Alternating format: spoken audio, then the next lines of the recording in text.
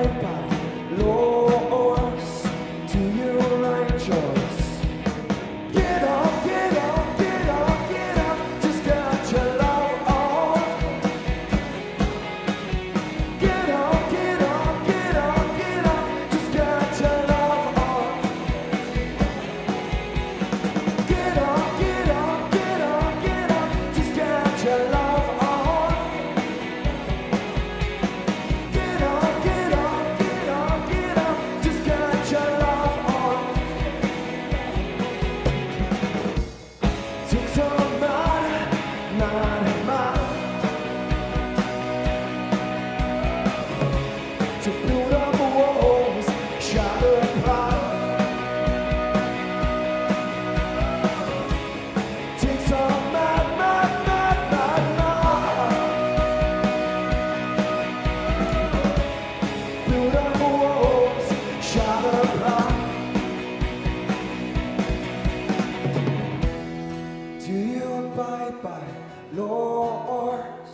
Do you write your laws? Do you abide by laws?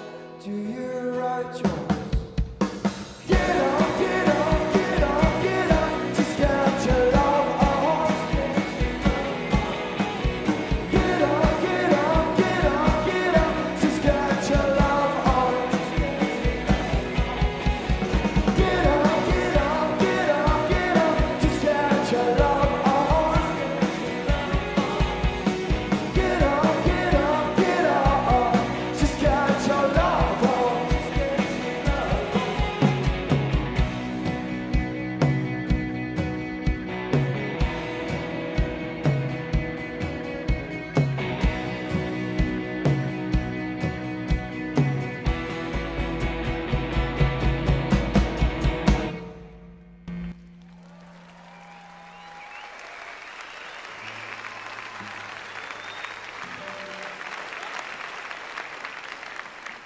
Be the anomaly, the aberration, the glitch, the inconvenient, the divergent, the string of junk code, the stubborn apple that falls nowhere near the tree or the forest.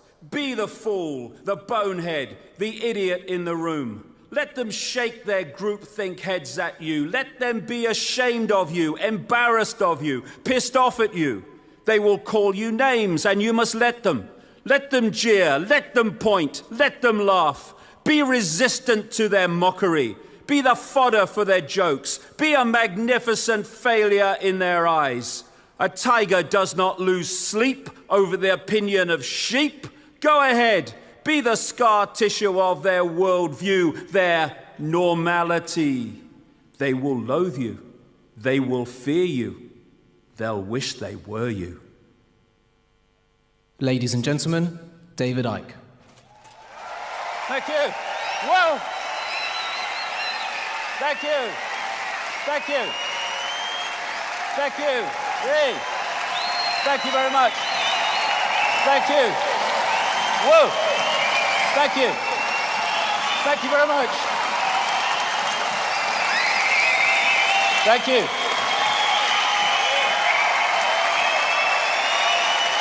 Thank you.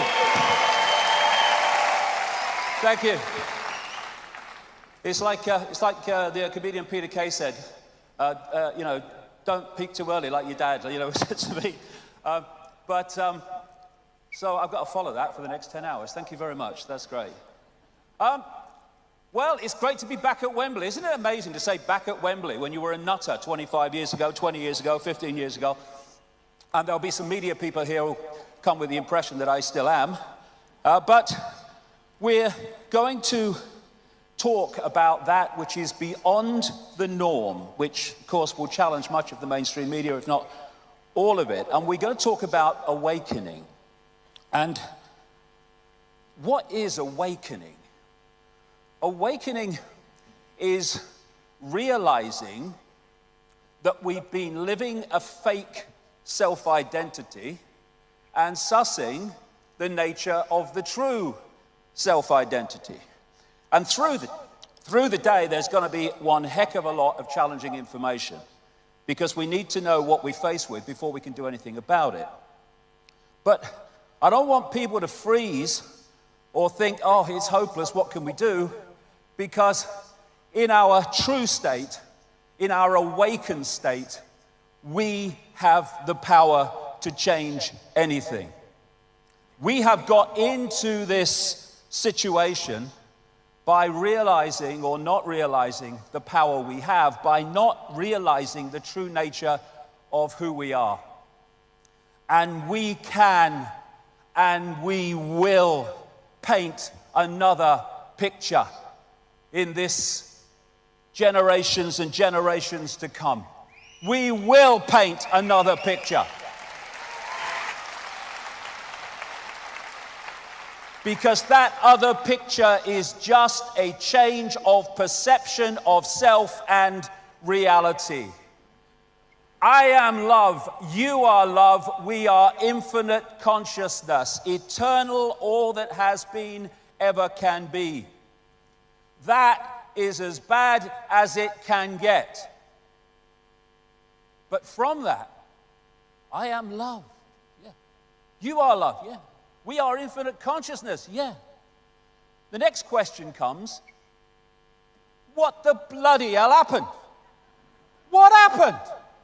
How did infinite awareness get so confused that it becomes entrapped in this? Quick, honey, he's just said on the news that Osama bin Laden has reincarnated and he's dropping Ebola from a flying saucer. Quick, honey. What will Simon Cowell think? How did we get here? Well, it's a big story and it's a long story, but it's a story that if we know it, we can get out of this nonsense. How do we get into a situation, infinite awareness, all that is, has been, ever can be, where in some supermarkets in America, they put up 3 hands to tell you that's what 15 means at the checkout? How do we get there? And then there's this guy. How do we become ruled by people who say wind is a finite resource and harnessing it would slow down the winds down, which would cause the temperature to go up? Someone voted for him. And then we have a president of the United States for which it would be quite right to say, I would challenge you to a battle of wits, but I see you are unarmed. I mean, I get the feeling in me water that there's something not quite right here, that this can happen. What's gone on? If ignorance is bliss, there must be shitloads of people in paradise. But ignorance is bliss, but only for a while, until they knock on your door and ask for your papers. This is a great line. Mark Twain, never argue with stupid people. They will drag you down to their level and then beat you with experience. And we've all bloody been there. You have the right to remain stupid. Everything you do not know can and will be used against you, most likely for profit. You can ignore reality, but you can't ignore the consequences of ignoring reality. And that's the whole point of today. A nation of sheep will soon have a government of wolves. And when you look around the world, that is what we have overwhelmingly, virtually everywhere. So how do we go from this to this? Like I say, it's a fantastic story, it's a long story, and an amazing story. And we went there because what we call stupid equals asleep. What we call asleep is hypnotized, and what we call hypnotized is unconscious. We have been systematically put into a state of unconsciousness so that we cannot see what we are part of and what we are experiencing, though that is changing and changing fast.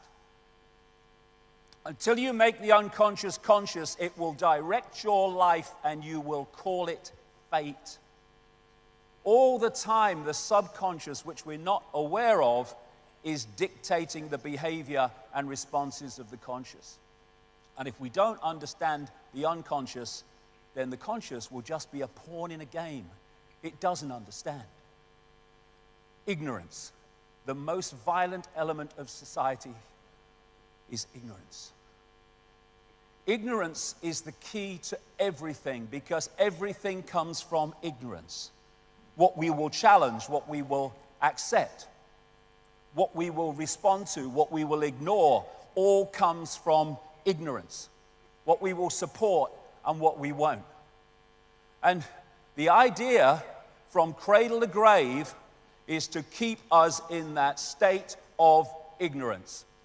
State schooling is stage one. Actually, it's stage two. Parents putting their programming onto their children before school is stage one if their parents are in that state of mind. But this is the first major program. State schooling decoded. It seems so complex, but all it means is that we're here to program your perceptions throughout your formative years so the state controls your mind for the rest of your life. End of story. And we call it education and learning about the world. No, it's learning about the world that in power wishes us to believe in.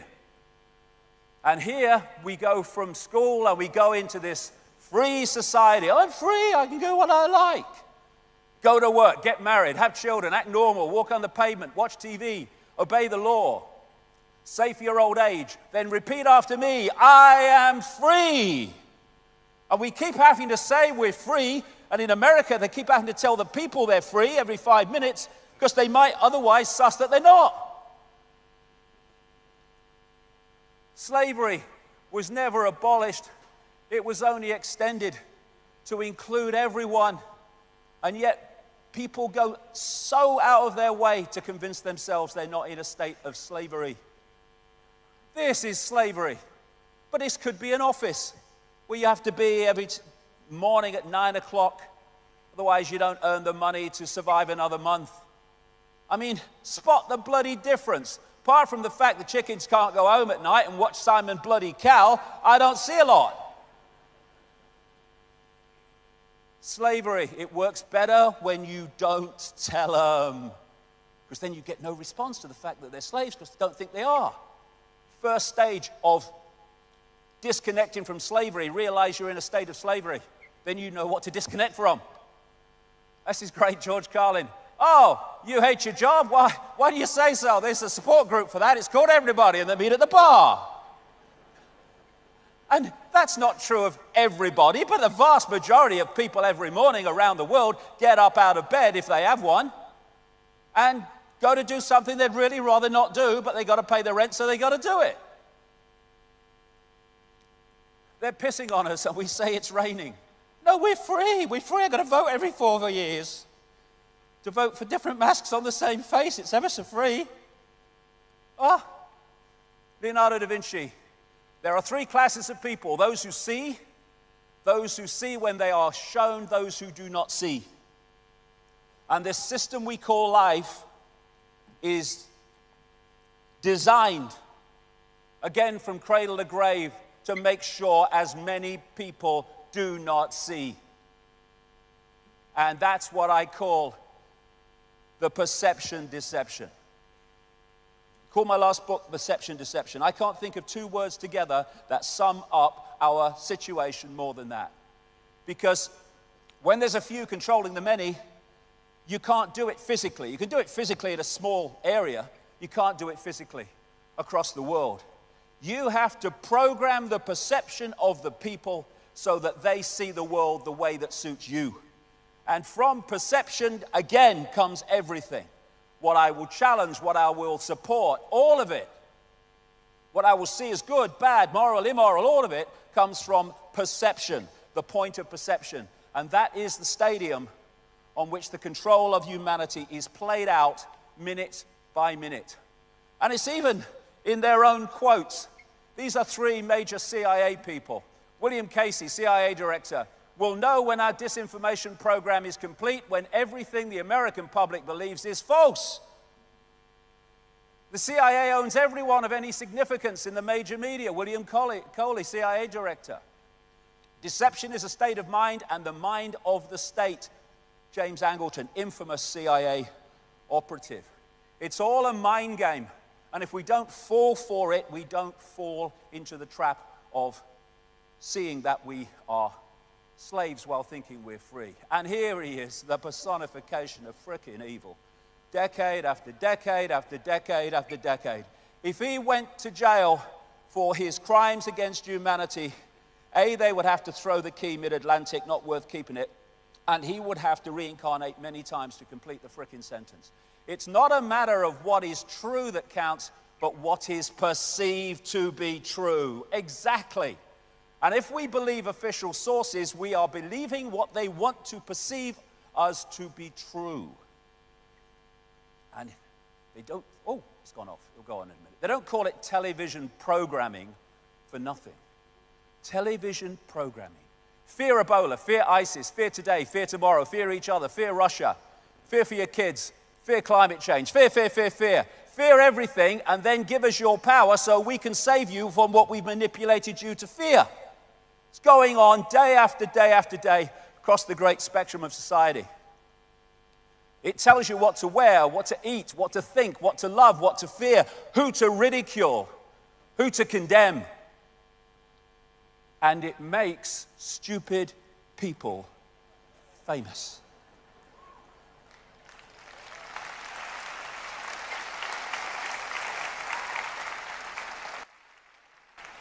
What is that? What is it? I mean, what is it? You know, my mother always used to get words wrong. She talked about defective inspectors and snatcher dispel. Snatcher dispel for anyone younger than me.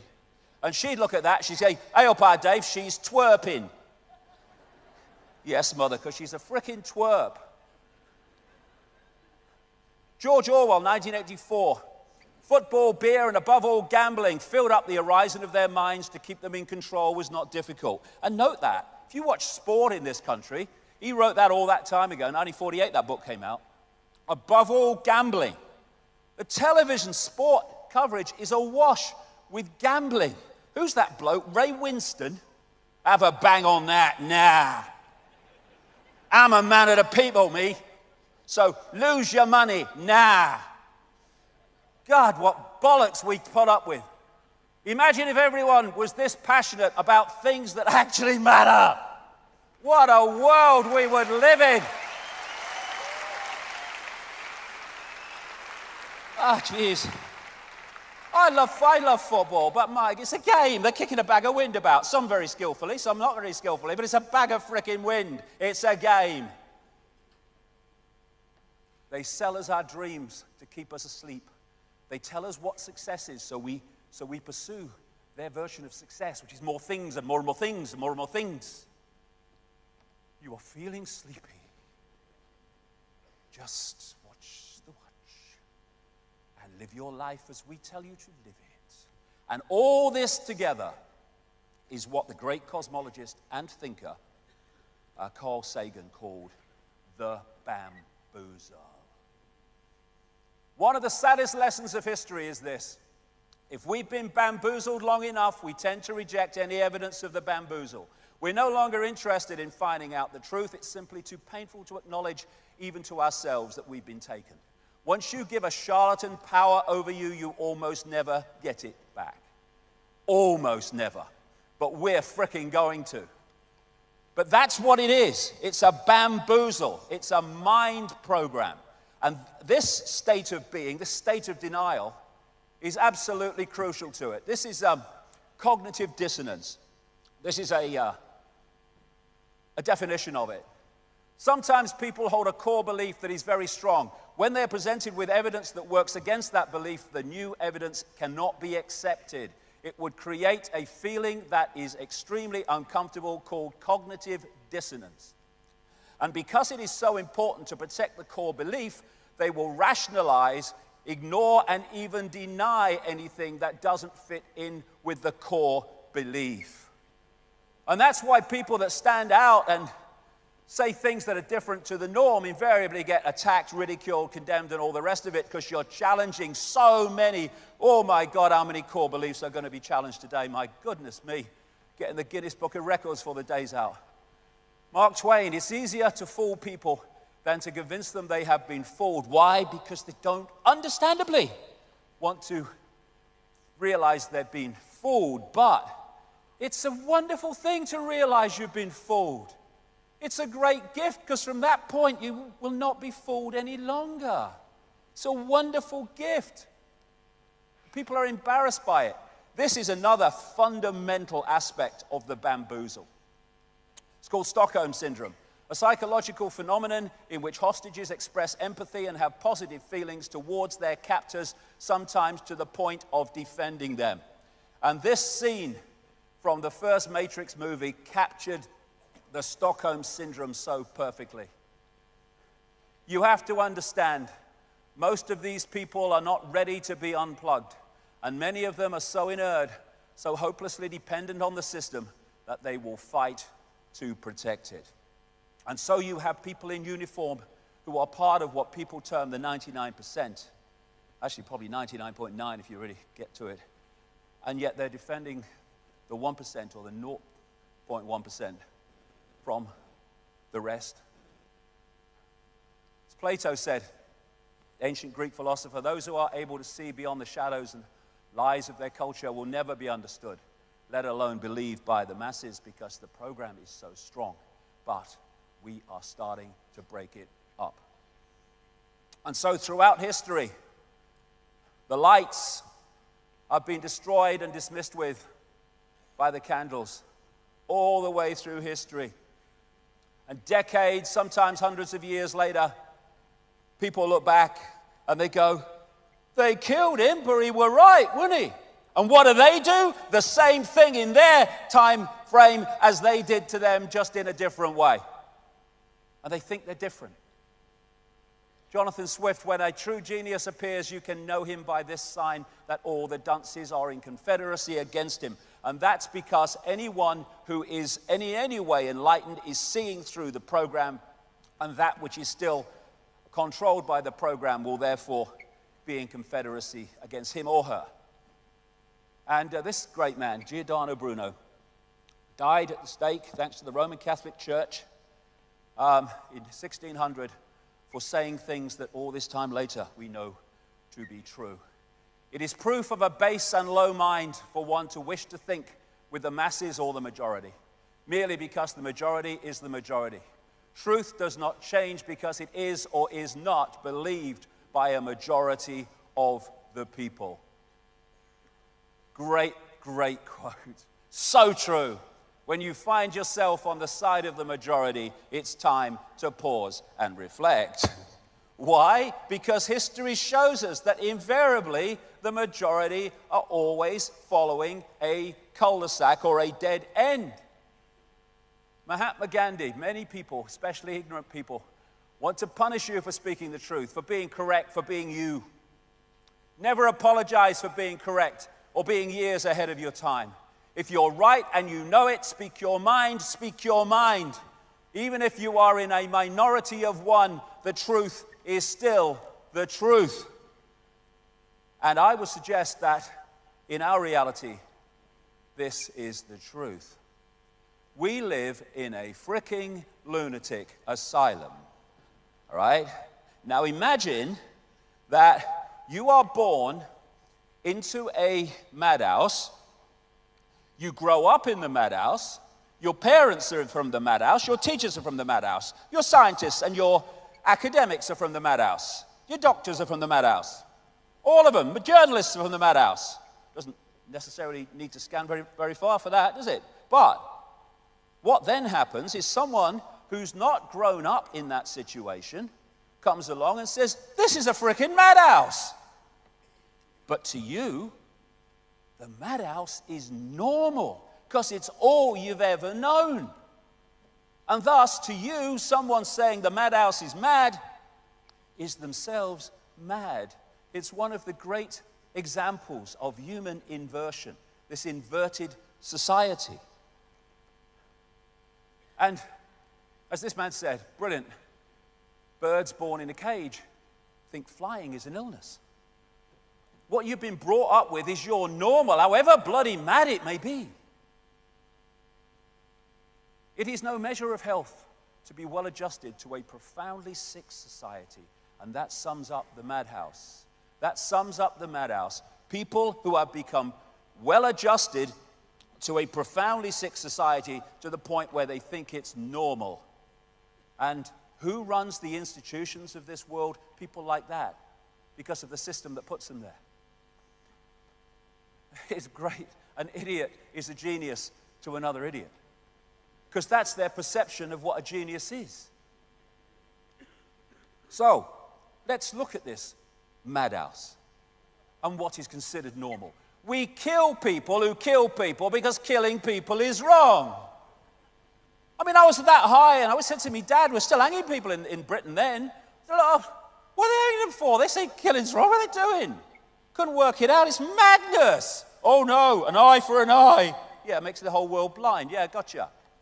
Here you go. I heard you throw bombs on people who throw bombs at you because you are throwing bombs at them, so they will stop throwing bombs at you. Just wanted to ask how it was working so far. Wow. Jeez. Here we go, a bit of madness. Numbers of people murdered by governments from 1900 to 1999 alone, 262 million. That's the only ones I know about. What it took to develop this fighter jet would have given every homeless person in the US a $600,000 home. Always money for war, not for peace and people. And there's a reason for that, which we'll come to later.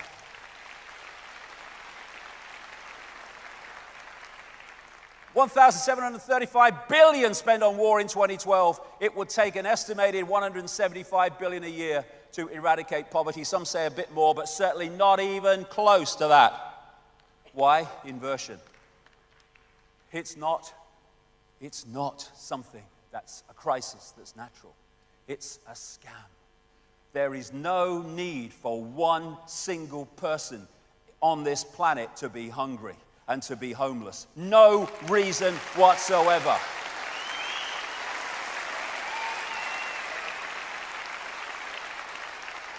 It's there because it's made to be there for all the reasons I'm going to explain today. And here we go. Here's a bit of madness. No, it's sanity. It's sanity. What we do is we put poison on the food and then we frickin' eat it. And that's considered sane. And you get these people, they say, what do you mean organic food's better than the food with poison on it? That's crazy. What? That's what they say. Don't dance then. And then we borrow money that doesn't exist called credit and then pay interest on it. And we give all the things that are worth anything to the bankers for lending us money that doesn't exist called credit. Hey, it's a crazy world. No, it's not. It's not sane. And this is all going on now. This is all going on more and more day after day. Well, you've got to protect us from terrorists. The people putting them up are the terrorists. Think while it's still legal. Now, people might think that's a bit of a joke. It's not. No. Psychiatrists now say nonconformity is a mental illness. Only the sheeple are sane. They've got a name for it. They've always got a name. Oppositional defiant disorder. What? Apparently I'm a terminal case. For which I'm delighted. Now, pulling this all together, what we're looking at is what I call bubble people. Bubble people. They live in a bubble of perception and reject anything outside of that perception. Thus, they stay in the bubble. And so all these institutions are programming beliefs and perceptions in the bubble. And unless you break out of it, they're the only perceptions you ever come across. I mean, I love this one, experts. Ladies and gentlemen, we have an expert with us. And normally what follows after, and here's an expert, is a clueless prat. That's what I find, myself. Clueless at what they're talking about. Scientists talking about reality when they haven't got a clue what reality is. And then the arrogance of the bubble. Because the bubble thinks that anything outside its bubble has got to be crazy and must not be believed, and you must ridicule those that are outside the bubble. They can't be credible. They'd be inside the bubble with me. Condemnation without investigation is the height of ignorance, said Einstein. And my goodness me, this reality is awash with it. Here's a wonderful example. Professor Richard Dawkins at Oxford University, who ridicules and attacks anything that's kind of different, and the arrogance of ignorance. Do you know something that's absolutely unquestionable? There's no doubt whatsoever, cannot be challenged. We don't know everything. At any point, we think we know up to a point, but there's always more, vast more to know. The arrogance of ignorance says, I know what I need to know already. And this is what they say to you. Look, mate, I live in... Oh, you've had that, haven't you?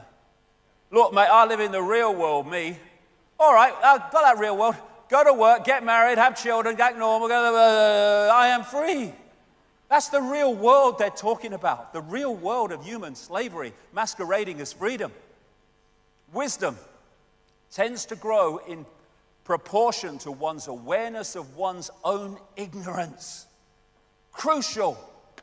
Or as Socrates said in ancient Greece, wisdom is knowing how little we know. And that opens the mind to all possibility, knowing that whatever we know, it's a fraction of what there is to know. What if all you ever knew was a lie? What if all we ever knew was a lie? That's extraordinary when you see the tidal wave of information that comes at us by the day. Well, William Casey, CIA director, will know when our disinformation program is complete, when everything that Americans believe is false. Their goal is that everything we believe is a lie, and they're bloody close. Truth is truth even if no one believes it. A lie is a lie even if everyone believes it. Truth doesn't look at numbers, it looks at what is. And I love that line. You see that on news programs. They're talking about a story. They'll say, well, what we know is, and then they'll cut to tell you what the government has put out in a statement. That's what we know. No, that's what they bloody said. And what we know, well, what do we know at any point? Until 1929, scientists thought there was only one galaxy in the universe, the Milky Way. Today, they estimate minimum 100 billion.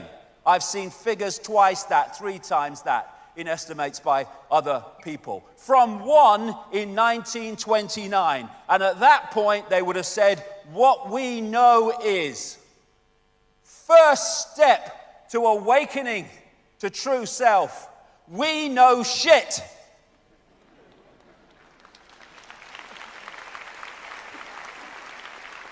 From that starting point, we got a chance of knowing more than shit.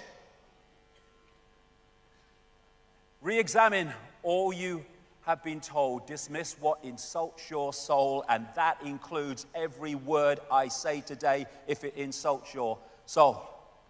Emancipate yourselves from mental slavery. I love the way he sings that, Bob Marley. None but ourselves can free our minds. So true. It's our mind. Only we can free it. And people think about enlightenment as it's some kind of, trotting down country lanes with violins and little butterflies flying around with beautiful colors. Actually, it is this, brilliantly set out. Make no mistake about it, enlightenment is a destructive process. Enlightenment is the crumbling away of untruth. It's seeing through the facade of pretense. It's the complete eradication of everything we imagine to be true. Blank sheet of paper, starting again. What goes on that blank sheet of paper has now got to convince me. And I don't care if you got letters after your bloody name or letters before your name. I couldn't give a damn. I'm deciding my sense of reality, not the system. And John Lennon said, the more real you get, the more unreal the world gets. Why? Because the more real, awakened you become, the more you see the madhouse. And it's been going on for centuries. This is Leonardo da Vinci. I awoke only to see that the rest of the world was still asleep. But only when you awaken do you see the world's asleep, because you were asleep with all of them before.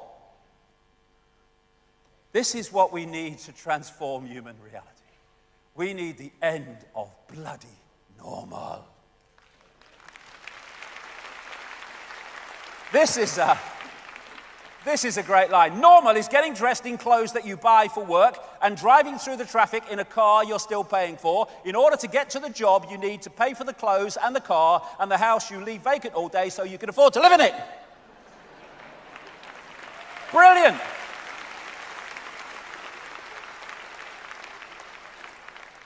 And when one person suffers from delusions, we call it mental illness. When a society suffers from them, we call it normal. Because who decides normal? That which controls the information within the society. There you go. I've just been called normal. I've never been so insulted.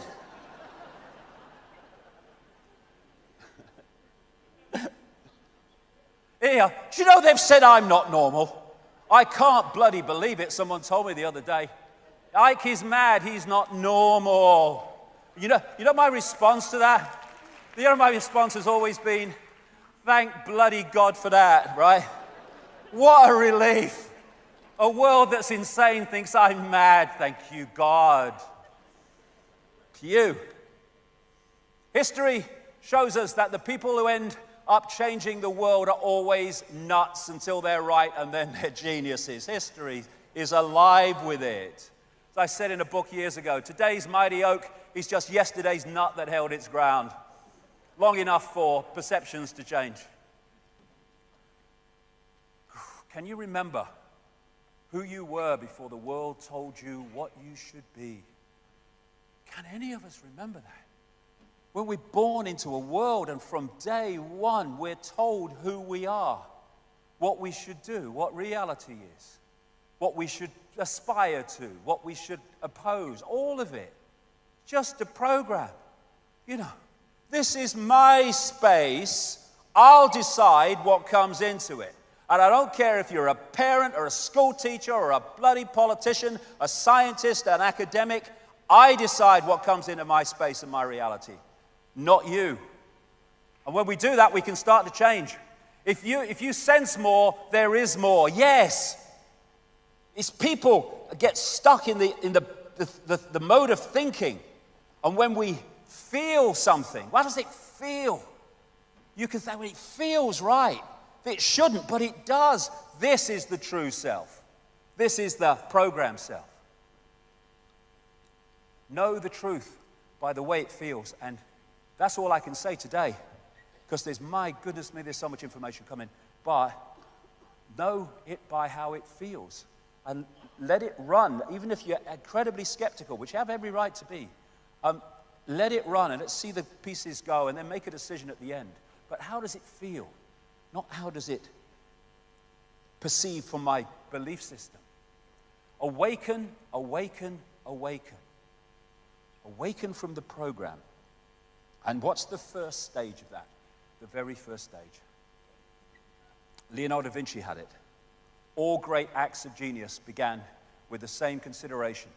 Do not be constrained by your present reality. Because if we're constrained by a present reality, we're going, yeah, truth, academic school, work, yes, death, I'm out of here now. I'm going round and round and round and round. That's all you can do unless you cease to be constrained by your reality and break out of that circle and look elsewhere. When you can see through the illusion, you are the solution. Because then the illusion ceases to have power over you and your perception of self and reality. Is this real life or is this fantasy?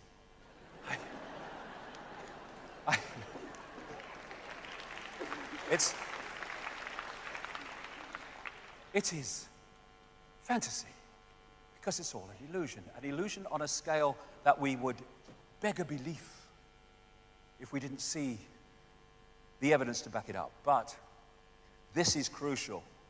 I'm going to be talking as the day goes on about how this world's manipulated and to what end. Deep, deep, deep in the rabbit hole. And when I started on this journey, it was a very lonely place. There were very few people walking on it anywhere in the world. Long time ago, 25 years. And there are now very large numbers of people, fantastic, great, wonderful, putting this information out about the manipulation, but on certain levels. I would just say to them that we're never going to, A, find the true nature of what's happening, or the answer to bringing it to an end, unless we appreciate the nature of reality itself, because at the inner core of those who are manipulating this world, they understand what reality is and thus how to manipulate it while they keep us in ignorance of that same information. Illusion comes from illusio, ludere, to play, to mock. And it plays and it mocks with us if we don't realize it's an illusion. And of course, it's all real. Consider that you see less than 1% of the electromagnetic spectrum and hear less than 1% of the acoustic spectrum. As you read this, you are traveling at 220 kilometers a second across the galaxy. 90% of your cells in your body carry their own microbial DNA and are not you. The atoms in your body are 99.9999% empty. I say 100% personally. Space, and none of them are the ones you were born with. Human beings have 46 chromosomes, 2 less than a potato. The existence of the rainbow depends on the conical photoreceptors in your eyes. To animals without cones, the rainbows do not exist. So you don't just look at a rainbow, you create it. This is pretty amazing, especially considering that all the beautiful colors you see represent less than 1% of the electromagnetic spectrum. And then there's this. Every second, 11 million sensations crackle along the brain pathways. The brain is confronted with an alarming array of images, sounds, and smells, which it rigorously filters down until it's left with a manageable list of around 40 from 11 million. Thus, 40 sensations per second make up what we perceive as reality. Okay, we have an expert. What we know is shit. Then we can get somewhere. And think on this. All the institutions that run this world and dictate its direction and dictate its sense of reality are all founded on the fact that this world is not an illusion, that it's really bloody solid, and all that quantum physics and the rest of it is irrelevant. And thus, bollocks begets bollocks. That's one of my laws, that. Bollocks begets bollocks. If you hit a piece of glass in the center with a hammer, it doesn't just smack where it hits. It goes off, distortions, inversions in every direction. And if the very basis that you found society on is a fundamental misunderstanding of reality itself, then that flaw, that fundamental flaw, must infest every area of human life. No wonder it's a bloody madhouse. Here you go. The bamboozle, establishment, science, education, media. Just sticking its head up its arse, thinking it knows it all. Reality is merely an illusion, albeit a persistent one. Albert Einstein. And there's a reason why it's persistent. I would suggest, after 25 years of putting this together, we live in a virtual reality universe. And is that really so hard to imagine anymore? When you see the scale of reality that we see in these video games and stuff now, and movies, where it looks increasingly like the very reality that we're decoding. Even faces, people are looking more and more like each other in virtual reality. This one.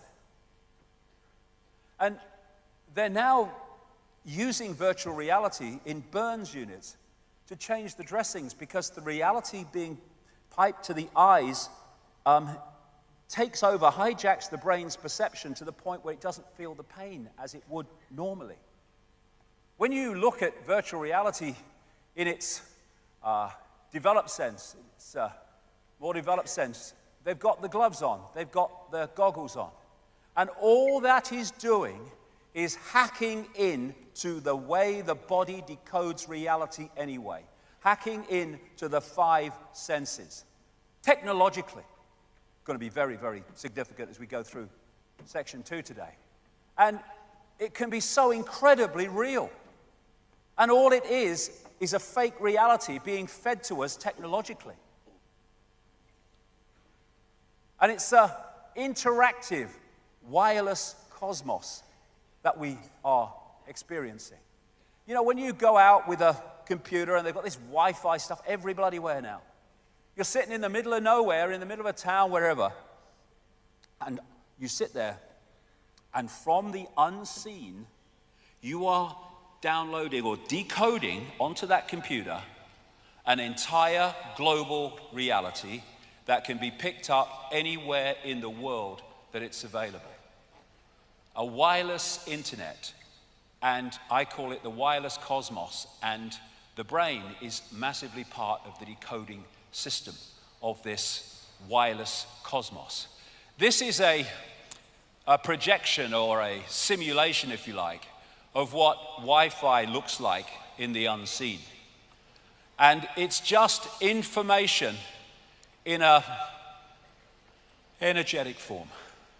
And the computer tunes into that, decodes it onto the screen as the internet. We do not have empty space between us. We have energy. We have electromagnetic energy. And we have, in that energy, information.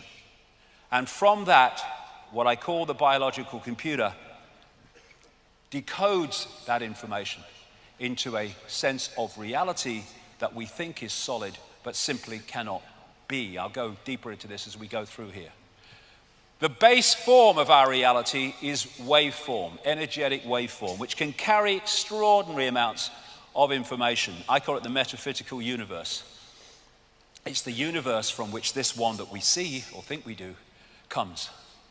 So, you have the information field, the cosmic internet, if you like, and we decode it through from that, through the digital, I'll get into all this as we go along, through to what is an illusion of physicality called holographic. I'll come to that quite shortly. And now we have mainstream scientists saying, this reality could be just a hologram, exactly what it is. And the most dense of things, rocks, mountains, however kind of they may be indestructible, they are at their base form an energetic information field. The more dense the energy, the lower the frequency, the denser and more solid the form appears to be. And Nikola Tesla, the genius from which so much came, one of the great scientific geniuses of modern times, who in effect gave us the electrical system. He gave us radar because it was stolen from him. And he could see beyond the physical that we perceive. And he said, the day science begins to study non-physical phenomena, it will make more progress in 1 decade than in all the previous centuries of our existence. Why? Because you go to the source of the reality instead of the decoded expression of that reality. You go to the source, not the expression of the source. So we live in this cosmic internet. On one level, it operates on an electromagnetic level. Of course, the brain is working electrically as it interacts with it. And the reason that animals can be so sensitive to things that humans can't be, because they read the newspapers and watch Simon Cowell, but is because they have not gone through this system of programming. So they are naturally sensitive to these information fields and can pick up changes in it, which is why animals can feel earthquakes coming before they come. So what is the internet? People say, well, it's like pictures and text and colors on a screen. Well, yes, it is, but only on the screen. Everywhere else, it's electronic circuits and all that gadgetry. What is television? Well, it's pictures on a screen. Yes, it is, but only on the screen. Everywhere else, television, in the analog sense, is frequency fields or the electrical kit that they do now with digital. And our body, mind, the body-mind as I call it, is like a computer system which allows us to experience this reality. And that is just like sitting in an office. The person at the desk that can see the big picture is consciousness beyond the program, consciousness beyond mind, consciousness beyond the reality that we perceive, and that is experiencing the reality we perceive. If you cut that from that and isolate that in and of itself, which is what the program's designed to do, you detach people from their true self and their true perception of self. That's the thinker, the brain, the thinker, working it out. That's the knower. And if you detach the thinker from the knower, then the thinker is left helpless to have its thinking programmed by that which has been responsible for the disconnection of the isolation. So, if you program that level of self that's directly experiencing this reality, body, mind, with all this programming, you disconnect it from this, and that's how infinite consciousness can become an idiot. The brain is not who we are. It is a processor of information and a communicator of information. As this man rightly said, looking for consciousness in the brain is like looking inside a radio for the announcer. The radio is just decoding information. That's what the brain body is doing. We are conscious in a very narrow band we call conscious. That's what we perceive and think we're awake. But beyond that is the unconscious, the subconscious, which goes on and on into infinity. And the idea is to isolate the conscious from the greater self. So what we are in this reality is simply a point of attention, which the body focuses into a tiny range of frequencies we call the world. I'll get into that in a second. A point of attention. But if we get caught in the program, that point of attention is so focused on here that we lose connection with the greater self and all the other insight, knowledge, awareness that is open to us when we connect with it. Not some guy in a spaceship, our greater self, our greater consciousness. Consciousness is, what I call consciousness, is like the ocean. Whereas mind is the same substance, but it is far more limited. Like ice is the same substance as water, but it's in a completely different and more limited state. And if we get caught in that and disconnected from that, big trouble. And when you look at the oceans, they say it's the South China Sea, they say it's the South Atlantic, the Indian Ocean, the North Atlantic, same bloody water. Same water, but what we do is we give our water, our infinite self, names, like Ethel Jones and Arthur Smith. And we give them identities without realizing that we are just points of attention within one infinite, eternal consciousness. We are like the white waves in an ocean. They look different to the rest of the ocean, but they're just a different expression of the ocean. This is a fantastic picture. This sums up humanity. We are expressing our point of attention as a uniqueness, which is wonderful. A unique personality, a unique person, a unique perspective, a unique point of attention. But at that time, we are connected to all the other points of attention in infinite awareness, which in the end are all us and we are all them. And so, when we go to war, we go to conflict, we are fighting ourselves. You hit yourself around the head with a baseball bat, they put you away. But we're doing that all the time because we've got caught in the illusion of the fact that we have space, empty space between us, and we're all individual to the point where we're not connected. The ocean is the droplet is the ocean. Drop the droplet in the ocean. Where does the droplet end and the ocean start? The idea of the conspiracy is to keep that droplet disconnected from the ocean. And when they do that, we have the world that we live in. Great line, Leonard Cohen. If you don't become the ocean, you'll be seasick all your life. And so many people feel this ache, this sense of disconnection, this sense of longing that they can't put words to, because one part of them, one level of them knows that we're all one. Everything is all one. Leonardo da Vinci learned how to see, realize that everything connects to everything else. It's an ocean. We are a point of attention, but we are the ocean. My God, that's what we are. We're the freaking ocean of infinite consciousness. What a job they've done to persuade us we're Ethel from the store. Near-death experiences have experienced this. So often, the common themes of what they say is incredible. How they leave the body and suddenly past, present, and future are all happening at the same time, in the same moment. How they have multiple levels of awareness at the same time. In the body, they had one level of awareness, because the body focuses us in these frequencies, locks us in like a computer. From one of my books, the fear of death comes from the ignorance of life. There is no death. There's just a removal from the vehicle into consciousness, in awareness of itself again. But you get people frightened of death, and they'll give their power away to doctors and chemo freaking therapy and all of it, because they want to stay alive, because they fear death. There is no death. There's just a change of point of attention. That's all it is. Point of attention, point of attention. I'm terrified. If people say to me, don't you frighten, they'll kill you. Well, so they kill me, all right? I'll leave the body, and I go, oh God, I'm terrified.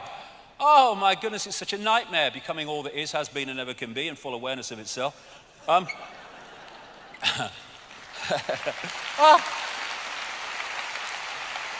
If the doors of perception were cleansed, everything would appear to man as it really is, infinite. This guy was, from the 18th century, William Blake. I mean, this is universal knowledge through history. So we have a visible universe, that which we can see and bring into some kind of form, and we have an invisible universe, which is everything else. And the visible universe is so tiny, it is funny. This is mainstream science. They talk about dark energy, dark matter. I see that slightly differently, but the principle's the same, what you can see and what you can't see.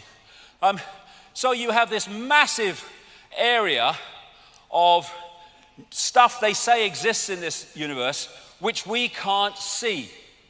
You then have light, electromagnetic spectrum, etc., which is 0.005% of what they say exists in this universe. And visible light, which is the only frequency band that we can decode into a visual reality, is a fraction of the 0.005%. We have an expert. What we know is, what? Madness. So this is the visible spectrum within the electromagnetic spectrum. Look at it, it's tiny. And that's all that we can see in what we call the world. You say to most people, can you see everything in the space you're looking at? Oh yeah, mate. You can't see that much of it. So we are in a frequency band. We call it the world, we call it reality, but there are other frequency bands interpenetrating this one, like radio stations and television stations, sharing the same space. And what you perceive is what you can decode, what you are decoding. And so through the body we perceive in a visual sense what the body can decode, which is this little band of frequencies. You go outside the body, now you're perceiving much greater frequencies, and thus your reality changes. If you wish to understand the universe, said Tesla, think of energy, frequency, and vibration. Exactly. So, our point of attention holds us in this reality unless we're open to consciousness. Because what happens is if you come into this reality, this visible light reality, and you hold that connection to consciousness beyond this reality, you have everything you need. You have the information coming through the senses to give you a fix on what's happening around you, but you have the big picture that's outside of this reality, that's not programmed by its perceptions and its sense of limitation, which can then feed you insight, inspiration, intuition, to give you insight beyond that which you are directly experiencing. But you get disconnected from that, big problem. You're now trying to get your entire fix on reality from the reality you are in. And if a network controls that reality and that information that's coming at you, they are going to program your sense of reality for life. What time's Simon Cowell? All that stuff. So, most people, and it is changing, hallelujah, brother and sister, but it's still the vast majority are caught in the program which they think is real and they think is all there is to see. And so in this world, there are people in the program who are only getting that sense of reality, and then there are people who've opened their minds and opened their hearts, come to that big time, who are accessing another sense of reality, and these people call these people mad and crazy and dangerous. Yes, they are. They're dangerous to the prevailing program. So what is the universe? It is information. And what is the universe? It is information decoding information. When you put a disk in a computer, it's information. The computer is information. It decodes the information. One part of information is encoded to be decoded. One information source is encoded to decode. And that's exactly how our reality works, except the body is decoding and also encoding. So we have what I call the body computer, a biological computer. Biological in the sense that instead of like a desktop computer, you put information in and you press enter, and as programmed it responds. A biological computer has the ability to assess information and make decisions about it, which is what the immune system is doing all the time, 24/7, without any input from us. So the reason that they're able now to connect the brain directly to computers is because they're connecting two computers, one fantastically more advanced than the other, but still basically two computers. And form is information. Our base state is awareness. It doesn't have form, it's just awareness. But we come into the realms of form, and form is created from information. And so if you look at the body, it's just like a computer in its basic sense. You know, when a computer don't work anymore, won't switch on, what do you say? My computer's dead. It goes into sleep mode to save energy. It has an antivirus system. That's our immune system. Best antivirus system ever. The brain is the central processing unit. And then you have DNA, which is basically the hard drive. And the senses are decoding systems, decoding information into a form that the brain can decode. So the senses are taking waveform information, vibrational information, they're turning into electrical information, they are communicating it to the brain, which then decodes that into a sense of reality we call the world we live in.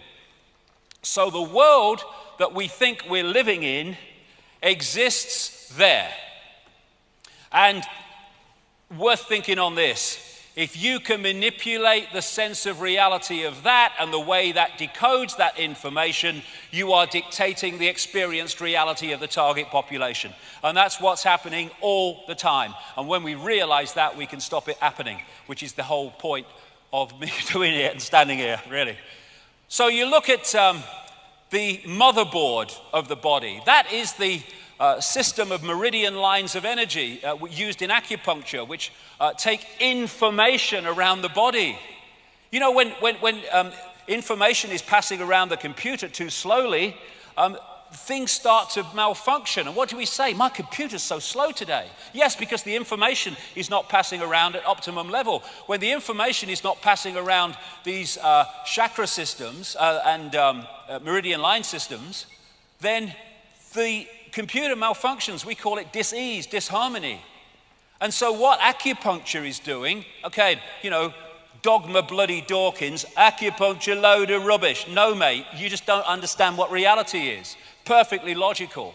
What the acupuncturist is doing is using these needles and other techniques to make sure the flow of energy, information around the meridian system is optimum. This is why in ancient China they used to pay the acupuncturist when they were well, but not when they were ill, because his job was to make sure they never got ill. Another thing, for people who are skeptical of this stuff, people say, you see this in the media, he's saying you put a needle in your toe and you cure a headache. That's crazy. Well, it's not crazy, it's perfectly logical. If the problem with the head is that one of these meridian lines of information is blocked in the toe that goes through the head, then it's no good putting it in the head if the blockage is not in the head. You put it in the toe and that clears the meridian, which takes away the pain from the head. It's very simple. The brain is dark but sees light. How is that possible? How can my brain be totally dark and I see this light? Because that light in its prime form, like everything else, is just an information source. And I'm decoding that information source in here into the visual reality of light, because that's what the information contains. Thus, that's what it manifests when I decode it. A real great open-minded man, you might call him some kind of mystic kind of man, the late Alan Watts. He really kind of had a lot of good things to say. And he said this: without the brain, the world is devoid of light, heat, weight, solidity, motion, space, time, or any other imaginable feature.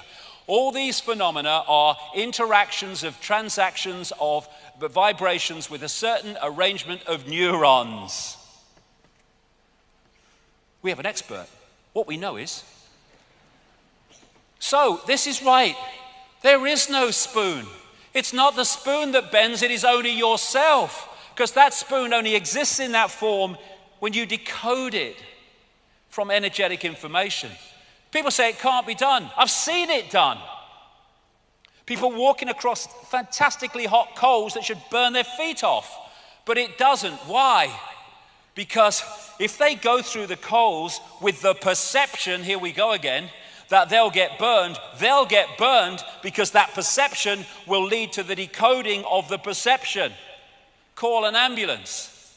But when you go into another level of consciousness that is not decoding reality like that, you walk through coals and not get burnt, because an illusion can only burn an illusion if you think it's real. God, this world is so fantastic, and we live such a fraction of it. Information is encoded in what we call light. White light contains all the colors of the spectrum. Isaac Newton called the rainbow a spectrum because out of the Latin word for apparition or phantom, that's where we get the word spectre from. And colors are frequencies. Illusion, colors are frequencies. They're just different frequencies, and when we decode them, we see that color. And we think those flowers are red and yellow. They're not. Nothing has any color. The color is decided in our perception of it by whether it reflects certain frequencies or whether it absorbs certain frequencies. We're only seeing light that reflects. Thus, we're only seeing that color which is reflected by the object. Therefore, it seems to be that color. This is the scale of the illusion that we think is real. And even, some of these various things that you come across in science, hydrogen and carbon and nitrogen, you break them down on one level and they look like barcodes, because this is a virtual reality universe. And light radiation is information, and the frequency or wavelength vibration is its delivery system. The information dictates the frequency. So, I'm delivering information. I love you, and I mean it. That's the frequency. I hate you, and I mean it. That's the frequency. And thus, the information is being delivered, and as it's being delivered, it travels through light on a particular frequency relating to its nature. And so the more hate we put out into the world, the more hateful world we have as we interact with the virtual reality universe, because we post information and we receive information. And this is why music, vibration, has such an impact upon us. Oh God, I'm hoping in my heart sings to that music. Oh, shut that bloody stuff off, it's horrible. It depends whether we're syncing with the frequency or whether we're not. This is why chants are so used and dance, which creates vibration, by Native Americans and people of the East and others, because they understand that you can impact upon reality by impacting upon the frequency of the space that you're dealing with. And this is really, I think, one of those whoa moments. As the frequency increases, the amount of energy carried by the wave also increases in proportion to the frequency. So, when you open your mind and open your heart, your frequency goes up. Provable fact, measurable. As your frequency goes up, you're now being able to hold and access more and more and more information. And thus you become more aware, more knowledgeable, more insightful, more intuitive. And what the system wants is to push us down the other way, so we watch Simon Cowell. So what we're doing is decoding information into this reality. This reality is a shared reality, but it's a decoded reality. And it's operating in our heads, decoding information. And how we decode it depends upon our perceptions of reality. So this Matrix scene is absolutely spot on. This isn't real. What is real? How do you define real? If you're talking about what you can feel, what you can smell, taste, and see, then real is simply electrical signals interpreted by your brain. Now, you manipulate the way the brain interprets those signals, gotcha. And that's what's happening. And bollocks begets bollocks. Because once you are operating in a society that doesn't take in the very nature of reality, you're in a flawed society all the way through. Now, this is an example of how information is carried by everything and how we impact upon information as we interact with this virtual reality universe. Sad to say, I'm sure he's not sad where he is now, but I'm sad that he's gone. Dr. Emoto, the great man from Japan, who I co-wrote a book with in Japanese some years ago. I didn't write Japanese, he did. But he unfortunately left us a few days ago, and I'd just like to mark that point by saying what a fantastic contribution he made in his work to the understanding of the nature of reality. Because what he did was he took water, put it into little containers, and he would apply to that water sounds or words, and then he would freeze it very quickly. I've been to his place in Tokyo where he did it. And then he would photograph the water crystals in that water. And the difference in the crystals corresponding with what the water came into contact with is absolutely fantastic. This water had love and thanks written on the side of it. Beautiful. Geometrically beautiful. Harmony, natural order.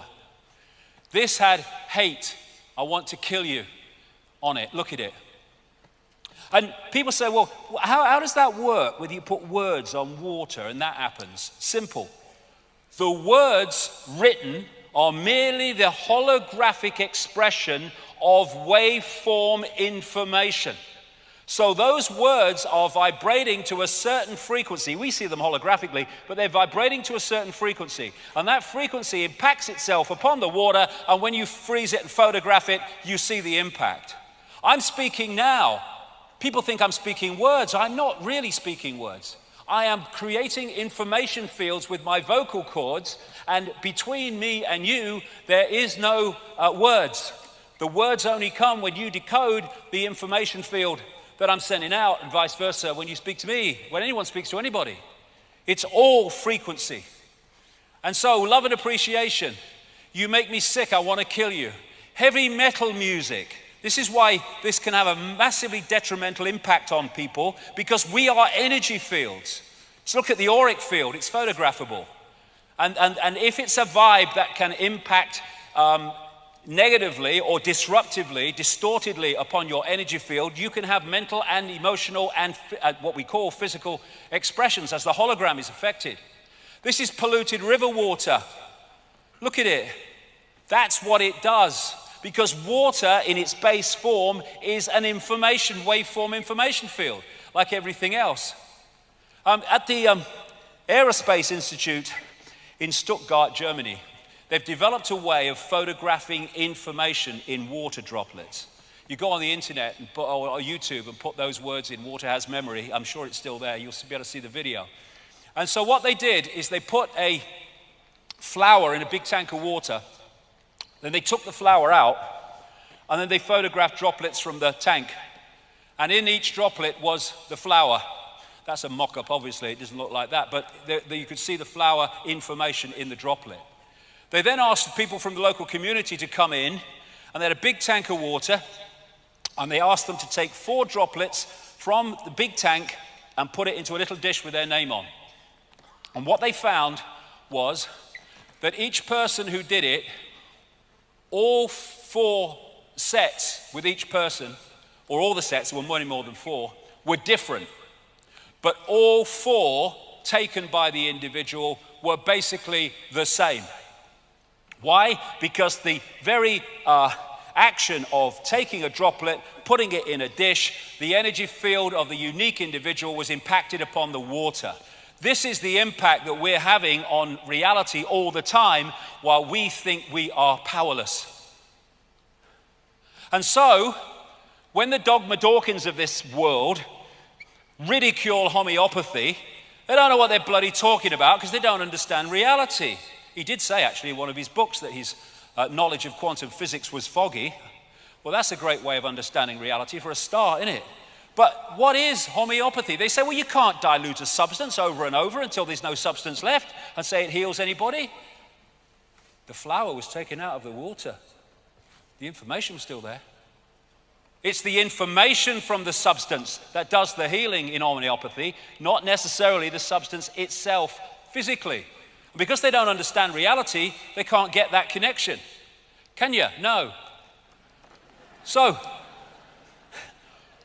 what is a computer virus that disrupts a computer system?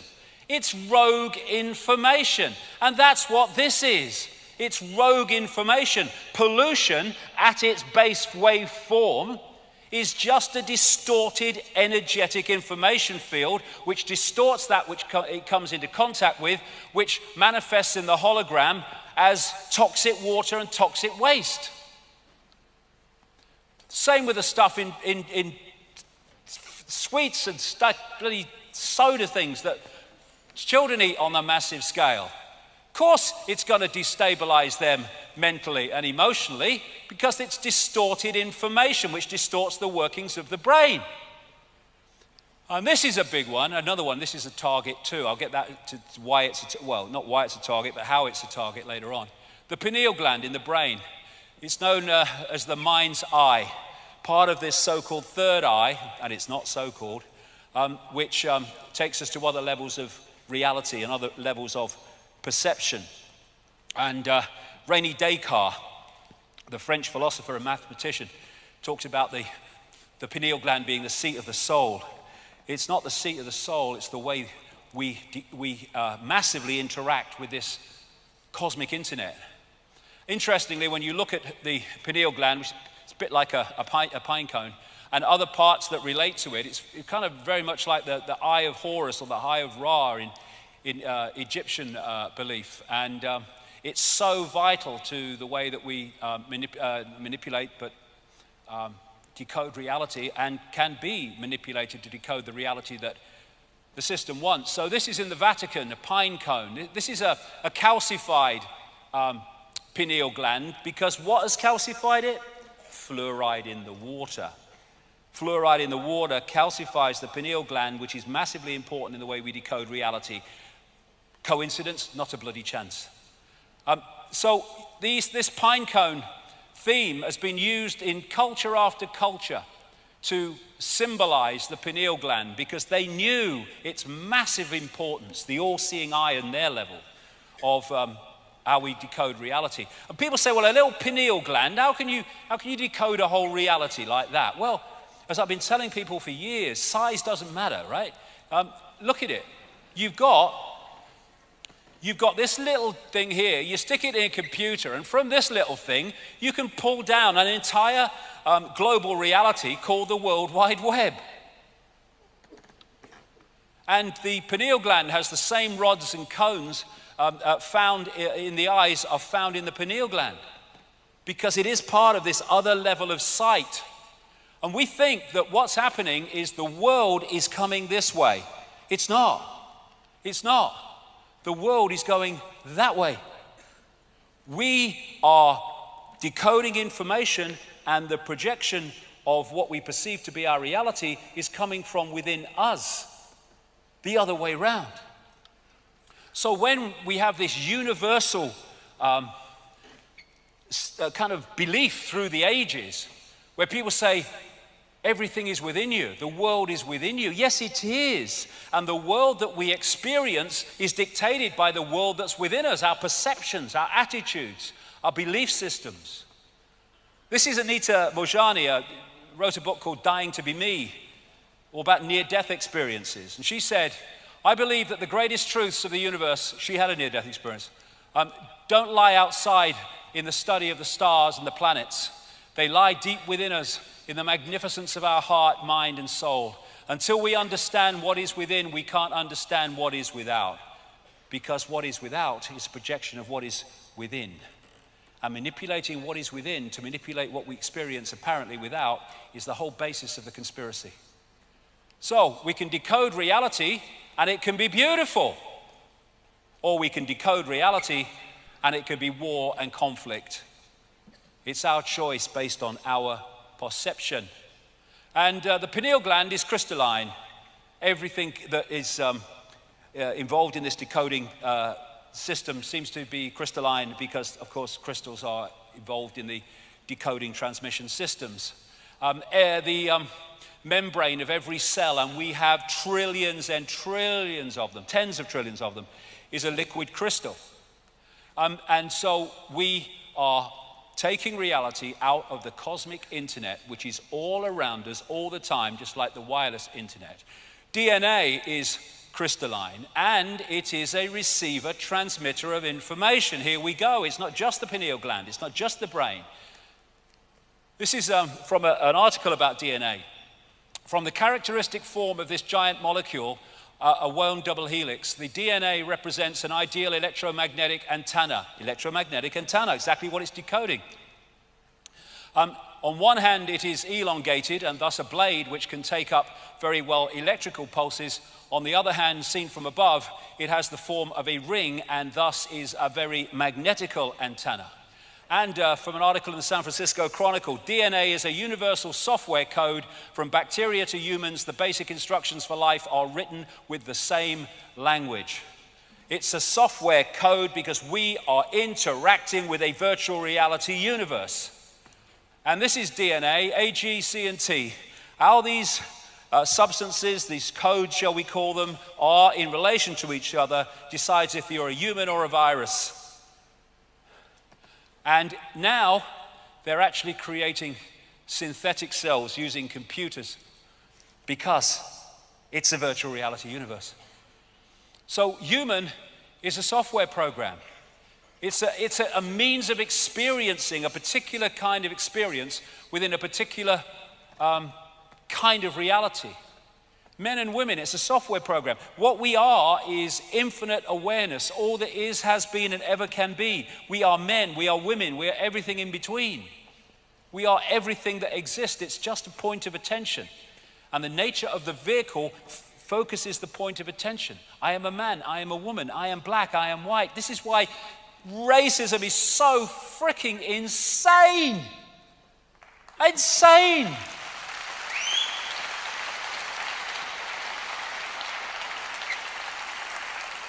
My spacesuit's a different colour to yours. Oh, so what?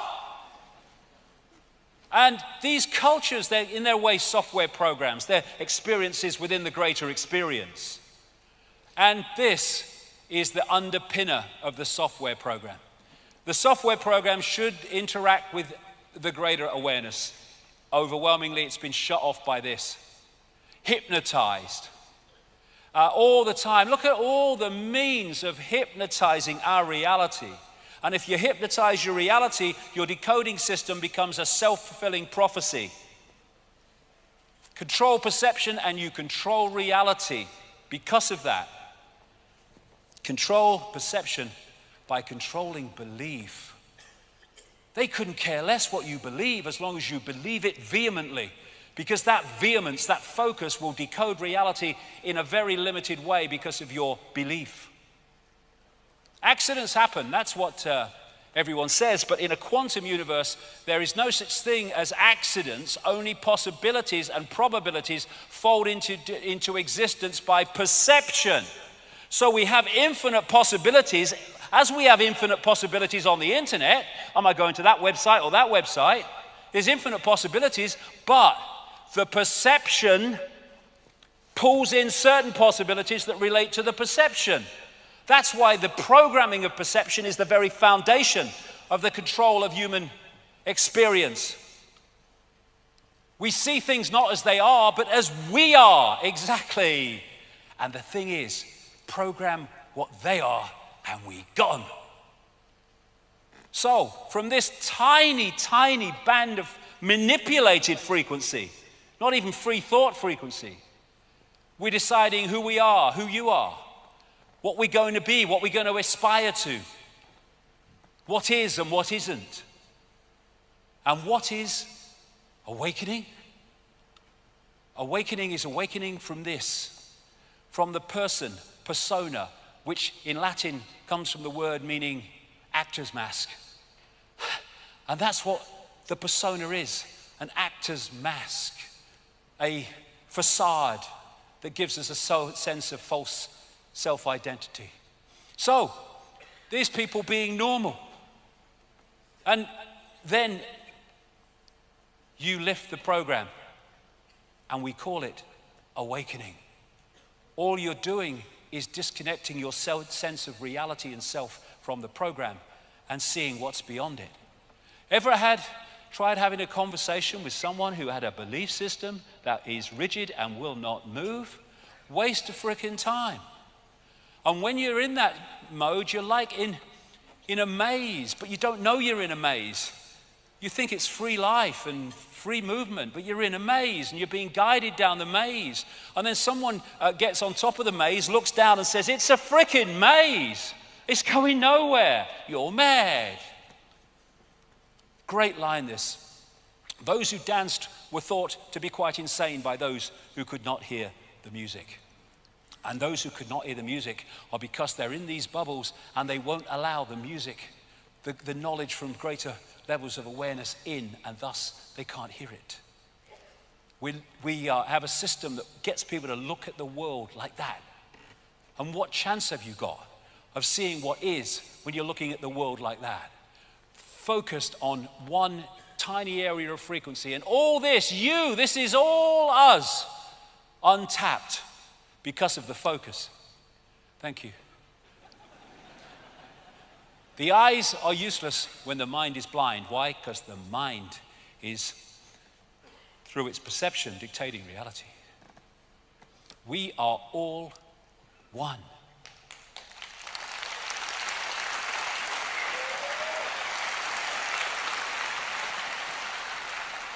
That is what they don't want us to suss.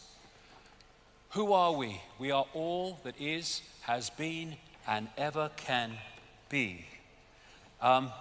When people hear that, they say, "How is that possible?" I will explain in a second. But I had an experience once which took me into other levels of reality.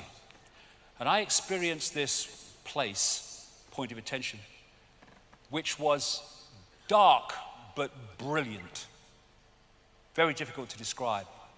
Had no sound, had no movement, but it knew all.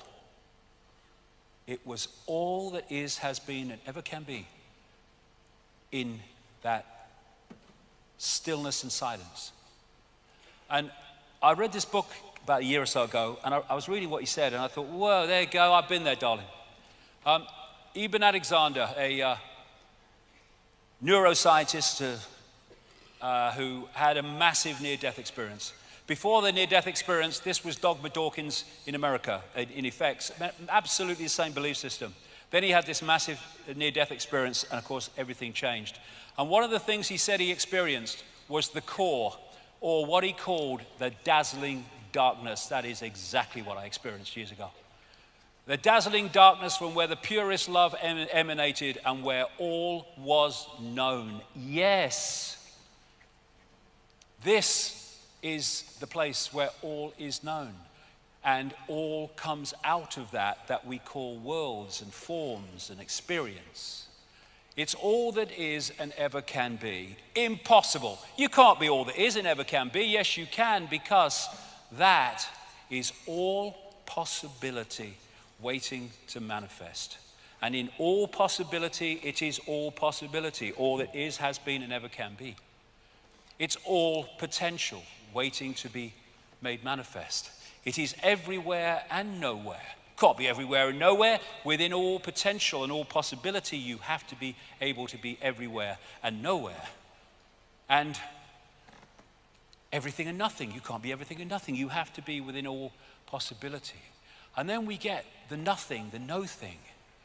People are so caught in the five senses that they believe that if you can't see it, touch it, hear it, and taste it, then it can't exist. If there's no movement, it can't exist. When they're just one or two possibilities pulled out of all possibility. All possibility is stillness and it is silence. This is why you can read all the books you like and all whatever you want to do with your voice and whatever. But you go into a state of meditative silence and you get inspiration that you'll get in no way from words, because you're going into that all that is state. And this is Nikola Tesla, a mainstream scientist, yes, in the strict sense, but way beyond that, because he was aware of that which is beyond the so-called physical. My brain is only a receiver. In the universe, there is a core from which we obtain knowledge, strength, and inspiration. I have not penetrated the secrets of this core, but I know it exists. He's talking about the same thing. So from this all possibility, these worlds are created by thought, by imagination, and they're all illusions in terms of physicality. So, what do you mean the world isn't solid? It certainly bloody looks solid, and we experience it as solid. But it can't be, for a start, because they tell us that this reality is made of atoms. Atoms have no solidity, and thus they cannot a physical solid world make.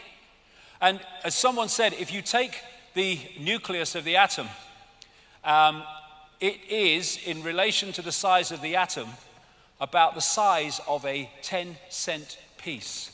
All the rest is empty space. And if you go into that deep enough, you'll find that is too. How can that make a solid world? What we call atoms and all these other things they talk about in science is the decoding system. When you put information in a waveform sense into a computer and the computer decodes it, there are certain stages of that decoding before it becomes that on the screen, this world. And science is so focused on the twigs and can't see the forest that it takes every twig in isolation. It doesn't realize it's part of one seamless decoding system. And so we are decoding from the waveform through the digital, I'll get to the digital in a minute, through to the holographic, illusory, physical. All these different levels, molecular and atomic and holographic as it is, and they're all different expressions of the decoding of this world. The world is a hologram. Everything that we see is form, is a hologram. There's more to know even about that, but let's keep it at that level for now. And holograms are like, of the ones you buy in the shops, what they do is they get a laser, and the part of the laser goes off. It's a photographic print. Another part of the laser, in waveform, photographs the object and then hits the part of the laser that came straight onto the film. And that collision creates what they call an interference pattern. What is an interference pattern in a hologram? It's waveform information. Looks like a fingerprint. I don't think it's an accident either. And then, well, what is it? It's just waveform. But then you fire a laser at it, and amazing things happen. And what you are looking at is basically the same principle as dropping two stones in a pond, and they start a wave reaction. And as those waves collide, what you're looking at is a waveform portrayal, expression, of where the stones fell, how fast they fell, how heavy they were. It's an information field if you know how to read it. And so what happens with the holographic waveform information is when it's read, it becomes an apparently three-dimensional object. These are all holograms that we're seeing here from these waveform information patterns. And some of them, the best of them, can look as solid as you and me. This lady is a hologram projected from somewhere else. These are all holograms. He's been projected from somewhere else. Les Dawson did a whole bloody program, you might have seen it, the British comedian. Even though he's no longer with us, great man as he was, he did a whole program as a hologram. This lady isn't standing there, but appears to be. And so what we're doing is taking this waveform information, that the cosmic internet, and turning it into a holographic reality. And now, mainstream science is starting to see that this is something they need to explore. You are a hologram projected from the edge of the universe. New Scientist, one of the main scientist magazines in Britain. Scientific American, are you a hologram? Quantum physics says the entire universe might be.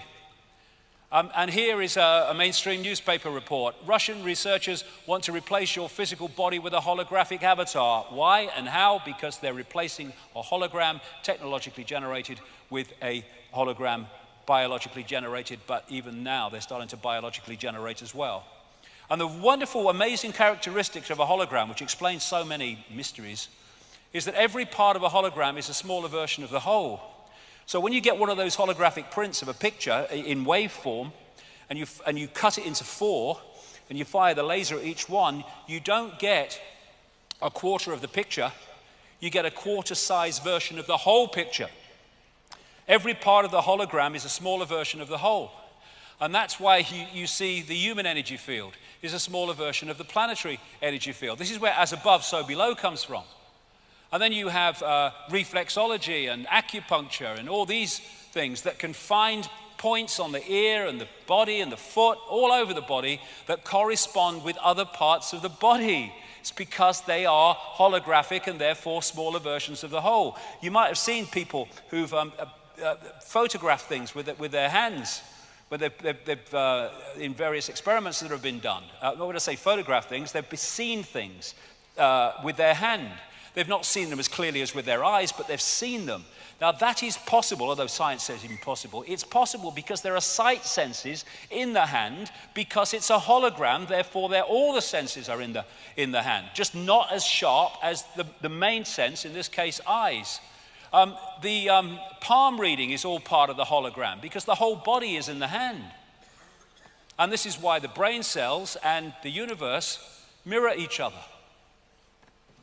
So there are scientists over the years who have said that this reality as we experience it only exists when we observe it.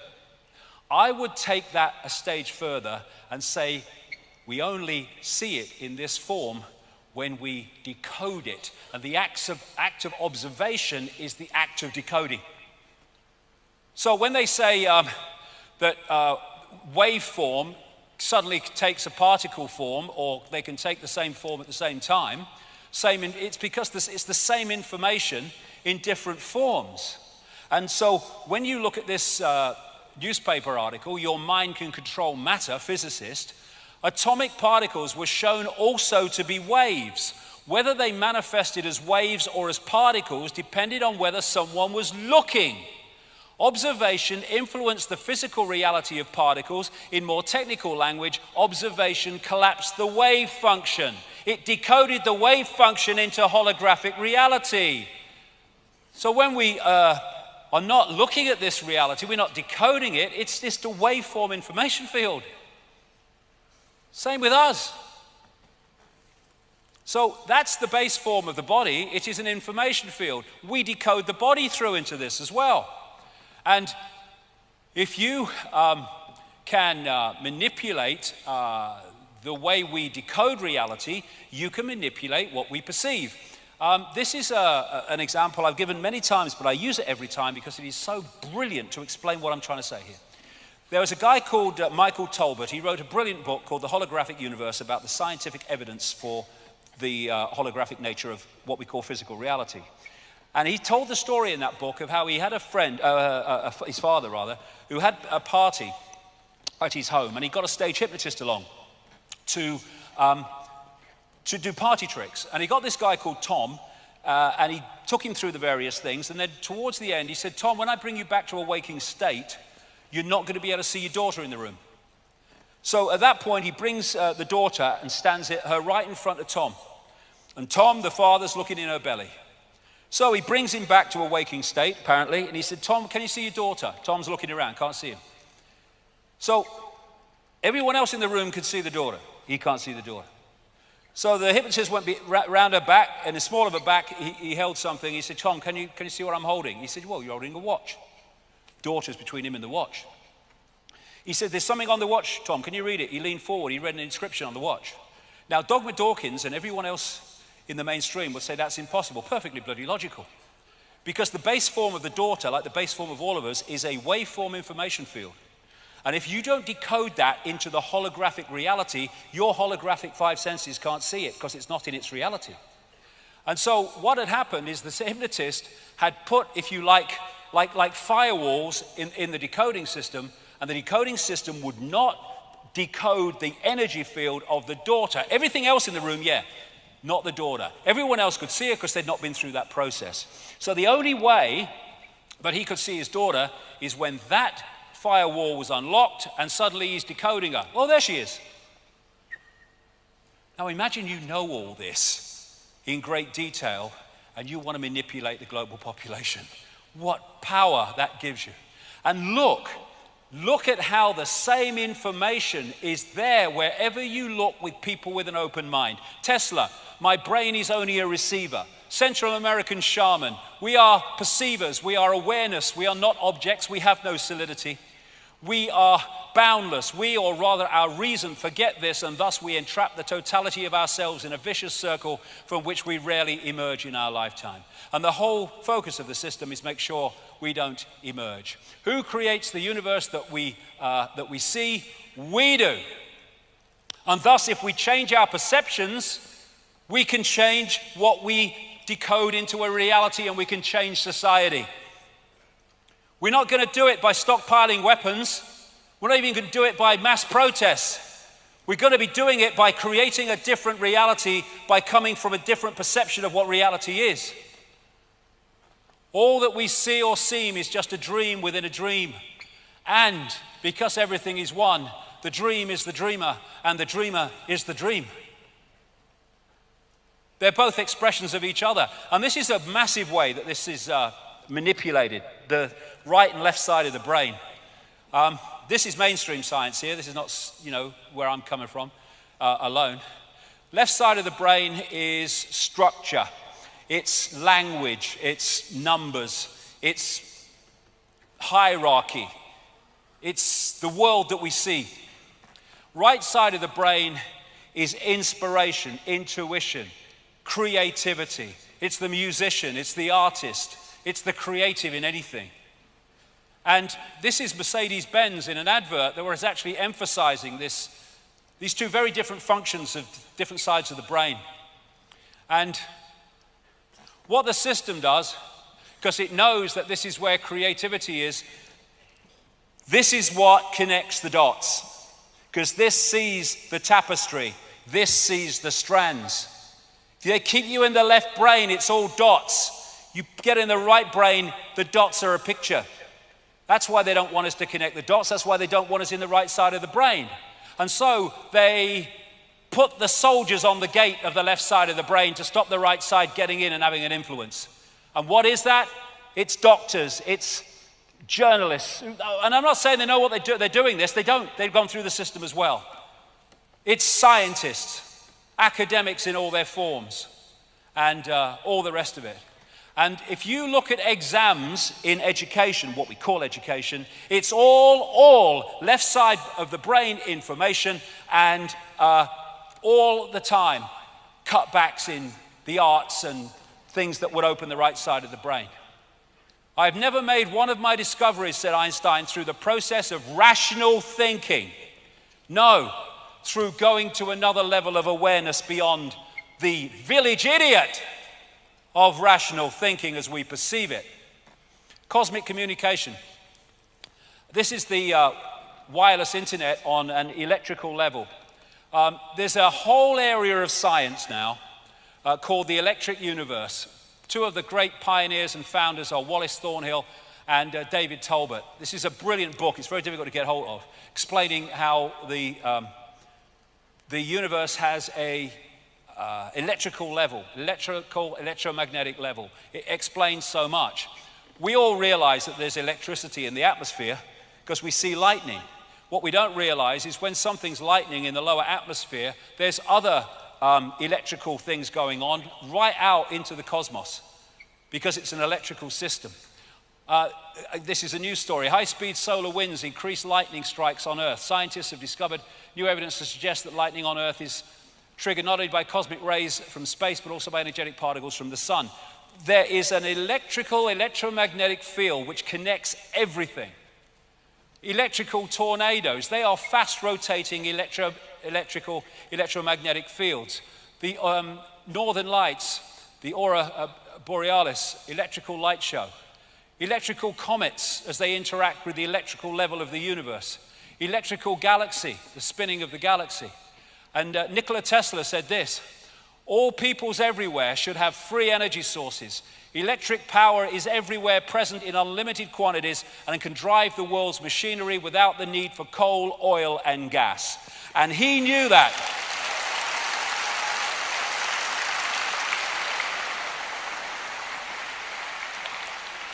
He knew that, and he died penniless in a hotel room in New York in 1943. And who are the forces that are suppressing this knowledge? The very sources that are telling you we must deindustrialize because of global bloody warming. That's a load of bollocks anyway.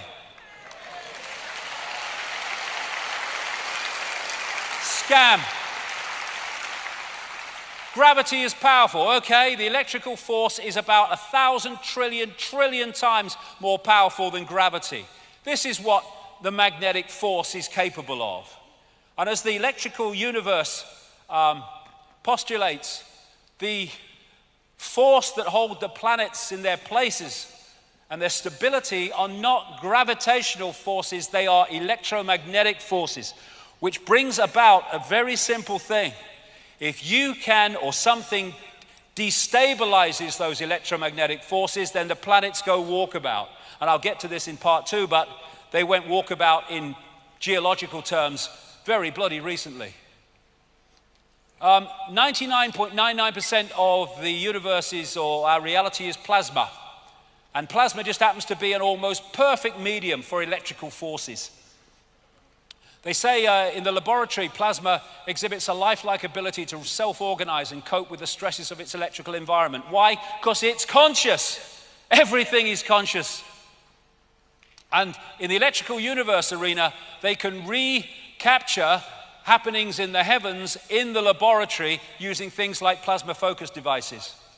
Try to get mainstream to replicate what they say happens in the universe and how. Electrical sun, plasma sun, almost entirely plasma, they say. Why? Because it is a processor of electrical power, information. Electric sun, I mean, it's not bloody obvious, is it? And they say that what the sun is like a nuclear reactor that starts in the middle and convects out. Well, they say there's a radiative zone. Well, apparently there's very little evidence, if any, for that. The convective zone they've found is about 1% of it needs to be to do what they say it does. What the electrical universe position says, with tremendous evidence, is that actually it's coming the other way. It's not coming out from the sun, it's coming into the sun, being processed, and then going out from the sun in another form. In ultraviolet light, you have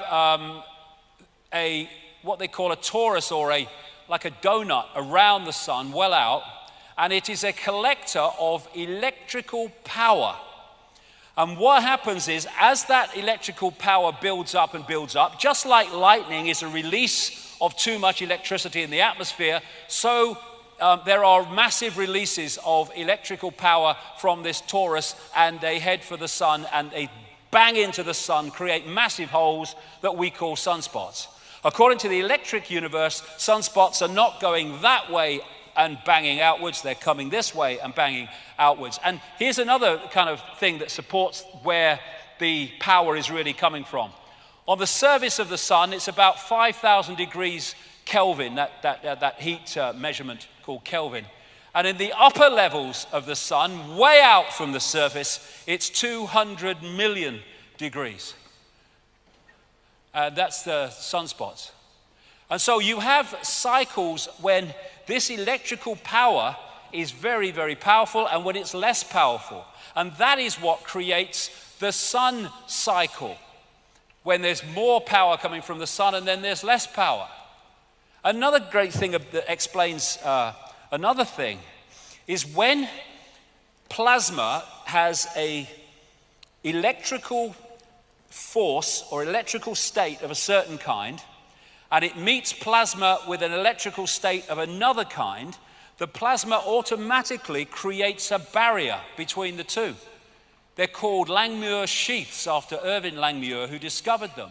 And that's why we have these energy fields around planets. And we, in our electromagnetic level, and the planets are interacting with this electrical force, which is delivering, again, information within the cosmic internet.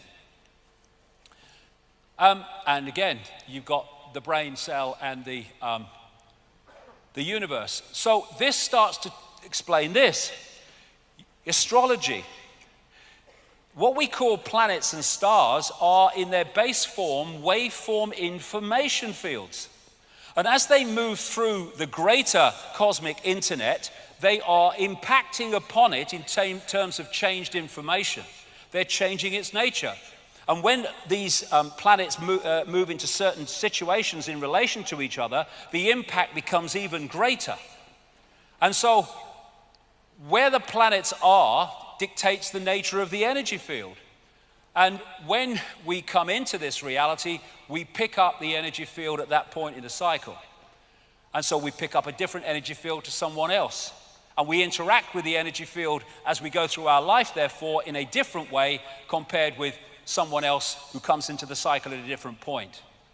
And that's what we call astrology. And in its deep scientific level, it is a science. Not in the, local newspaper with a little one paragraph, but at its deep level, it is a science. In the right hands, everything in the right hands. And because we live in a hologram, this is a smaller version of the universe, a smaller version of everything we perceive to be above it. Now, time and space are great creators of illusion, and that's what they are, illusions. Far away, we see stars, we say they're billions of light years away. Hold on. In that form, they exist. When we decode them here, they're centimeters away, in effect. And it's just, again, waveform into hologram. Space, illusion.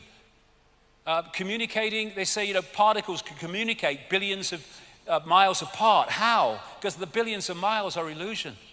It's one energy field reacting to itself instantly because it's one energetic field. And, when you look at time and space, when you put a computer game into a computer, All the information is on one disk at the same time, right from the start to the end. But you put it in the computer, and that plays that out scene by scene. And as the scenes pass, you perceive that as the passage of time. And as you look at the screen and its depth and its perspective, you see that as space. But all it is information on a disk being decoded into that form by the computer. And it's the same with a DVD. Your perception of time when you're watching a DVD only is dictated by where you are in the DVD. So when you're watching here, your past is there and your future is there. When you're watching there, your past is there, your future is there. And yet it's only dictated by that part of the information field that you are decoding at that time. There is only the now, that which is all. There is no time and space within that dazzling darkness. It's illusion. It's a perception of time that we have. And this is a great line. The present moment is the only moment available to us, and it is the door to all other moments. Why? Because there is only that moment. And the more we get pulled into the future, fear, more we get pulled into the past, regret, we're getting pulled out of the now into some illusory past and future. And what the left brain does is it takes information in that now and it puts it in a sequence. And that sequence appears to us to be the passage of time. We're back to the DVD. Einstein said, when you are courting a nice girl, an hour seems like a second. When you sit on a red hot cinder, a second seems like an hour. That's relativity. Relativity is what? Your perception of how you decode reality. Time doesn't exist, clocks exist. Time is just an agreed upon construct. We have taken distance, one rotation of the Earth and one orbit of the Sun, and divided it up into segments, then given those segments labels. Why it has its uses, it's been programmed to live our lives by this construct as if it was real. We have confused our sharing construct with something that is tangible, and thus we have become its slave. We have a line that doesn't exist in the ocean. That's tomorrow, that's yesterday. It's not even bloody straight, look at it. And yet time controls ours. This is another newspaper article. Prison of the mind. Prisoners could serve 1,000-year sentence in 8 hours. Future biotechnology could be used to trick a prisoner's mind into thinking they've served a 1,000-year sentence, a group of scientists have said. Why? Because it's all an illusion. University in London has done a study on time and found that when great sports people are playing, they go into another relationship with time where they decode it to be slower than the rest of us do. That's why, we see balls going across a tennis court and you think, how did he get that back? But he's not seeing it in the same speed we are. I experienced this myself when I was in sport on one occasion. And so you have these, people from the so-called past which seem to be ahead of their time, like Da Vinci and Giordano Bruno, and all those things that Da Vinci came up with 500 years before they were shown to work. And people say they were hundreds of years ahead of their time. They weren't. They were beyond time. They were able to access that level of awareness beyond the program, thus beyond time and space, and that's where they got that knowledge. It doesn't matter if it's the Stone Age here or now. If you access that awareness, you can get that inspiration. The power of the heart, love, intuition, and intelligence. We've got this chakra system, this vortex system. This is the key one, the master one, which relates to the physical heart. And throughout history, the heart has been said to be the center of human power, and it is. The Heart Math Institute in the United States has done massive research on the true nature of the heart, both the physical heart and the energetic heart, same thing in the end. It's the body's most powerful electromagnetic field projected from the heart. The brain obeys the heart. More nerves go from the heart to the brain than go the other way. And the heart has brain cells because it is a massive form of intelligence. Thinking intelligence, innate intelligence. Knowing intelligence, thinking intelligence. Programmed intelligence, see through the program intelligence. And this is what they say. There is also new data suggesting that the heart's field is directly involved in the intuitive perception through its coupling to an energetic information field outside the bounds of time and space. And that's why you get intuition that knows far more than this thinks it knows, because you're accessing a much higher level of awareness when you come from that point. Open your heart and connect with all that is. Thinking, knowing. And that's why they want to shut the heart down through fear, through anxiety, through depression, through worry. So we don't use that access to the great forever. The research at the Heart Math Institute says that when the heart, the brain, and the central nervous system are in harmony, the person moves to a higher level of awareness. When they are not in harmony, they have a distorted resonance, incoherence as they call it, then you're not in that higher state of awareness. And this is the heart rhythm of someone in a state of appreciation. This is a heart rhythm in someone in a state of frustration. Coherence, incoherence. And look at the frickin' world. It's structured to constantly put us in states of low vibrational emotion and fear and anxiety and frustration. And in doing so, it takes us out of the true self and into the fake self. Open your heart, change the world. This is a great line from the great Bill Hicks. This is where we are right now as a whole. No one is left out of the loop. We are experiencing a reality based on a thin veneer of lies and illusions, a world where greed is our God and wisdom is a sin, where division is key and unity is fantasy, where the ego-driven cleverness of the mind is praised rather than the intelligence of the heart. Absolutely right.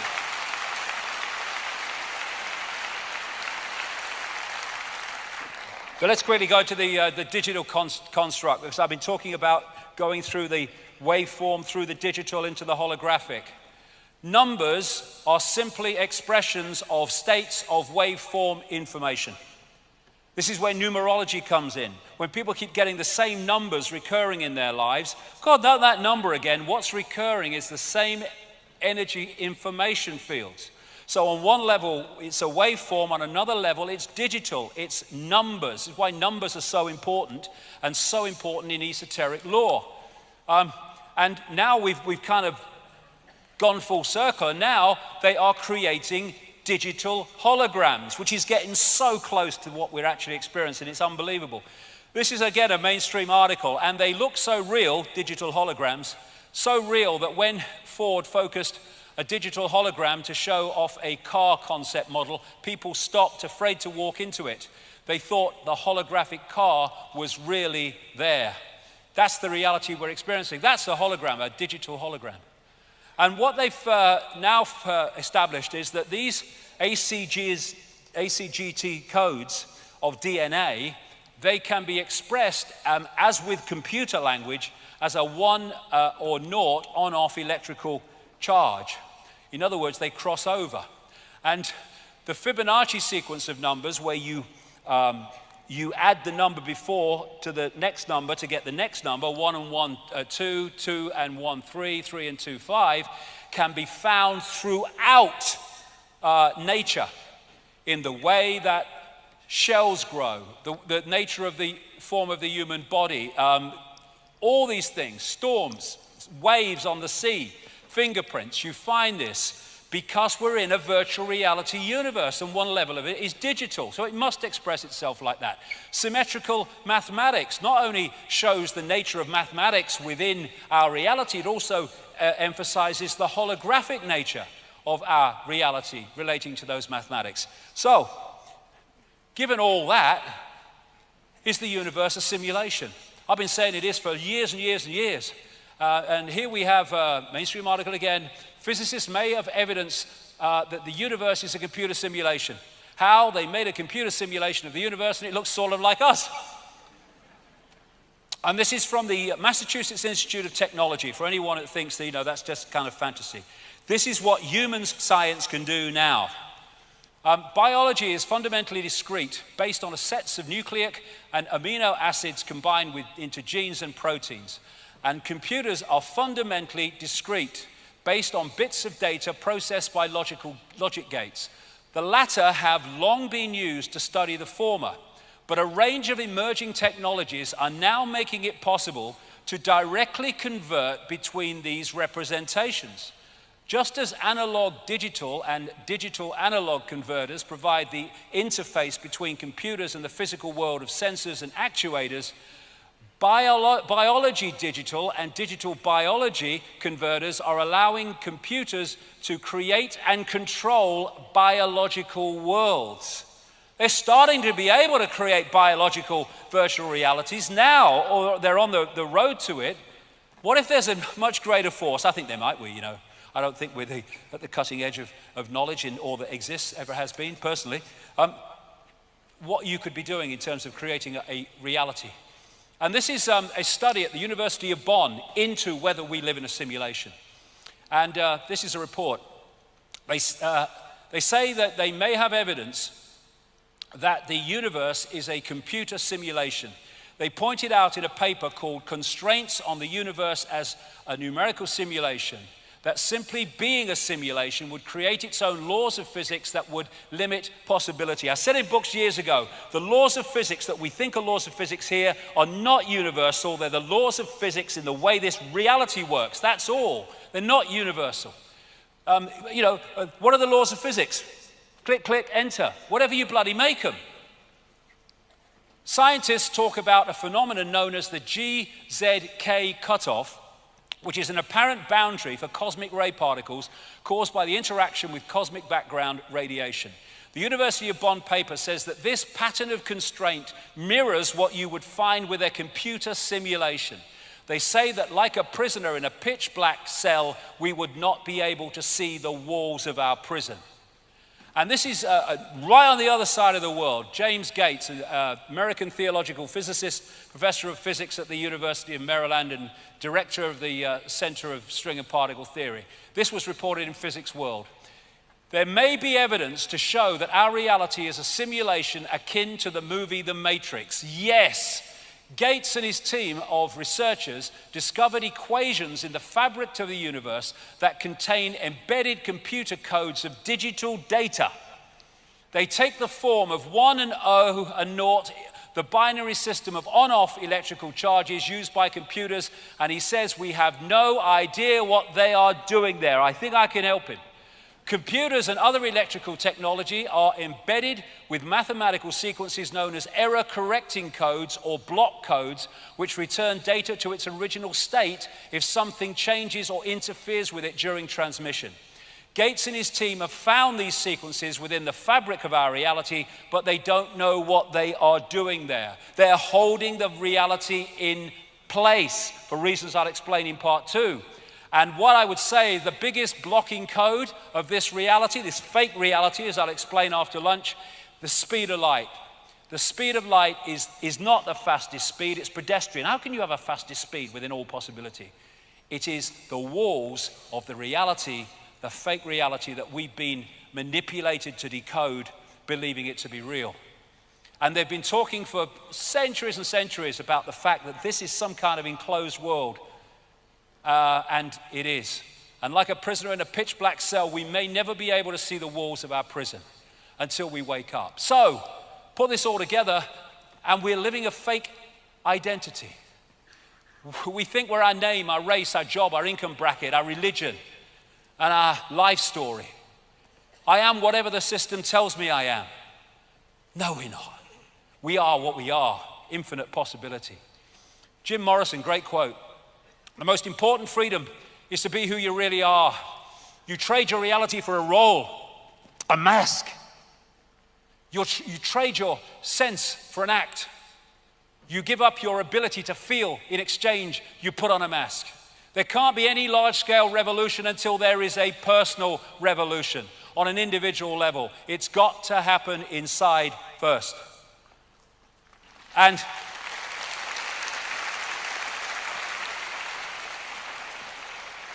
so we need to stop living the lie and start living the truth of who we really are. We are infinite awareness. We are not humans, that is our experience. We are infinite awareness having that experience. Infinite possibility. And this is a wonderful quote I've used a few times, but it's so brilliant from a near-death experiencer.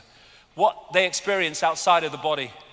Everything from the beginning, from my birth, my ancestors, my children, my wife, everything comes together simultaneously. I saw everything about me and about everyone who was around me. I saw everything they were thinking now, what they thought then, what was happening before, what was happening now. There is no time, there is no sequence of events, no such thing as limitation of distance, of period, of place. I could be anywhere I wanted to be simultaneously. That's who we are, and that's what the system is seeking to keep from us, to hold us in this one narrow band of point of attention. And bollocks begets bollocks. That's why the whole of our society is flawed and distorted and inverted, because it's coming from a totally fake position of the reality that we are. Yippee, we know all about the known. No, you know what you've been told. And if you tell the system back what you've been told, you pass exams and you progress within the system. Congratulations. Wisdom is knowing how little we know. And that doesn't mean you believe everything, of course not, but it means your mind is constantly open to all possibility.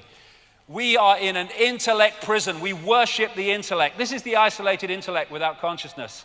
Village bloody idiot. That's the intellect. It looks at dots and it focuses on dots, but it can't connect them to see the picture.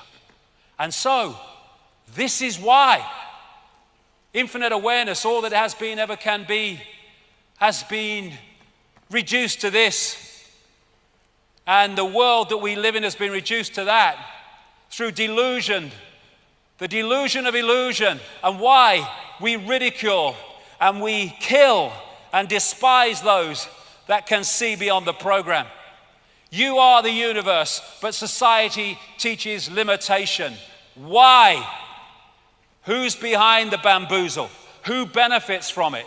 Why is this nonsense going on? Be back in 1 hour. Thank you very much. Thank you.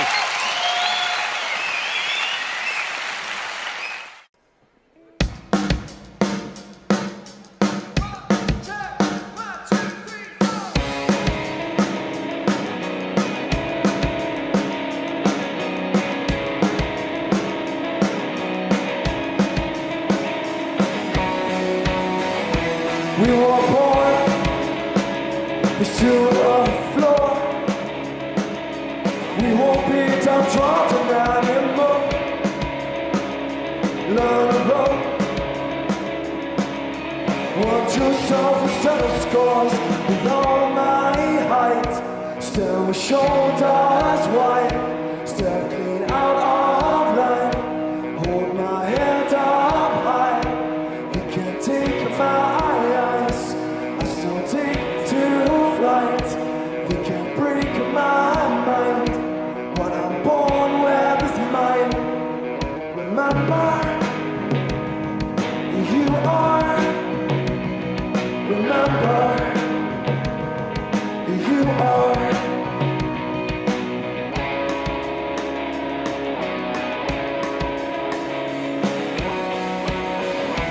Find your feet. Take to the streets. No good power, gloriously. The elite has no power over me. With all my height, still shoulders wide. Stepping out of line. Hold my head up high. You can't take my eyes. I still take to flight. You can't break my mind. What I'm born with is mine. Remember who you are. Remember who you are.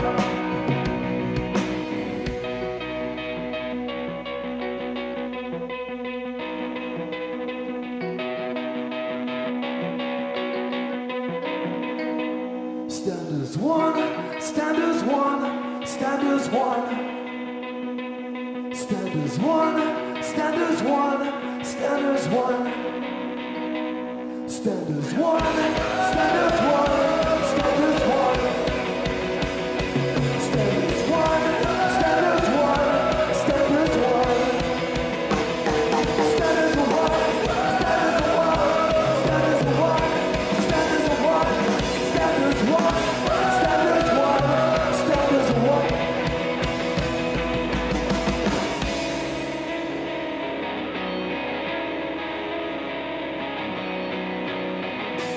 Now with all my height, still shoulders wide, stepping out all night, hold my head up high. You can take my race, still take to flight. You can break my mind. When I'm born, when it's mine. Remember who you are. Remember who you are. Remember who you are. Remember who you are. Thank you.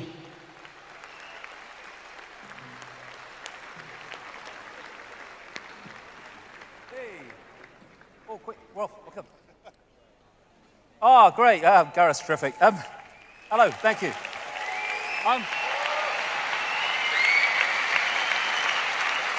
Just to say in relation to Gareth, the song he started out with today, you know, Get Your Love On, it's available in the foyer for a donation. I think £1 is the less donation, and all profits for anyone who buys it anywhere go to Gaza charities. So, well done, Gaz.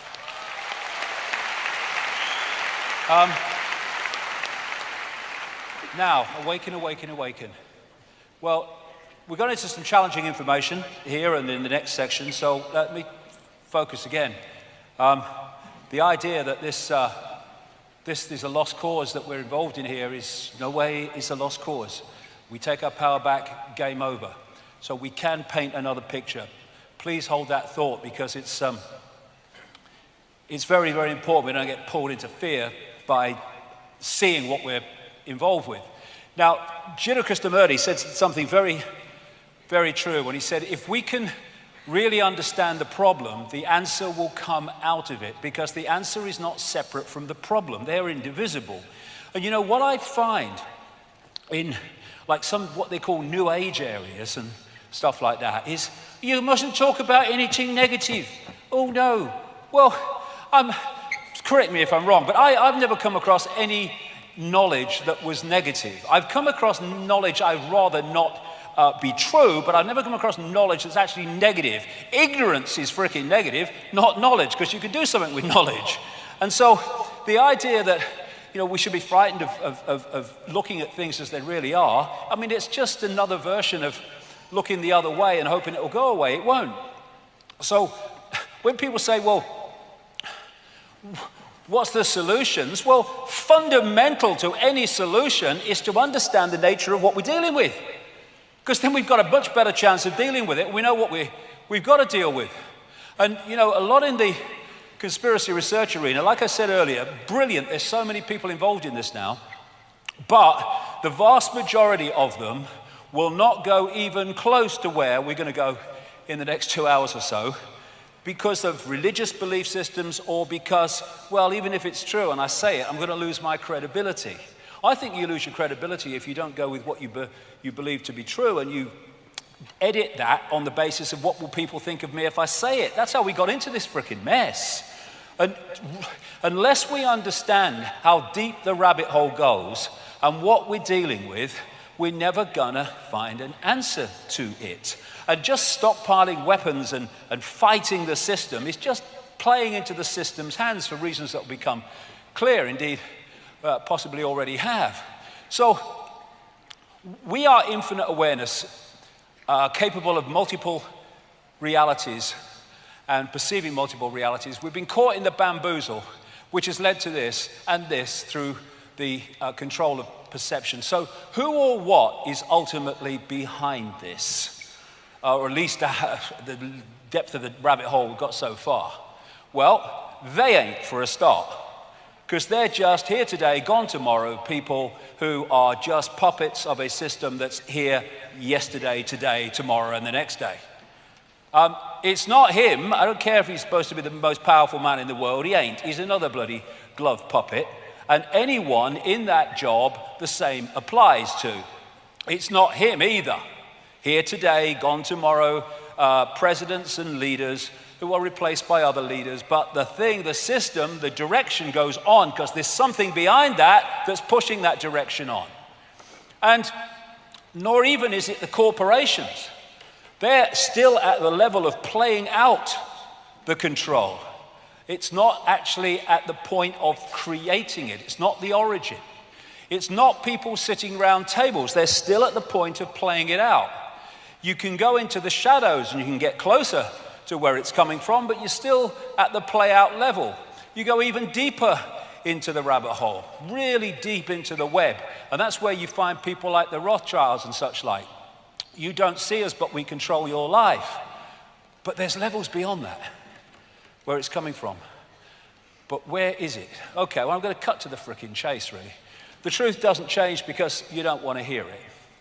Now, obviously, I can't go into great detail with this. I mean, the perception deception is that bloody big. The whole day is about connecting dots to show the picture. And all I can say is for 25 years, I've been full-time on this, and the evidence has brought me to this conclusion. There's no one out there, you see. All that is, there's no one out there. And when you think that what we're seeing is only what is within a narrow band of visible light, and then you think what possibilities lie beyond that in the great infinite forever, the idea that we are alone is absolutely beyond ludicrous. And the fact that you can be seen as crazy for believing that shows how inverted the system is. This reality, this infinity, is teeming with different expressions of life. And some of it's interacting with us. This is Professor of Mathematics and Astronomy at Queen's Mary University, London, Bernard Carr. He said, our consciousness interacts with another dimension, actually many other dimensions. Our physical senses only show us a three-dimensional universe. What exists in the higher dimensions are entities we cannot touch with our physical senses. Exactly. So, the idea that we just operate in isolation of everything else is, for me, crazy. So, like I say, I'll cut to the chase. This reality that we're experiencing has been hijacked by a force that some ancient people call archons, but there's different names right across the ancient world for the same force, the same entities. This is when the penny drops, when all these different names for the gods all over the world turn out to be different names for the same force, because they're described in the same way. And all over the world you see this. In the Far East, Central America, and other places, they're known as the serpent gods. The Zulus call them the Chitahuri, the children of the serpent. They're the Anunnaki in Sumer, Babylon, now Iraq. They're our snake brothers to the Hopi people of North America. They're the star people, many, many examples of that. They are the demons of Christianity. To the Gnostics, they are archons. And to the Islamic and pre-Islamic world, they're called the jinn.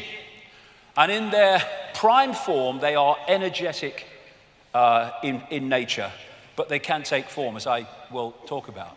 So, like I say, they're described so much in the same way, because they're different names for the same thing. So, the Gnostic people, not the Christian Gnostics, the pre-Christian Gnostics, that ran the great library at Alexandria, and they also manifested as the Cathars in southern France. They say that the archons are made from luminous fire. The jinn, according to Islamic and pre-Islamic belief, are made from smokeless fire. And you see this correlation of description wherever you go. Now, this, for me, was one of the great finds ever in terms of understanding the nature of what is happening. At Nag Hammadi in Egypt, about 77 miles north of Luxor on the Nile, in 1945, a sealed jar was found with loads and loads of documents in it, leather-bound. And they told the beliefs and the perceptions of this people called the Gnostics. And the Gnostics had a completely different view of reality than religion, which is why the Roman Catholic Church and the Roman Church tried to destroy them wherever they got any strength and any foothold. They ran the great library at Alexandria, which had something like 500,000 scrolls detailing the beliefs of the ancient world and the history of the ancient world, destroyed by the Roman Church. And like I say, the Cathars, who were destroyed again by the Roman Church in 1244, I think it was, at that place in France, Montségur, that fort on the hill where I've been a couple of times. The religious establishment wanted these people destroyed because they were dangerous, because they had the truths they didn't want the people to know about. And this is what these scrolls and this find at Nag Hammadi said. 1/5 of the texts, and there were lots of them, were about a force they called the Archons, which they say created our physical universe, and they equated them with the Judeo-Christian Yahweh Jehovah God. And when you see the Old Testament kill 'em and flog 'em and all that stuff God, it fits precisely with the descriptions of the Archons by the Gnostics. So what they say in these writings, in these texts, is that, well, first of all, Archon means prince, ruler, authorities, or from the beginning. That's why they use the word Archon. They said that the Archons and the Lord Archon, which they called the Demiurge, was a fake god that created our physical or material reality as we perceive it. The Gnostics related the Demiurge, like I say, to the Judeo-Christian Yahweh Jehovah God, and they are inorganic, not resulting from or produced by growth. They are artificial. And they say in these texts that they created the inorganic parts of the solar system, but that the sun, the moon, and the earth were a system that were of itself and different from the rest, which was kind of interesting with what will come later. They said that the Demiurge Archons had no creative imagination and envy humans because we have. They're like cyborgs. Again, we're coming back to the inorganic. Like cyborgs, a robotic race that can imitate but not innovate. And the word they used was counter-mimicry. Now, what they were saying, in effect, is if you gave these Archons a blank sheet of paper, they could create nothing on it. They don't have that creative imagination, that what was called intentionality. But you give them something with a piece of paper with something on it, and they can twist it and manipulate it once it exists.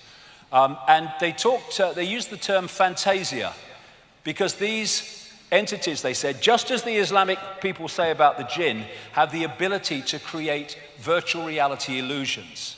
They're mind parasites. They possess humanity and manipulate the way they perceive everything. And they say the word you could use more than any about the Archons was deception. They are deceivers. And what they create is an inversion of the natural order, which will become so crystal clear as we go along. Why? Interesting, like we see these different names, and actually for the same thing. The classic Satan is called the deceiver and the demon of demons, as this demiurge is called the Archon of Archons, the Lord Archon.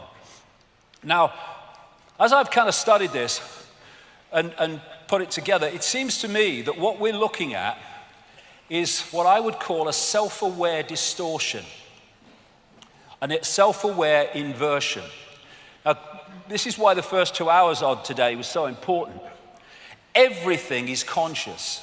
Even a distortion is conscious. even an inversion is conscious, but it's conscious in a way that reflects the inversion and the distortion. And if you look at what we call evil, it is live written backwards. Evil is simply an inversion of life, an inversion of perception, and evil is extreme ignorance, which is the inversion of truth and awareness. And because this force, this archontic force, shall I call it, is an inversion of life, that's why it and anything attached to it is obsessed with death, which is an inversion of life.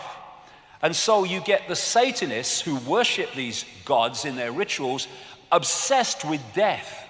That's why they're attracted to churchyards and cemeteries and stuff. And so the death cult, which is what this archontic force and its followers are, is about destroying. It's about killing. And whereas the natural order is about life and abundance. And so when you look at the way the system, the archontic system that I'll come to, is destroying life, it's destroying life in war, but it's destroying life, the natural world. And it seems a contradiction, but it's not, because that's their world.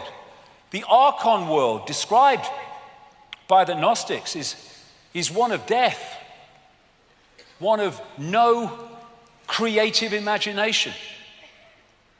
It's a death cult, and all this pollution and environmental devastation is absolutely what it wants, because that's its reality.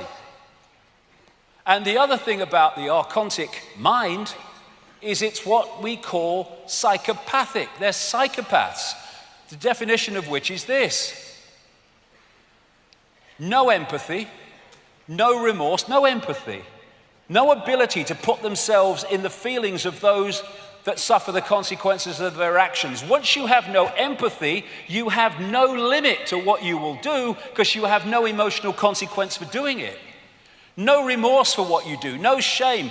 Parasites overwhelmingly. Why? Because they have no creativity of their own, so they have to parasite off the creativity of the target population. That's what the system does. Look at banking. What else is that but an exercise in parasites?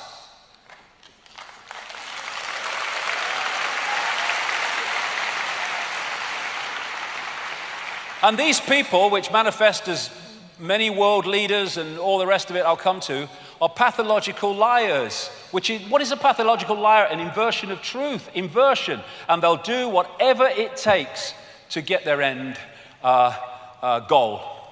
Other thing, the Gnostics used in these texts the word hal, meaning simulation. They talked about the fact that these archons could create what we would call virtual realities through controlling perception. They said about the archons, they make something appear to happen that does not happen. They can induce a virtual reality experience in the translation. And what do the Islam and pre-Islamic worlds say about the jinn? They can manipulate humans by creating illusions. This will become big time relevant the longer we go into this 2 hours. So we're back to this, that what our reality does or is, it's possibilities and probabilities folded into existence by perception. So this whole archontic system is about programming our perception, programming a distortion of our perception, an inversion of our perception, which is why we live in a madhouse, because it's an inversion of the natural order. So the idea is to disconnect the human mind, the human droplet, from the ocean, and lock us into this tiny set of frequencies, which then we perceive as all that there is to see, and gotcha. Now, before this, what I call hack, and you'll see why I say hack shortly, there was another world described by the ancients, and very much along the lines of the Avatar movie and the Na'vi, the blue people, and how they interacted with the natural world, how they communicated with animals, how they communicated with each other beyond speech. And what the Gnostic texts say is that the archons made a bad copy, as they describe it, of our original reality. The original reality was that kind of avatar world. And when you say that without the first 2 hours, it would sound ludicrous and ridiculous, and that's impossible. But we're not dealing with the physical. We're dealing with information. That world is an information construct which we decode into a lovely world. This is an information construct which we decode into the world that we have today. And the idea, this might need a battery, mate. The idea is was to create this illusory reality and replace the old reality, and then this needs a battery, I think, because it's going on me. Anyway, and then tuning humans into that bad copy. Now, when you think about it, we're tuned into an information field of certain frequencies. We decode that into a reality. If we are then moved, our dial is moved so we're decoding something else, we just decode another completely different reality. And that's what is meant by this bad copy. So this is an image that sums it up. I'm walking outside in the sun. You don't have to be in the sun. You just have to decode the fact you're in the frickin' sun. And it's the same with this bad copy. You just decode a reality and you think it's real because it's the only one that you can perceive. So you can decode a reality of the avatar kind, and then you are fed a different information source, tuned into it, ways that I'll come to, and then you decode a different reality, what I call the archontic reality. And this, I would strongly suggest, is the fake reality that we have been decoding through what we call known human history, modern human history, and further, that we think is just a natural world. It ain't. If you can create a virtual reality simulation, then you can create an alternative to it as well, which is what the bad copy is. And you're tuned to it through something called entrainment. Entrainment is the process by which, if you have 3 violins and they're all plucked to the same note, therefore they are the dominant frequency, put another violin in there, either plucked to another note or not plucked to any note, and it will start vibrating in sympathy with them, because they're the dominant frequency. And if you can create a dominant frequency, then you can start to entrain the human decoding system into that frequency, and suddenly you're decoding a completely different reality. And once that happens, they gotcha. If you don't realize that's what's happened, because to you, well, this is how it is, mate. This is the world, isn't it? Well, what world is it? That's my question. And, you know, I liken this archontic distortion, inversion, to a computer virus. It absolutely fits. A computer virus, in our terms, obviously not exactly the same, infecting human perception. So what is, like I said earlier, a computer virus? It's rogue information. It's just introducing into the original system rogue information which distorts their word again and inverts the original system. So this is what a computer virus can do. Damage files, slow the system, show messages, take control.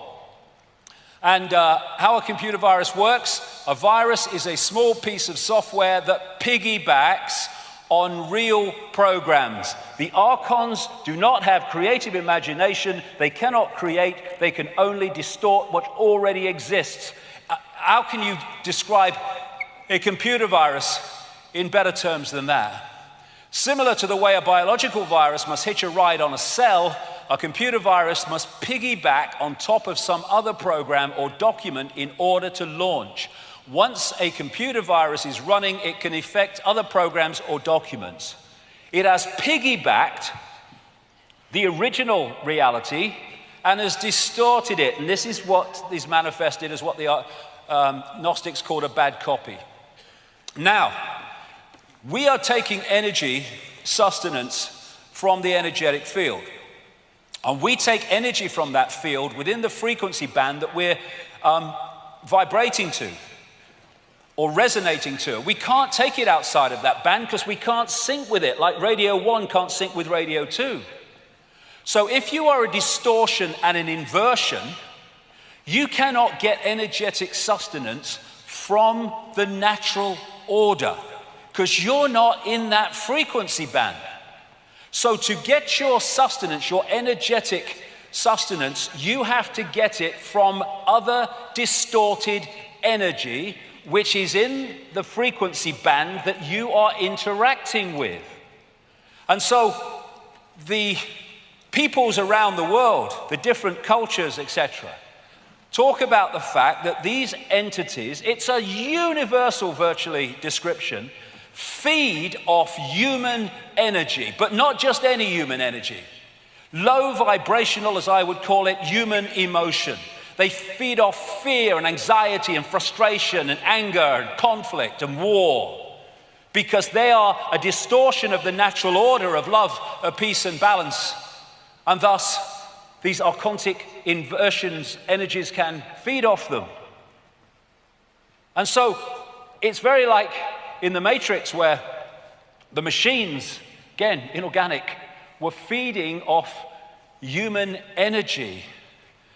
And so, while we, coming from the natural order perspective of love and peace and harmony, think that war and suffering and fear are a bad thing, to them, they are essential to their energetic survival. That's why they create them. This archontic inversion, which expresses itself in multiple ways, can't sync with that. That's what it needs for its sustenance. Thus, it has manipulated the structure of our society to generate it in unbelievable abundance. All these things that we talked about earlier, all generating low vibrational human emotion. And anyone thinks that, it's kind of just some airy-fairy imagination. This was what happened to the energy field, the Earth energy field, at the time of 9/11, when there was that massive emotional explosion in response to what happened in New York and Washington. We are impacting upon it. And this is just a few days ago in a newspaper. Babies smell their mother's fear to learn what to be afraid of. Mothers emit odors that teach their babies what to be afraid of, even if the fearful experience is one the baby has never been exposed to, according to this study. Even, in the frickin' womb, the new life is being prepared for a lifetime of fear. What is fear? Lunch to these people. They are feeding off all this emotion and low vibrational energy. And that's why the pressure is to create events all the time that produce more, and against going the other way that produce less. And so this scene in the Matrix was very much in line with what I'm talking about. The Matrix is a computer-generated dream world built to keep us under control in order to change the human being into one of these. And on one level, that's what we are. Generators of distorted emotional energy. And you talk to alternative healers and people on the true cutting edge of healing, and they'll tell you that virtually every illness is based in emotion. Because emotion creates energetic distortions, not only to be absorbed by these entities, this distortion, but also to be trapped in the body, which manifests then as dis-ease, disharmony in the body, caused by emotion. So Carl Sagan's bamboozle is really the inversion of the natural order, which is why this world is turned on its head. Wherever you look, it's an inversion of what not just we would like it to be, but an inversion of the original reality that it replaced. And this is one reason why you get Satanists and stuff like that using inverted symbols for their symbolic language. Everything is inverted for the reasons I'm talking about. And I've used this quote before, but how much more relevant is it now from Michael Elner? Just look at us. Everything is backwards. Everything is upside down. Doctors destroy health. Lawyers destroy justice. Universities destroy knowledge. Governments destroy freedom. The major media destroy information. And religions destroy spirituality. Inversion everywhere.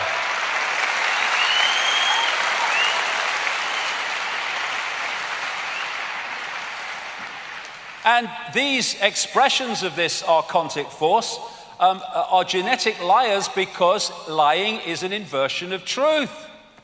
And this archontic energetic inversion, distortion, is not in this reality in form, although it can be, as I'll come to, but it exists in a reality very close to this one. And the idea is to distort our reality more and more, so it starts to blend and combine and come together with theirs. They are seeking to turn this reality into an extension of their reality through distortion and inversion. Now, this is even Alexander. He said that when he had his massive near-death experience, the first place he went to was very unpleasant. And to me, what he described was very much like this archontic realm that I'm talking about. He said he heard the sound of rhythmic pounding that was distant yet strong, a little like a heartbeat, but darker and more mechanical, that keeps coming up. Cyborg. Like the sound of metal against metal, as if a giant subterranean blacksmith is pounding an anvil somewhere off in the far distance. Pounding so hard that the sound vibrates through the earth or the mud or wherever it is that you are. Reptilian, worm-like creatures crowded past him, he said, and sometimes rubbing against him with their smooth and spiky skins. Faces bubbled up out of the darkness and became ugly and threatening. The pounding intensified and became like the work beat for some army of troll-like underground workers.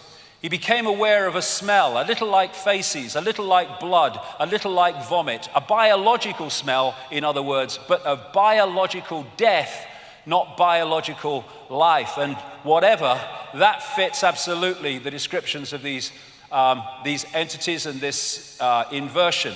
And they're seeking to bring their reality into ours by syncing their frequency. The Golden Age society, the way it's described, and again in the way the Avatar movie portrayed that society, was a heart society. This was the point from which they interacted with the world, the heart, which allowed them to experience reality outside the bounds of time and space. When you come from the heart, you don't do hatred. The heart doesn't hate. The heart doesn't seek to destroy. And so this inversion was about taking the point of interaction with the world from the point of love, heart, into the emotions. And how do we see now our society and how people interact with it from the level of emotional response and emotional reaction instead of here? And when that moves to that we interact with the world here, the world dramatically changes. And so, like I said earlier, with this heart coherence with the central nervous system and the brain, once we get into this, we start to disconnect from the heart, disconnect from beyond time and space, and start to have this as the governor of our perception. And if you take it in a computer game terms, the idea is to pull us into the lowest level where this archontic force works from. Now, these Gnostic writings have been estimated to have been buried in that sealed jar between about 350 and 400 AD, which corresponds with the destruction of the great library of Alexandria run by Gnostic thinkers. But it's suggested that they were possibly written about 100 AD. In those documents, all that time ago, best part of 2,000 years, they say that the archons can take form, and the main forms they take are reptilian entities and those known today as greys.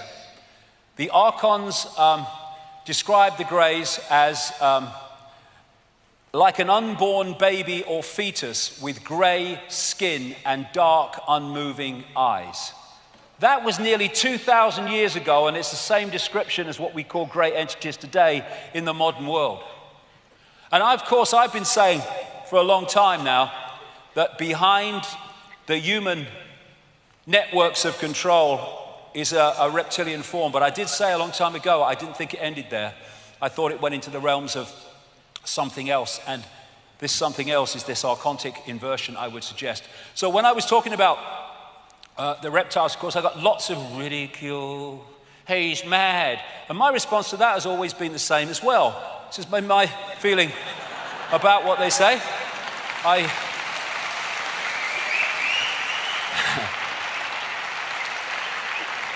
Because I simply want to know what the bloody hell's going on, me. Just want to know what's going on. Whatever it is, I want to know.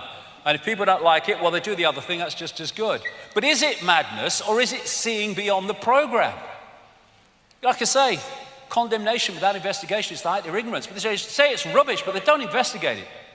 And yet, when the Daily Mail runs a story from some chemist, scientist a few years ago who said that he thinks from his research that there are reptilian entities all around in other dimensions, then he was treated as dead straight because he's a scientist, so he must know what he's talking about. And there was another study which was kind of projecting what some of the dinosaurs would look like if they hadn't been wiped out, as they say. And they came up with the fact that by now they would be humanoid reptilian entities like that, which is interesting because when you look at the descriptions around the world, this is a Zulu description, this is a painting made by a Spanish artist who said he interacted or experienced these reptilian entities. They are described in remarkably similar ways. And this is something called the Charney Project. And it's one of those kind of things that happen so often when I'm researching. I'll come to conclusions and I'll write it, and then something will come along and it will say, look at this. And long after I'd been writing about these reptilian entities, I read this article. I was in Nexus magazine, and it was by a whistleblower about a project called the Charney Project, Computer Interface Communication with Other Realms. And he said that in the 1990s here, 1994, for 5 years, they, at a kind of similar thing to what's happening at CERN, it was one of these collider things, but in Africa and smaller. For 5 years, they interacted through computer systems with an entity in another dimension, another reality, and asked a total of 20,000 questions. And interestingly, this is what came through this entity, according to this Charney Project. A reptilian race was holding back humans so they couldn't grow. The entity said they had fought many battles against the reptile race in their own reality. Humans were more evolved spiritually than the reptiles, but they suppress humans with their technology. Their God is their technology. That will become seriously relevant later in the day. But look, what did the Gnostics say? That humans have creative ability, where the archons don't. It says here, more spiritually evolved than the reptiles, but we are suppressed through technology. And what I was talking about, tuning humans into the fake reality, this brings us to endless stories of the manipulation of human genetics. Some appear in things like the Bible, but you find them all over the ancient world, again, relating to these gods of different names, which turn out to be basically the same. So in the Gnostic writings, they talk about, and remember, these have been in a sealed jar since about 350 AD. They've not been tinkered with and changed like the biblical texts that were expressions of these in many ways, but were out in the public arena and therefore could be changed. These have been sealed all that time. The Lord Archon, what they call the Demiurge, said, "Come, let us create a man according to the image of God and according to our likeness, that his image may become a light for us, a vehicle for us." And this brings us to the biblical texts, which again are mirrored all over the ancient world. There were giants in the earth in those days, and also after that, when the sons of God came into the daughters of men, and they bare children to them. The same became mighty men which were of old, men of renown. And you know, in this Noah film in 2014, they symbolized the bloodline with the human finger and the reptilian covered finger. Very, very symbolic and very true. Now, anyone thinks that all this genetic stuff is modern. It ain't. This is known as the genetic disc for obvious reasons. It was found in Colombia, and it is thousands of years old. And on this disc, which is incredibly well preserved, are images of human eggs and sperm that can only be seen under a microscope. And it talks about the birth process internally as well as externally, and the entities that it is portraying certainly ain't human. And you've got the Zulu, Chitahori, the children of the serpent, with Credo Mutra, who's well into his 90s now. And this is one of the paintings he did of descriptions of this Chitahori. And on one of his ancient artifacts that goes back at least 500 years, called the Necklace of the Mysteries, these images, these symbols, are used by the Zulu shaman to tell the story of Africa and the story of the human story. And pride of place at the front is a non-human entity and a human woman. And let's say that fits into that. And this is one of the flying saucer type image at the bottom. And I asked him what that was. He said, that's what the stories say the Chitahori came to earth in. But this, he said, is symbolic of the interbreeding between humans and the Chitahori to create a hybrid race. This is the whole point. If you're at that level of understanding how reality works, you don't have to have literal interbreeding to change the human form into some kind of hybrid. You know, what we are doing is receiving and transmitting information.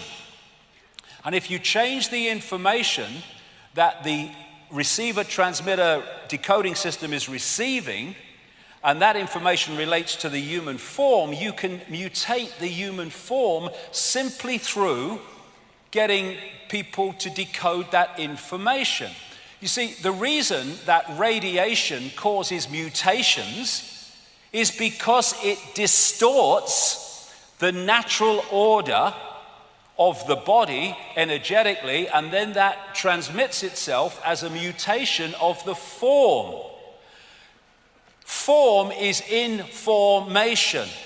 Change the information, you change the form if you can get the original form to decode that information. In other words, you transmit it on the right frequency.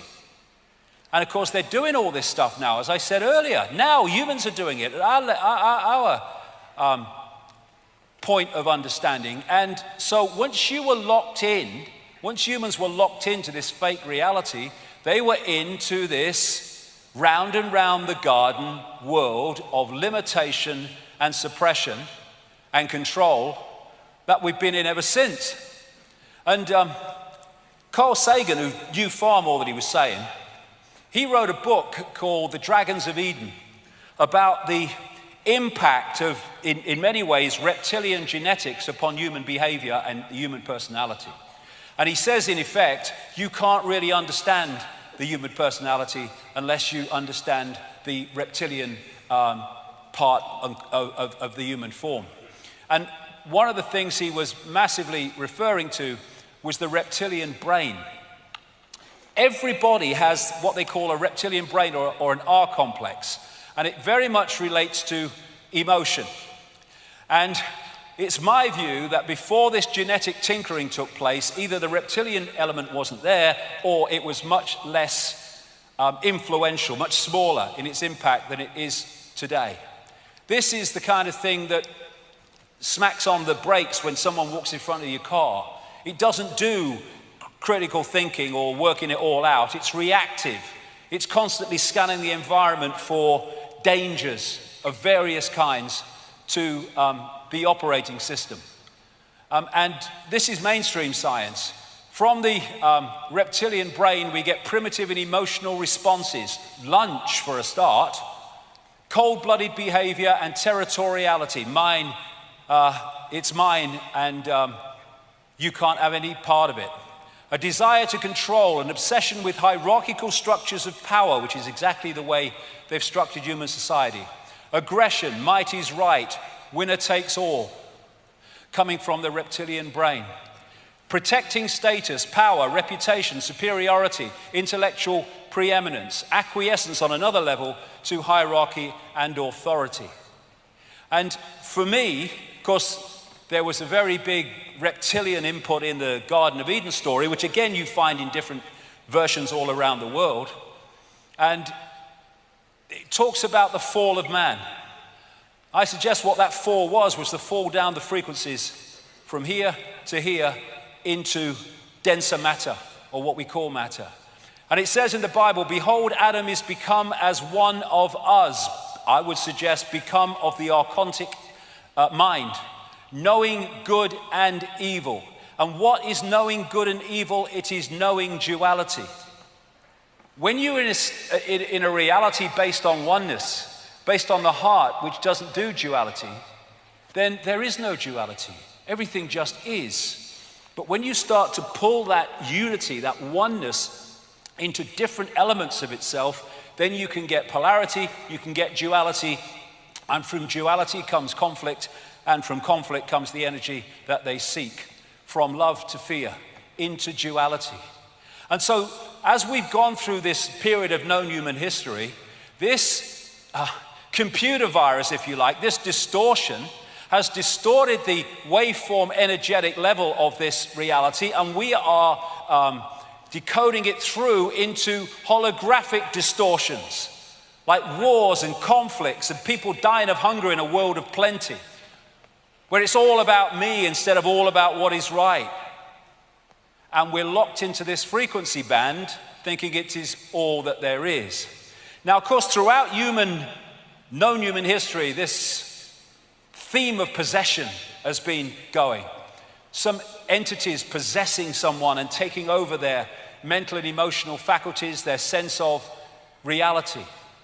And what that is that on one level, like I said in the first 2 hours, we are an energetic field. You can photograph one level of it, the auric field. And from that auric field is projected the holographic so-called physical world, physical self. What these entities do on an energetic level is lock into that waveform level of the human form. And once they make a connection with it, a frequency connection with it, they can start influencing the perceptions of that person. Now, the more that they impose their information field into the possessed information field, the more the information change is starting to affect the hologram and what the hologram looks like. And when you therefore get these possessed people that actually start to form, that's because so much of the information from the possessing entity has entered the possessed entity that it has started to change the nature of the holographic form. And so you get the exorcist type shift with some devilish face taking over from the human one. But that's an extreme version. But if they can lock into any level, they can start to influence your perception. And interesting, this is a Native American concept of inside of us are two wolves. One they say is evil, it's anger, sorrow, greed, arrogance, self-pity, guilt, resentment, all these things. And on the other one, what they call is good, joy, love, hope, serenity, humility, kindness, benevolence, empathy, generosity, truth, compassion, all that stuff. And they say, which wolf wins? And they talk about human nature. Well, it's human nature, mate. But is it? Is that human nature? Or is that the distortion seeking to impose itself on human nature? And imposing itself so much that that concedes itself to that and collectively creates a world that reflects that. Which one wins?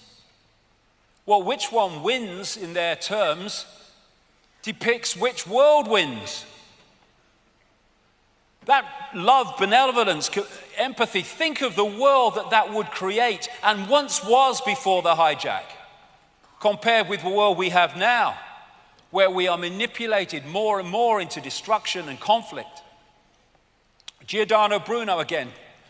The divine light is always in man and woman, presenting itself to the senses and to the comprehension, but man rejects it because that divine light is beyond the program, consciousness beyond the program, and if we don't reach that level of frequency, we cannot connect with it, and that's what the archontic forces are focused on doing, is holding us out of that connection. So, in plain sight, reptilian gods, it's all over the place.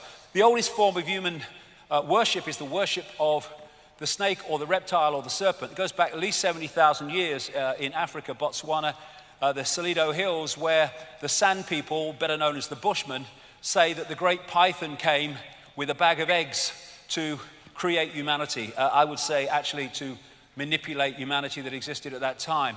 This is a guy called Reverend John Bathurst Dean. I won't go through it because we've got so much to get through, and I've been through this before. He wrote a book called Worship of the Serpent in 1933.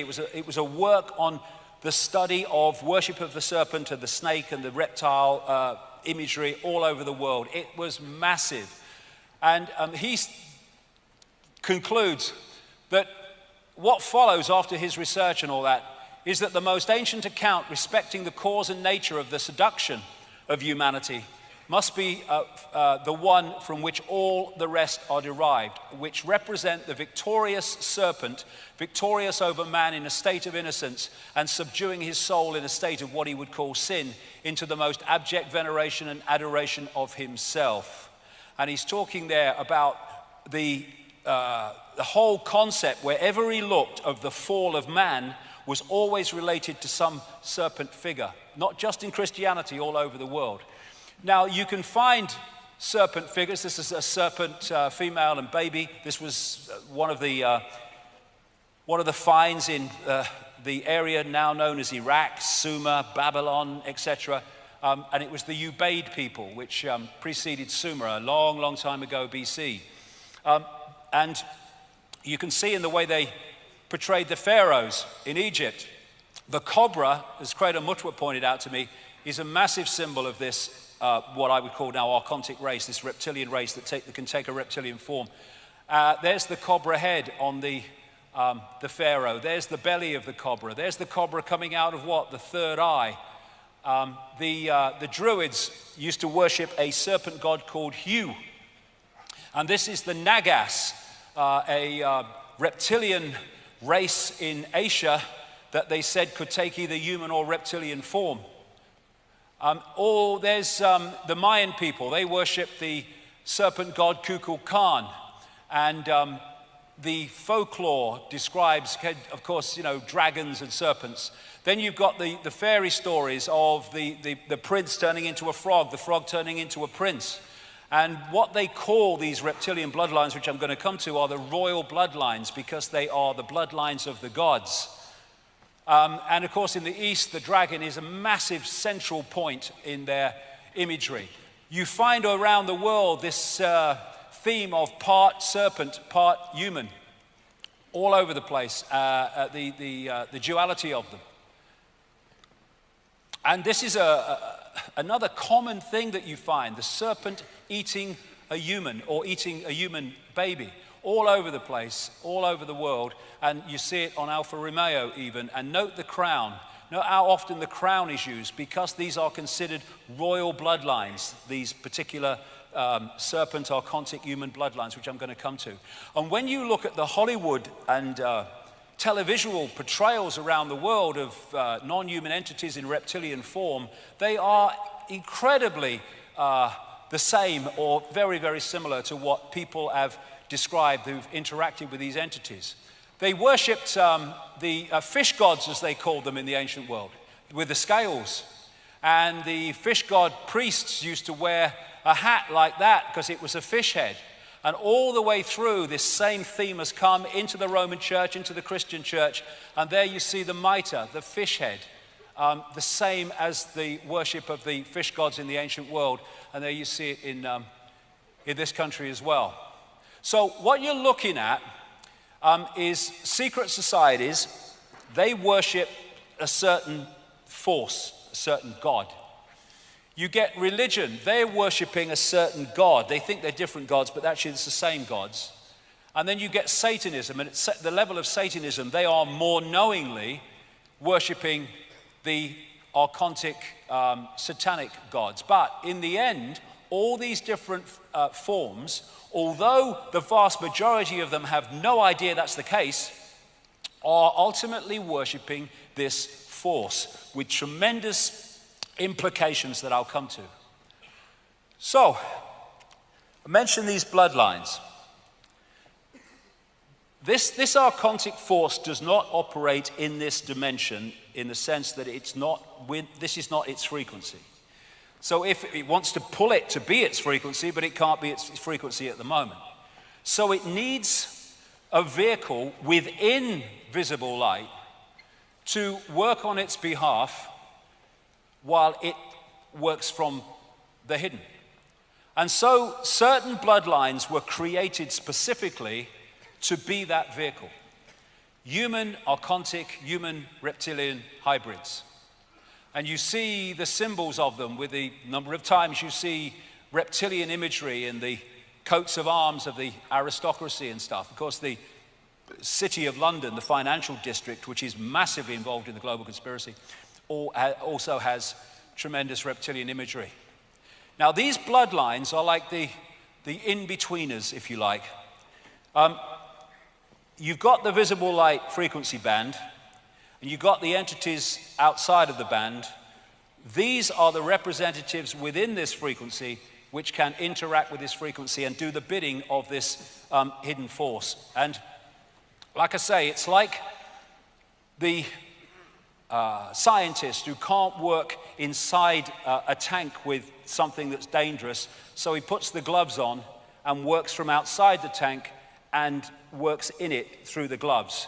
If you take the scientist to be this archontic force, the tank to be our reality, and the gloves to be these bloodlines, that is the dynamic that we're looking at between this hidden force and the one we see.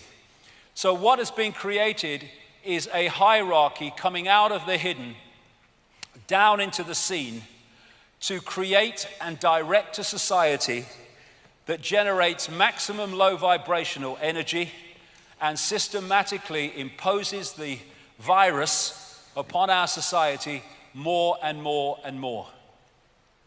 And these bloodlines have a particular DNA. And what is DNA? It's an information field. And they, when they create hybrids and anything like that, they see it as a software program. They don't see it the way we see it. And so the reason that these bloodlines interbreed so incessantly, I mean, we see it with royals, but all these Eastern establishment families of the United States into banking and corporations, they interbreed just the same.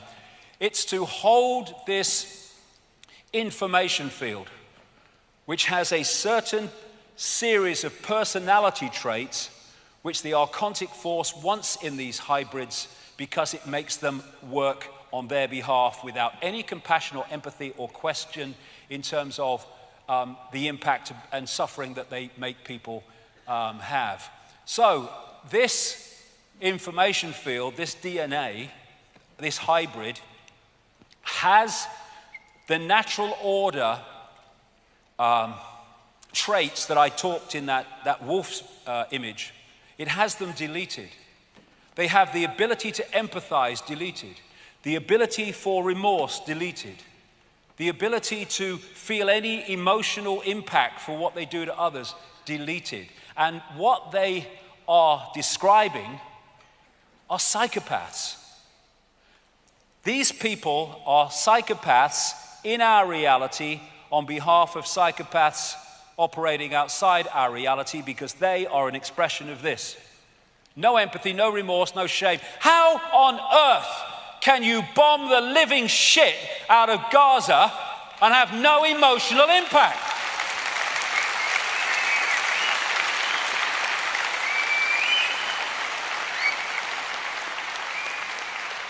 How can you lie to justify the invasion of countries that kill and maim millions How can you do that? Only if you have no ability to empathize and you have no emotional consequence for your actions. So, you think politicians run the world? No, it's something very different, which the major politicians are an expression of. Some know, many don't. And the reason that these hybrids are so, I'll call them the elite for want of a word, are so important is because there is a hybrid genetics. It means, because when you go back, genetics is just an information field, a frequency field.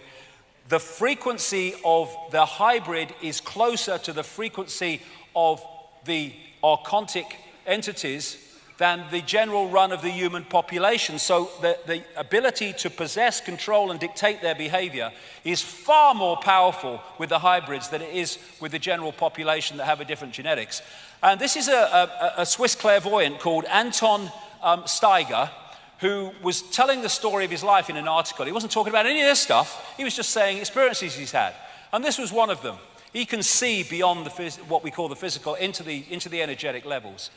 When I see people in business or politics who are particularly trapped by the material world, for example, I notice that they no longer have any light bodies at all.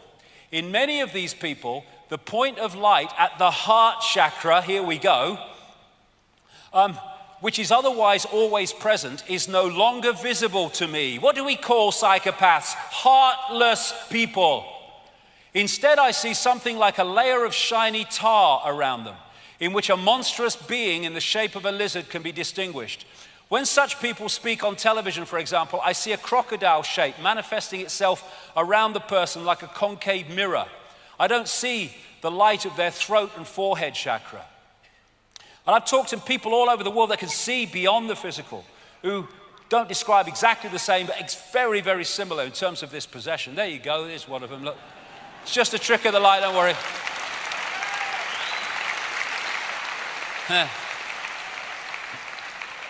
So, what we're looking at is dual DNA in these bloodlines, which is what? Dual information fields, which will explain something else in a second. So these people appear to be one thing, but they're actually behind the facade of the human facade, something else. We're not from these parts. And if you look at it, that Avatar movie was symbolic in so many ways. What the American invaders did in the Avatar movie is they infiltrated the Na'vi, the blue people, by looking outwardly like the Na'vi.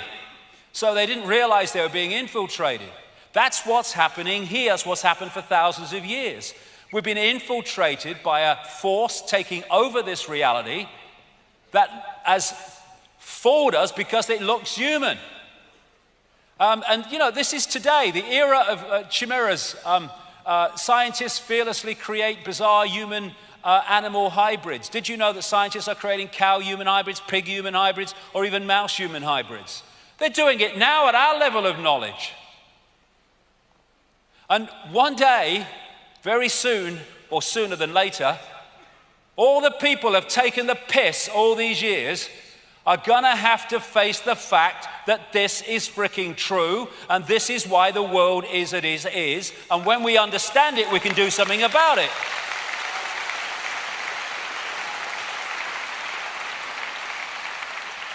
So shape-shifting, another thing, you know, I'm supposed to be kind of off with the fairies. It's so simple once you understand reality. Shape-shifting is possible, shifting from one form to another, because the body is not solid. And I talked just a few minutes ago about dual information fields because of the dual DNA. And what we have is the DNA, which is one information field, the DNA, which is the human information field. And what happens is, as one information field becomes dominant, it changes the holographic projection of the dual field. So, most of the time, virtually all the time, when we see them, they are projecting the human part of their dual DNA, which projects into the holographic world as a human-looking hologram. When there's a shift, they could do it at rituals, and they can also do it when they go through really extreme levels of fury and emotion, emotional anger, when the reptilian or the archontic part of the dual DNA information field becomes dominant, then the hologram reflects the information in that part of the dual DNA. And to the observer, and that's all that's happening, someone has shifted from one shape to another. All that's happened, there's been an energetic shift, and the observer has first decoded the human, and then decoded the shifted information field, and to the observer, that person has shifted from one shape to another. It's just the way two different information fields are being decoded by the observer. People send me things all the time, and they sent me this one a long time ago because it looks like reptilian eyes. I'm not saying it is, but it's just a symbolic example of how people have described to me, because the eyes go more than anything. They say the eyes are the windows on the soul, and that's absolutely true. And interestingly, a friend of mine has an associate who went through a study to, well, you kind of agree with it, but I don't know him, but to develop iris scanning technology. And it involved him scanning, he said, 2,300 eyes or pairs of eyes. And he said to my friend, the most amazing thing about the research, as he looked at the eyes at very, blown up level, that around 4% of those he looked at appeared to be of reptilian type and appearance. That's about 4 or 5% is the figure that keeps coming back to me over the years. And interestingly, I saw a figure the other day, they reckon about anything between 4 and 6% of the population are born psychopaths. Whether that's connected, well, have a think, I don't know. Now, so what we're looking at is behind the painted smile, something very, very different. And you look here at one of the great traits of the reptilian brain. And of course, if you have more reptilian genetics, you're going to express the traits of the reptilian genetics information field more powerfully than the general population. And one of them is an obsession with ritualistic behavior and hierarchical structures of power. This is why things like royalty and the state are bloody obsessed with ritual. It all has to be at a certain time, in a certain place. It goes round and round, ritual, ritual, ritual. That's a classic trait of the reptilian brain. It's why people like Satanists are obsessed with ritual. The secret societies, of course, are obsessed with ritual. Religions are obsessed with ritual. Here you go. This is the lady. They're so freaking happy, these people, aren't they? Hey? They're so happy. And the emotionless state of so many of the royal family, the real genetically deep royal family, is classic reptilian brain archontic personalities. And you see the obsession with ritual. When they bring someone new in the bloody royal family, they have to send out a new list for who's got to curtsy or bow to who. I mean, they're bloody mad. It just happened to be head of state.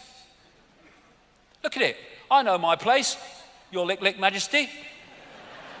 Have you ever seen her do that to him? We elect him. We have no frickin' say in her. And yet,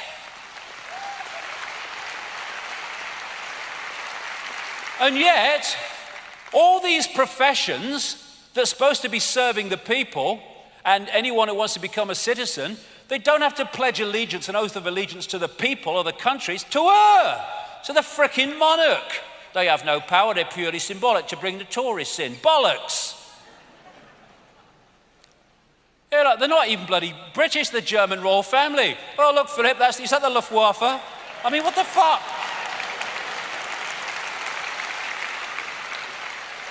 I mean, they place them in here, that's your head of state now, well, thanks very much. Does she speak English? Look in this one. We parasite off you when we have contempt for you, but you just let us do it while asking God to save me. What the fuck? God save the Queen! Bollocks to the Queen!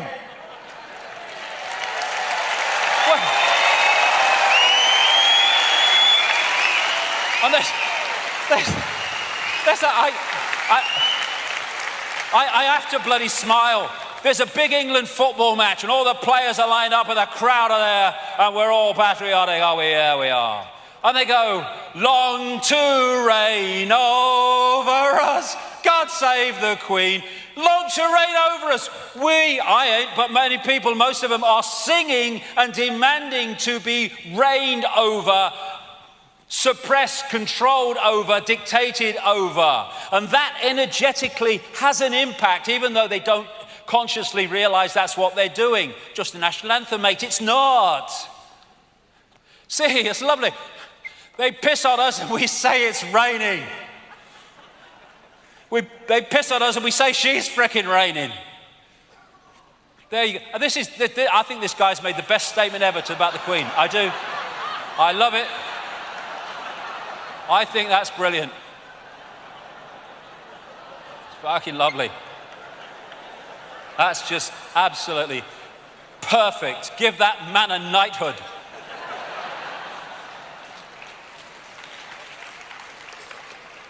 So, in plain sight, this elite, it's not just arrived in the last few years. There's been a journey. It goes way back further than this, but you can pick it up in this ancient period when these very advanced societies, compared with much of the rest of the world, started to emerge in Mesopotamia, Sumer, Babylon, Egypt, the Indus Valley, and China. And these bloodlines came out of these ancient societies. The Chinese emperors used to claim the right to be emperor because of their genetic descendants from the serpent gods. And this is a major place they came out of, Sumer and Egypt, which became Babylon, which is now Iraq.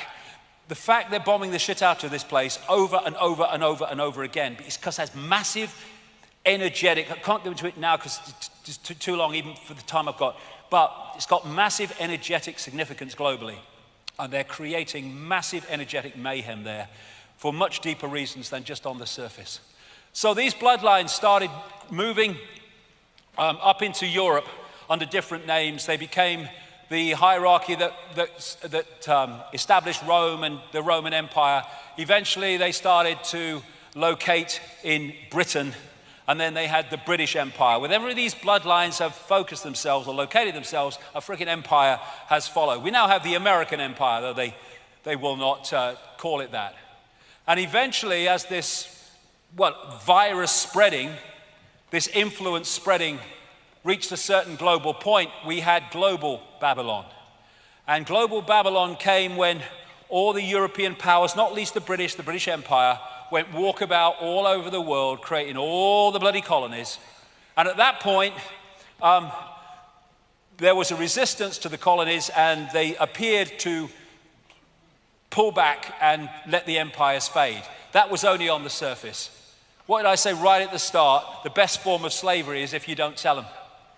What actually happened is what was left out in those countries when the empires apparently receded were the bloodline under different names, the secret society network which manipulates them and their agents into power, and they've gone on controlling those countries ever since. The United States, major world power on the surface, controlled from Europe on the secret society level of the network. And what they've created, which we have today, is a vast web with the archontic inner sanctum dictating out through these various organizations, which I'll get to as we go through the day, a policy, a global direction of society to more and more centralization of power, more and more control, more and more surveillance, more and more takeover of everything, and more inversion of the natural order.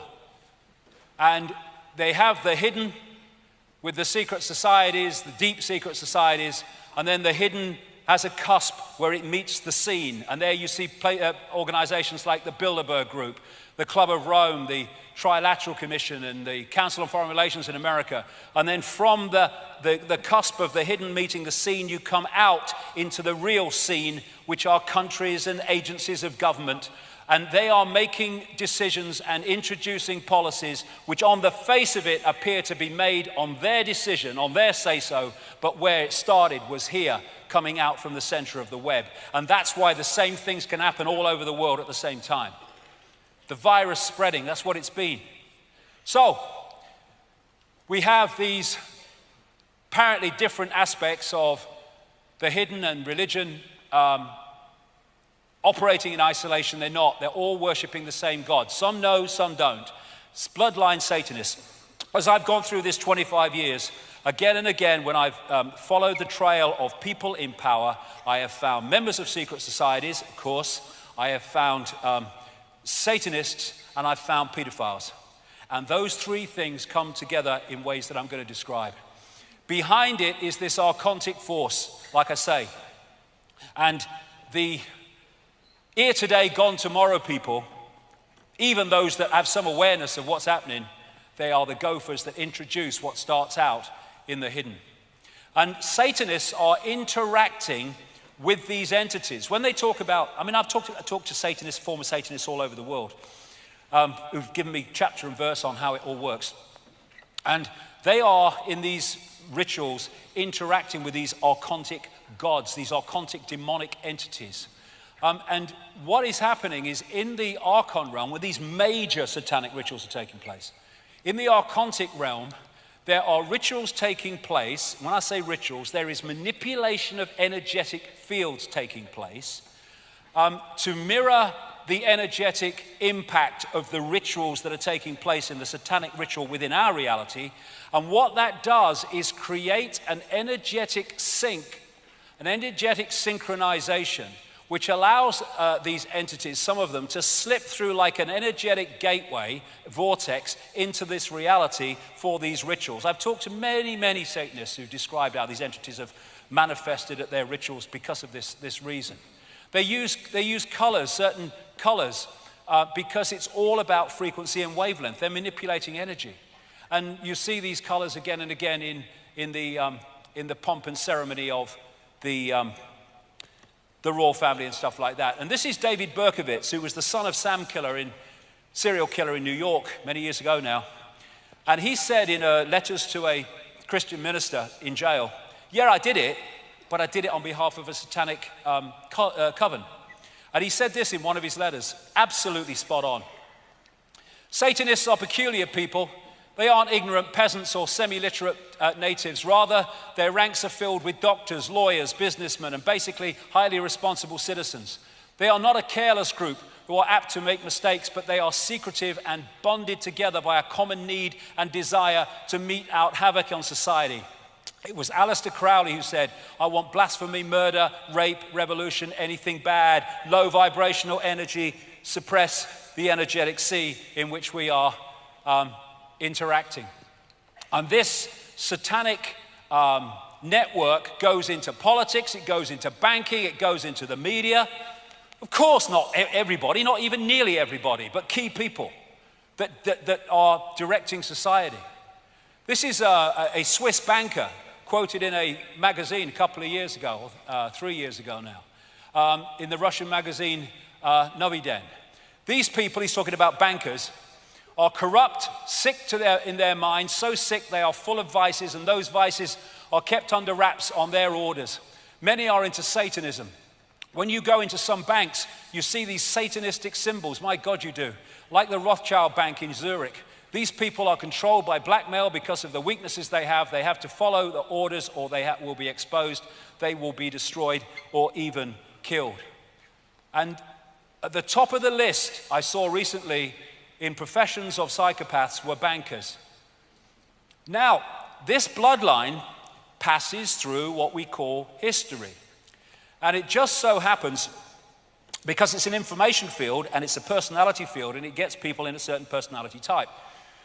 This is Vlad Dracul, Vlad the Impaler, who was one of the most famous Satanists ever.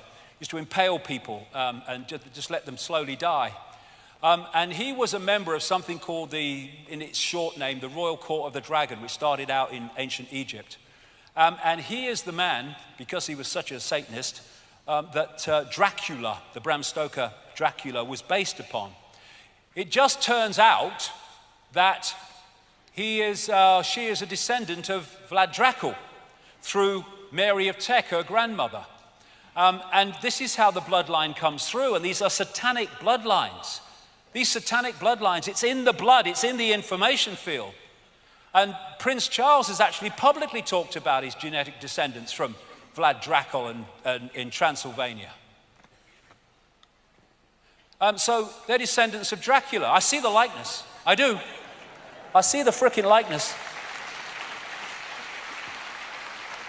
I'm not sure about him, mind. I'm not sure he's one of them. Lucky boy, I say. And then you go across the Atlantic. These are descendants of Vlad Dracul. No wonder they have no empathy. They go doing their satanic rituals at places like Bohemian Grove in Northern California, worshipping a 40-foot stone owl, the implications and symbolic nature of which will be coming along. All these people, this is Moloch, one of the ancient gods that they used to, in the Bible it talks about sacrificing children through fire to Moloch. That's Moloch. And what we're seeing, you know, talk about entrainment, where you can be pulled into a frequency and that frequency starts to influence you. All over the place now you're seeing satanic imagery. In Grammys go satanic, the satanic stage shows, videos and all that stuff. Here's the Thriller. It was all about kind of Satanism with the serpent eyes with Michael Jackson. They making vampires sexy through things like Twilight. Then we have Halloween, we're just coming up to, Satanism Light. It's pulling people in. The real Halloween sees phenomenal numbers of children and others, but children sacrificed all over the world. It's one of the great satanic ritual days. And now they've got kids turning it into a form of Christmas, which is another form of their ritual, which I'll come to later. And the real trick or treat was when the Druids knocked on people's doors and demanded a sacrifice of a girl, and then, you know, sacrificed her, killed her, and burnt her on the bone fire, where bonfire comes from. And now we're having kids do it, trick or treating. It's pulling kids into this frequency. And here we have in America a satanic temple to distribute materials to school children in Florida. And there was an Australian Satanist who, just before he died, wrote a long document about Satanism and its influence, not as an apology, he supported it. And one of the things he said was that they do rituals on particular points on the Earth's energy field, particularly powerful vortexes, and they do their really dark, horrific rituals because they are seeking to lower the vibrational frequency of the energy field, the energy sea in which we interrelate. And this is what he said. What is most people do not realize is that Satanism is a ritually based practice, and that this repetition has over time left strong impressions upon the morphic field. Control the sea and you control the fish. It's all about frequency suppression to keep us in density and out of multi-level connection.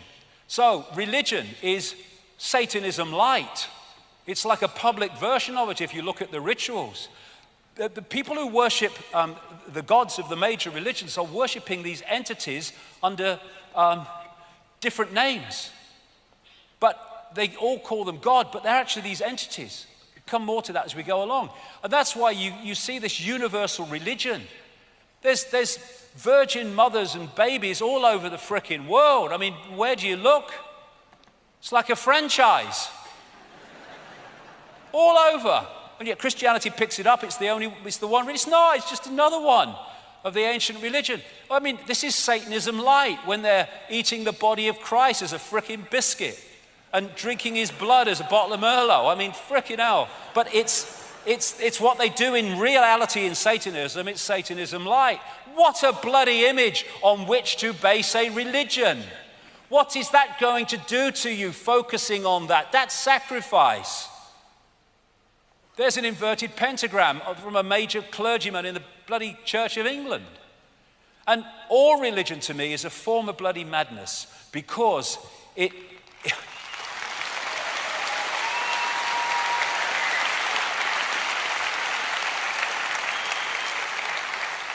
it's so squeezing the perception of possibility that you only need what it says between these two covers to understand the friggin' world, even though you don't even understand the friggin' book.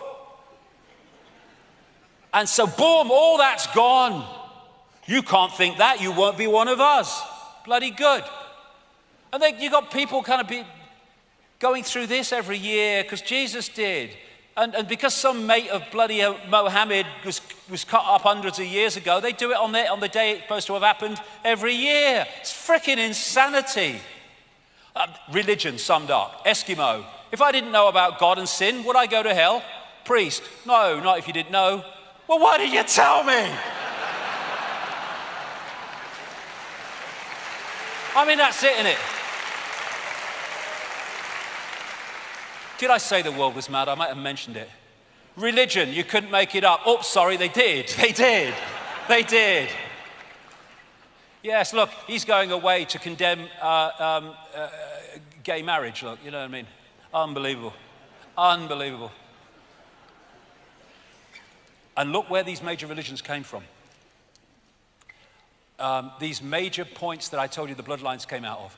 When you look at Sumer, Babylon, Egypt, out of there came Judaism, came Christianity, came Islam, came many other of these sub-religions. And as this guy said, Robert Ingersoll, there can be but little liberty on earth while men worship a tyrant in heaven. The question is, given the Gnostic writings and the other information from cultures galore, what is the nature of that tyrant in so-called heaven? Now, into this mix comes this. I said earlier that when I investigate people in power, invariably, not all the time, but invariably, you come over secret societies, Satanism, and pedophilia.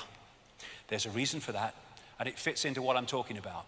In 1998, I put this book out, The Biggest Secret, which exposed former Prime Minister Ted Heath as a Satanist, child-killing, child-sacrificing, child-torturing pedophile.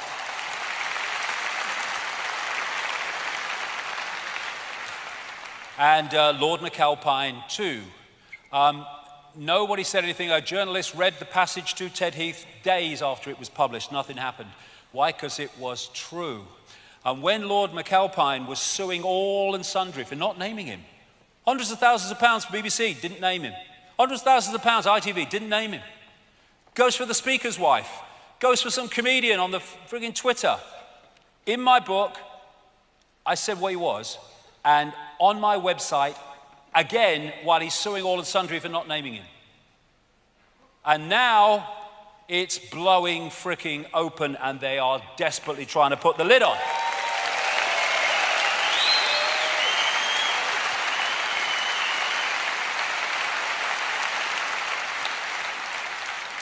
Pedophilia is absolutely infesting the establishment at multiple levels, right to what they allege is the top, for reasons I'll come to.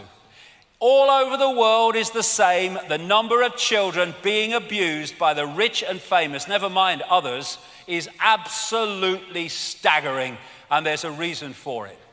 The scale of child abuse worldwide, shocking beyond belief. Yes, this is the question. We need to keep asking about everything. Why? Then you might find answers. Why is Satanism and pedophilia so interrelated and interconnected? Well, this is a Central American shaman, Don Juan Matos, who said this about entities, the archons that he called the flyers, describe him in the same way, feeding off the energy of children. Sorcerers, people who can see beyond the physical, see infant human beings as strange luminous balls of energy, covered from top to bottom with a glowing coat, something like a coat of plastic adjusted tightly around the cocoon of energy. The glowing coat of awareness is what the predators consume, and when a human reached adulthood, all that is left of that fringe awareness is a narrow fringe that goes from the ground to the top of the toes. That fringe permits mankind to keep living, but only barely. What they are after is the energy of children before puberty. We see puberty as a hormonal chemical change. That is merely a holographic expression of an energetic change in the waveform information field. They want that energy before that change takes place. And so these pedophiles are possessed by these entities that stimulate the desire for sex with children. And while it's happening, they are, through the vehicle of the pedophile, drawing off the child's energy. And the reason that you have so many pedophiles in the upper echelons of society, he said advisedly, is because they are the bloodlines, the dual DNA bloodlines, most possessible, most possessed, and therefore the best vehicles for feeding off children by these entities. That Australian Satanist said this in that document: politicians are introduced by a carefully graded set of criteria and situations that enable them to accept that their victims will be our little secret. Young children sexually molested and physically abused by politicians worldwide are quickly used as sacrifices. In Australia, the bodies are hardly ever discovered, for Australia is still a wilderness. And this is what is going on. This is what Ted Heath was doing. And this is why this guy got away with it all those decades. He was supplying children to the rich and famous, and if he went down, they all went down. That's why he was never prosecuted, even though they knew what he was doing. He is a doorway to the cesspit because he was the doorway to so many of the rich and famous, the archontic hybrid bloodlines that were feeding off the energy of children thanks to him. Daily Express, Jimmy Savile was part of a satanic ring, stands back in amazement. Of course, because they're interrelated. Knighthood from the Queen, she didn't bloody know. Come to that in a minute. Knighthood from the Pope, no need for amazement.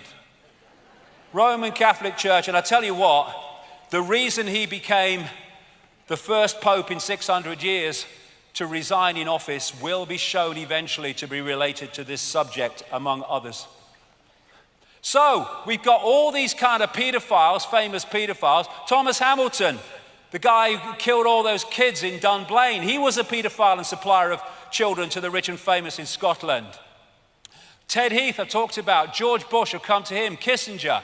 And this man, Lord Mountbatten, member of the royal family, of course, inner royal family, was a known pedophile.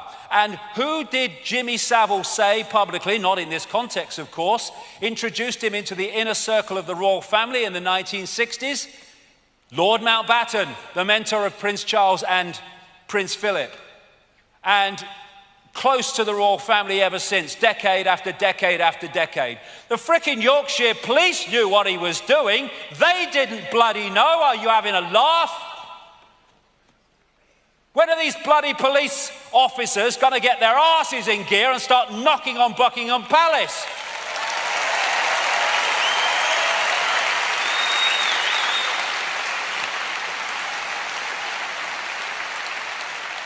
Why was record-breaking paedophile and child procurer Savile an inner circle royal buddy for decades? I knew about him in 1998 when a close friend of Diana for 9 years before they fell out, called Christine Fitzgerald, told me all about him and his necrophilia, sex with dead bodies, death cult. That's why he volunteered to be a porter in a hospital, so he got to the mortuary. And she said Diana thought he was a sleazy man. She couldn't stand him. But he said, when asked, why are you on the inner circle of the royal family?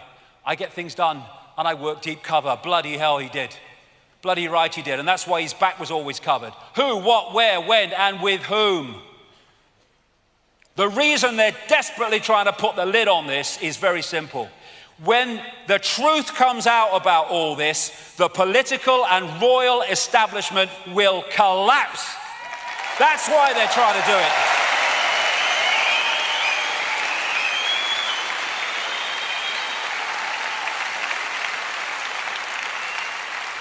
He was supplying children to Ted Heath, not least out of the children's home in Jersey when he went over to Jersey and one of his yachts, Morning Cloud, one of many called Morning Cloud. This has come out through other people now. And even the bloody Daily Mail accepted at one point, when all this was breaking, that Margaret Thatcher knew that there was a paedophile ring, or at least paedophiles in her inner circle, and she did nothing. Who was a close friend of Margaret Thatcher? Jimmy frickin' Savile. Was a close aide, Peter Morrison, from when she became Conservative leader in 75 right through to when she left as Prime Minister in 1990. Known paedophile. Even Edwina Currie, the former Thatcher minister, said so in her diaries.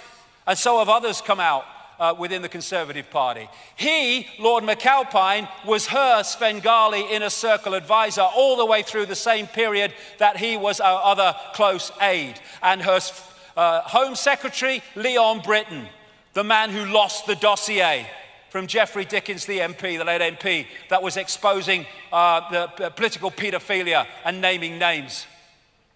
In America, this guy, I've named this guy for bloody hell, how long now? Way back into the 90s. Child killer, child abuser, child torturer. Said it on American radio endless times, in books endless times.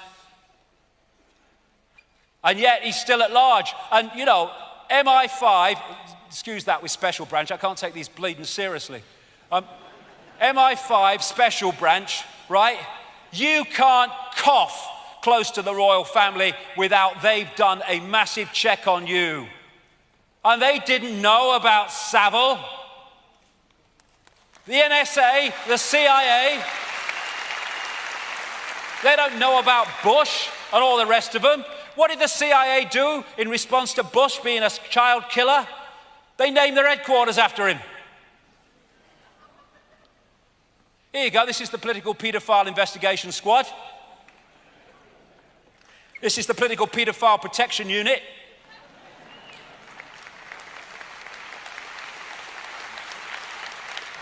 And we keep coming back to the big picture. These are protected because paedophilia has to be protected because of its energetic significance to that which controls the system from the unseen. So Geoffrey Dickens, he had this dossier which he gave to this guy. He's a nice bloody man, isn't he? Now, one of my sources was Andrea Davison. She was a lady that represented the abused at the North Wales inquiry, care home inquiry. Care home, what a joke. And she worked, was an operative within British intelligence. I met her in the 90s.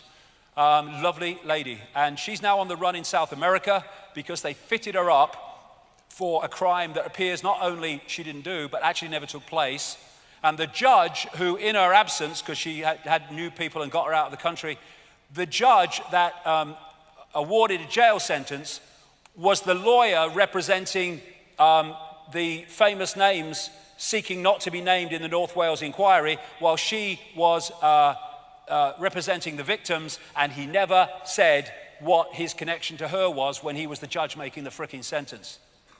And he gave her some of the infamous Dickens dossier with the names on. And her house was raided by North Wales and Derbyshire police, who took it away never to be seen again. It's a massive fricking cover-up. Here you go. Oh shit, right, usual strategy, order an inquiry and make it go nowhere, sorted. Except that it wasn't. Here you go, we'll leave no stone unturned except for those with our people underneath.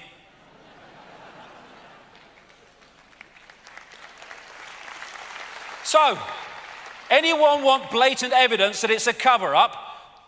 To investigate what happened to the dossier and political paedophilia and Downing Street paedophile rings, they appoint to head the inquiry the sister of Lord Havers, known paedophile, who was the Attorney General who helped to cover up the frickin' paedophilia in politics at the same time that he was Home Secretary. 60 million people, and that's all they can bloody come up with. And then when a lot of us who kind of understand this started putting out the fact that this was all going on, Daily Mail, to their credit, picked it up and made a big splash about it. She had to step down. And so who did they say in her place? The Lord Mayor, Fiona Woolf, 60 million bloody people plus, and they can't find anyone that doesn't live in his frickin' street and has dinner with him. What?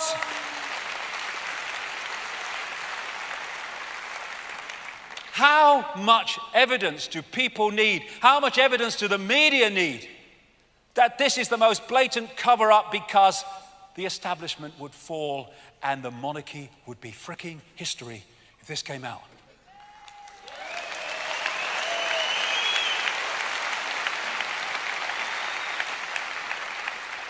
Protect the kids, no, protect the archontic abusers. So all these different areas of the system, ultimately through the hierarchy, end up there. And their great language is the language of symbolism. Interestingly, reptiles communicate through imagery rather than other forms of communication, apparently, I was reading recently. The language of symbols. Why? Why do they have this symbolic language? Well, Confucius once said, signs and symbols rule the world, not words or laws, and there's a reason for that. Because a symbol, like everything else, is just an information field carrying the information that it represents. Going to give you a number of examples as we go along here about this. And so, a symbol, we see it as a symbol, yeah, but that's the hologram. That's in the hologram. It's actually a vibrating information field, which enters the eyes. But it enters the eyes without fanfare. I can be looking at a symbol, I might not even know I'm looking at a symbol. I might be subconsciously looking at a symbol because it's just in my eye line and I'm not aware of it. But I'm taking in on a subconscious level that information field. But I don't know I am. Whereas, when you're getting communication to the ear, it's still a vibrating information field, what we call sound, but if it's within the audio range of the ear, you know you're receiving it, unless it's below threshold, subliminal. So, the greatest way of getting information into the mind, into the brain, into the subconscious to influence perception is through the eyes. Because you don't take it in. It's almost entirely subconscious. Look at that figure right at the start of the day. 11 million sensations a second, and the brain takes 40. But the subconscious takes the frickin' lot. That's the point. And so, symbols, the information in symbols, is a gateway to the subconscious mind, which eventually filters through to the conscious mind and starts to influence actions. And when you focus on a symbol, you are, through entrainment, syncing your energetic field with what the symbol represents. Doesn't matter if you have a misguided idea of what you think it represents. What it actually represents dictates the frequency, and therefore when you sync with it, there will be an energetic connection through the symbol to that which it represents, because the frequencies are the same. So when you're focused on that, that's taking you into a certain low vibrational frequency. I mean, like I said, a symbol of a religion. Energy flows where attention goes. So if you can get people involved in rituals or anything that involves symbols and you put their attention on it, you are connecting them energetically, frequency-wise, to what that represents. And, you know, sportsmen will say that when there's a big crowd and they're all on their side, willing them to win, they get energy from them. Why? Because the focus of the crowd on who they want to win makes an energetic connection with the person, and they start to feed more energy from the crowd. But it goes the other way too. When massive crowds focus on the symbols of this archontic force, whether it's personification or literal symbols, they're making the energetic connection, and their energy can be trawled because there is a frequency connection. And when you have these massive, massive rituals with unbelievable numbers of people, they're trawling energy. Go to a football match with a massively powerful atmosphere, and the hairs at the back of your neck stand up. Why? Because of the electromagnetic field generated by the crowd. That electromagnetic field en masse is what these people trawl.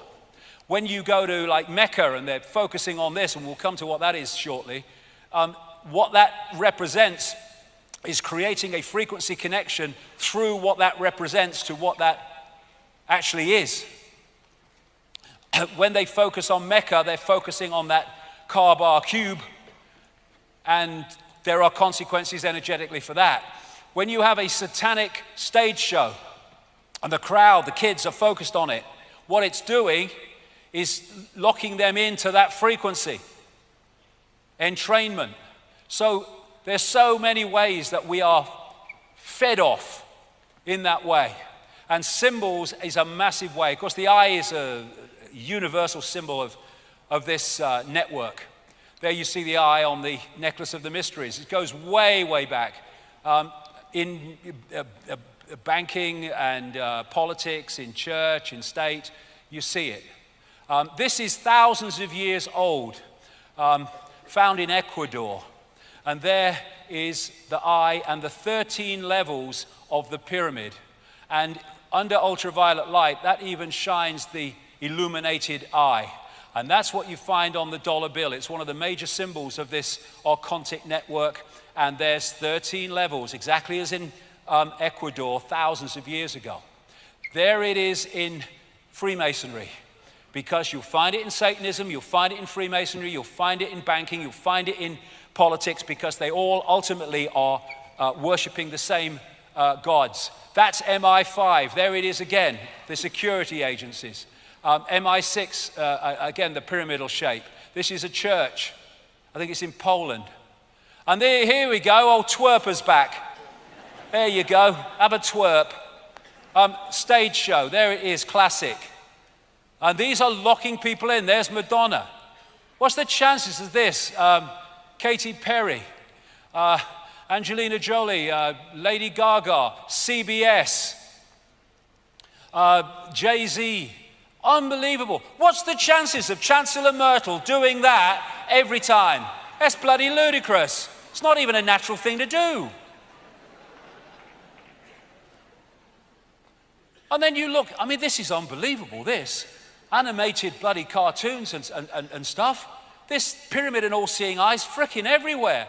I'm not going to go through them all because of time, but every one of the shots that you're going to see has got that in it. Look at them, all over the bloody place. And this is feeding something into the subconscious of those who watch, overwhelmingly kids. The programming starts subconsciously from the earliest age. The Olympics in 2012, the one-eyed man, the eye. Here you had the Monsters, Inc. The central character had a single eye, and the monsters were feeding off the energy of children. It was their sustenance. And then you have this is unbelievable again, the number of personalities who get photographed covering one freaking eye up in some form. I mean, look at it. And there's hundreds more. And most of them won't know. Another great symbol of this archontic network in all its forms is the flame or the lighted torch. And what the Gnostics said was that the archons are made from luminous fire, the jinn were made from smokeless fire, according to the Islamic belief, and the archon phoenix, that all comes from this archontic symbolism, the phoenix rising from the ashes in fire. And according to Freemasonic historians, the phoenix morphed in terms of symbolism into the more acceptable eagle, and that's why you have eagles on so many flags and state logos. So all this is putting information into the subconscious mind to filter through to the conscious mind. So, in plain sight, Saturn. Saturn is, I would say, after my research over the years, is fundamental to understanding how this, quote, bad copy became our fake reality and continues to be so. First of all, Saturn was widely worshipped in the ancient world. Question, why would it be when we can hardly frickin' see it, never mind what the ancients could do? Well, there's a story about why.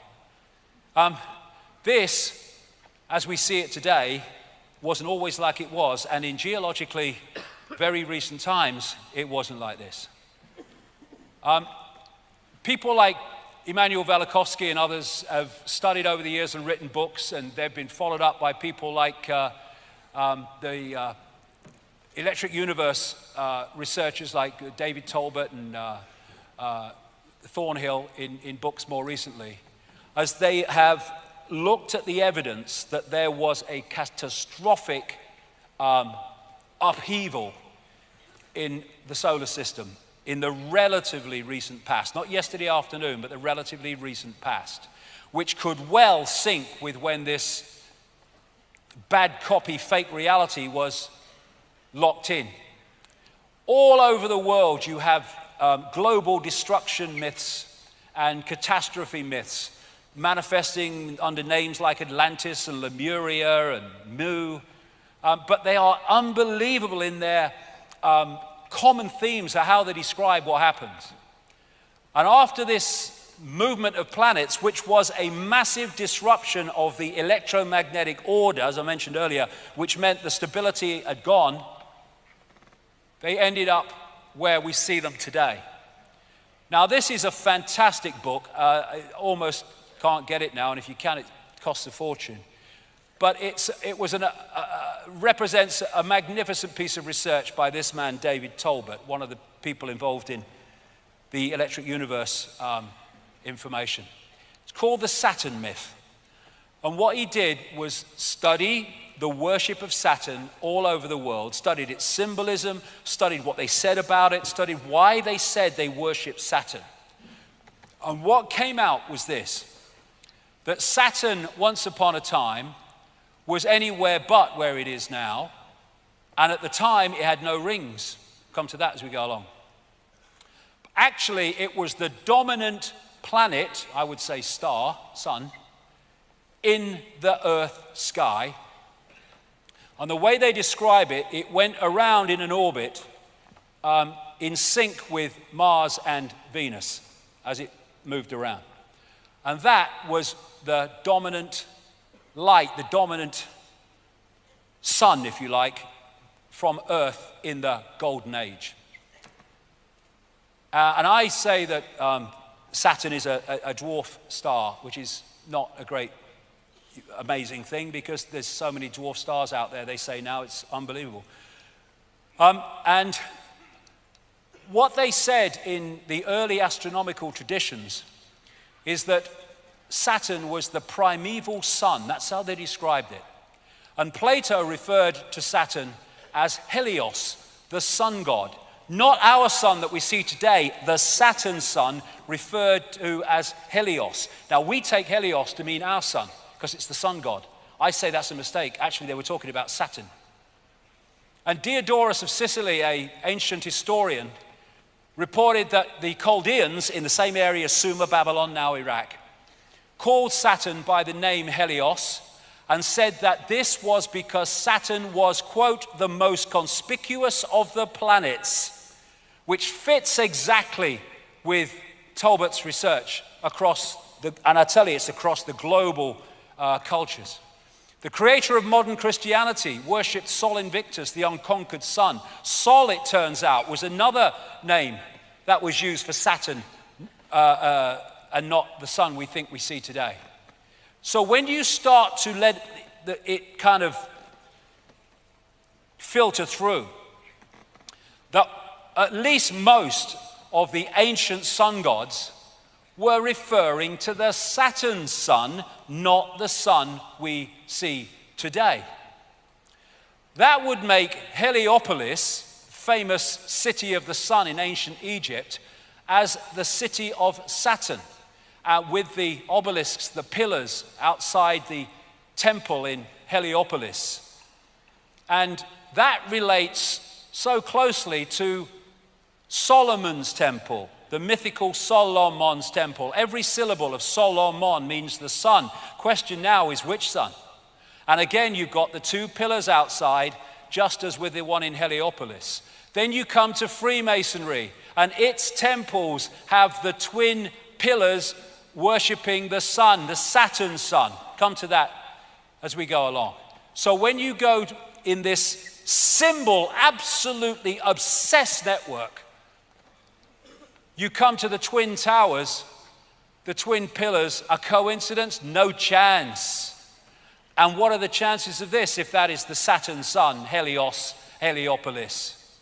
This obelisk in St. Peter's Square is an original obelisk put there from Heliopolis I would say, the city of the Saturn sun. And I've been saying for years and years and years and years that the Roman church is worshipping Saturn. The Bennu bird of Heliopolis was symbolized as Atum Ra. Both symbolized Saturn. And the Bennu bird became the phoenix, which became the eagle, as Freemasonic historians talk about.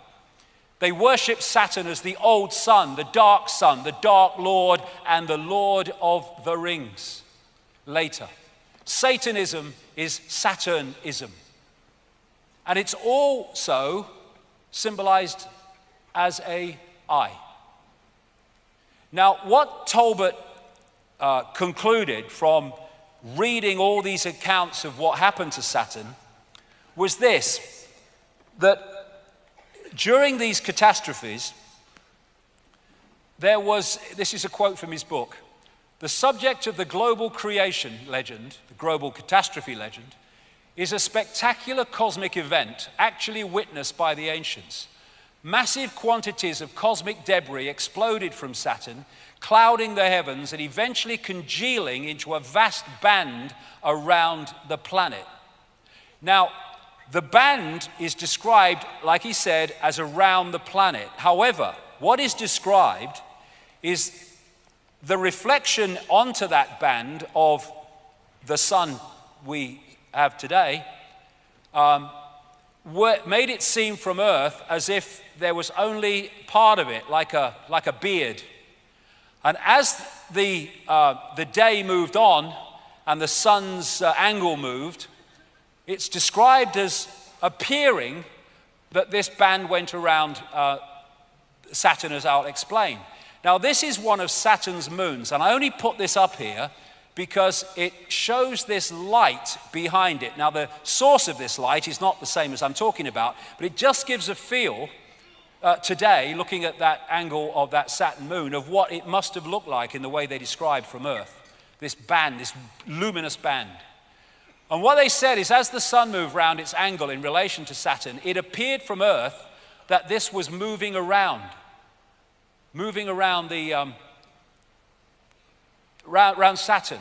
But that became the main symbol because that appears to be what it looked like for most of the Earth day at that time. And so you see symbols relating to that all over the ancient world, which Talbot came up with. Let's just go further forward here, I'll come to something else. There's loads of them with the band and the disk Saturn. Loads of them like this, with symbolizes the horns with the planet, the sun in the middle of it. And Lord of the Rings was a name given to Saturn. And here you see in the movie, you see the same symbol and the eye of Sauron, the reptilian eye, as the source of power. They're using it now in Apple products as well. Here you have the man who started a satanic secret society in Germany called the Brotherhood of Saturn. And these are Saturn symbols, and there you see the round circle with the dot in the middle and the horns. Now, that round circle with a dot in the middle is said today still to have been an ancient symbol of the sun. Well, there's nothing when you look at our sun to use a symbol like that to symbolize it. But you look at that symbol in relation to what Talbot's saying, and it's very obvious what it was symbolizing. You had an unbelievably Saturnesque stage show done at the Super Bowl in 2012 by Madonna with the luminous fiery eye again. And there is Saturn with the crescent between the Twin Towers in the Mother Lodge of Freemasonry in Great Queen Street in London. You look at the symbol of Islam, and it can be interpreted as the star and the crescent that was used in the ancient world. These laurel leaves symbols are very much in sympathy with that. This, of course, is the United Nations with the world as a target, very appropriate, and that is the symbol of the Windsors, the royal family, the Windsors royal family. That's, of course, an American great what do you call it? There's the flying disc, again, a Saturn symbol. You see that on many cars and in many areas of the corporate world. And of course, in that Saturn-esque presentation, you had exactly that used in the Madonna stage show. Now this is why Satanists worship the goat. In one form, the goat god Pan. This is Manly P. Hall, Secret Teachings of All Ages, who is one of the major Freemasonic historians over the years. He said Pan was a composite creature, the upper part, with the exception of his horns, being human, and the lower part in the form of a goat. The god himself is a symbol of Saturn, because this planet is enthroned in Capricorn, whose emblem is a goat. And that is where that comes from, Baphomet, one of the most famous of satanic worshipping symbols. And you see them on this ring. Is Baphomet on Beyonce. She's dressed, Lady Gaga, as Baphomet. And there is Baroness Philippine de Rothschild with Baphomet massively round her neck. I am staggered, I don't believe it. The owl is Saturn, the owl of Bohemian Grove. Apis or Apis, the Egyptian Saturn god, the bull god, the god of Saturn. And that's where you get the golden calf and all that stuff. And again, you've got the money system symbolized as the bull as well. Now, I said earlier that numbers are just digital expressions of frequency waveform information fields. This is called the magic square of Saturn, and it's also the magic square of Freemasonry, of course. And why it's magic is whatever way you go and you add those numbers up, they come to 15. Don't matter which way you go. Now, in numerology, you add the numbers until you get a single number. So 15 in numerology is 666. 666. And that represents the energy frequency of Saturn, which I'll come to. Now, this is the sigil of Saturn, and they get it by drawing between the squares of the magic square from 1 to 2, 2 to 3, 3 to 4. And that's how they get that. Now, if you turn that up on its side, you get that, which is what that is. The most obvious symbol of Freemasonry, because they're worshipping Saturn, which is an expression of this archontic fake reality. That is the symbol of Balmoral, the Scottish home of the royal family. Exactly the same, the sigil of Saturn. This is an ancient symbol of Saturn, the six-pointed star, the Star of David. It's not, they just hijacked that. It's a symbol of Saturn going way, way back. And this is where the name Rothschild came from. They had a red version of the six-pointed star on their house in Frankfurt, where the Rothschild dynasty came out of. And in German, red shield is Rothschild. The very name Rothschild comes from a symbol of Saturn. And they then took it and put it on their fiefdom of Israel. Saturn. Same with many law enforcement symbols. There it is as an ancient depiction of Saturn, six-pointed star and the moons. There's the six-pointed star on this necklace of the mysteries. And here it is again. And all of these are from Asia. It is not a unique Jewish symbol. The Rothschilds took it as a symbol of Saturn and put it as a Jewish symbol. No one is more manipulated by the Rothschilds than the Jewish people of the world. No one.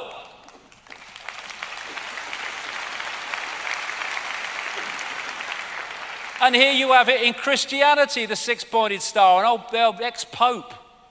And there it is between the pillars in the Mother Lodge of Freemasonry in Great Queen Street in London. It's all Saturn. They're all pissing in the same pot, all of them.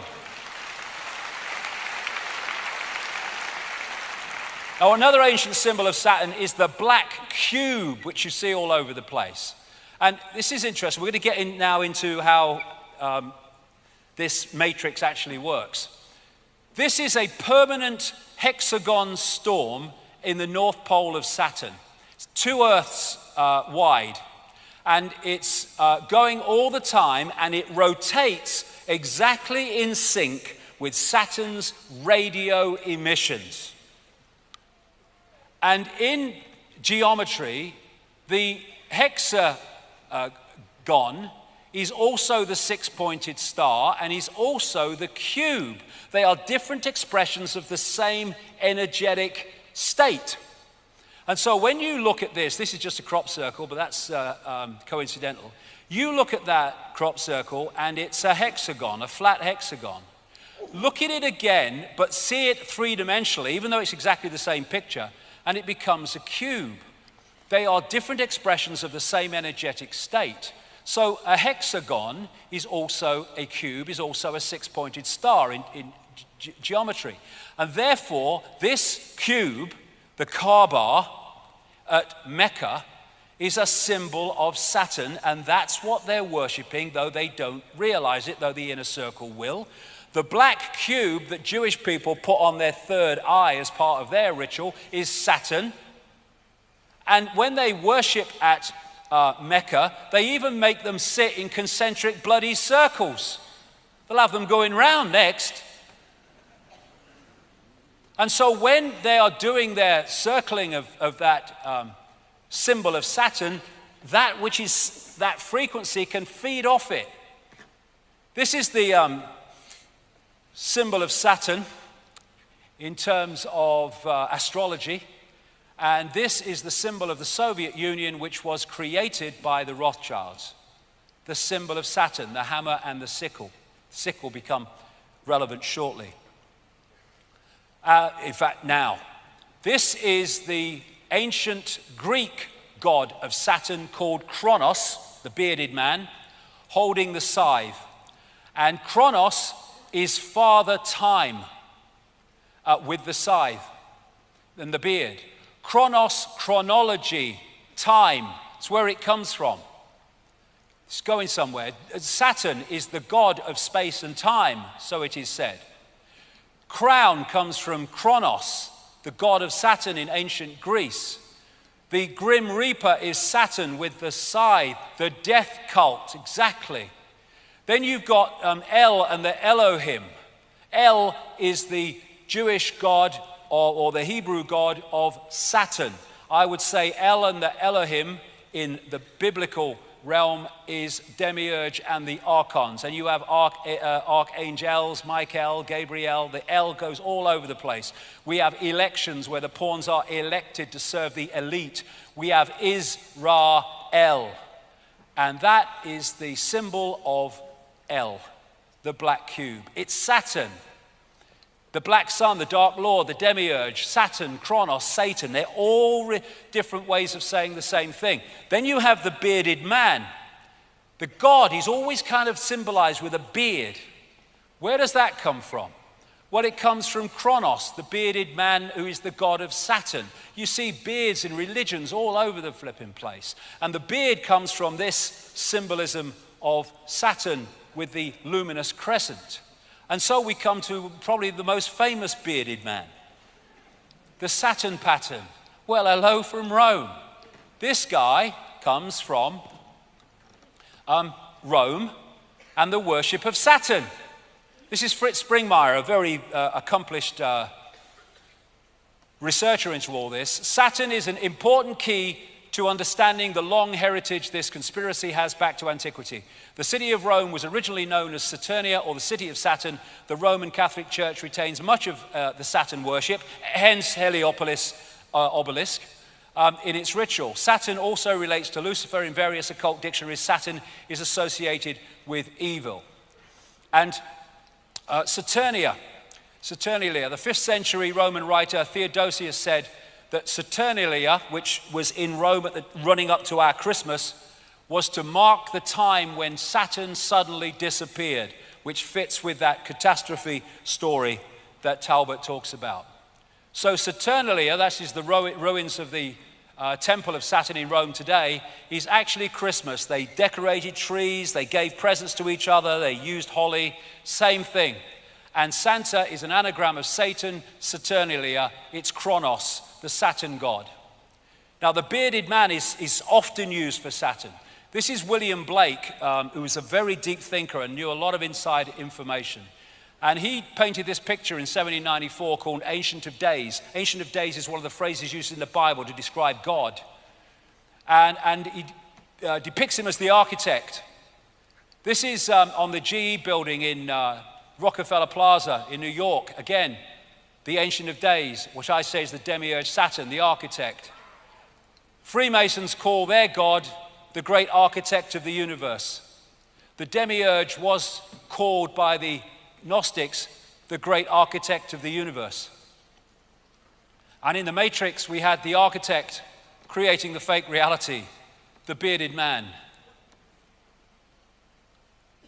And when you look at Saturn, the control system, it fits all the boxes of the society we live in. The religions, secret societies, and Satanism are worshipping Saturn. Astrologically, in other words, energetically, banking is astrologically ruled by Saturn. Politics and the institutions of state of all levels astrologically ruled by Saturn. Corporations astrologically ruled by Saturn. Law in the court system astrologically ruled by Saturn. Science astrologically ruled by Saturn.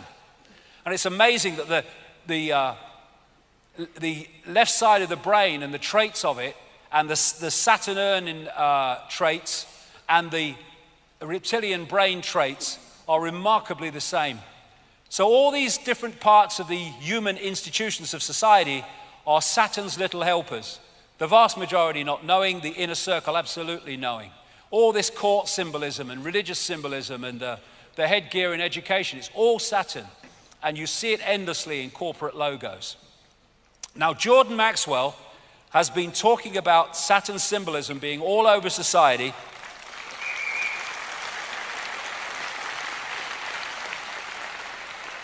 for decades and decades and decades and decades. My question is, why?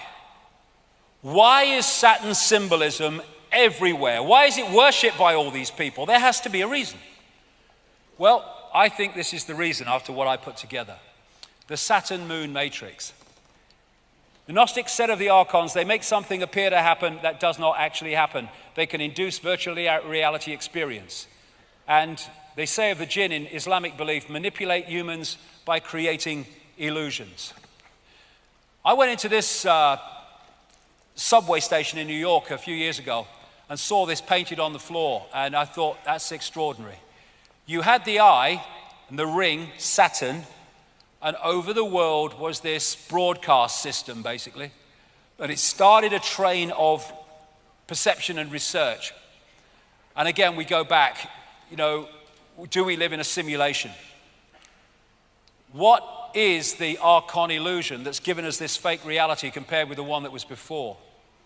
What is making us decode a different reality now to the one we did before?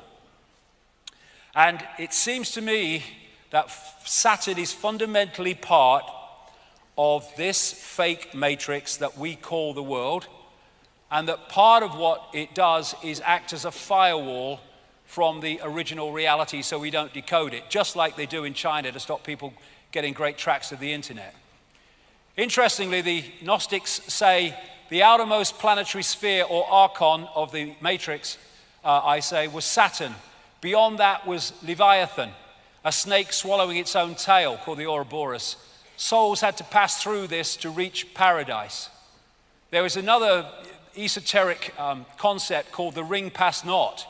And this is a point where while you remain in the illusion of duality, you can't progress beyond it, called the Ouroboros, the snake swallowing its tail. And there on that Saturn symbol, you see the Ouroboros in the Mother Lodge of Freemasonry, exactly what the Gnostics described. And within that reality is what we call time, the great controlling mechanism, Chronos, and Saturn, the god of time and space. Now, coming from Saturn is a particular frequency, and it's the frequency that's making that storm at the North Pole. And this is Saturn, which is recorded by NASA.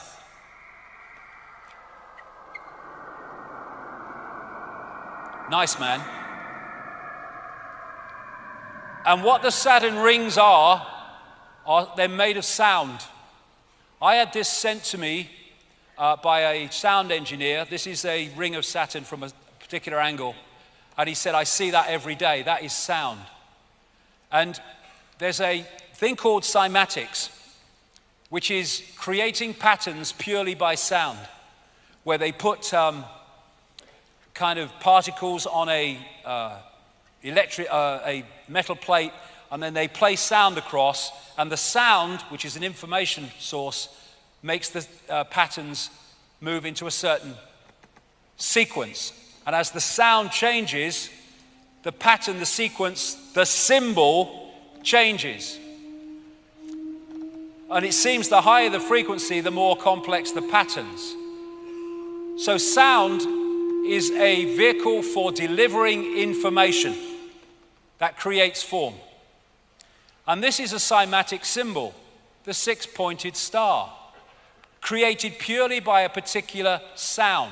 And that's what that is, and that's why it rotates exactly with the radio frequencies of Saturn.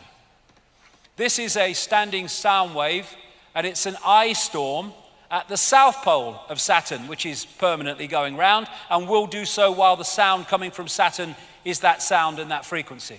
There's a standing wave, looks like an eye, done in a studio. This is the standing wave of rings done in a studio, just like Saturn. It's all sound. Now, these symbols here, I got off the internet, and what it is, they're playing through really fast. You can't see what the symbols are, but when you freeze frame them, what they are, they're reacting to sound.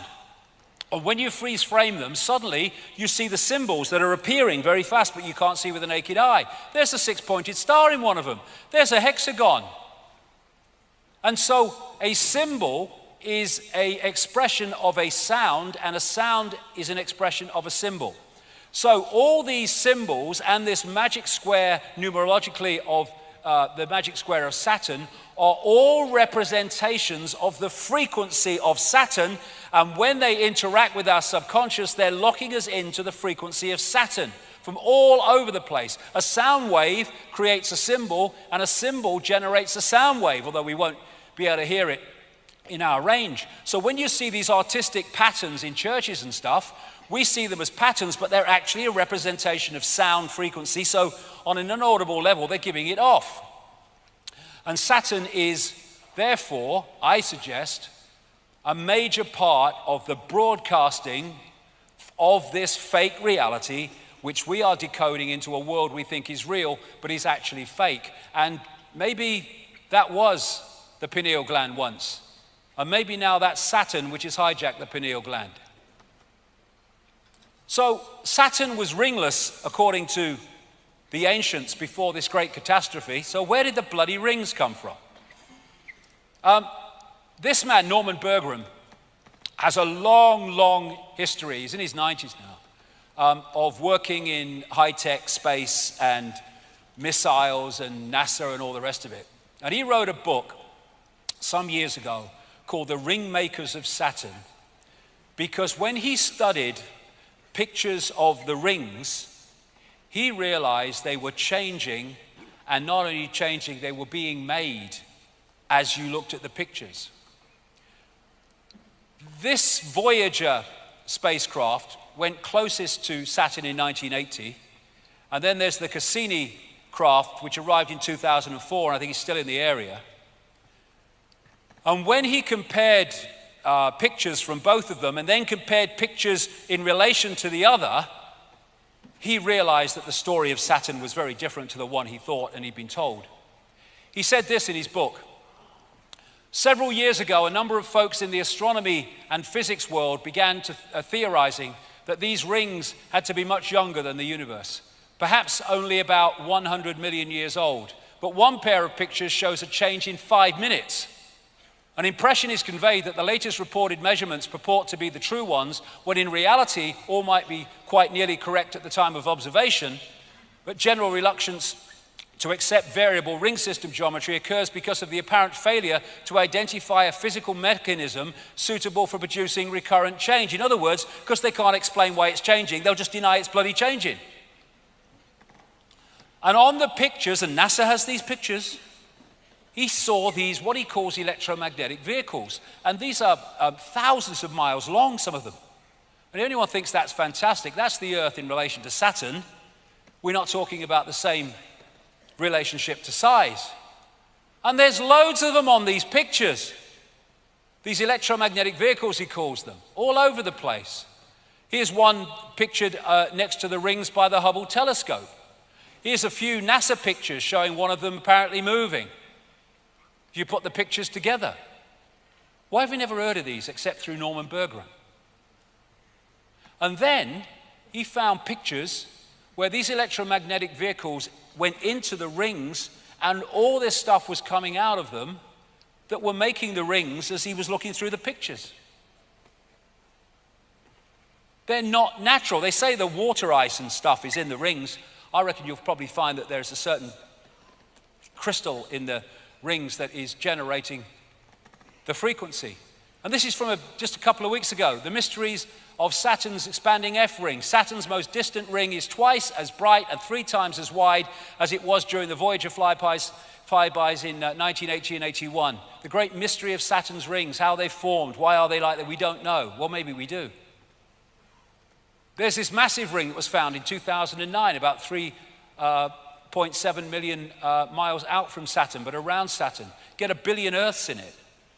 And I'm suggesting that actually that broadcast comes across to us. The Saturn matrix is a band of frequency which we are tuned to, and we think it's real. It's a virtual reality as described by the Gnostics. Now, I'm going to move on quickly because we don't want to run out of time, but the moon, as I've said before, is fundamentally involved in this. I read this book, Who Built the Moon? The evidence for the fact the moon is not a natural body is fantastic. And interestingly, what the book found was the relationship in terms of mathematics and all the rest of it of the Earth, the moon, and the sun is completely different to anything else in the solar system. And what the Gnostics said was the archons created the rest of the solar system but did not create this. The maths involved in the Earth, Moon, Sun system is nothing less than staggering.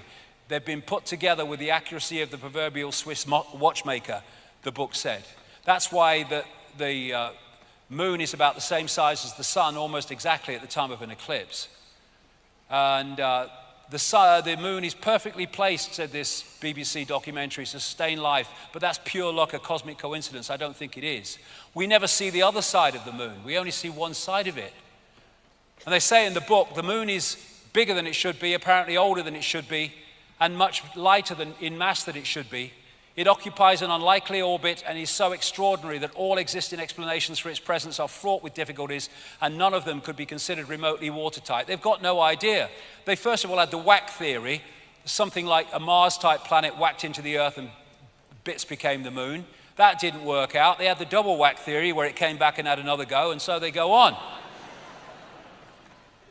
And these scientists saying here, the best explanation for the moon is observational error. The moon doesn't exist because it shouldn't if it's natural. It seems easier to explain the non-existence of the moon than its existence.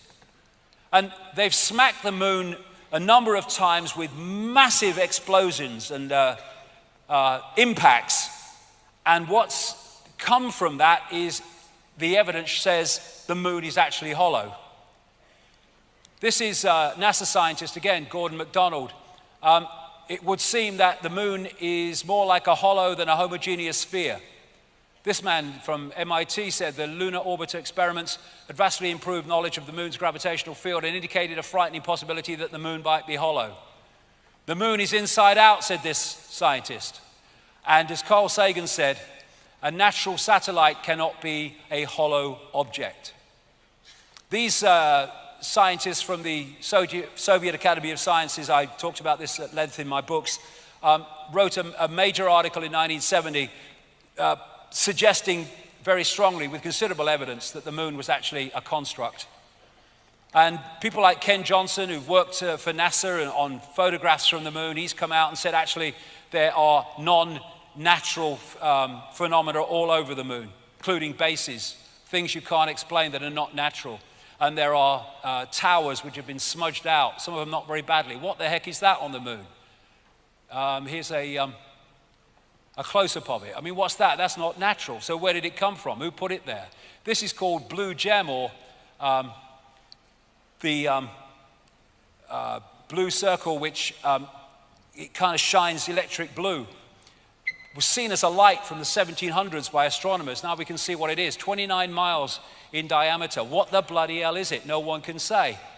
And in so many ways, the moon appears to be something akin to the Death Star moon in the Star Wars films. And indeed, two moons of Saturn look remarkably like the Death Star moon. And it, as I put it together over the years, is like an amplifier of the Saturn broadcasts, which are then fired at the Earth with far greater power and thus influence on our reality. And if you put that there, it kind of gives an indication of what I'm saying. Now, talked about that Charney project and what came out from it. Long after I've been talking like this about the moon and its influence on our reality, this article came out, and in part of what was said in it, it talked about the moon. They said this entity that they connected through a computer system with said, the moon is not a natural heavenly body. Life was better for humans before the moon came. Moon forces control time and manipulate the mood of humans. The moon is there to control the Earth's mood, emotion, and a big calm would come over the Earth without the moon. There would be only little storms, not big storms. The old race, Archons, captured the moon from space and located it next to the Earth. That is said to have happened by many, many ancient cultures. People and animals without the moon would become calm and peaceful, and anxiety and fear would dramatically decline. The oceans would be much calmer, heavy thunderstorms and lightning would be rare, and the climate would be balanced with no extreme heat or cold. Telepathic interdimensional communication would become widespread, and people would be able to see new colors, higher frequencies in an enhanced color spectrum. And that fits with the fact that this frequency, this matrix, is suppressing human expansion of awareness, keeping us in the box. There would be major changes. This really left field, this one. There would be major changes to the human respiratory system as blood and breathing chemistry changed. Those born after the moon's demise would be able to hold their breath underwater for hours at a time.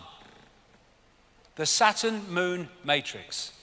That's the reality we think is the world, the one that is locking us in to this round and round and round free society. Go to work, work, buy, consume, die. Work, buy, consume, die. That's the matrix that's playing us.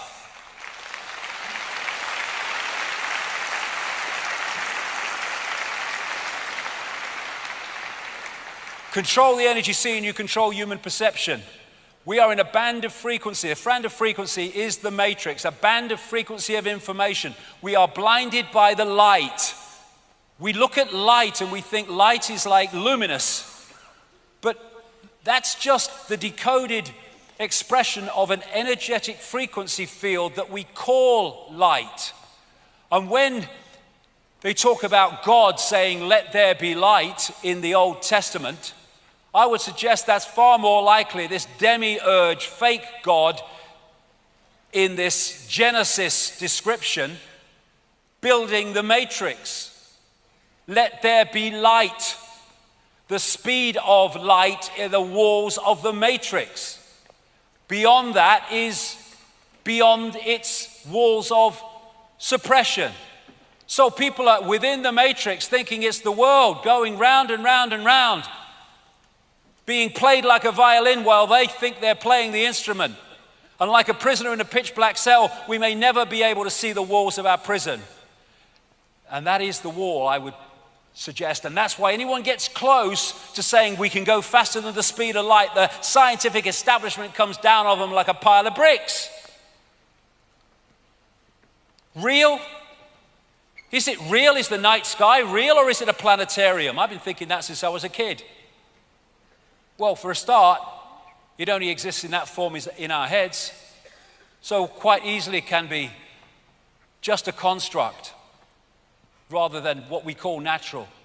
The archontic architects of our fake reality. And so this scene from the Matrix movie is absolutely perfect if you had two words. The Saturn Moon Matrix is everywhere. It is all around us, even now in this very room. You can see it when you look out your window or you turn on your television. You can feel it when you go to work, when you go to church, when you pay your taxes. It is the world that has been pulled over your eyes to blind you from the truth. What truth? That you are a slave, Neo. Like everyone else, you were born into bondage, born into a prison that you cannot smell or taste or touch, a prison for your mind.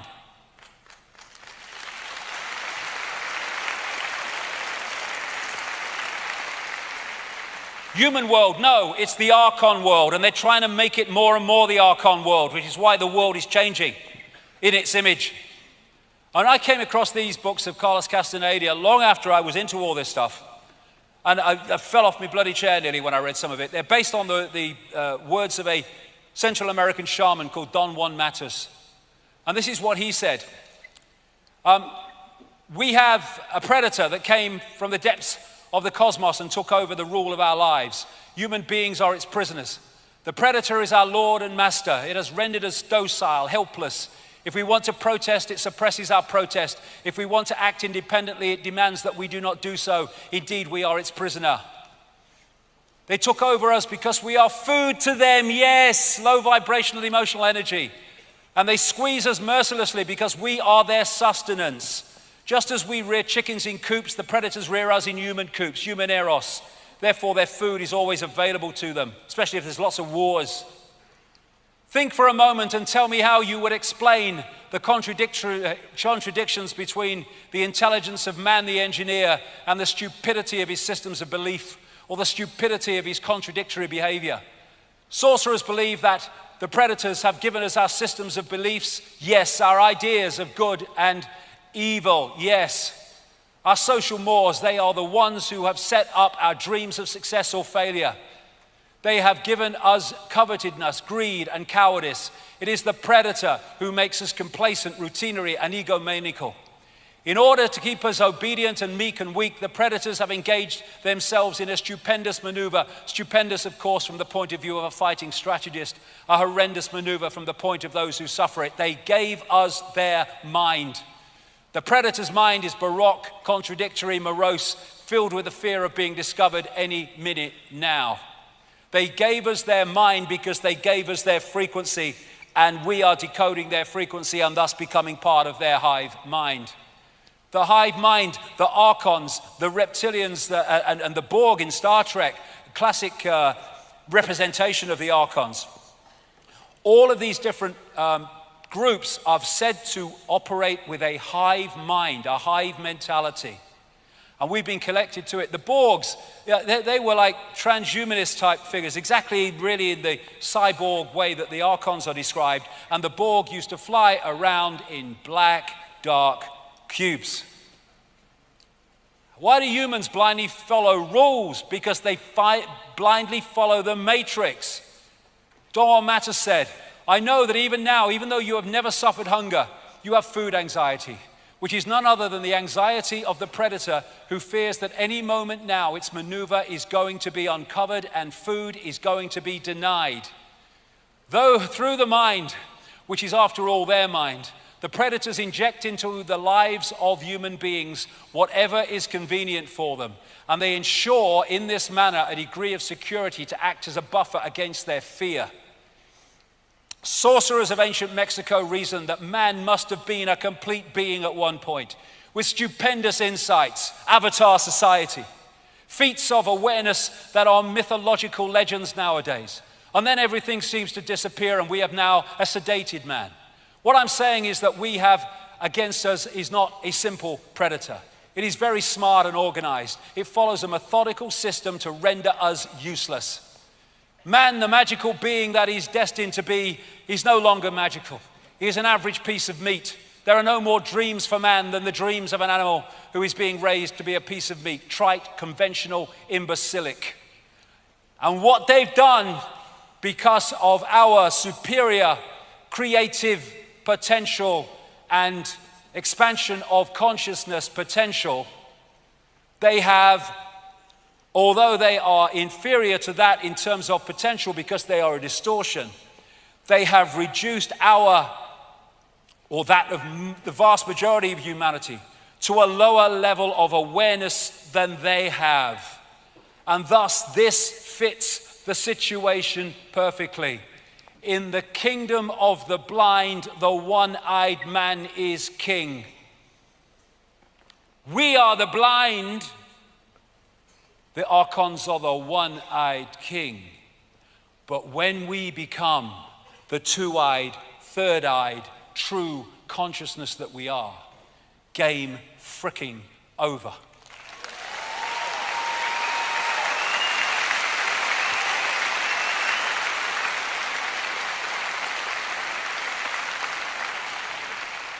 Psychopaths have hijacked the world, and it's time to take it back.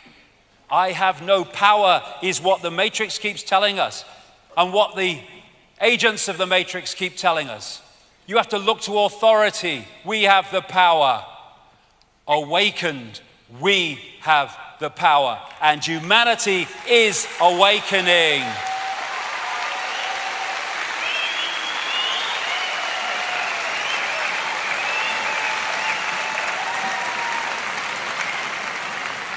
And like I said right at the start, understanding the problem is to understand the solution. And we're starting to understand the problem. I'll be back in half an hour. Thank you. Hello, Wembley. What a day for throat infection.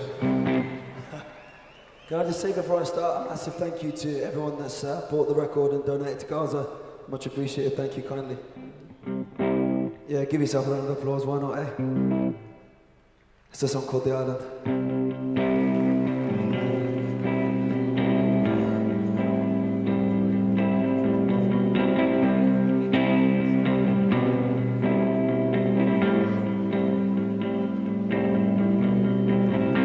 I'm sunning up and I'm closing down. Shuttles dragged down to the ground. I'm boarded up and painted white. Graffiti covers up the signs of life and take my head out. Just feel love and feel loved. Take my head out. Feel love and feel loved. Feel love and feel loved.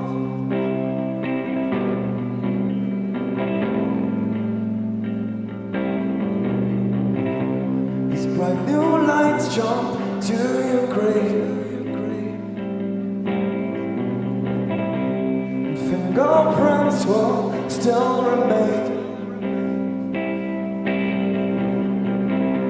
Well, once you stood so tall and proud, the strongest gales can't drag you down to ground and take my head. Just feel love and feel loved. Take my head out. Just feel love and feel loved. Feel love and feel loved.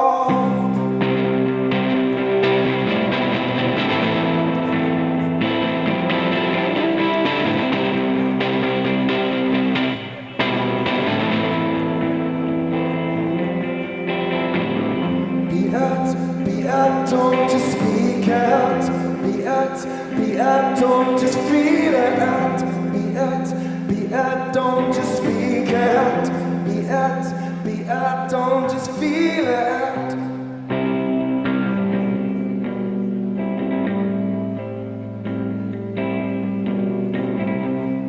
And you cannot be replaced.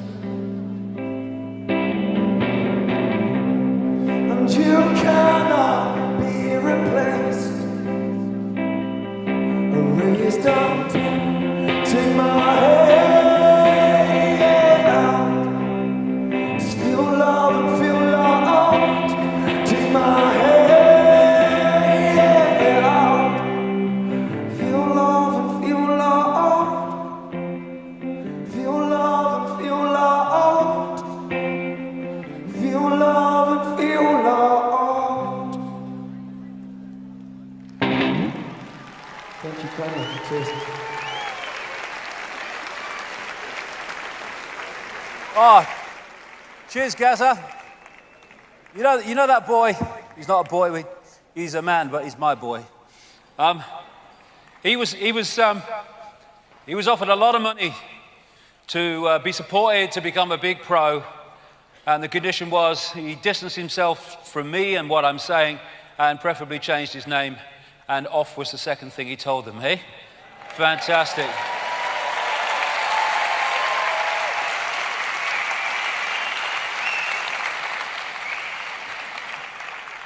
And what a freaking talent.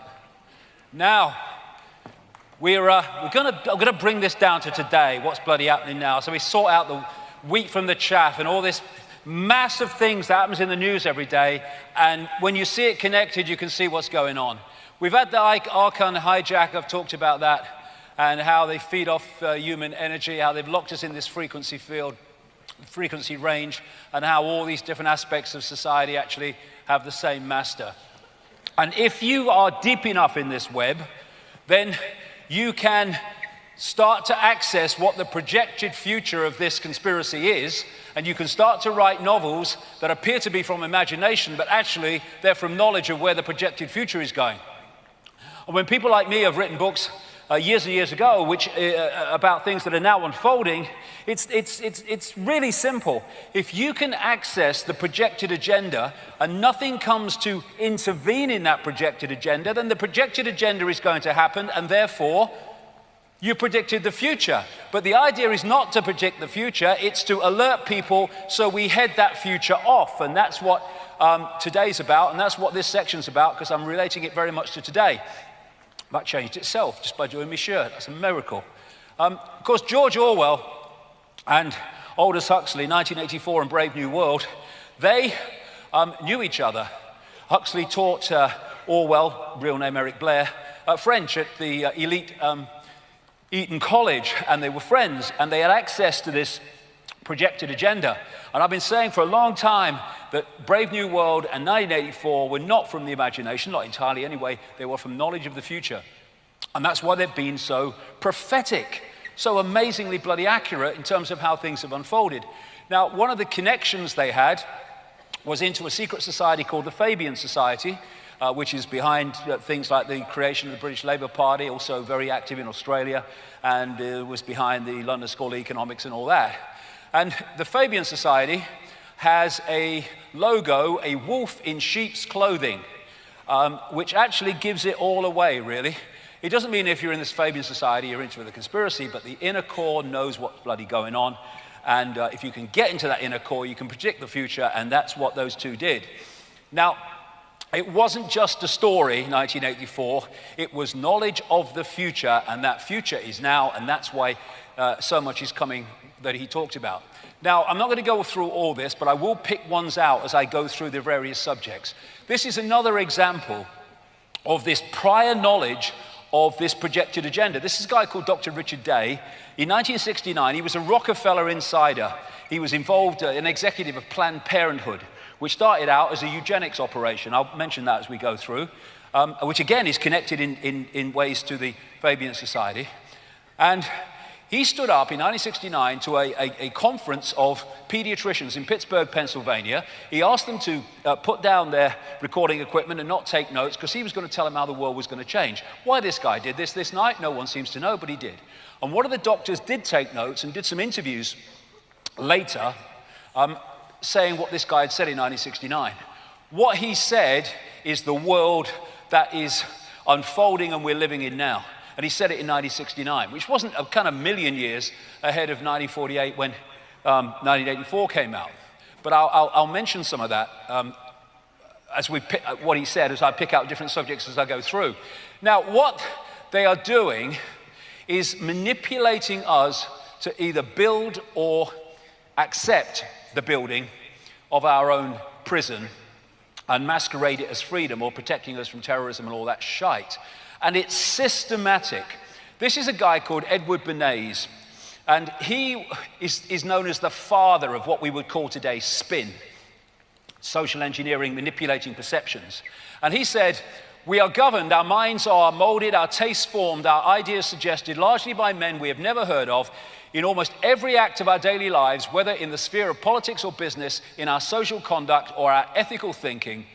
We are dominated by the relatively small number of persons who understand the mental processes and social patterns of the masses. It is they who pull the wires which control the public mind. In other words, understand how we create reality and interact with reality and then download and program your version of reality that you want people to believe. It's systematic. And here is a wonderful example of it, Archon education. If only it was. Control perception and you control reality, and you can get them as young as you can and plant their reality from the earliest possible age. Here we are, buses waiting to take inmates to the programming centers, because that is basically what they are.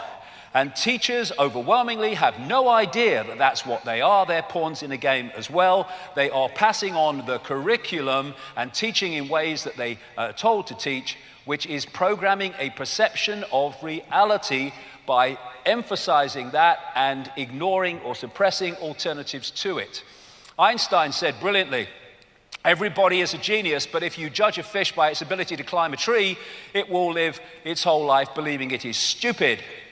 What schools, what education should be in a natural order world is not how do we get children to be what we want them to be, but how do we get the best and the potential out of every child in their unique sense and unique self. That's what education should be.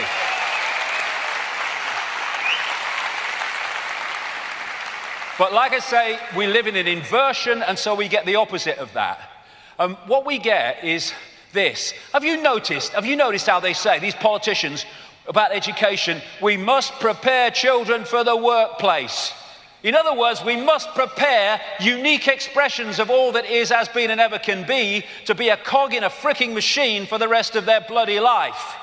The system should fit us. We should not fit the system.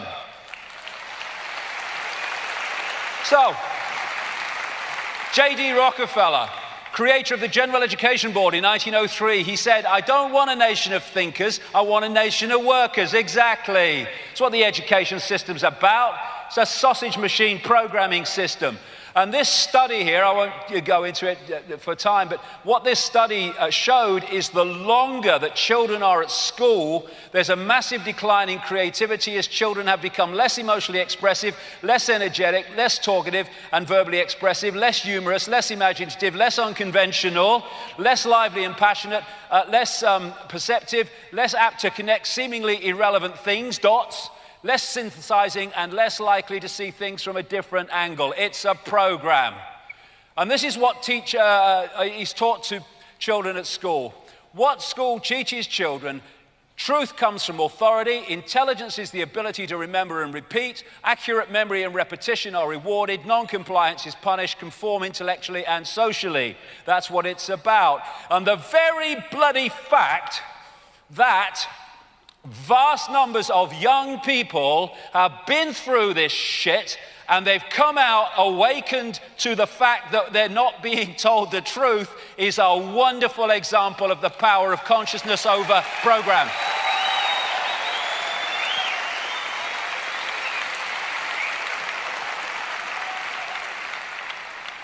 School's out. Ah, the 6-week holiday. I'm out of prison. They're prisons.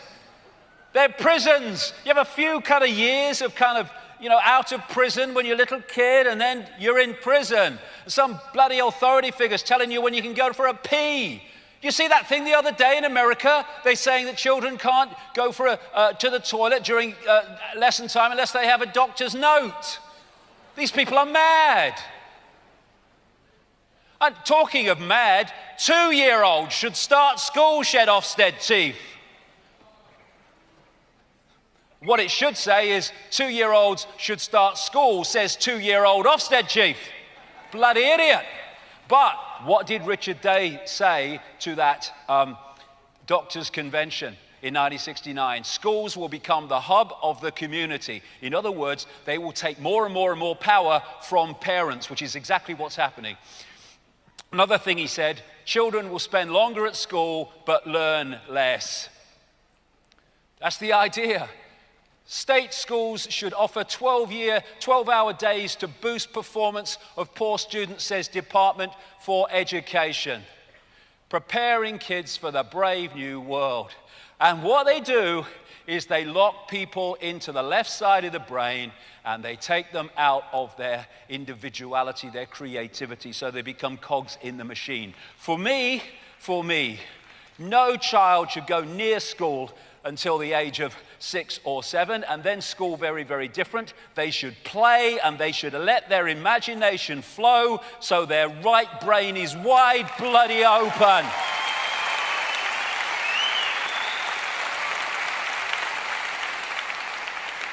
There you go, the original PlayStation. Hey. And this bloke's going to have a few mentions in the next couple of hours, bloody hell. Bill Gates, he's involved in this thing in America called Common Core.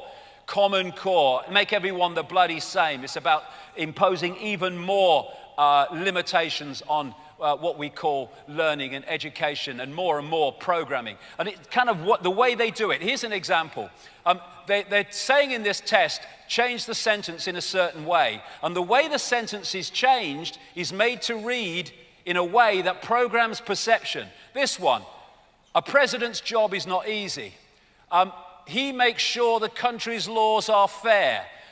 Government officials' commands must be obeyed by all, and individuals' wants are less important than the nation's well-being. It's all putting this program. Now, I think an expert test taker would fill in the form something like this myself.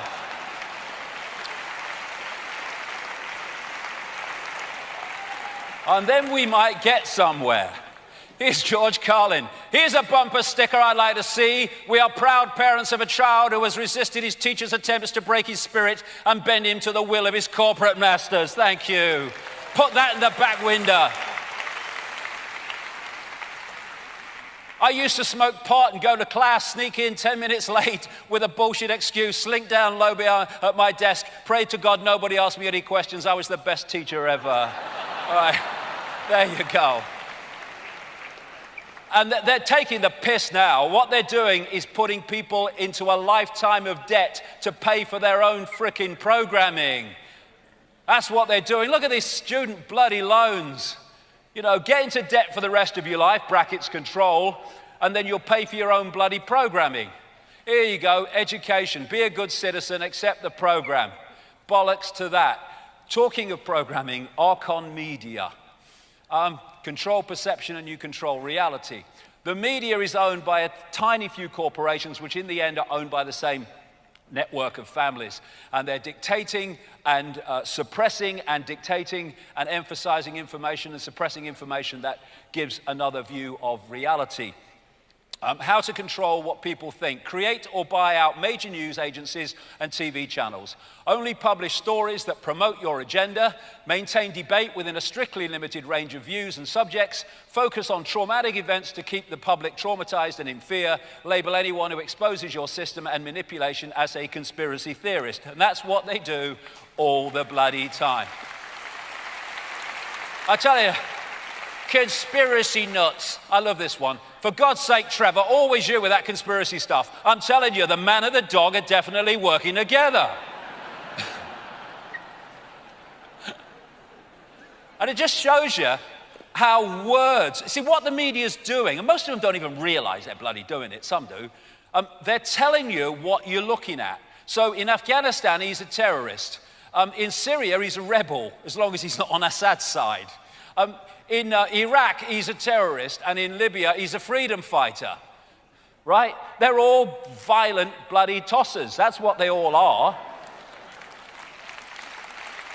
And how you crop a picture. There's the picture, crop it, says one thing. Crop it, says another thing. Manipulating is so easy. And then you get this manufactured conflict as if we've got media choice like we've got political choice. So in America, they've got this lady called Rachel Maddow of MSNBC, left, Democrat, liberal. And then you've got Bill O'Reilly, so far out, he's outside the building in the frickin' street, he is. And they argue with each other and they all that stuff. And they give you the impression, oh yeah, there's some political debate going on. But there has a common theme and there is a common denominator. All of them, when it comes to the fact that there's some kind of conspiracy going on, are absolutely in total unison that it's all madness. There can't be any conspiracies. Including these two, Jon Stewart and Bill Maher, who's supposed to be like politically incorrect and political kind of satirists, but when it ever comes to the fact that there's something strange going on and something is going on we're not being told and we should know about, they're united in the fact that all conspiracy researchers are crazy. So like Malcolm X said, if you're not careful, the newspapers will have you hating the people who are being oppressed and loving the people who are doing the oppressing. Don't we see that in this propaganda against the poor and people like that in our society? Let's hate them and let's love the people who are oppressing them. Exactly what he's talking about. And then we have peer pressure. You see, when you've been through this propaganda, when you've been through this programming system, then it would be bad if you just took the programming yourself and left other people. I said many years ago, the human race laughs at sheep, but we out-sheep the sheep because at least the sheep need a frickin' sheepdog to keep each other in line.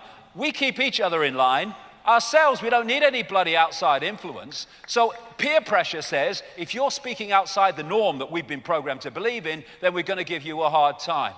And people are fearful and they keep their heads down and their mouths shut because they fear what other people think of them. I can tell you from long experience, it doesn't fricking matter. Individuality. You laugh at me because I'm different. I laugh at you because they're all the bloody same.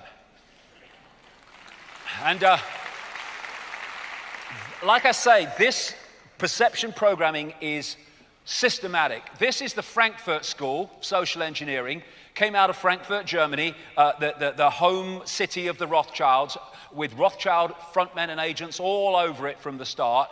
Started out in Frankfurt, went to America, and this is what it was looking for. See if you recognize this society.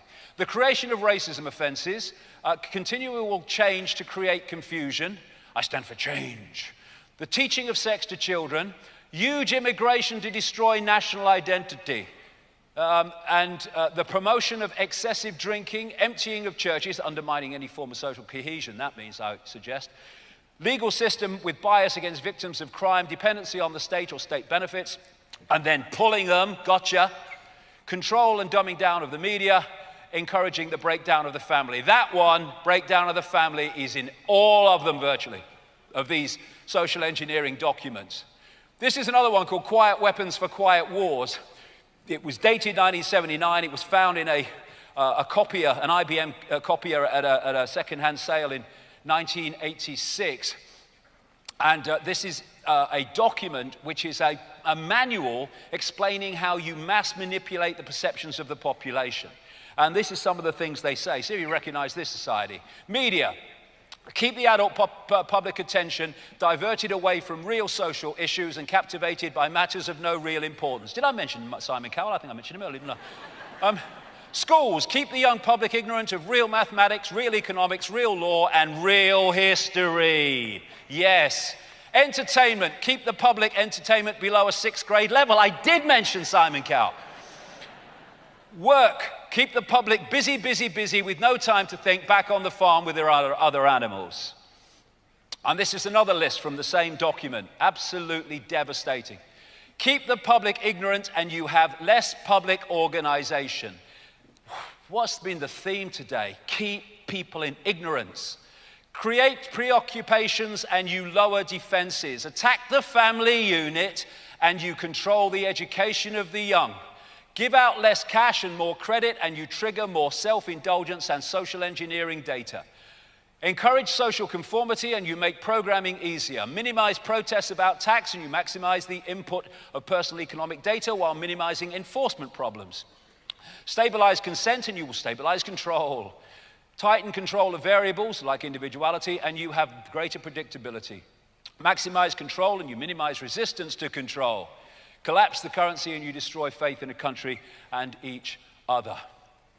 So, Archon mind games. It's all a bloody mind game, and there are various techniques that are used all the time to push this agenda on by manipulating our perceptions. Order out of chaos, 33rd degree of Freemasonry, order ab chaos. Order out of chaos. Create the chaos, then offer the order out of the chaos, which is what I call problem, reaction, solution. Create the problem, get the reaction, do something, then offer the solutions to the problems you have covertly created. 9/11 led to the war on terror, multiple invasions of target countries, and Orwellian surveillance and loss of freedom at home. Problem, reaction, solution. Here's some words I put in Obama's mouth, some truth for a change. We fund and arm terrorists and then use them as an excuse to take your freedoms away. Works every time. This is how it works. So, 9/11, we have architects at the top of their profession who have joined together in large numbers to say, no way did those buildings come down as they were supposed to have come down according to the official story. The same with pilots who've got together and said, there's no way those planes were flown as they were said to have been flown by, terrorists from the Arabic world based on learning how to fly Cessnas, or in many cases not flying Cessnas. One of their instructors said I was surprised they could drive a car. And this, I'm not going to go into 9/11, but I'm just going to pick out one thing just to show you, for anyone new to this, how this works. Just one aspect, and my goodness, I cooked for 9/11 for hours.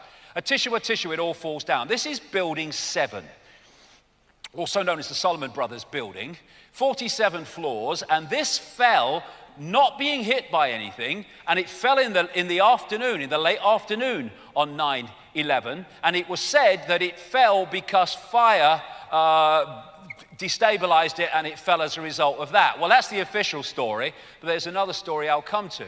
Now, this lady is a BBC reporter, and the picture you see is her in a live interview with a newsreader in London, in which she's saying on 9/11 that the Building 7 building has just collapsed, right? And as she's saying it's collapsed, it's still frickin' standing behind her, right? Now, what people say is, you're saying the BBC's in the conspiracy then? Well, on the inner core, yes. Most of it, no. They just don't know their arse from their frickin' elbow. I've been there. Now, what was this all about?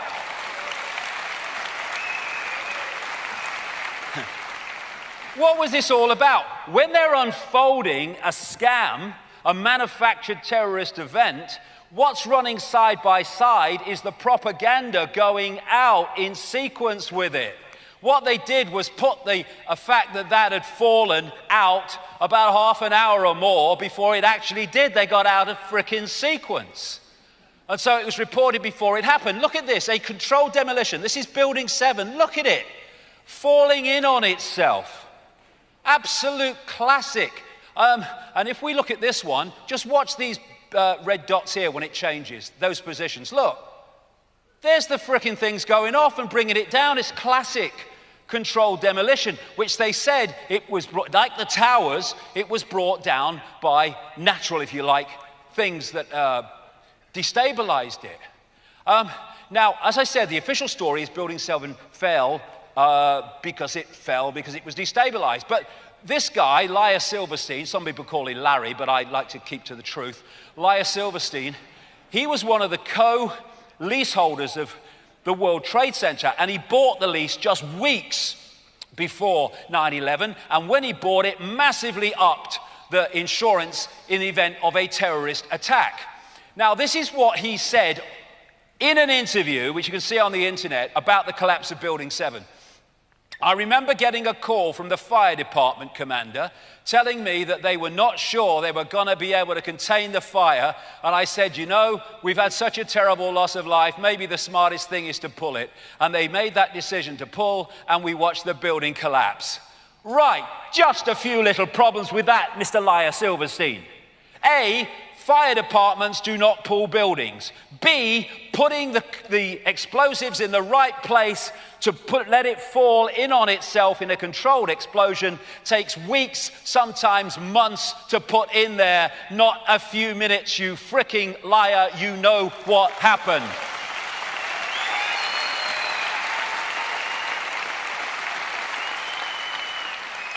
Now, Liar Silverstein used to have breakfast every single morning, officially accepted, in a restaurant at the top of one of the Twin Towers.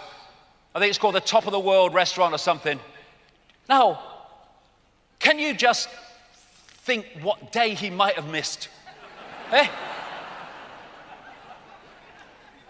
Because he said his wife had got him a dermatology appointment. And he said it saved his life. No, what saved your frickin' life, darling, is you knew what was coming and you didn't give a shit.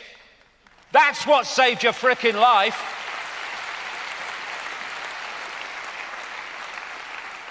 And what's that? No empathy, no remorse.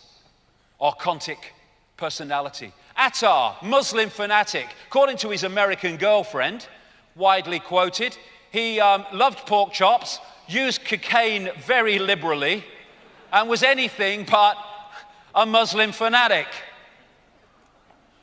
And this is Aaron Russell, award-winning film producer. Before he died, he started speaking out about the conspiracy and what he knew about it. And he told a story of meeting Nick Rockefeller. Rockefellers, Rothschilds, they're all involved in this. And how Nick Rockefeller tried to get him into the circle, recruit him. And he said this when he met Nick Rockefeller. This was around a year before 9/11. He said that Nick Rockefeller told him there would be an event that would lead to the invasion of Afghanistan and Iraq, to take over the oil fields and establish a base in the Middle East. Russell would see soldiers looking in caves in Afghanistan and Pakistan for Osama bin Laden. There would be an endless war on terror where there's no real enemy. The whole thing would be a giant hoax. The people have to be ruled, he said, and the population reduced by at least half. Plans for mass microchipping of the serfs he also talked about. That's the truth. And of course, at 9/11, they put a memorial, classic frickin' Saturn, a memorial to the victims. And then there's another version of this, which I call no problem reaction solution, where you don't need a problem that's real, you need a perception of a problem that you can use as an excuse to offer the solutions. And they are climate change caused by human activity, global warming, they are weapons of mass destruction in Iraq, and all that stuff. All the time we are getting no problem reaction solutions as well. And the antidote to this problem reaction solution, create the problem, get the reaction, offer the solutions to the problems you've created, is who benefits? Who benefits from me accepting the official version of this? And invariably, who will benefit is anyone that wants to take on this conspiracy, this agenda, which I'm going to describe in some detail as we go along here. Alongside problem reaction solution, there's what I call the totalitarian tiptoe, where you go to your long focused goal, but you go in steps so you don't alert too many people of the direction you're going until you're there and it's a done deal, and then it doesn't really matter. This is a classic totalitarian tiptoe, where we went from a free trade area to a centralized fascist, communist, bureaucratic dictatorship, which we have now. And it was what we have now was planned from the start. But if they'd have said that at the start, people would have been outraged. So they've done it in steps, calculated. This is Jean Monnet, a founding father of the EU, they call him, and a Rothschild frontman, in a letter to a friend, the day after I was born, in 1952. Europe's nations should be guided towards the superstate without their people understanding what is happening. This can be accomplished by successive steps, each disguised as having an economic purpose, but which will eventually and irreversibly lead to federation. It's been a stitch-up from the start, and everything else is a smokescreen. So we went from the USSR, oh, USSR, fear, fear, to the EU SSSR. And the only difference is, really, that they've got a European Parliament that gives it the coating of democracy when it's got no power at all, and the rest of it is bureaucratic dictatorship. And another totalitarian tiptoe has been the constant expansion of centralization of power around the world, to the point where long ago it was given a name, globalization.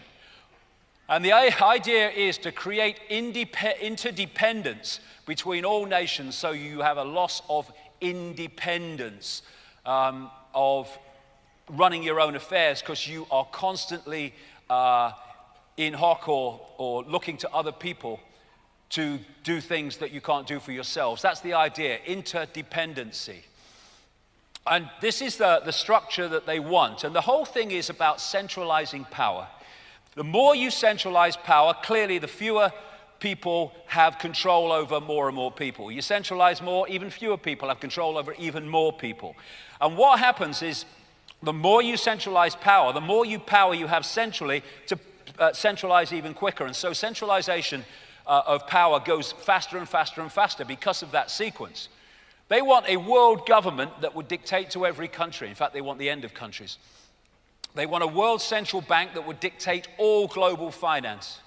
They want a world single currency that would be purely electronic, no cash, for which there are massive implications for freedom. If you go into a shop now and you ask for something and you say, I'll pay with a credit card, electronic money, and they say, no, sorry, won't accept your card, you can still pay cash. When there's no cash, what that decides dictates if you can buy and what you buy and all the rest of it.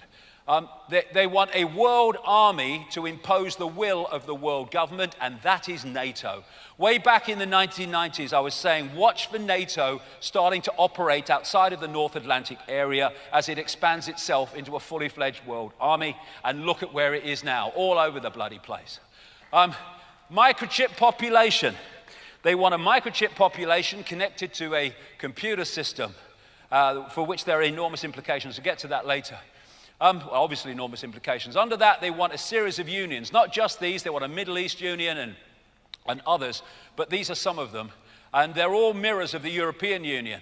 And by the time you get here to nation states, and they want to break nation states up into regions, they have no power whatsoever. And the power's moving more and more into so-called democratic operations like the World Trade Organization and the World Health Organization, which are Rothschild, Rockefeller creations from the start, because they love us and they want to help us. And readers of my books over the years will see how I've been saying they want these unions all over the place, including the North American Union. And now you've got people like David Petraeus, the former head of the CIA and big military man, and House Minority Leader Nancy Pelosi. I can't believe it when I see her. You are a politician, you make decisions, you can breathe. I can't work it out when I see her. Unbelievable. The fact that she's in high levels of politics shows how mad the world is. But what they're talking about now is introducing the North American Union. Exactly as people like me have been saying all these years. Not because we're genius, but if you know the agenda, you can predict the future for reasons I've said. And this is the virus spreading, this centralization of power. So then we come to the Archon web, because somehow they have to globally construct and organize this. And all these different elements of global society end up with the same controlling force. And the way they've structured it is like a transnational corporation. You have a transnational corporation, whatever it is, and they'll have a headquarters somewhere. And then they'll have companies and subsidiaries all over the world, and the subsidiaries will answer to the headquarters. So you'll go into the same corporate bloody restaurants wherever you are in the world, because it's dictated centrally. And this is a global corporation made up of secret societies and satanic societies, etc. You have the headquarters is actually in Europe, and then in each country they'll have a network that is it's holographic because every part of the network is a mirror of the way the central part works. So here you'll have a network, say in the United States, of families and operations and secret societies whose job it is to introduce in the United States what's dictated from there. In Britain, you'll have the same. In France, you'll have the same. In Australia, you'll have the same. And therefore, this is dictating through this structure the same agenda, which is why the same things keep unfolding all over the world about the same time. This is an important group of organizations within that structure, which was created out of a secret society called the Round Table, which was set up in Britain in the latter part of the 19th century. First head was Cecil Rhodes, a massive Rothschild frontman, plundered South Africa for them with the gold mines and the diamonds. And then this Round Table created offshoot organizations which answer to that. Council on Foreign Relations, massively involved in American foreign policy to this day. The Bilderberg Group, a lot of people will know all about that. It was this organization that created the United Nations, especially the Council on Foreign Relations.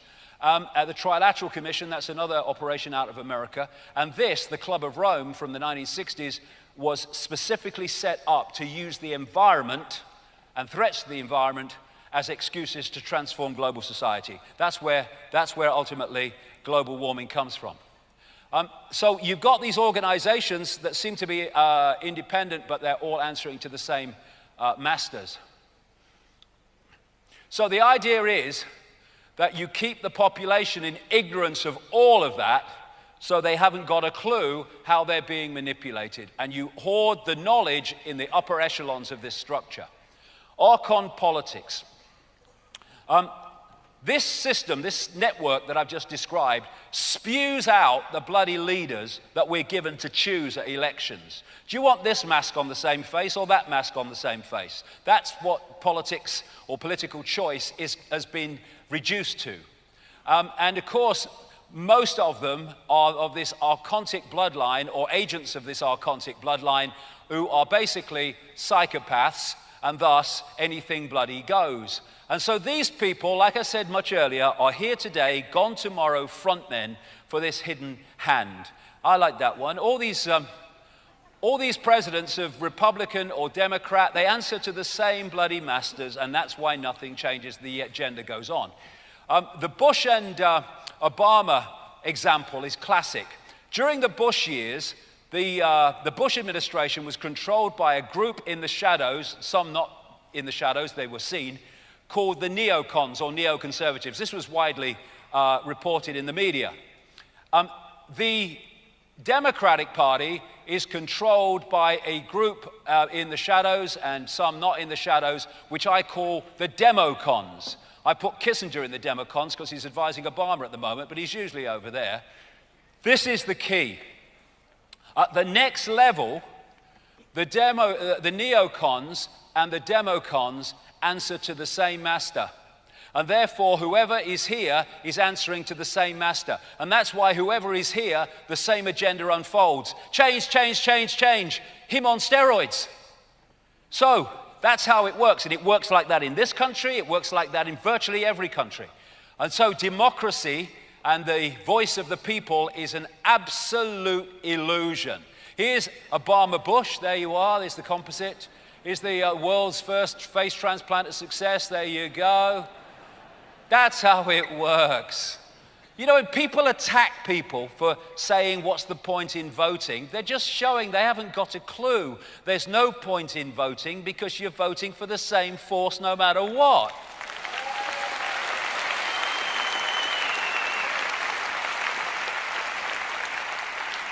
By not voting en masse, you're saying we've sussed it, we're not having it anymore. We're not giving you credibility by supporting a rigged system.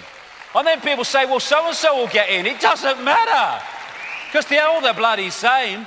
And the way they do it is this pyramid system. All political parties all over the world are pyramid systems. When you enter the political party, you've got to do what the political party wants to rise through the ranks to the top, become a minister or whatever. And if you go against the policy because you have a mind of your own, and you're not just a political bloody pawn or clone, then you don't get up there. So all the people that get to the top are the ones that have done what the system wants. And so the top of the pyramids are dictating to everyone within the pyramid. Anyone that's got a mind of their own is a rebel. He can't become a minister. He can't become a member of the shadow cabinet. And in this way, ultimately, although the vast overwhelming majority of these people have no idea this is the case, the same force is dictating through all of them. If not directly, then by controlling and manipulating the system they're operating in. That's a great line, isn't it? If voting made any difference, they wouldn't let us do it. Ain't that the truth?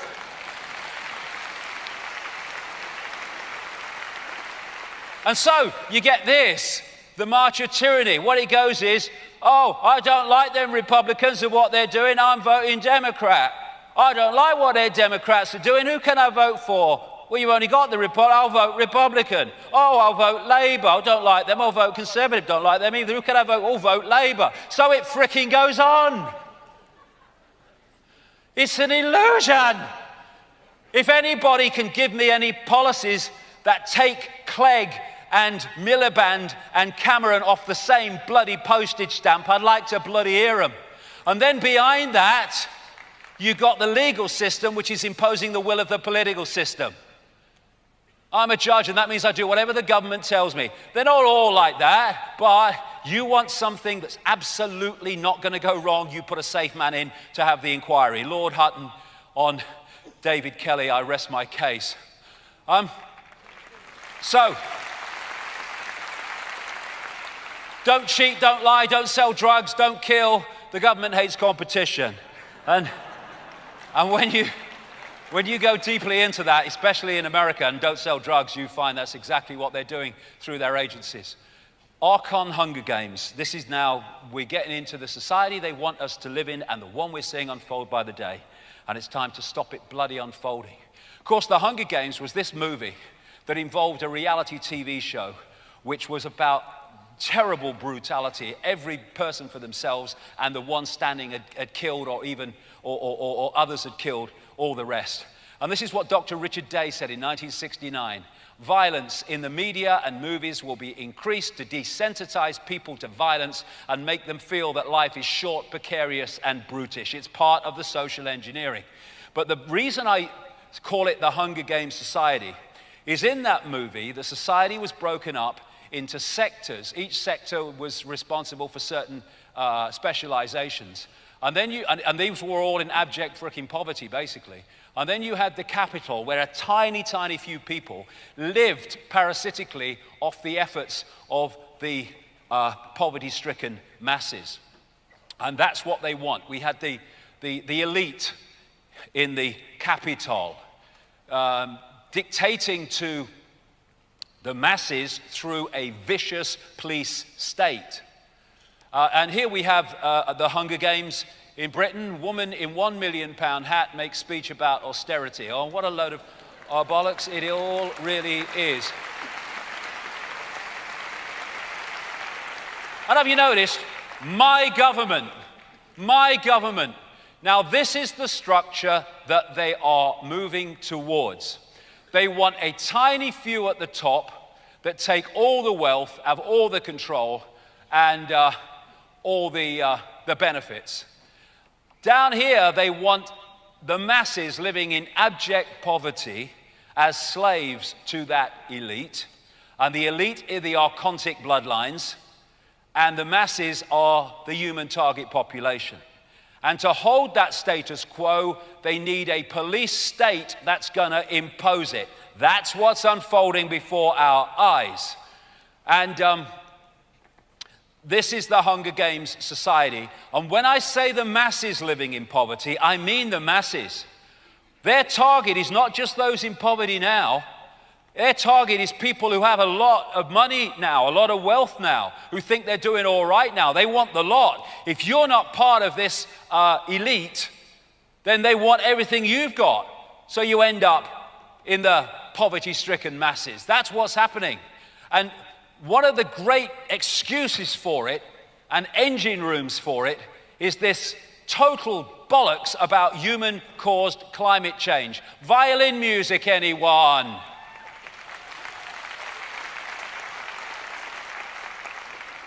Here he is, Al Gore.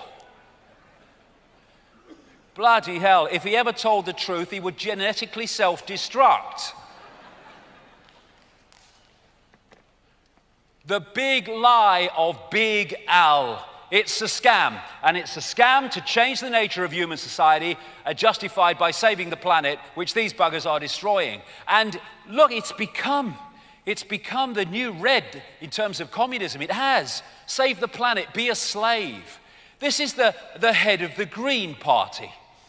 Get rid of any cabinet ministers or senior governmental advisors who refuse to accept the scientific consensus on climate change or who won't take the risks to the UK seriously. Well, what if they don't take you seriously, darling? How about that?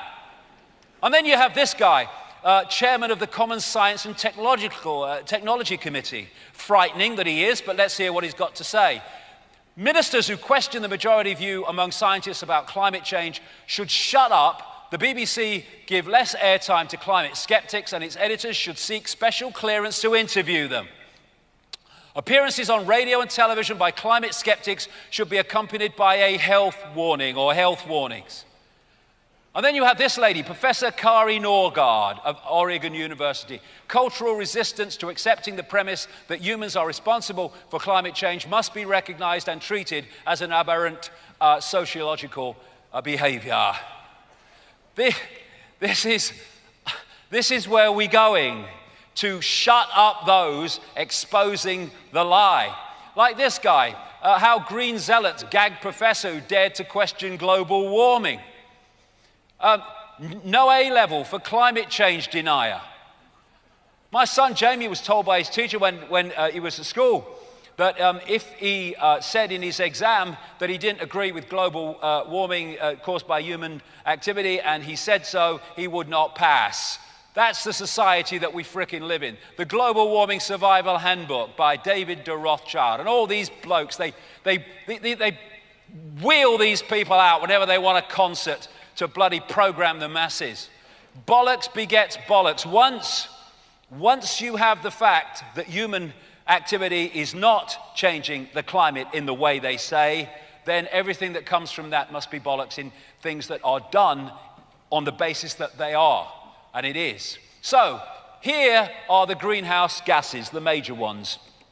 You would think that CO2, carbon dioxide, is here. You got to, the propaganda, it has to be. No, this is it. And the green bit is the only part that is from human activity. The rest is natural, and without carbon dioxide, we would not have a planet that we do. And that is water vapor and clouds. So we must tax and ban condensation. There we go. Now, this is Professor Leslie Woodcock, Empress Professor, University of Manchester, this great list of things that he's been responsible for. And he said this: water is a much more powerful greenhouse gas, and there is 20 times more of it in our atmosphere, around 1% of the atmosphere, whereas CO2 is only 0.04%. Carbon dioxide has been made out to be some kind of toxic gas, but the truth is it's the gas of life, inversion. We breathe it out, plants breathe it in, and it's not caused by us. Global warming is nonsense.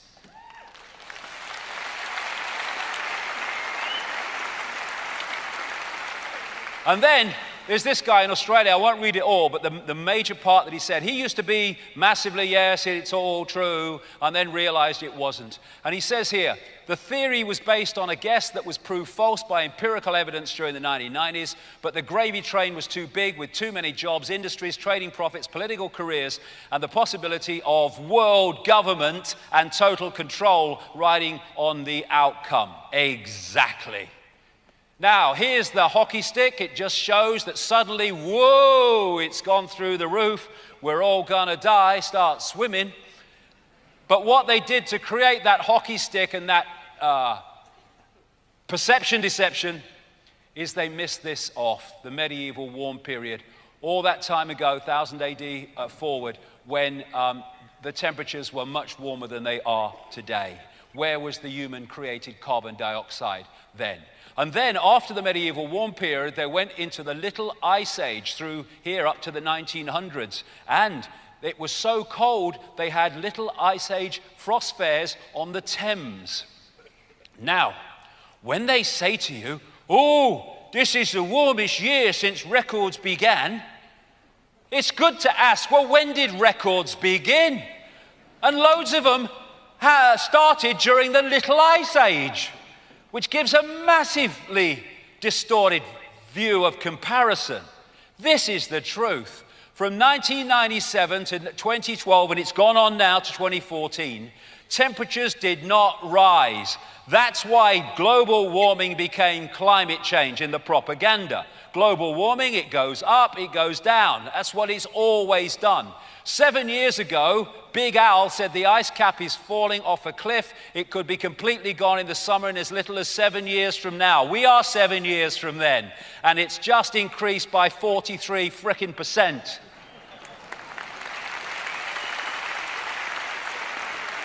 And the scientists say that the greater ice is caused by global warming.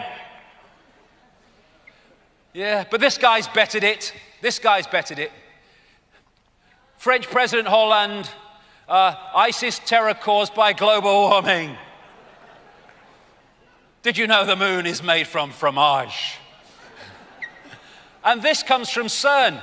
They found that there was virtually a perfect correlation between climate change and the penetration of cosmic rays into Earth's atmosphere throughout history. In other words, you can't be saying temperature is affected by the sun. That is crazy. Have you noticed they never mention the sun? Never mention it. It's the frickin' sun. Goes through cycles. That's why it goes up and down. And here's the Club of Rome, created in this network to use the environment to transform global society.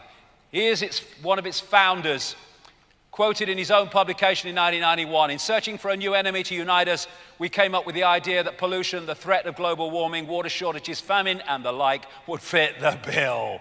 Thank you. Over and out. Here's Bill, one of the major kind of in America and globally, one of the proponents of climate change. It's a terrible problem and it absolutely needs to be solved. It deserves to be a huge priority. Why don't you go download something, mate? Hey? And look, here we go. It's got into such fine detail now that the European Union is targeting certain hairdryers and lawnmowers to stop global warming. And we're back here, Nikola Tesla.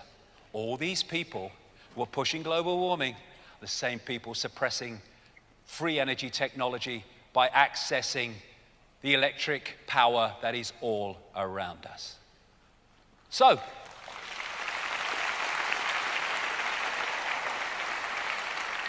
I've put a few truth words into Gore's mouth here.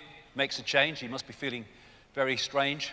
I know it sounds strange to push global warming when there isn't any, but it's not about saving the planet. It's an excuse to transform global society. Thank you. Which brings us to this, Archon Agenda 21. This is the agenda for the 21st century, hence its name. And it is the plan to introduce that Hunger Games society under the name Agenda 21.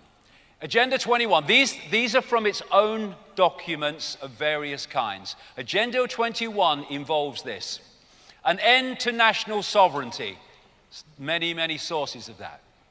State planning and management of all land resources, ecosystems, deserts, forests, mountains, oceans, and fresh water, agriculture, rural development, biotechnology, and ensuring equity, i.e. equal slavery. The state to define the role of business and financial resources. Abolition of private property, it's not sustainable, except when they have it. Restructuring the family unit, everywhere you see that. Children raised by the state, straight out of Brave New World. People told what their job will be, major restrictions on movement, creation of human settlement zones, get to them as we go along, mass resettlement of people who are forced to vacate land where they currently live, dumbing down education, mass global depopulation in pursuit of all of the above. And it was introduced at the Environmental Earth Summit in 1992, headed by this guy, Maurice Strong, an oil billionaire. I think he's now on the run in China, last I heard. And he said, isn't the only hope for the planet that the industrialized civilizations collapse? Isn't it our responsibility to bring that about? This is using the environment to deindustrialize the world and create this Hunger Games society. And of course, he's a friend of Big Al, Big Lie, Big Al. Now, if anyone thinks that's, it's extreme, this is a map of America as desired and projected by the Biosphere Programs and World Heritage Program. And whenever you see diversity or sustainability or Agenda 21, they're just into connecting interchangeable terms.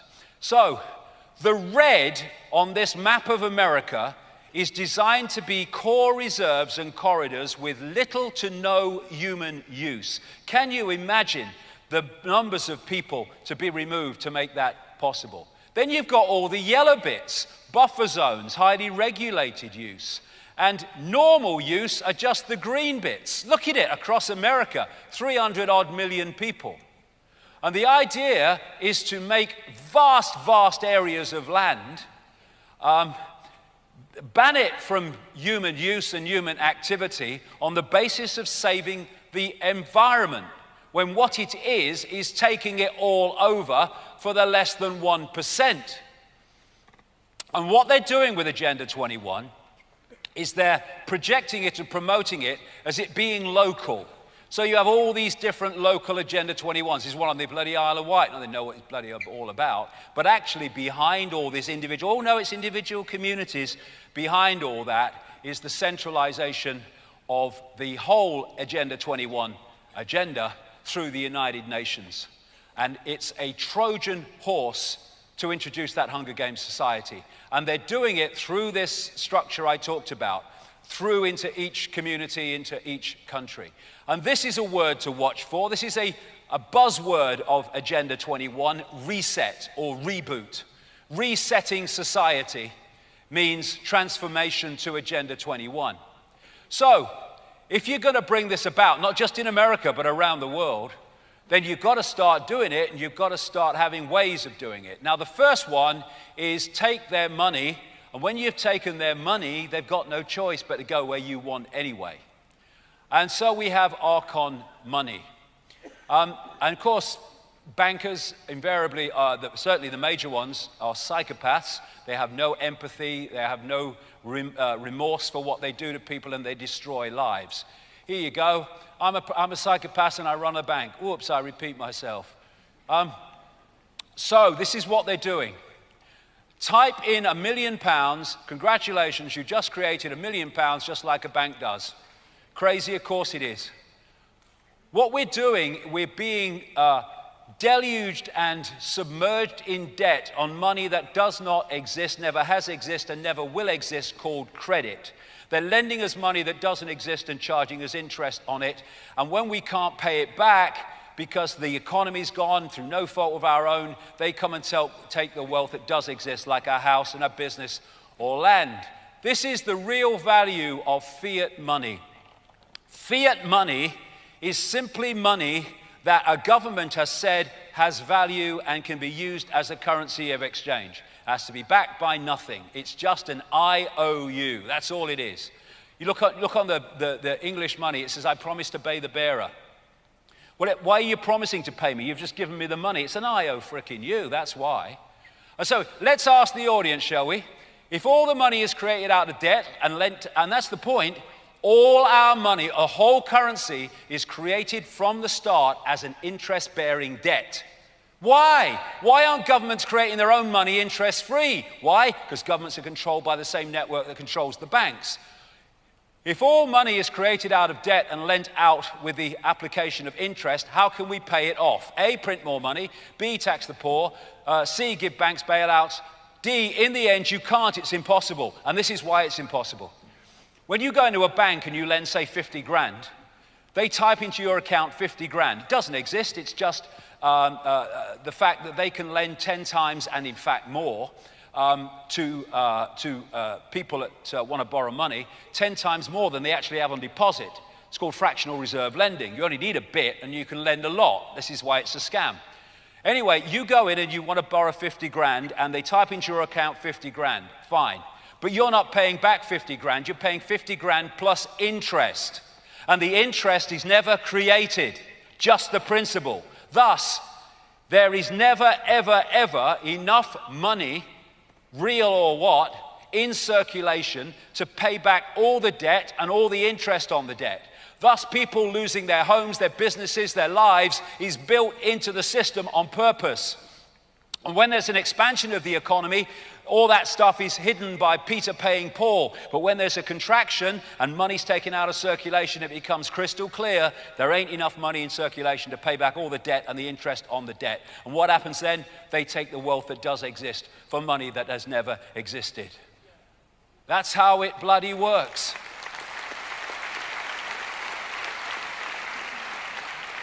Give a man a gun and he can rob a bank. Give a man a bank and he can rob the bloody world. And that's what they've fricking done. The Rothschilds, we are the banking system. When you control the system, it doesn't matter if this bank goes down or whatever, you control the system. When you control the World Cup, it doesn't matter who's in the final because you control, whoever wins, you still control the tournament, you still control the game. Nathan Rothschild, the guy that built up the Rothschild Empire in Britain. I care not what puppets is placed on the throne of England to rule the empire on which the sun never sets. The man who controls Britain's money supply controls the British Empire, and I control the British money supply. When we have one world electronic currency, whoever controls that controls the world. This is one guy who stands up to the banks, Bernie Sanders, senator in America. Congress doesn't regulate banks, banks regulate Congress. Ain't that the truth? That's how it works in this country too. Now, because you have the web, and within that web, you have the central banks like the Bank of England and the Federal Reserve. You have the European Central Bank. You control the governments. You control the reporting of your activities. You control the entire game. And so you turn the population into debt slaves who are beholding to you, who have lent them nothing. Financial crash, what this was systematically brought about to do was transfer, as it did, phenomenal amounts of wealth from the masses to the few, where money that the masses have to take responsibility for was hosed and poured at the banks and just went missing, most of the bloody lot of it did. And so in that period, while the people were being crushed because the government said, oh, we've lent all this money, we're running out of money, we've got to have an austerity program. So the masses who took responsibility for the money given to the banks are now in an austerity program because of the money given to the banks. And the idea is to crush people, to control them. In America, in Britain rather, I don't know what the time is, it's bloody more now probably. 1.26 trillion in debt. That's just a recent figure. It's probably more now. In America, 17.6 trillion in debt. They'll never pay the bugger back. And thus they are in hock under control of those who have lent the money. And what they're doing with America, I've been saying it for decades, is they're destroying America so that America can be absorbed into this global system that I've just described. The United States is being financially dismantled step by step to come under the jackboot of the global government. And so, when you look at this Hunger Games structure that we're moving towards, but we can stop it, we will stop it. The idea is to pull all the people that are not there into this mass of global poverty and therefore control. And that's why there is a war against the middle classes all over the world. The middle classes being those that are doing kind of all right. They're not in real bad straits, they're doing all right. They don't want, and some of them are doing really, really more than all right. But if they're not part of the 1%, they want them as well. And that's why they're targeting all over the world what we term the middle classes.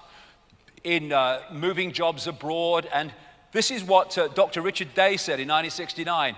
He said there's coming the curtailment of US industrial preeminence. This is exactly what's happened. Now, talking about pulling everyone into the Hunger Games society, this isn't part of the elite few, that's what this was about. They're now calling them bail-ins. They've transferred vast amounts of money through governments from the masses to the elite, but there's still people who are doing okay. Well, they want them. So the idea of Cyprus was not to bail out the banks through governments, but to take money directly from the bank accounts of the banks, the people with accounts in the banks, and take that money. And a lot of people with a lot of money in those banks lost virtually all of it through this bail-in. And now they're saying all future banks will be bailed out by a bail-in. And there are examples after examples now of how they're changing the laws so that they can come straight into the bank accounts of people and just take it. Here's just a few. Taxman's plan for covert raids on family bank accounts is branded illegal, extremely worrying, and excessive. Plans could result in money being taken from innocent families, say experts. That's the frickin' idea. Belgian government applies retroactive tax and removes funds from citizens' bank accounts. Australian pensioners and savers have bank accounts raided by government. This is what is happening. And it's to pull in those people that are doing all right into the poverty-stricken masses of the Hunger Games society. Bail out, bail in, take your tax, I want all your money, all of it. That's the idea. So I say to people, if you think you're doing all right and your job's still paying well and you've got a big house and all that stuff, well, okay, look the other way. Ignore the people in terrible straits. Say it's not my problem. But remember that it will be your problem because they want you as well. Now, do you want to stand up alongside those in dire straits now, in unity, or do you want them picked off so they can come along eventually and pick you off? That's the idea.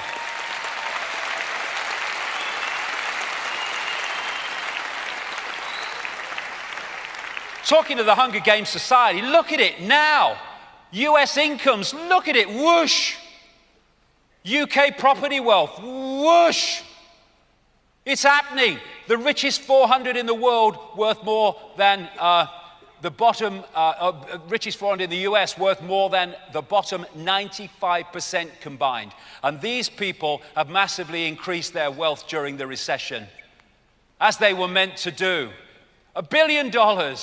If you spent $10,000 a day, it would take more than 300 years to run out. And look at them. All those billions. Bill Gates, 76 billion at a rate of $17,000 a minute. And at the same time, this is happening. Inversion. We're seeing the elite and we're seeing the gathering masses. People can be left to this. Well, that grotesque amount of wealth they'll reincarnate 100 times to spend. Because money is power in this system. And putting spikes to stop homeless people sleeping. What is that? No empathy, no remorse. Archontic mind.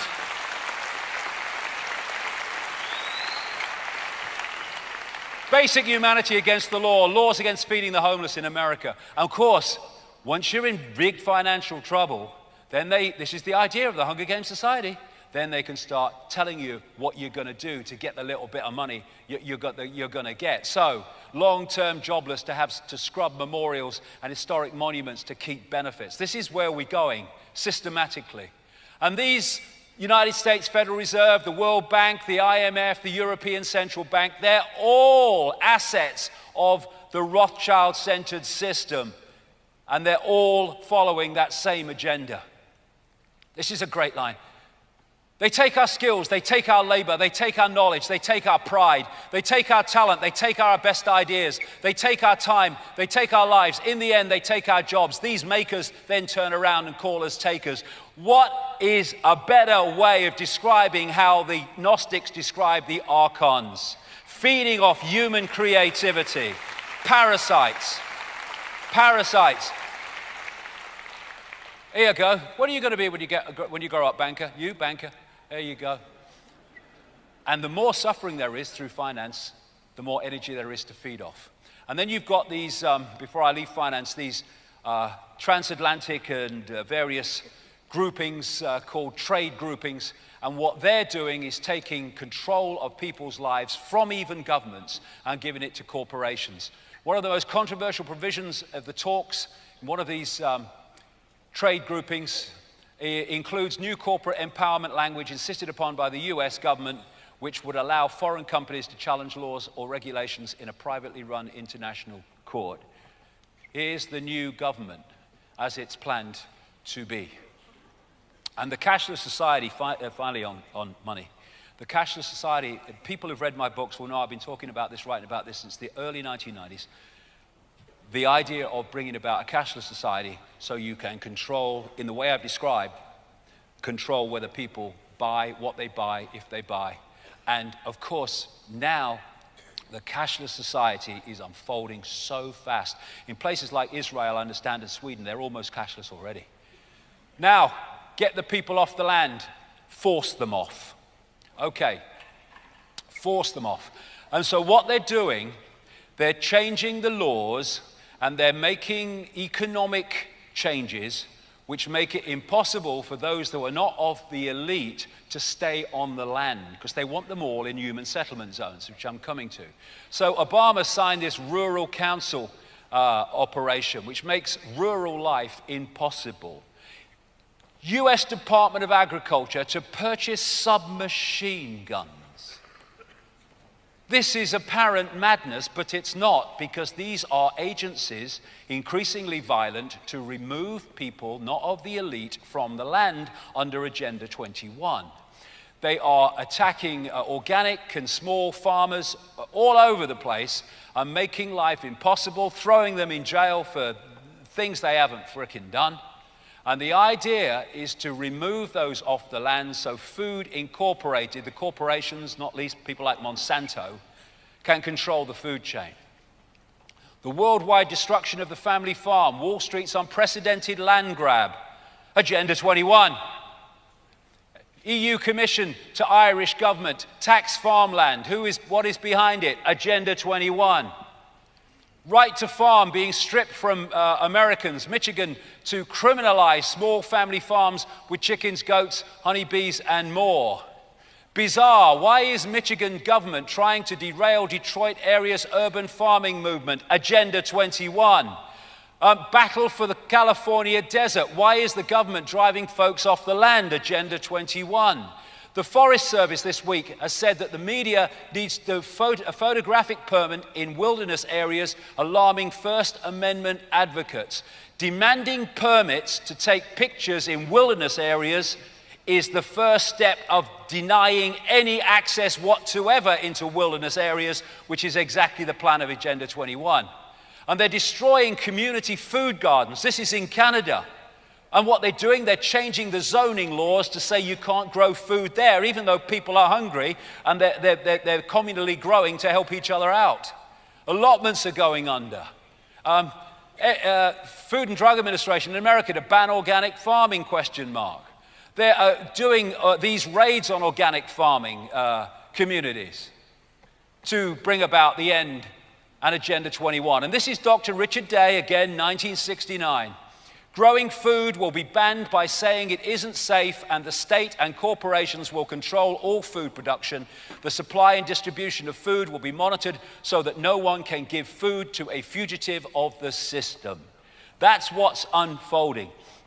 In 1913, corn is 100% farmer-owned. 2013, corn is 95% owned by corporations, and 90% in the United States is genetically modified.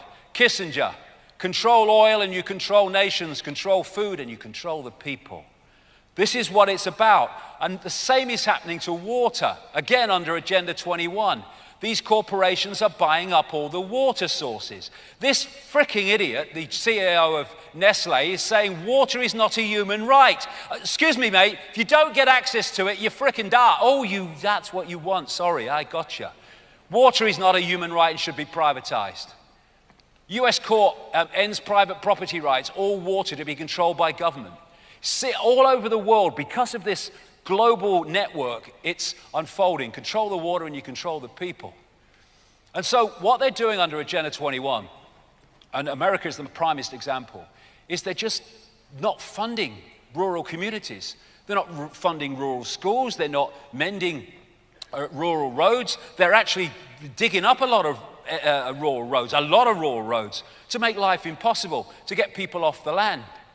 America 2050 is an organization funded by the Rockefellers. It's a Rockefeller front organization. The Agenda 21 depopulation of rural areas has begun. It's everywhere. Irish councils plan trying to strip people of right to live in the countryside. And you know when this guy came in, bloody Blair Mark II, never said it in the election campaign, suddenly announced he's going to sell off all the forests. Do you remember that? Going to sell off all the forests. What do you mean? You never mentioned that. That was Agenda 21. And he was stopped from doing it en masse because of the opposition. Not from the Green Party, by the way, which is shocking. Get them off the land, weather control. Now, this is a big area where people get scammed because they don't think that is possible, manipulating the weather to create extremes of weather to get people into situations that remove them from the land. But actually, Dr. Richard Day was actually a weather manipulator during the Second World War. Get them off the land. And here he is again. Here's Bill. He's involved in the Fund for what is Climate Change and Energy Research. What it is manipulating the climate, justified by saving the world from climate change. But what it is manipulating the weather. And it's been going on. People say it's not possible. Of course it's possible. It's happening. It goes way back. Even a BBC radio documentary exposed a few years ago that the Lynmouth flood in 1952, which killed people and devastated that village in Devon, was actually created by the RAF, who were doing an operation called Operation Cumulus, also known as Operation Witch Doctor, in which they were putting sulfur into the atmosphere above this, in this area. And actually people before the massive flood say they kind of tasted and smelt sulfur in the air. And what it did was create an enormous rainstorm, which created the flood, which created the Lynmouth disaster, 1952.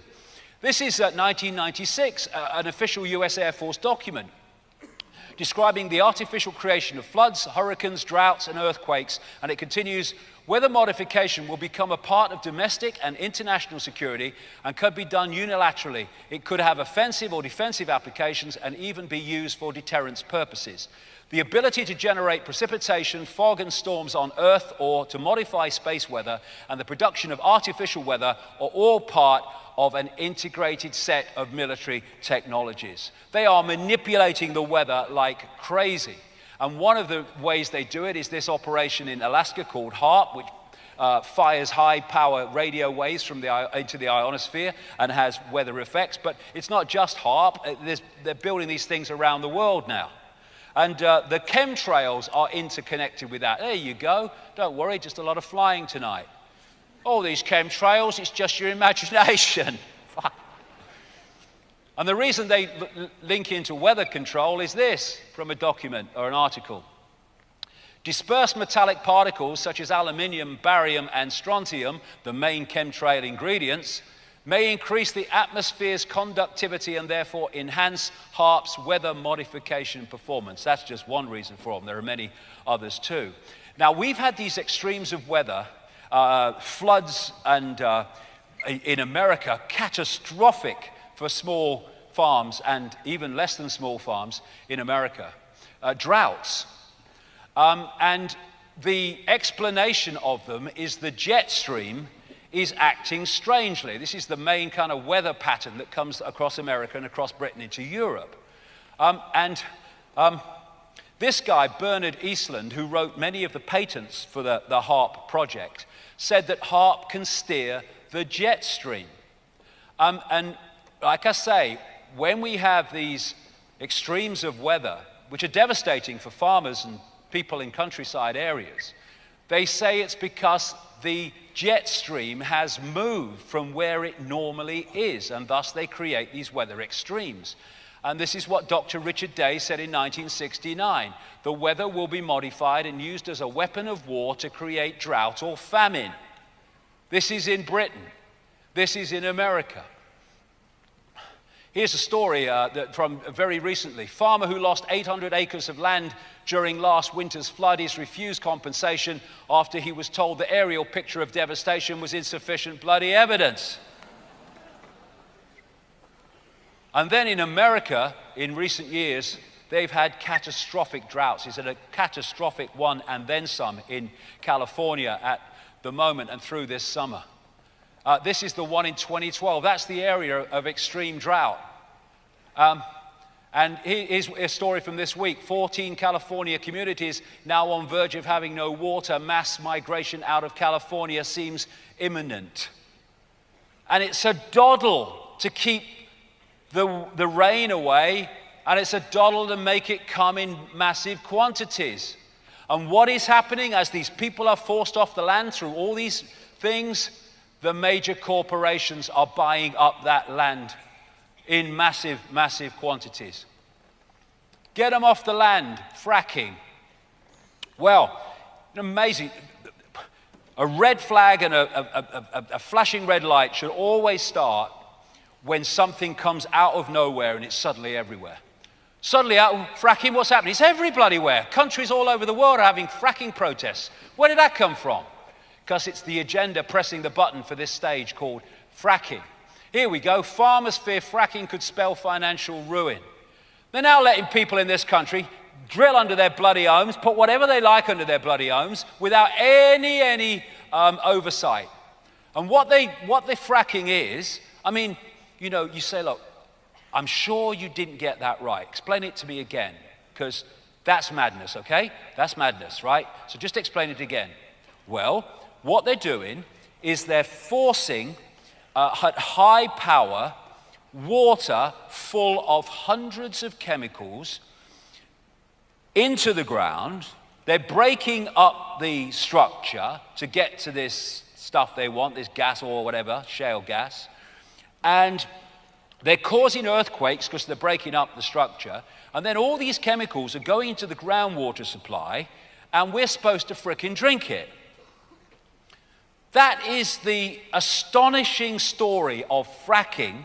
And when governments, in the face of such unbelievable nonsense, still push on with it, it's the agenda. 630 chemicals they're putting in this stuff, going into the groundwater supplies. Look at it.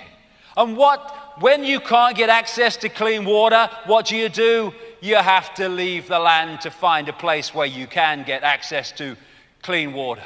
Control the water and you control the people. And here's some report states fracking can cause earthquakes on faults tens of miles from the fracking boreholes. Look at this. This is Oklahoma, 2009, 38 earthquakes. 2014, 780 and counting. Oh, fracking's nothing to do with it. Yeah, but you started fracking here. But what is it doing, this fracking? It's driving people off the land, and it's creating an Archon world of death, destruction, and devastation. So, they force people off the land. Where are they going to put them? This is Agenda 21, human settlement zones. As you saw, it's in their own documents. What they want to do is concentrate the masses in high-rise, ultra tiny boxes where they can be under surveillance 24/7. And it's happening now. Like I say, this is the structure they want, and they want a world of regions. They want to break up countries into regions. And this Rockefeller organization, America 2050, this is when they want all the stuff finished and in, is breaking up in their wish list America into mega regions, exactly in line with this Hunger Games movie map. And the European Union is doing the same. This is a map of regions they are suggesting should be created in Europe as countries cease to be. And in these mega regions, they want mega cities, where, like I say, this is David Dees, a great political artist out of America. And this image really sums up what they want. They want an end to people having access to cars who aren't in the elite. Now, this is what they mean. Recently, last few years, when Mayor Bloomberg was mayor of New York, they started a project to build 165,000 units for people in New York. And these yellow lines are the size of the units. They are 10 feet by 30. And this is absolutely in line with Agenda 21. This is the 165,000 units, while he, elite, has massive properties all over the world. Here, Agenda 21, city officials, developers recommend coffin apartments for middle class. Coming everywhere. Rabbit Hutch Britain, growing health concerns as UK sets record for smallest properties in Europe. They're moving towards it. Soaring house prices will kill off middle class within 30 years, Britain to be left with tiny elite and sprawling proletariat. Abolition of private property. They also want to take people out of cars by making it too expensive for the masses to have cars and run cars. And like I say, it's all being coordinated through this network. Now, if you look at the Hunger Games movie, the mode of transport was high-speed rail. And what they want in this Hunger Games society is the main source of transport to be railways and high-speed rail, because it's easier to control people that way. And it's interesting that if you look at this mega region, mega cities map of America 2050, since the invention of the airplane, American railways have been going down and down and down and down. They've just been left to rot, basically. And then suddenly, in the last few years under Obama, enormous amounts of investment have been made into building high-speed railways across America. And when you take that map and then you put the high-speed rail map of America and the list of years they want to introduce it, it absolutely fits over that mega regions, mega cities map. This is what we're seeing in this country and throughout Europe, the building of these high-speed rail systems in line with Agenda 21. And I know for an absolute fact that some of the people who are doing it under being railway executives actually work for NATO. So then is Archon food. All these things are connected. I'm connecting dots here. All these different things which people oppose and protest against are actually all different expressions of the same conspiracy. There is a war on the human body. There's a war on human health. Now, the Fabian Society was called the Fabian Society after a Roman general called Fabius. And his claim to fame was never to engage in a battle which could lead to a win or a loss, which could be decisive. His way of doing it was to weaken the enemy over a long period of time until they were so weak that you just walked in. This is what is happening in terms of human health and many other things. They are systematically weakening the target population so we become so weak that they just walk in and do what they like. And fundamental to that is the war on human health. Here we go, weapon of mass destruction. GMO, genetically modified food designed to genetically modify us. This guy, David Suzuki, a geneticist, any politician or scientist who tells you that these GMO products are safe is either very stupid or lying.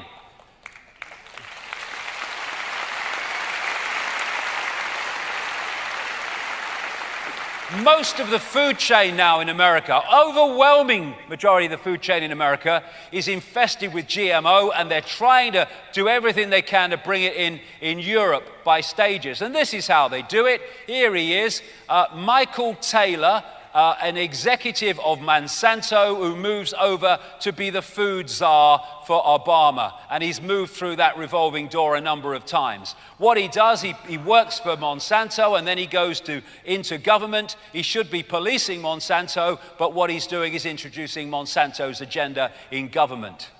Here's Bill again. 500,000 shares in Monsanto. He owns the most evil company on earth. And he says he wants to make the world a better place. I don't believe you. This is the GMO scam. You will eat what we tell you to eat. Got it. This is why all this systematic contamination is going on. And here we're dealing with a force that I was talking about through the day that is about mutating the species so we decode reality in a different way. And all these GMO products, they need these poisons to go with them. And what happens next? You eat it.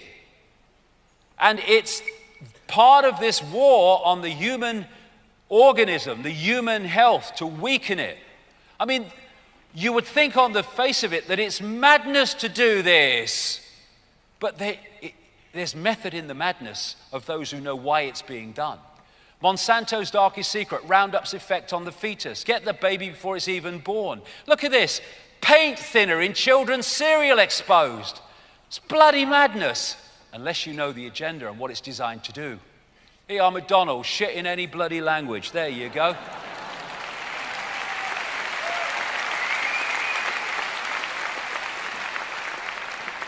All this fast food is part of this war on the human organism. And junk food can be as addictive as heroin, and this is why. The receptors of the cells that accept heroin and cocaine and all that stuff also are receptors of the shite chemicals and concoctions that come out of shite chemically infested food, and therefore the body can become addicted to those chemicals. So what they're doing, the GMO, is they're forcing out of existence opposition to GMO so everything can be genetically modified. Genetically modifying the planet. That's what they're doing.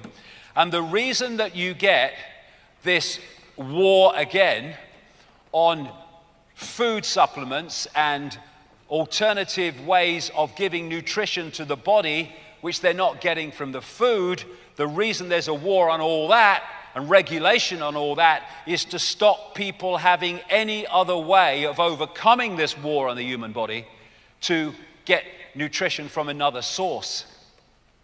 Archon Big Pharma, this goes on from there, same thing. You look at these big pharma companies, they lock into the same bloody network. Vaccines.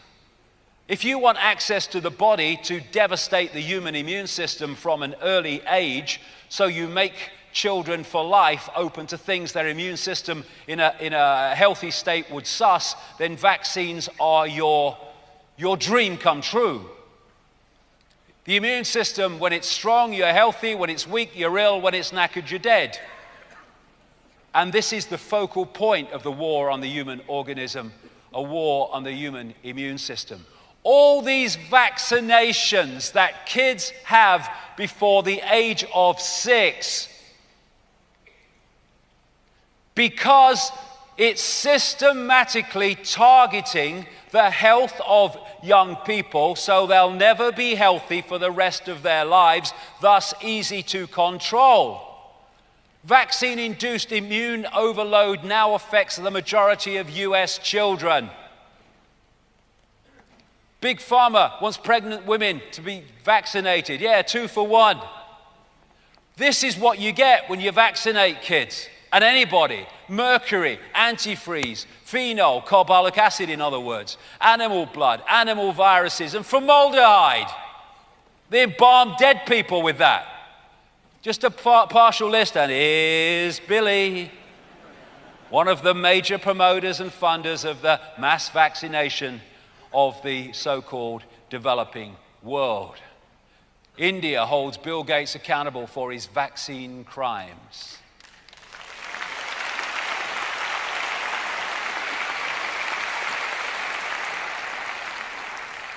The big pharma medicine is a crime scene.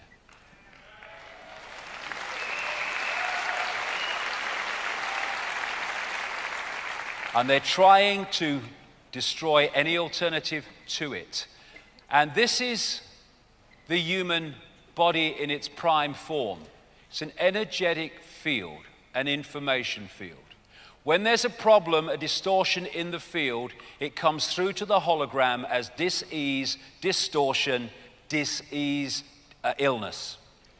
So if you are going to sort out the problem in the hologram, you need to sort out the imbalance in the energetic field from which the hologram is projected. Doing anything else is merely to treat the symptoms, not the cause. And Big Pharma treats the symptoms, while alternative medicine in its true sense, cutting edge, treats the cause. And that again is why alternative practitioners are under so much attack from the system.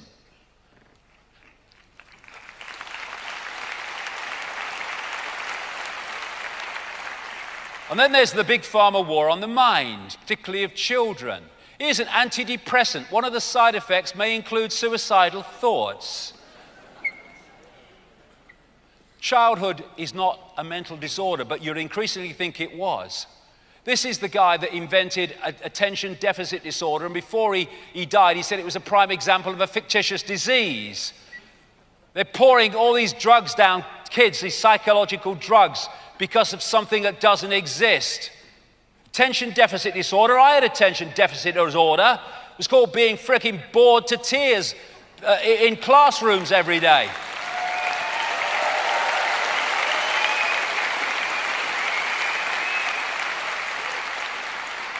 Bombshell, 1 in 13 US children take psychiatric drugs. 10,000 American toddlers now taking amphetamine-based ADHD drugs, which doesn't exist. And now they've made daydreaming an psychological illness. They're calling it sluggish cognitive tempo. See, you're boring me frickin' rigid. It's a disease to drug more children. The drug industry has come up with yet another phony mental illness that says that it afflicts as much as 2 million children, SCT, and one of the symptoms, they say, is daydreaming. Daydreaming is to let the imagination go where it wants to go, into realms beyond time and space. And if anyone daydreams, good frickin' luck to them. I want my kids and grandchildren to frickin' daydream. Daydream. Oh, when I was at school, they were all saying, Ike, stop daydreaming. I thought, I bloody like daydreaming. Leave me alone. And so you have this chemical war on children, because the children of today are the adults tomorrow, when this Agenda 21 is supposed to be fully flying. And here we go. Aldous Huxley, 1961.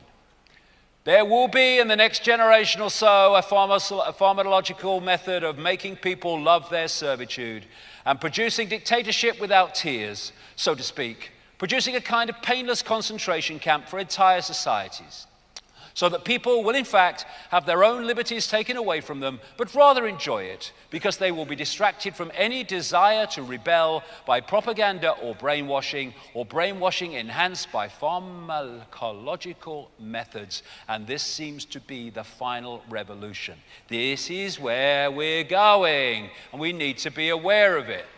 Then, the war on the human body, Archon toxic humans. Not satisfied with toxifying us, poisoning us with drugs. They've got to do it from endless bloody ways. All this stuff in the food, yes, drugs, stuff in the water like fluoride, sugar. A fluoride, rat poison in drinking water, great idea, write that down. Fluoride, officially classified a neurotoxin in world's most prestigious medical journal. What should we do with it? Let's put it in the water. Fluoridation is the greatest case of scientific fraud of this century, if not of all time. Robert Carton, former US Environmental Protection Agency scientist. Dr. Dean Burke, 34 years at the National Cancer Institute in America. In point of fact, fluoride causes more human cancer death and causes it faster than any other chemical. And they want it in the water. Now, that would be madness under any criteria. But like I say, there's method in the madness because it's bringing about what they want. And what fluoride does is calcify the pineal gland and makes it receive and transmit in a fundamentally less efficient and flawed way. Coincidence? No chance. They are looking all the time at the way we decode reality. Dementia can be caused by aluminium, says Professor. Now, what could possibly be a source of aluminium adding to the dementia explosion? In chemtrails. And you look at all the chemicals that we use that is being taken in all the time. I was in the supermarket a few years ago, 2 years ago maybe, and I was looking at this bottle because I was researching this stuff for a book, and I had this list of bloody things which were basically, don't do this, don't do that, if this happens, see a doctor, if this happens, don't do that, don't do that. Oh my God, it was washing up liquid. We're being toxified everywhere. And these toxins are actually energetic distortions. They are distorted information fields in the waveform fabric, which we decode through as what we call chemicals, but they are distortions in the energetic fabric which distort the hologram. And all this is to weaken the target population. Then, going on from this, Agenda 21, as was mentioned in their own documents, it's about culling the population. This is the Georgia Guidestones, which came out of nowhere. They call it America's Stonehenge. And on there, it calls for 500 million in perpetual balance with nature. 500 million. Look at the population of the world today. Draft copy of the UN Global Biodiversity Assessment calls for the world's population to be reduced to 1 billion.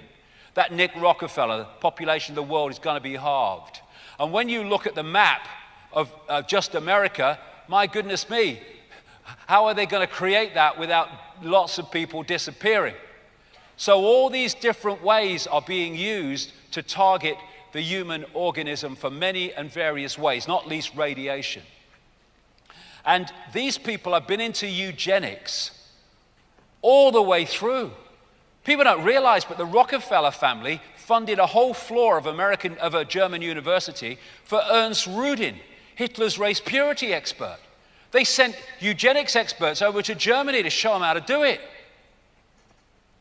And this is Planned Parenthood. That Dr. Richard Day, 1969, was an executive of this. It was set up as a eugenics organization to cull the lesser races by this lady, Margaret Sanger, founder of Planned Parenthood, who was a lover of H.G. Wells, who was connected to the Fabian Society. These are some of her lovely quotes. The most merciful thing that a large family does to one of its infant members is to kill it. We do not want the world to go out, the word to go out that we want to exterminate the Negro population.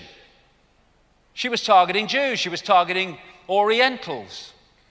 And of course, when Hitler did his thing, they had to kind of change the language. So Planned Parenthood went from a overt eugenics organization to a covert eugenics organization hiding behind population control.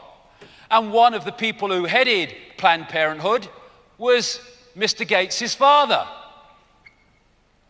He talks about it. He used to have conversations about it. Doesn't he fund a lot of vaccines in Africa? Doesn't he fund the introduction of GMO in Africa? I think he does. This man is everywhere. Vaccinations, climate change, weather manipulation, population control, GMO. And then to give you an idea of what's kind of happening in terms of population control and another angle on it, biggest study ever confirms drastic decline in male productive health. They are targeting male sperm counts as a population control reduction mechanism. Now, this story is so crazy, you'd think it is crazy, but it's actually true. Well, first of all here, the third generation of rats fed GMOs are sterile. They can't have babies. Okay. But this is called the episite gene. And this company, they developed this gene which kills male sperm. And if women have it, when sperm enters them, it kills it. And obviously, if it enters a male, it kills it anyway. And they genetically manipulated this gene into corn. And then DuPont and Monsanto took it over. So, why would anyone want to promote corn that made you sterile? These people would, for reasons I'm talking about. The other thing of Agenda 21 is to get rid of old people once they can no longer serve the system as a slave. All over the world we're seeing this. The Liverpool care pathway in this country. They call it something else now, it's just the bloody same. Take away drugs and food and everything, make them die quicker. There you go. 1 in 100 patients on death list, GPs told. Frailest to be asked to choose end-of-life care. Get rid of the old people. They can't serve us anymore. They're too bloody frail. Get rid of them. That's what they say. Do you want me to let you die? Question nurses on home visits are told to ask elderly patients they've just met. This is happening all over the place. And it's all into Agenda 21. And then there's the war zone called Planet Earth. They are devastating the environment of the planet, be it rainforests or whatever. And Monsanto, they want to replace all natural crops, seed varieties worldwide with GMO. They're introducing GMO grass, GMO trees, GMO frickin' everything. They're even introducing genetically modified insects and putting them out there. They are changing the nature of our reality. They are modifying it so it suits them. Monsanto's Roundup Ready GMO grass about to be approved and fed to cattle. And what they're doing is they're increasingly making the planet inorganic. They're turning it into their world. This is what we're seeing. Trees and plants the world over are dying because of toxic soil, water, air, and chemtrails. They're killing the planet and they're killing it. Look at this. Bees pollinate at least 1/3 of the human food supply and they're killing them in unbelievable amounts now. Honeybee population collapse continues. Nearly 1/4 died over the winter. Death rates unsustainable. And what does the Environmental Protection Agency do in America? They expand the use of bee-killing pesticides. Why? Because it's systematic. They are killing life because they are an inversion of life and they want to turn this world into theirs and fuse the two together. Half the world's wild animals have disappeared in 40 years. This is something of beauty. I must destroy it. The global death cult. This is what's behind this. It's not ad hoc. This is the world of the natural order. This is the world of the archontic distortion, and they're pushing this world into that one before our bloody eyes. Archon wars, well, yeah. There you go. We are the Rothschilds. Governments make our tea. We see governments declaring war. They declare war on behalf of the hidden hand. All these organization, including Rothschild Zionism, which is actually not Jewish people. Rothschild Zionism is a secret society created by the Rothschilds, controlled by the Rothschilds, and they run Israel as their bloody fiefdom. This is not about Jewish people. It's not about Israelis, if they only realized it, and a lot of people do. This is about using Israel.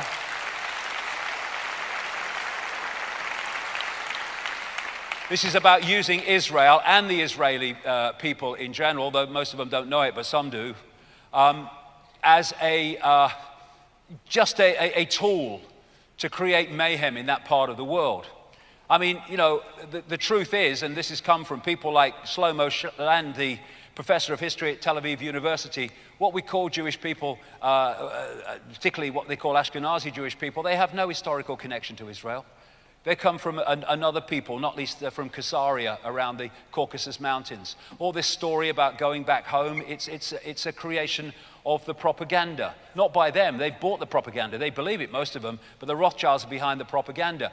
The Balfour Declaration in 1917 which said that the British Empire supported a homeland for Jewish people in Israel, Palestine as it was called, was a letter to Lord Rothschild, who funded the Round Table Secret Society, from Lord Balfour of the government, who was an inner circle member of the Round Table Secret Society. It was a letter between two members of the same secret society. And this systematic destruction of the Palestinian people was planned from the bloody start. And because, we stand by and see the psychopathic mind do that to Gaza, and we have this genetic breakthrough for critics of Israel. You're not allowed to criticize Israel, or you're a racist, or you're this, or you're that, or the other. And organizations like the Anti-Defamation League, the ADL, which was a Rothschild creation to target anyone getting too close to the truth about them and their networks, just brand anyone a frickin' racist if they challenge what Israel is doing. I don't give a shit. To learn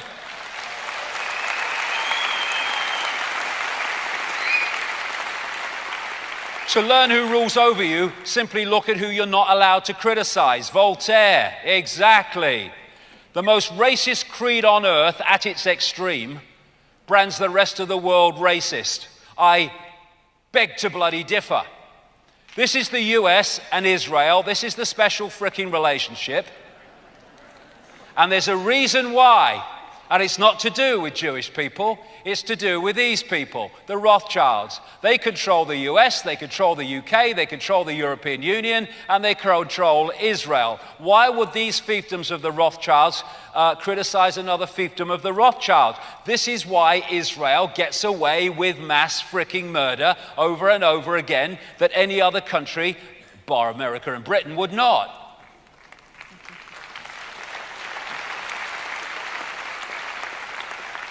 Now, what the American military have done is carve up the world into comms commands, the arrogance of it. They've got a North Command to internally control North America, South America, AFRICOM, CENTCOM, which is the Middle East, dealing with all this ISIS stuff now, PACOM, whatever they bloody call it, EUCOM. But actually, that's not the American military. The American military is merely a tool of the global network. What that is the first forming of the World Army command structure. So when that is absorbed into the World Army, it will already be in place. That's what it's about. They call it the US government, but it's merely a glove puppet for the global hidden hand.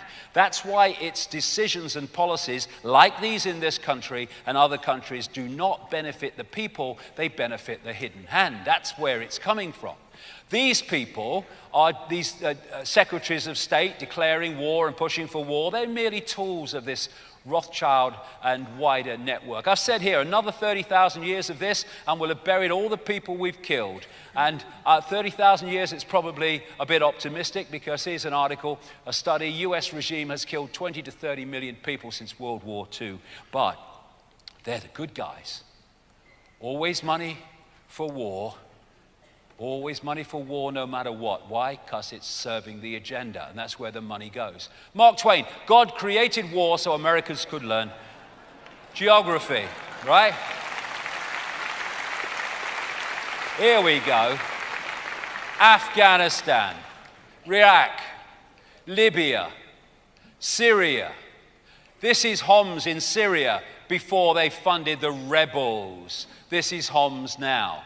This is Libya under Gaddafi. This is Libya under American democracy. And what is that? It's the Archon world. They have left catastrophe in Libya.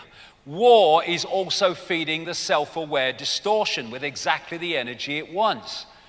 And these wars are part of an ongoing process where they're picking off country after country and just using a different excuse most of the time to kid people, totalitarian tiptoe, that these invasions are not connected. They're all connected. It's part of a plan for the takeover of the Middle East and what they call Eurasia.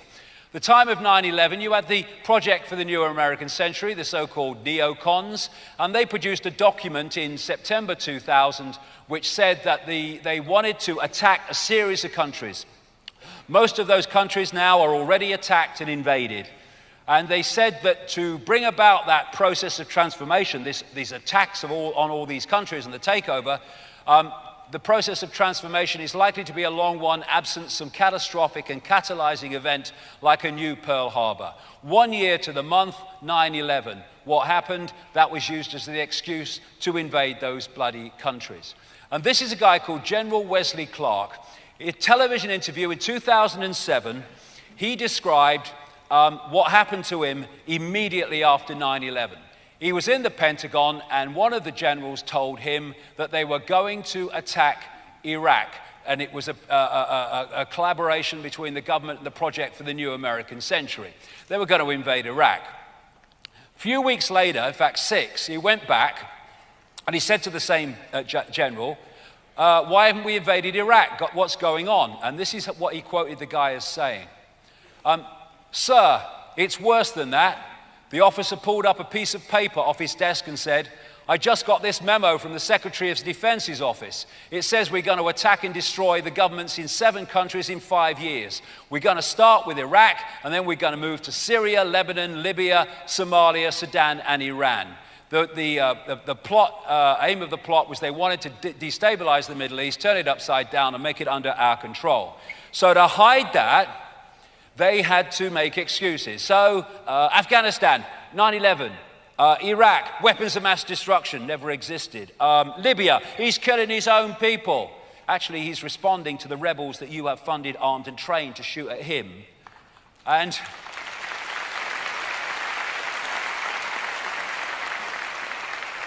then what we'll do is we'll move those rebels over to Syria, and we'll say he is killing his own people. And so we have the perception deception to hide all that. It's a movie.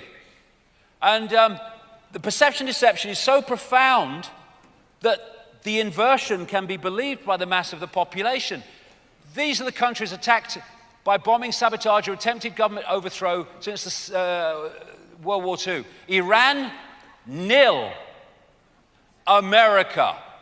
Public perception, Iran, dangerous. America, savior, good guy. There you go. Each of the 45 black dots is a US military base around Iran, but Iran is the one threatening the US. Perception deception.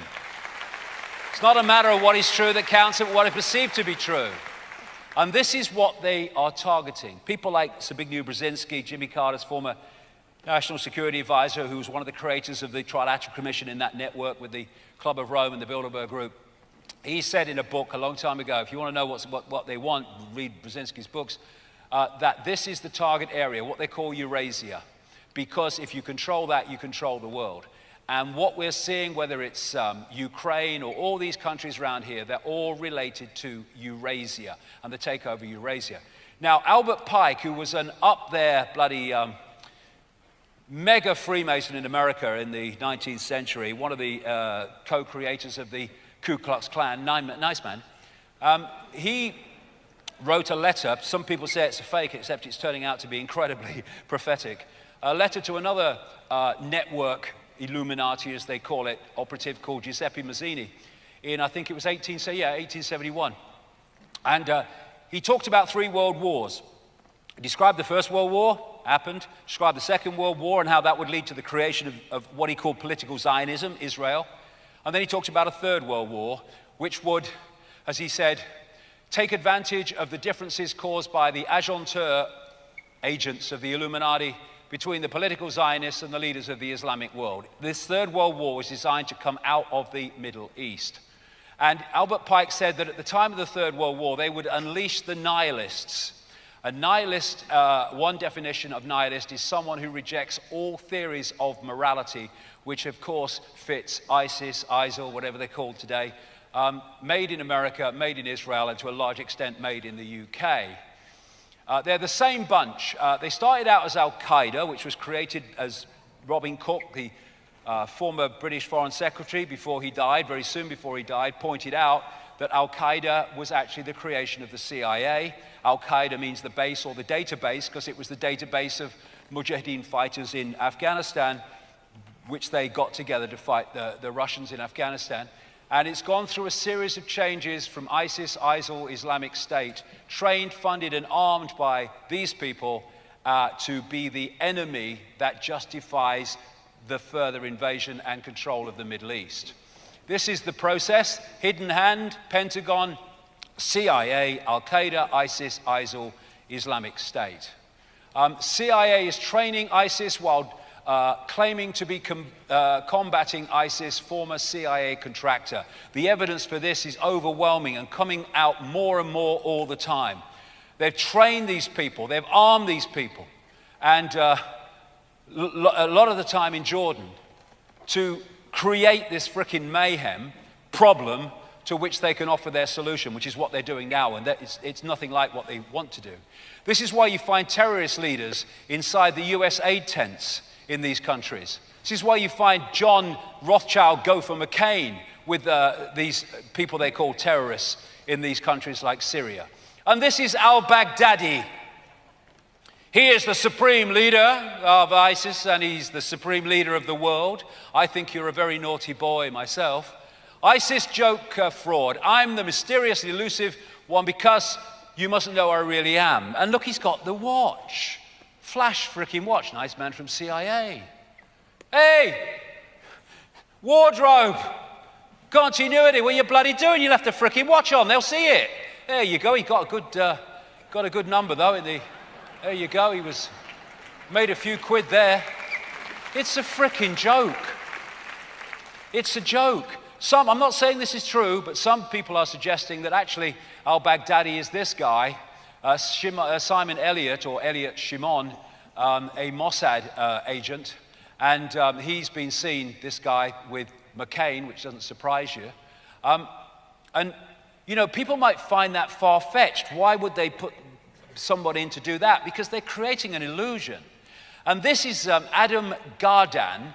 The FBI announced he was an Islamic terrorist that we all should be afraid of. Ooh.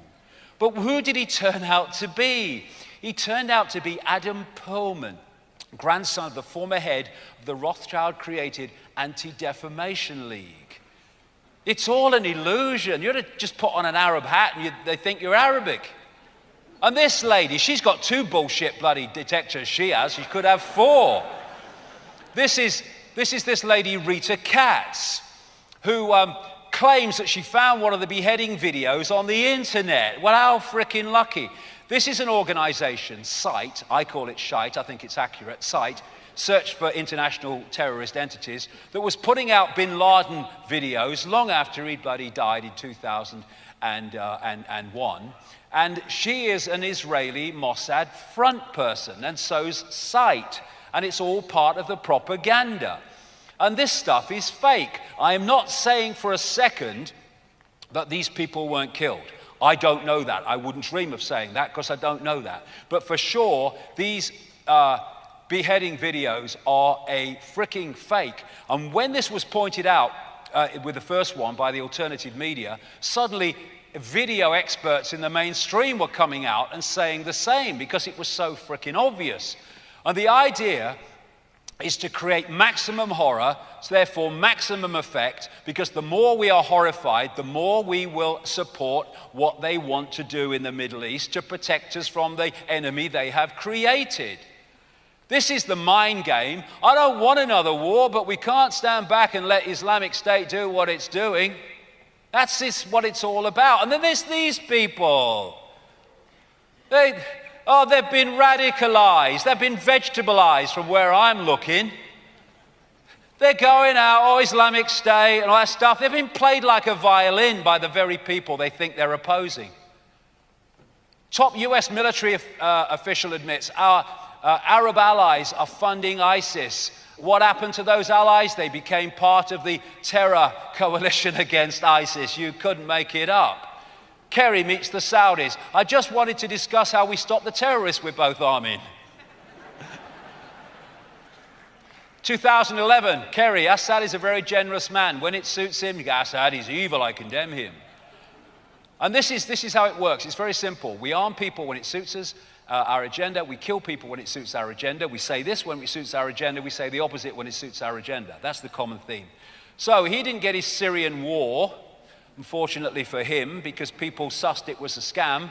But they're in Syria now because they've scammed the ISIS story. And that's what it's all about. And here is the real reason they're in Syria, to remove him and get around the resistance from the people.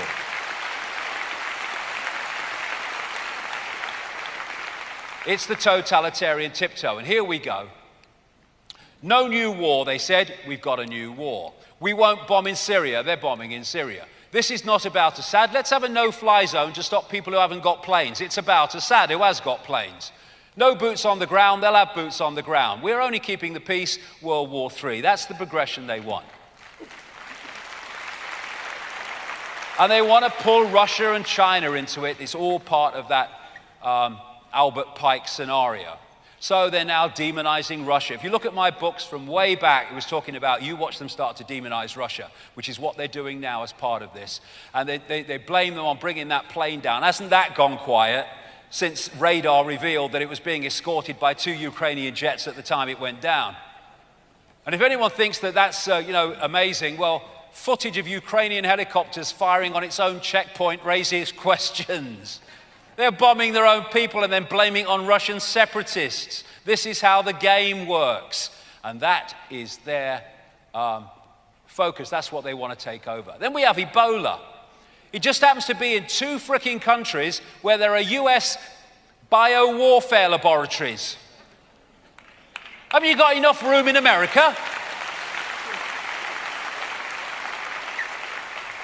And the Centers for Disease Control in America have a patent on the human Ebola virus. There you go, Sierra Leone closes down US bioweapons lab. I bet they did, pretty bloody sharpish. Another foreign news outlet links US biowarfare labs to Ebola outbreak. What a coincidence. ISIS, we must intervene in the Middle East. Ebola, we must intervene in Africa. Just a coincidence, nothing to worry about. And then you've got the public health emergency declared in Connecticut over Ebola, civil rights suspended indefinitely and all that shit that they can use. And this is what fear does to people. This is a passenger at Washington Airport waiting to get on a plane. This is how the perception deception works. Fear. Make them fear and they'll give you their power. Our complete state. If you look at this structure, that is designed to keep this status quo in place. So what we're seeing is more and more vicious, psychopathic police states around the world, in Britain and in America. They have a kill list in America. He can kill anyone he likes if it's on the kill list. He doesn't have to go through any judicial oversight. He can take anyone off the streets he likes and not have to take them through due process. So and so it goes on. There's almost a law against everything now because they want to tie us into a web like a spider ties a fly with regulations and laws. We've got this outbreak of luminous jackets. They're breeding, I'm sure they are, in the night. They're all over the place, these things. They're like roundabouts in Milton Keynes. They're breeding. And you've got a certain type of mentality in the administration of all this. I am a Dalek, rules must be obeyed, exterminate, inability. You know, they've got little cracks in their head where the bloody computer chip goes in. What are you? I'm a government administrator. I thought you were. There you go. I bet they have no idea what prats they look. But what this is about is the way the police are turning from the police as we knew them systematically, because of Agenda 21 and what I'm talking about, into the military. More and more vicious. Go into YouTube and put in police violence. You'll be there for bloody months. And what they've been systematically doing, I've been saying this for years, is recruiting people overwhelmingly on the basis of personality type not ability to do the job. That's why the good cops and the good coppers are disappearing, and these psychopaths are coming in more and more to replace them. Psychopaths who do this.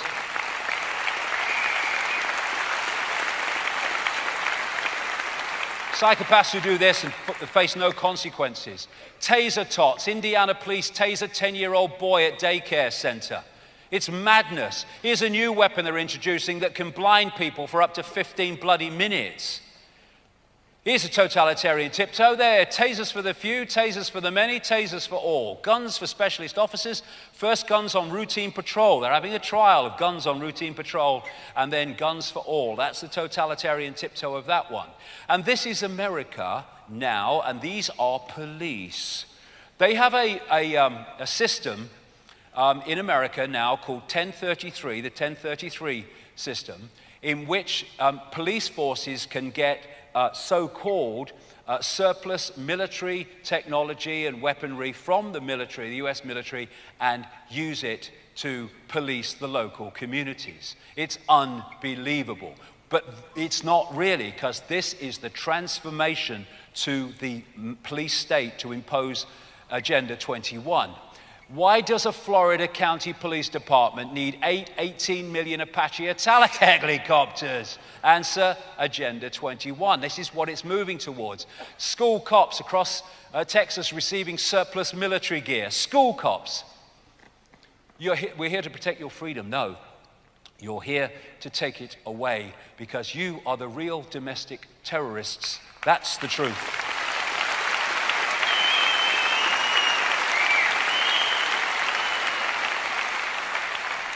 An extremist, a label used to discredit and marginalize anyone whose opinion is a threat to the state because they figured out how corrupt it is while sustaining a constant sense of fear or alarm in the minds of the public. An extremist, someone who sussed ya. That's what it is. And you can expose war crimes and you go to prison with the key thrown away. You can commit war crimes and you get a Nobel Peace Prize. And this is what the police and law enforcement need to understand. They are part of the 99.9%. And their children and their grandchildren have to live in the world that they are helping to impose on others. And think about this, police officers of this country. This is what's designed to happen. Private security firms are designed to take all of your bloody jobs and take over the policing of the people via corporations. Let's go this way. Oh, there you go. A time to choose. Morality, doing what is right regardless of what you are told. Obedience, doing what you are told regardless of what is right. Which way we go there decides on the world we're going to live in. Every great atrocity is the result of people following orders. It's time for the police to realize that they're designed to live in this world as well. This world of constant surveillance for their families and their children. Where they've got drones now that can take down your login codes and your bloody mobile phone. It's madness. You've got these bloody surveillance bloody insects flying around now. It's madness. These people are mad. And Bill Gates, for it is he, 5 billion plan. Let's put a camera in every classroom. Bill Gates spends 1.1 million fitting students with their mood bracelets to see if their teachers are boring. God, it's going on. Schools installing facial recognition systems to identify troublemakers. Get them ready for it. Bill passes allowing police to shut off all cell phones remotely. All internet activity now monitored by pre-crime algorithms. This is UPS. Every time he moves his arse in that seat, someone back at headquarters knows he's done it. And I'm not kidding. If he backs it up, they know he's backed up. If he walks out, he knows he's not sitting there. This is what's planned with these black boxes they're putting in cars increasingly. So everywhere we go is tracked.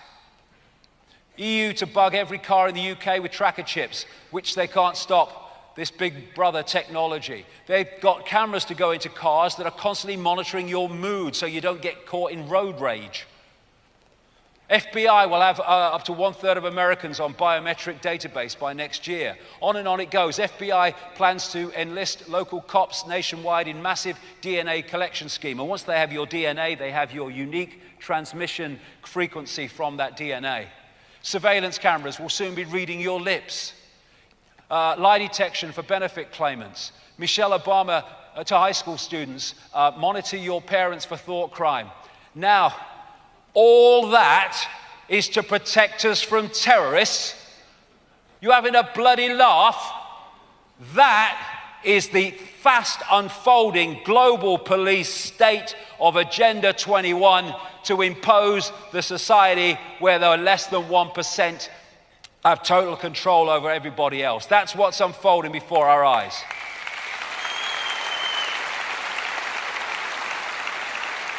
And this is the point. All these dots are connected. It's the same. People say you see a conspiracy. Everywhere I don't, I see one conspiracy with loads of different expressions of itself. They're stealing our kids with more and more excuses to take children from loving parents through secret fricking courts. 10,000 kids a year are now taken from parents in this country. A vast, vast number of them without merit and without reason. Children stolen by the state needlessly, causing utter misery in one of Britain's most disturbing scandals. Absolutely. That family that took that lad from the cancer unit in that notorious bloody Southampton hospital, they were warned that if they didn't stop asking questions about the treatment, which was shite, then they'd have their children taken away, the child taken away rather, till he was 16. This Cinderella law they've introduced is an excuse to take more and more children away from loving parents. Stop the emotional abuse of children. Parents who fail to show love could face prison. This lady, Erin Pitsey, is absolutely right. Why this law against emotional cruelty could turn every parent into a suspect. Who actually decides what that is? The frickin' state does.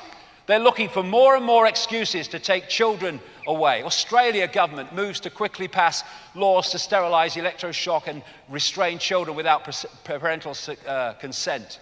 The Obama youth movement and the seizing of American children is happening everywhere. And there's this bloody idiot, batshit crazy, absolutely. Fine parents who don't read to their children, says Ofsted head, and he wants to punish those who miss school events.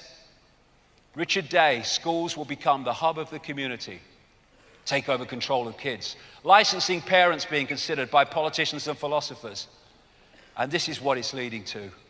This is what was talked about by Aldous Huxley in Brave New World, creating a situation where parents had nothing ever to do with procreation and children. Natural reproduction has been done away with, and children are created, decanted, and raised in hatcheries and conditioning centers.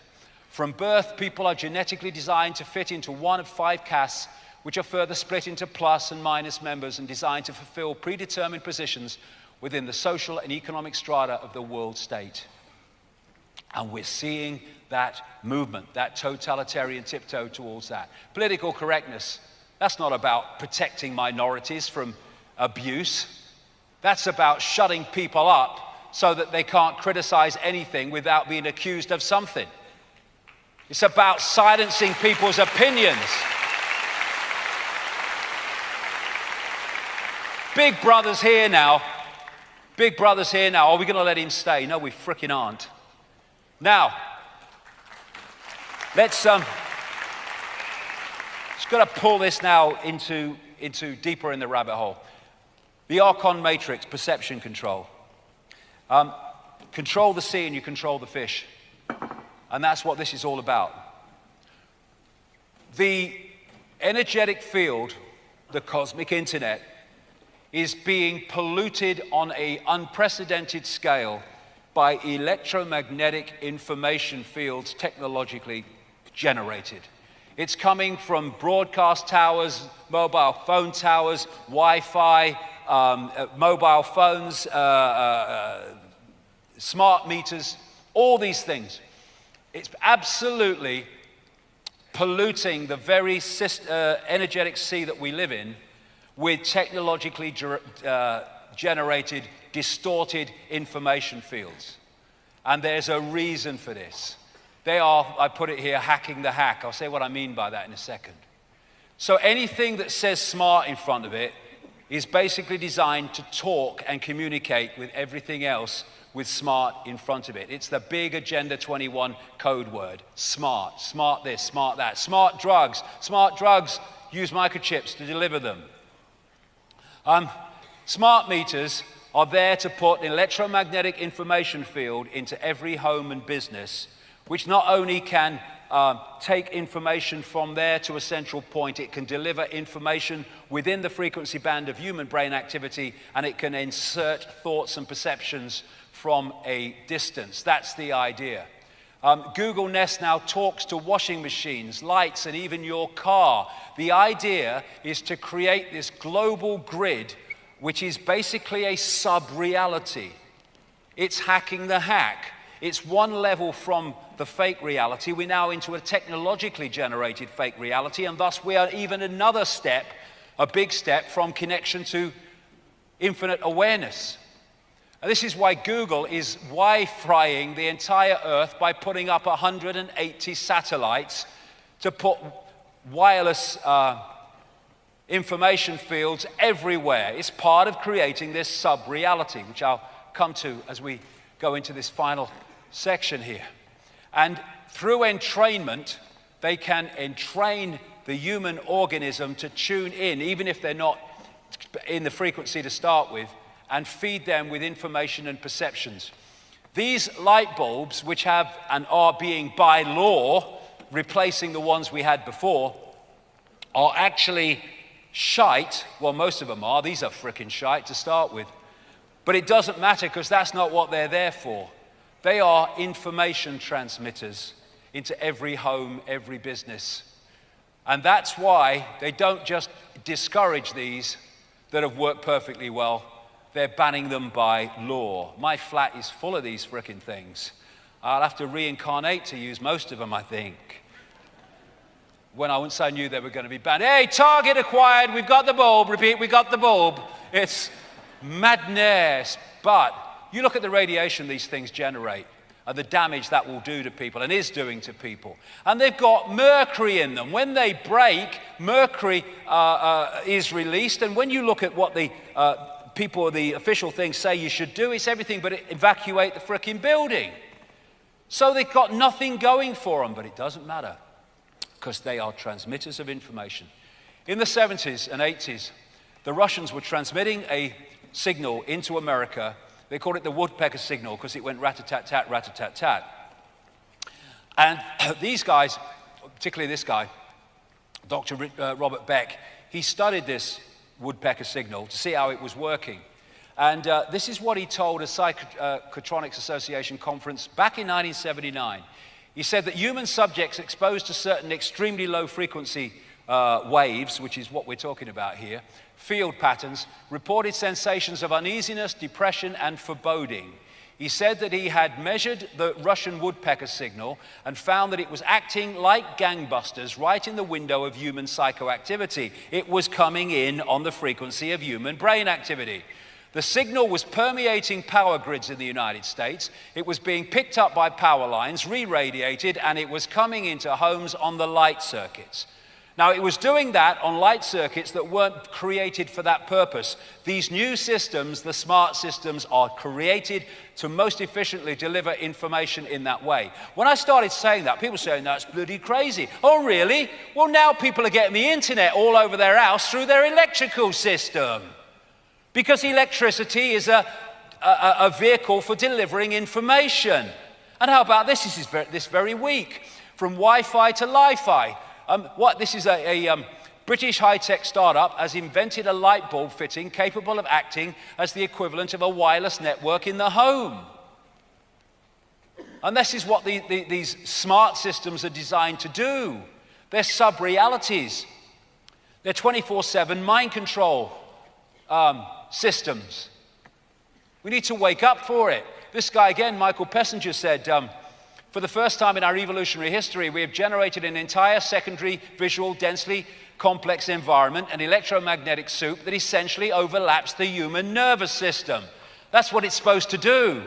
For reasons I'll come to, what they're doing, this archontic force, is they're changing the atmosphere, changing the sources of information that we are receiving, both down here and higher up in the atmosphere, because they are changing our world into their world. And they are like cyborgs, what you would call transhuman. And that's what transhumanism is all about, as I'll come to. They're changing the atmosphere. HAARP can virtually lift part of the atmosphere. You can make it move, do things, one of the creators said.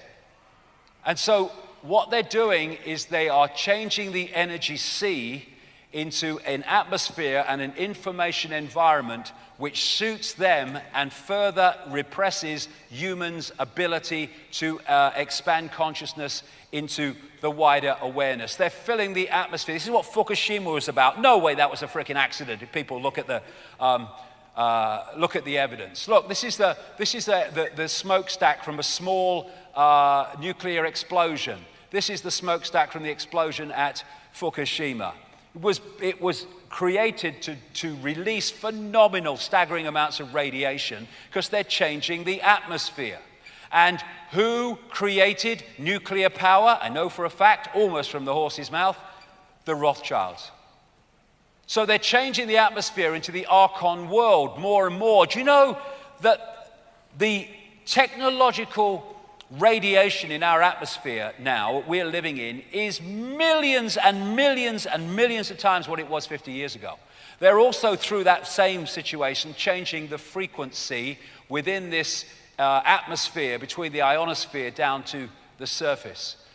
This is why all these whales and dolphins are beaching themselves. Their radar's changing. They've lost their sense of direction because the way the energy field is changing. They're creating this sub-reality. And it's a technologically generated one, and they want to create this reality technologically between the ionosphere and this surface where we live. And chemtrails are part of that because it is a medium for delivering what they want. So they're hacking the hack and taking us to another level. They're trying to take us to another level distant from awakened infinite consciousness. Because you can have that situation, but if you take this technological level further forward, it's even more challenging to access infinite awareness from this reality. People say, why would they destroy their own planet? We're living on a planet as if we had another one to go to. Well, what if this planet don't suit them in terms of its atmosphere and its frequency, and so they're changing it to make it like home? That's what we're frickin' seeing. And this is what transhumanism is all about. Transhumanism is about putting bits of technological kit into your body so you interact with technology. The idea is the technology then becomes your master and it becomes your sense of everything. You become a slave of the technology. I've been talking for years, as people who've gone through these years with me will know, about the microchip agenda, and now they're openly talking about the microchip. This is an electronic tattoo. It's one of the stepping stones to it. New medical microchips to be implanted by 2017, delivering drugs, routine birth control through wireless communications. Is choice lost? Microchips to administer drugs, replace pills. Microchips will be implanted into healthy people soon as you think. Australian man who has a microchip inserted into his hand so that he can do more with the iPhone 6. Well, I hope he sticks it up his arse, because that's where his brains are.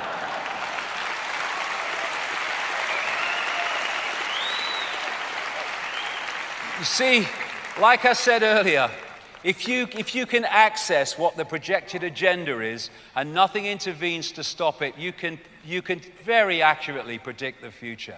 That's why I've been talking for years about the microchip agenda, and now we're there.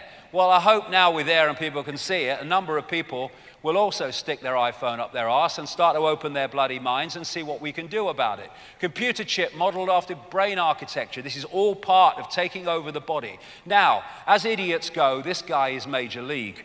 Kevin Warwick, a professor at Reading University, one of the great proponents of the transhumanist agenda. If a machine is passing down signals that keep you completely happy, then why not be part of the matrix? Because I do not have any wish to be a freaking idiot like you, Professor Warwick.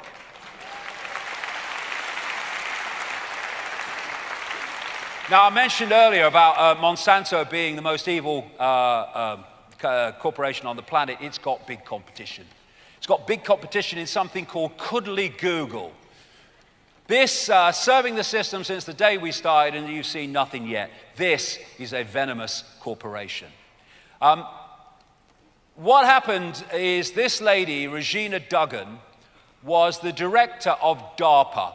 DARPA is so dark, it cannot be seen. It is so dark.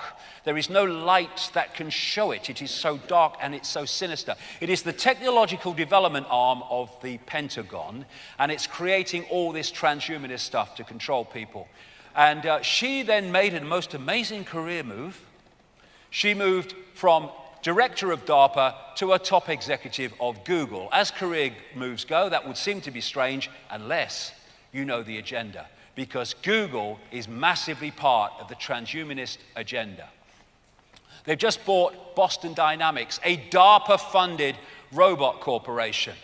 They're big time into robots, and this is what they plan. Bye-bye humans, into the transhuman, where the technology rules, not infinite awareness and consciousness. And they're preparing us for this transhumanist kit, transhumanist shit, through things like Google Glass. Get it part of the body.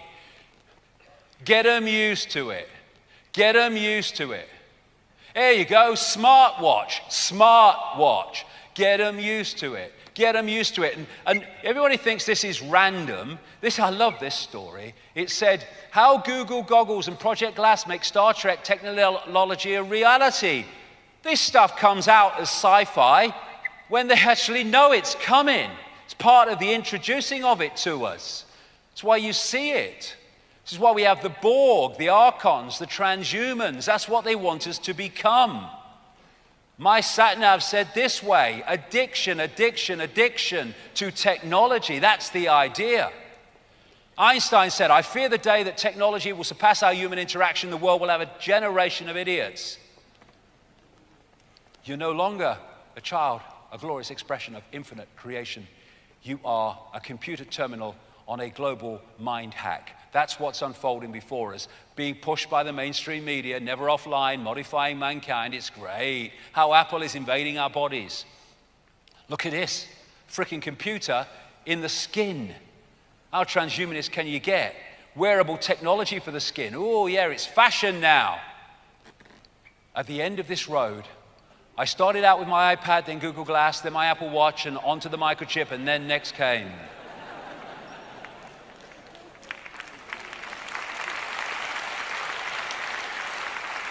And this is what Huxley said: people will come to love their oppression, to adore the technologies that undo their capacity to think. And that's what they're for. If you take the human organism into a technological level of control, the ability of that to access that becomes almost unimaginable. That's the idea. I had the vaccines, drugs, GMO, fast food, Wi-Fi, smart meter, smartphone, Google Glass, fluoride and sun cream, and I'm perfectly fine. I don't know what you're going on about. And this is part of the DARPA and almost certainly Google agenda. The idea is to replace human troops with robot troops to keep the masses under control. They're developing them. It's no good saying they're not. They're developing them. There's videos of it. All DARPA stuff. Artificial intelligence could co-pilot future combat jets, Navy official. Exactly. Robots could learn how to herd humans like sheep. Study. That's the idea. killer robots to be debated at the UN. This is what's going on while Simon Cowell's on the frickin' screen. Introducing Alsight, the slightly scary CCTV network completely run by artificial intelligence. The idea is rule by machine, which brings into focus even more how accurate, and why was it accurate, that Matrix movie, where the Matrix was controlled by machines. Artificial intelligence. What did the Gnostics say about the archons? They're like cyborgs, a robotic race that can imitate but not innovate. They're turning humans into them. That's what transhumanism is all about. Computer terminal humans is what they're creating.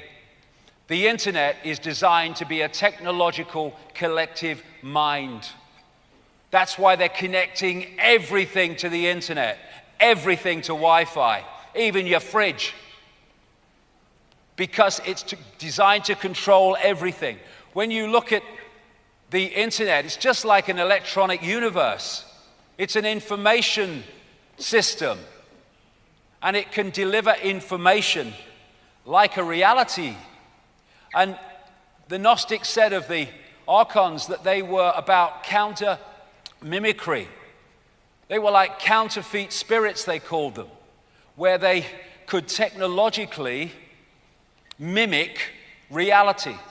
And that's what they're doing with these transhumanist systems and the internet. Saw this movie Transcendence, where Johnny Depp, people haven't seen it, he knew he was dying and they wanted to keep his mind, so they downloaded his mind onto the internet and the internet became conscious. I'm seeing scientists now saying, could the internet wake up? Who says it hasn't already? And what happened was that he, through his mind, the internet became conscious and then started dictating all these machines and all these gadgets and what happened that were connected to the internet. That's the idea, to create this sub-reality based on technology. Now, what is that but a hive mind, a technological hive mind? Matrix connecting humans to the hive mind. A virtual reality within a virtual reality, the hack within a virtual reality, the original reality. And it's no accident that in that Charney project, this entity in that 5-year period and the 20,000 questions included this point, it was said. Humans are more evolved spiritually than the reptiles, but they suppress humans with their technology. Their God is their technology. And that is the world we are seeing unfolding around us every single day. One final point before we have a break. They cannot create this reality because they cannot create from nothing. They have to get us to create it for ourselves. And this is where putting subconscious information, implants into the subconscious is so important. And that's what this is all about. Preemptive programming. When you look at the last, 15 years, there has been movie after movie after movie that has portrayed the very society that these people want to make our society. One after the other. Of course, we have the Hunger Games, but there's Equilibrium, classic one. We have Divergent, we have X-Men Days of Future Past, one after the bloody other off the conveyor belt. And what they're doing is planting that reality into the subconscious to make us familiar with it. So as it unfolds and through our subconscious we help to create it once it's in there, we are not so aghast with it, or some of us are, because we're somehow familiar with it. And the familiarity has been put in to a large extent at the subconscious level by the endless movies and television portrayals of the very society they want to impose. So, before we have a break and then get into raising this frickin' vibe to beyond the archons, is it a lost cause? Is it a lost cause? Is it a lost cause? No fricking way. It's a lost cause.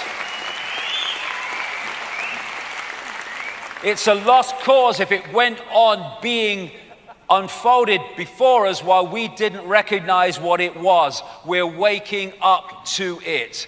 And we can decode this world and we can decode another world. It's a choice in the creation of our reality that we have the power to intervene on, if only we realize we have that power instead of thinking we're Ethel Jones and Arthur Smith. We can paint another picture and end this shit. We have the power to do it. And we'll get into that after we've had a break for half an hour. Thank you very much. Thank you.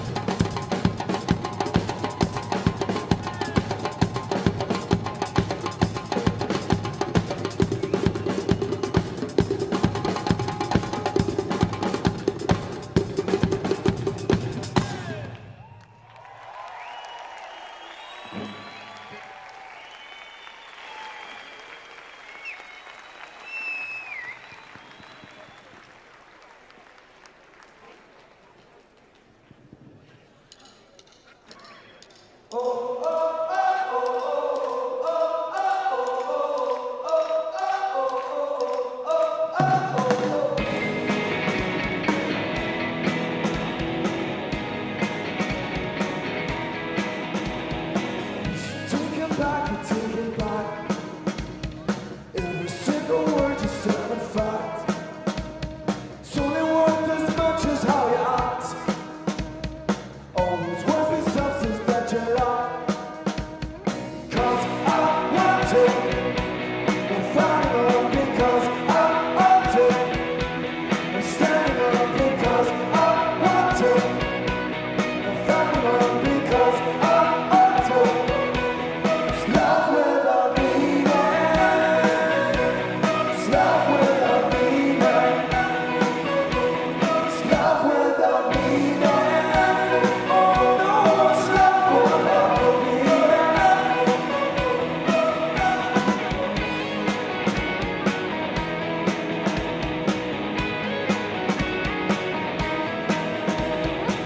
Once I thought and wrote it down.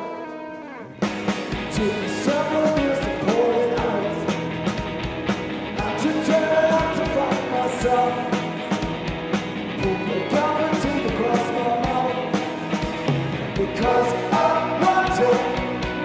I'm fighting up because I want to. I'm standing up because I want to. I'm fighting up because I want to.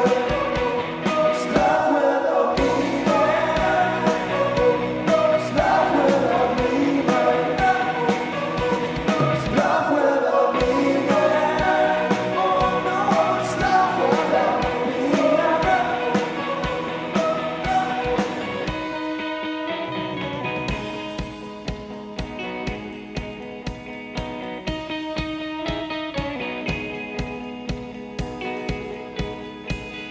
Don't you think you've heard enough of love?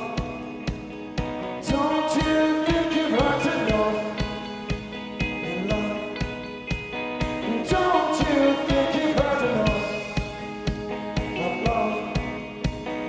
Don't you think you've heard enough in love? In love, in love.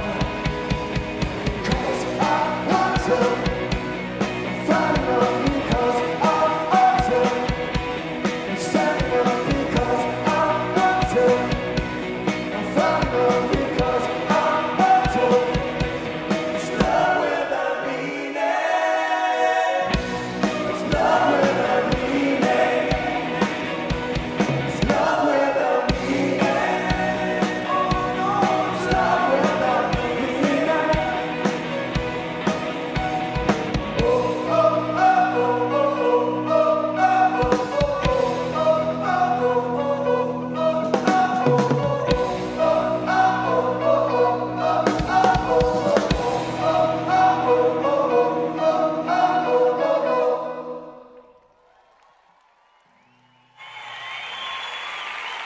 Fantastic.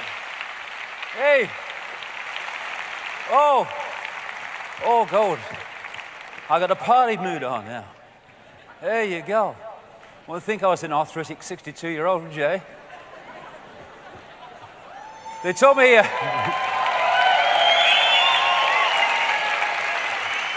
They told me when I was 19 that I could be in a wheelchair in my 30s. I said, bollocks to that. I ain't going to be in a wheelchair in 30s because I got things to do. And so the mind is so powerful. Before I start, because we got a lot of music and stuff and all that business and coming up, and it's all about a vibe thing, this, which I want to talk about first for a little while, but not that long. But a few thank yous. One is to my son Jamie, who's pulled all this together. He's done a fantastic job over a year. That's me clock, so I don't go over.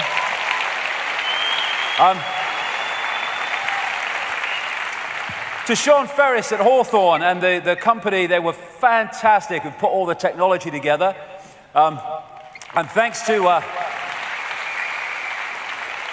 Thanks to Wembley Arena. I tell you what, Wembley Arena, they're nice people. I love coming here, and they've been great with us as always this year. And thanks to Zachary, who's made a big contribution to pulling out this sequence we're going through here, which we've actually not rehearsed. So it'll be a bit of fun, because we have not been able to get together. We've rehearsed some of it, not much. So, skin of the pants and all that stuff, but then it's fun, isn't it? Awaken, awaken, awaken. You know, when people talk about solutions, they kind of expect you to map out an organization and a structure and have someone taking the minutes. That's not what it's about. We're in a situation where psychopaths have taken over our reality. And so what's the answer? Well, the answer is we are. We are the answer. And, you know, you can go through the left brain and talk about structure, and he takes the minutes, like I say. But the bottom line is, the difference between the world we live in and the world that we can live in is whether our society is conscious or unconscious, because unconsciousness is going to get us here, so consciousness must take us somewhere else. It's about becoming conscious. Question is, how do you become conscious? Well, you disconnect from the program, and then you automatically are conscious, as I'll come to. But, you know, the theme in whatever culture, whether it's the Gnostics or whatever, they talk about this archontic force envying humans and fearing that they will wake up. And that's why they have to keep us asleep, and they're terrified that we'll wake up. And that's why in the land of the blind, the one-eyed man is king, because the one-eyed man, the suppression has kept humanity, the target population, in a deeper sense of ignorance than it is in. Thus, the one-eyed man is king. So we wake up, and like I said, the three-eyed, two-eyed man, woman, everyone will wake up, and the game will be over. They don't keep us in a state of spiritual, mental, and emotional oppression for a laugh. They do it because it's the only way of controlling us. So getting out of that is fundamental. They are seeking to hijack our perception. We need to take our perception back. You know, when the Native Americans are talking about this choice between one side of us and another side of us, well, that is the world that we have helped to create by falling into its trap. People say, what are the solutions? That's the solution, because everything comes from that. Joy, love, peace, hope, serenity, humility, kindness, benevolence, empathy, generosity, truth, compassion. All these things will transform the world, and there's so many people in this world who are already there. But they need to put their heads above the parapet and express that instead of hiding it and hiding away from society. Which one wins decides which society we live in. Thus, it's not about left brain structure. What we need to do in a holographic expression of this changing consciousness will naturally come from the changing consciousness. Changing consciousness is what we need. We've been decoding this reality. We need to decode this reality, and that means changing our consciousness, and thus what we decode. And Albert Einstein said, we cannot solve our problems with the same thinking we created them. So, here we are in a perfect example of that. The way we have expressed ourselves through generations and generations, thousands of years of what we call human life, has got us into this situation. And so we need to change that to get out of it. And the difference is being in the program or being conscious beyond the program. It is absolutely that simple. And once we're really conscious beyond the program, there'll be nothing like fear of expressing yourself within the realm of the program. Because some people kind of suss the program, but they've not got so conscious that they've gone above fear so that they can actually express themselves within the program. They've sussed the program, but then they keep their heads down and their mouths shut because they worry about the consequences of challenging the program. That's not in a conscious state. That's a greater awareness state. It's not a conscious state. A conscious state coming from the heart. The heart doesn't do fear. Bollocks to that. Fear, heart. Love doesn't fear. Love has this image of being weak. Oh, he's about love. He'll be doing the washing up next. What's he doing? Well, love is beyond fear. It's beyond time and space. the realm of fear. Thus, it does what it believes to be right, whatever that is and whatever it takes. And when we reach that level, there'll be so many people speaking out and expressing themselves in the program will get absolutely dismantled by people waking up and expressing that awakeness. You know, it is so simple. How do we change the world? We change ourselves. How do we change ourselves? We step out of the program and become the conscious infinity forever that we are. Becoming conscious beyond mind. In this, kind of matrix, they'll never kind of see it, like in the quotes I've been giving about the simulated universe. They'll never see it, the walls. Well, the way through the walls is becoming conscious beyond mind. It's breaking out of thought and going into intuitive knowing, into a state of awareness that is beyond thought. It just knows. You know, we do the body language. It's telling us. We say, hold on, I'm thinking. And then we go, look, I just know. Because that's where knowing comes from. And what am I saying? Reversing the inversion. Going from interacting with this reality through the gut and the emotions and starting to interact with it through the heart again. Oh, we can do it. It's a choice. We can do it now. We can do it tonight. We can go on doing it after tonight. It is just a choice. But people often don't make the choice because they think, well, the consequences of making the choice, well, my life will change. Yes, it will. For the better, overwhelmingly. Once you start to break out of it. The divine light is always in man, woman, presenting itself to the senses and to the comprehension, but man rejects it. We just have to let it in. You let it in through the heart. This is a wonderful lady, Alice Walker, wonderful lady. The most common way people give up their power is by thinking they don't have any. And that is the greatest dismantling of human power that this archontic force has, is selling the perception that we don't have any. You had the power all along, my dear. We have just forgotten and we're waking up to it. Who do we answer to? David Icke? Do we answer to Ethel Jones or Charlie Smith? Or do we answer to I am infinite awareness, all that is, has been, and ever can be, having an experience of that name? That is the revolution. The revolution of self-identity, from experience to that which is experiencing. Imprisoned by walls that we build for ourselves, and the system helps us, encourages us to build them. Perception programming. We accept the imposition of belief from other people, whether it's parents or academics. No. Blank sheet of paper. I decide, the I decides what goes on that paper. In other words, what I accept as my reality. I don't care how many letters you've got after your name. I don't care if you're freaking famous. I don't know who you are. I don't care if you're my mother and father who are trying to impose their belief system upon me. I am infinite awareness. I will decide what my belief is and how I perceive reality. And that, again, breaks out of this program of responding to how others tell us we should be. And we've got to kind of realize that there will be resistance to that. People who go, oh, yeah, what about you, when you start to resist the program. But it doesn't matter, because if they can't respect our right to be us, well, what we bother in being around them anyway for? It's about dropping the actor's mask or realizing what the mask is, that it's just an experience. It's just a point of attention within infinite reality. And when we leave this body, we'll move our point of attention. And we are doing that infinitely forever. That's as bad as it freaking gets. And if we go on accepting the program, go on accepting externally implanted beliefs, then we're just pawns in the program, pawns in the game, and we've given our power away. What are we doing as infinite reality? Having our belief systems externally imposed.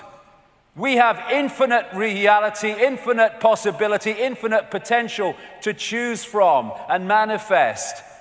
Why are we having people tell us what we are and what we should be? When we choose not to do that, when we choose not to fall into the program, then we start to make a positive difference in the world. Because by disconnecting from the program, we are taking its power away, one by one by one. And when we get caught in emotion, that's what we're supposed to do in our Viking challenge, overcoming emotional impulses. You know, I know that as much as anybody. But when we get caught in these emotion programs running through the body, and what's interesting is when near-death experiences describe their experiences, invariably they say, when I left the body, there was no emotion. It wasn't your emotion loss. Human emotion wasn't there anymore. It's a program, or this low vibrational human response, because that's the energy that they wish to generate for reasons we've discussed, and thus they have put programs through the operating system which generate that energy. But infinite consciousness can overwhelm and overpower that if we come through the heart, because the heart doesn't do that kind of emotion, this does. And once we fall for the emotion trap, we're not in the now. Because when we're worried about the future, we're pulled into a future that actually doesn't exist. We're pulled into a place where we can't do anything. We are powerless because you can't change something that doesn't exist. And when we have regrets, emotional regrets about the past, we're pulled into the past that doesn't actually exist. We're pulled out of the now, which is the one moment where we can change everything. So pulling out of the regrets and the future, I mean, I am not what has happened to me. That is an experience that we have had to this point. And it's brought us to this point. And some of the things we haven't liked have been good for us because it's given us experiences that have helped us to become more understanding of everything. But I am not what has happened to me. I am where I am now. And at any point in the now, we can make a new start. And whatever has happened in the past, however bad it was, however we regret it, however we don't like it, we can start anew now anytime we choose and build a different world, a different reality, a different human experience for ourselves. We have the power to do that as long as we don't fall for the program that pulls us into the past and the future. I am not what I choose to, I am what I choose to be now. And tonight, anytime, we can choose to be something different. Oh, well, you weren't like that before. No, but that was another now. This is this now. I am now. And Leonardo da Vinci said, one can have no smaller or greater mastery other than mastery of oneself. This is the revolution. Mastery of oneself that takes us out of the program and ceases to have us being a computer terminal on someone else's matrix. And what we do is we don't accept externally downloaded perceptions of reality. We choose our own on our terms. Socrates said, the secret of change is to focus all of your energy not on fighting the old or fighting anything, but on building the new. And this revolution is about building the new. And by building the new, by the very definition of doing that, you're challenging the old by definition. You're replacing it with something else instead of fighting it and becoming an expression of what you're fighting. What you fight, you become. Remember who you are. That is the revolution. And having the initial courage, but you soon get past that and the need for it, to express who you are, no matter what people say about you, do about you. Because if we give away our right to be us because of what the program is doing to us, well, we might as well not even start. Can you remember who you were before the world told you what you should be? That's a starting point. Let's now, from this point, start to be who we are and not what the world is telling us we should be. People think that oneness...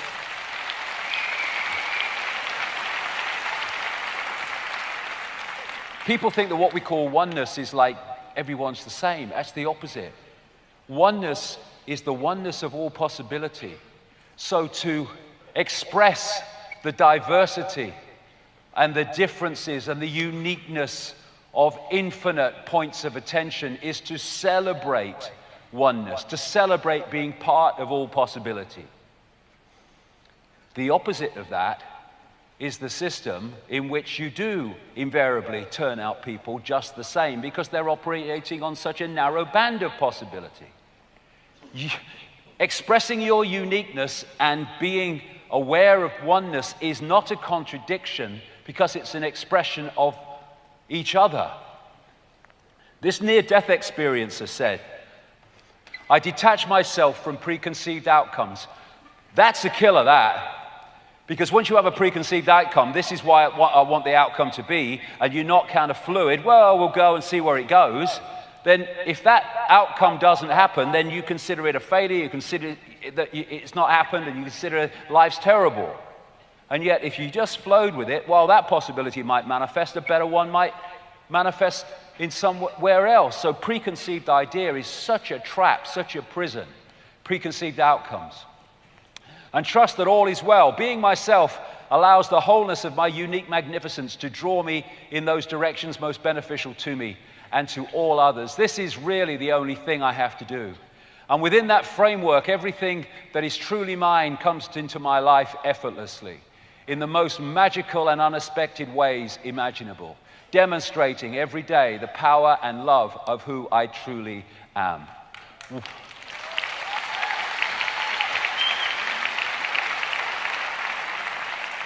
One of the kind of experiences and the common themes through my life in the last 25 years, if it's easy and it flows, go with it. If there's blocks all over the place, go somewhere else.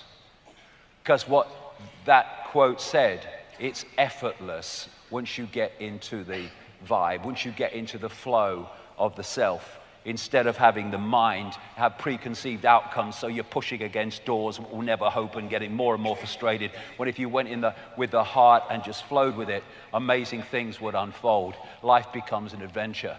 Remember who you are by forgetting what they told you to be.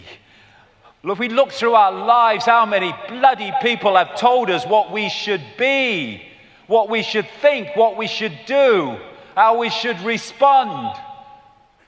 Enough of this stuff. We decide what happens in our lives. We decide what we believe.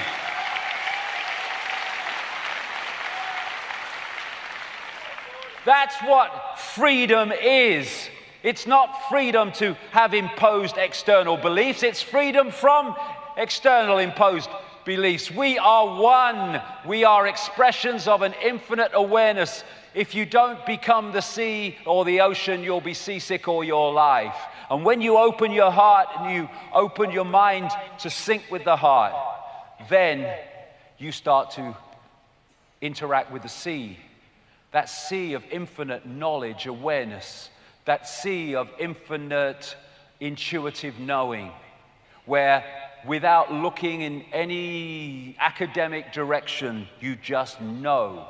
You just know. You just know what's right. You just know where you have to be tomorrow because this is telling you, and you follow it, and suddenly amazing things happen because you followed it. Where if you followed the head, oh, can't go there, that's silly, you will not have those amazing experiences because you've cut them off. This is Ibn Alexander from his near-death experience, in which he said, to experience thinking outside the brain is to enter a world of instantaneous connections that make ordinary thinking, those aspects limited by the physical brain and the speed of light, seem like some hopelessly asleep or sleepy and plodding event. Our truest, deepest self is completely free. It is not crippled or compromised by past actions or concerned with identity or status. It comprehends that it has no need to fear the earthly world, and therefore it has no need to build itself up through fame or wealth or conquest. The revolution is to take that awareness of self and bring it into the program. And with that, the program will dissolve in the sight and the power of that energetic change that it will undergo as a result of that energetic transformation that we bring. Here's another near-death experiencer. I have never interviewed anyone who had a near-death experience who told me that they came back to make more money or to spend more time at their jobs away from their families. Instead, they became convinced that they need to be more loving and kind. They react to their experience by living life to its fullest. They believe their lives have a purpose, even if that purpose is obscure to them. Invariably, it involves concepts such as love of family, service to others. They seem to know that the love they create while living will be reflected and radiated back to them when they die or when they change their point of observation. It's that awareness, that heart-centered awareness beyond the program, beyond body-mind, that we need to connect with, we need to become part of, because it's the true self anyway, and bring that in an expression in the way we live our lives into this program. That will dissolve the program and start to manifest that reality here. That's all it is. We don't need minutes and committees. I don't even really need vast protests. We need to transform the reality by becoming another reality and expressing that reality within this one. This reality will not survive that energetic onslaught of the natural order, of truth, of love, of peace. It won't. And it depends on us not doing that. A Jim Morrison quote, "The most important freedom is to be who you really are. You trade your reality for a role. You trade your sense for an act. You give up your ability to feel. In exchange, you put on a mask. There can't be any large-scale revolution until there is a personal revolution on an individual level. It has got to happen inside first." That is the revolution. It's so simple. We want a world of love and peace, then we have to be loving and peaceful with each other as well as those we don't like.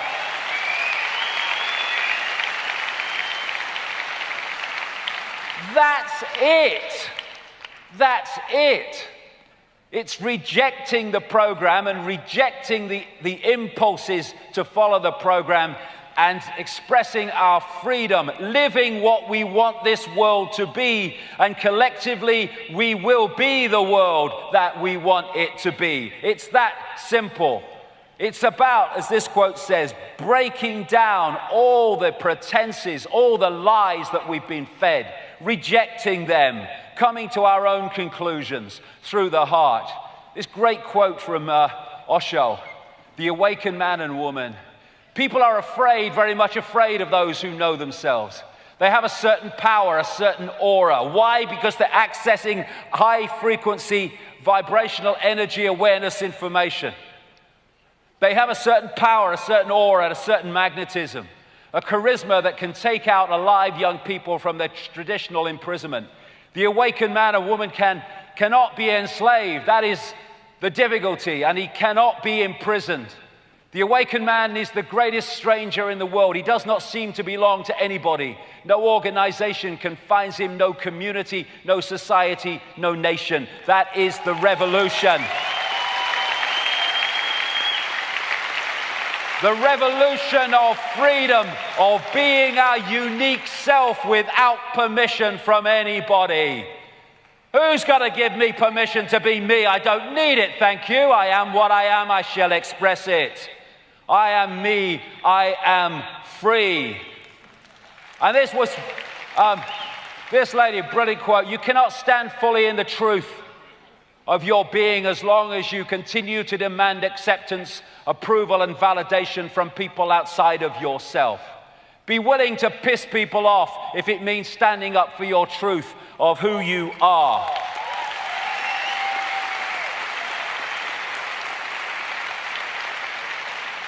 They told me 25 years ago, "You're finished.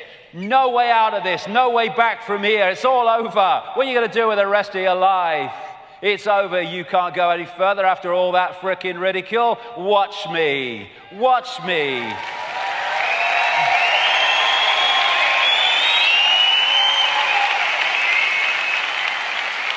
That's the power we have.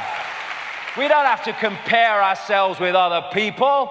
We are our unique self. We have nothing to compare with. He's got more money, he's got that, he's more famous. Who gives a shit? I am my unique self. It doesn't matter. As long as I express my unique self, I am in my power. I don't need to be anyone else. I am me. I am unique. I am a unique point of attention within an infinite reality. We all are, but we forget that. As Jiddu Krishnamurti said, we are always comparing what we are with what we should be. We are what we are. Let's express what we are, celebrate what we are. And then the uniqueness, the spontaneity of expressing uniqueness will break the program, which is about suppression of uniqueness and oppression and conformity. We are the revolution if we cease to conform with traditional, programmed, this is how you do it, reality. If you only stay in that area of expression where you are within the program, how can anything move forward? You're going round and round.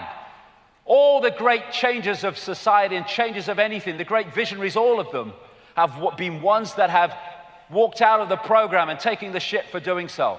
Because out of the program is the only way you're going to push on in terms of understanding what life is about, who we are, and where we're coming from. The greatest fear in the world is the opinions of others, and the moment you are unafraid of the crowd, you are no longer a sheep. You become a lion, and a great roar rises from your heart. The roar of freedom, of being you, and not someone else's version of you.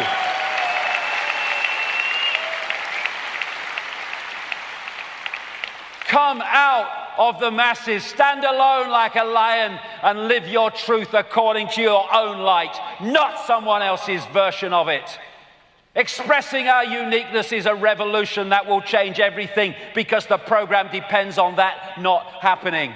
It is better to live one day as a lion than 100 years as a sheep. What's the point?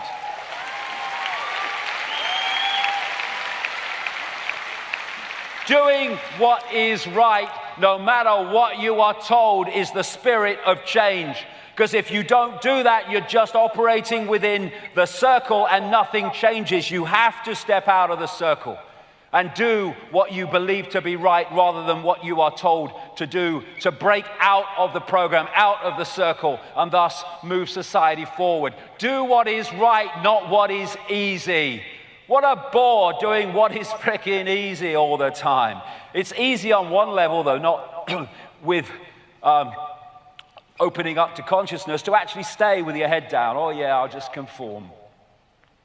But if you want to express beyond the program, then we have to do things that sometimes we find challenging, like speaking our truth in a world that doesn't want to hear. It's just freaking smoke. Leaving the herd, that's the revolution, because the herd is the program. So if we leave the herd, we leave the program. Oh, it's so simple, expressing our uniqueness. Do not go where the path may lead. Go instead where there is no path and leave a trail. That's how you change the world. That's how you change the world. It's the only way. One who follows the crowd can go no further than the crowd. What is that saying? One who follows the program can go no further than the program. And you stay in the matrix. Those who walk alone are likely to find themselves in places that no one has gone before. And it's those that have gone there and brought that back, brought that awareness back, that have, through what we call human history, changed everything. And the only things that have changed everything. The first step to change is decide that where you are is not an option, and then go for it. Go for it. Not sitting around, well, what are the, jump! And you find you can fly. Doesn't mean there ain't challenges, but my God, you find your life changes, and it becomes the adventure and not the chore, not the round and round the garden. It takes nothing to join the crowd. It takes everything to stand alone. And it's those who stand alone that change everything, because those that stand alone are outside the program. As I said right at the start of the day, today's mighty oak is just yesterday's nut that held its ground long enough for perception to move and see that it wasn't a nut all along. Small minds cannot comprehend great spirits. To be great, you have to be willing to be mocked, hated, and misunderstood. And you need to stay strong, because otherwise you get pulled back in the program. What a great quote this is from Bob Marley. And I tell you what, even in recent times, I've freaking learned this one. You never know how strong you are until being strong is your only choice. It's amazing what strength we can manifest when the situation demands it. Where in our minds, when we're thinking about it, we think, I don't have that strength. And then suddenly when it comes to it, you do. It's taking responsibility, because what we don't face, we cannot change. This is why the New Age is, oh, it's negative. They'll never change a freaking thing. Never change a thing. They're just in denial. They're just in escapism. You need to face what we need to face, and then we can change it. I can't see nothing wrong. Everything seems fine. Escapism. It's your road and it's yours alone. Others may walk it with you, but no one can walk it for you. We're all unique. Destination is a choice. Give up, give in, or give it all you've got and refuse to give in. And we're entering we're in these challenging times where we need the power of the heart that won't give in, that won't take a step back because things are happening that make it fearful. This doesn't do fear. The heart is the ultimate power. It won't stand back. It will stand up to what it believes to be right, no matter what the situation is. And that's what we need. Persistence. This great quote here. Now that we've exhausted all possibilities, let's get frickin' started. Persistence. If you have the power of the heart and the persistence of keeping with the power of the heart, no matter what we face, we can change anything. Together, we can change everything. The person who said it can't be done should not interrupt the person doing it. People say, there's nothing you can do about this conspiracy. The conspiracy depends on us believing there's nothing we can do about the conspiracy. Bollocks to that. The conspiracy is coming down. It's in the process of coming down.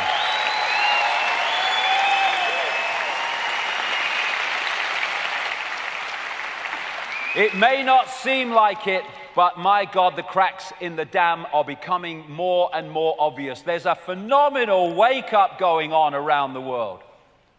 Leonardo da Vinci, it's long come to my attention that people of accomplishment rarely sat back and let things happen to them. They went out and happened to things.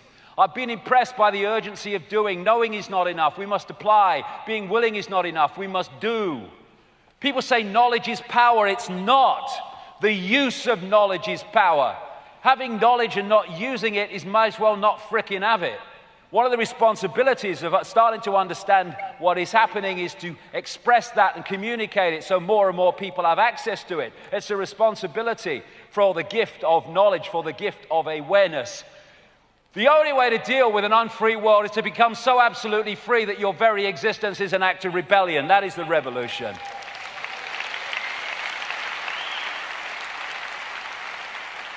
This is what I believe is going on. This is what I believe about reality. Hey, you're bloody mad. This is what I believe. This is what I believe about reality. I just keep going. Keep communicating it. No matter what people say about you. They'll be saying something else tomorrow. A slave is one who waits for someone else to come and free him. How have we seen that through history? People under oppression waiting for someone else to come and do the business. We need to do the business together. And then, together, there'll be no more slavery. If we stop acting like slaves, there'll be no more slavery. Human race, get off your knees. We get off our knees, we look this system in the face, and we say no more. We're not cooperating anymore with our own enslavement. And the thing is, the power is with us in numbers alone. We don't understand our true power. I mean, look, don't panic, organize. I think I see an answer to this. It's in front of our faces. This system is a house of cards, a row of dominoes, however you want to symbolize it. Push one down, all the buggers have gone. Divide and rule is there to stop us responding to this in unity by fighting among ourselves. I mean, if you've not seen it, it's worth watching on YouTube. This is a video called The Tiny Dot. And what it does is show the numbers comparison between the American people, and this is only some of it, and that which is dictating to the people and dictating their lives and changing the laws that impose themselves on their lives. We are the many and they are the tiny few. And to stop us doing that, they have to divide and rule us. Look, 535 members of Congress dictating to 300 million people. What are we doing? And in fact, it's even less than that are actually doing the dictating. 650 MPs, 63 million people. What are we doing? And it's much less than that again, in fact, who are actually calling the shots. So what they have to do is divide and rule us. So we're fighting among ourselves, and therefore we don't focus ourselves together in unity on the common control system. So they play us off, religion against religion, politics against politics, income bracket against income bracket. And we need to understand that this conspiracy is not designed to enslave Jewish people, Muslim people, middle-class white people, conservatives, Labour, Republican, Democrat, whatever. It is designed to enslave all of us that are not in the 0.1%.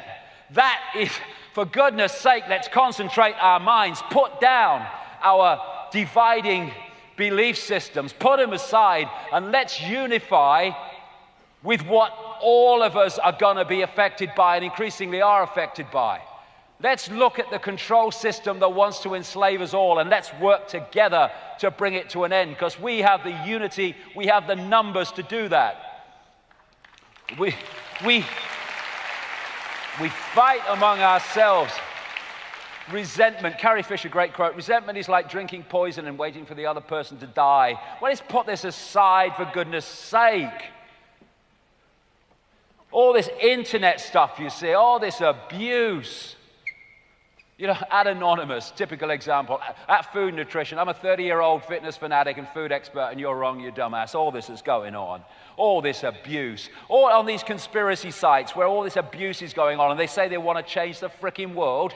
They're just perpetuating the world that they say they want to change. Look at all this, slaves fighting slaves. Can't we see it? Can't we see that there's a common enemy, if you want to use that word? I don't like it, but there's a common focus that we need to look upon and deal with. And while we're fighting among ourselves, and while people in uniform within the 99% are policing on behalf of the 1% or less, the system goes on. And this is one of the biggest divide and rules of all. Me, me, me.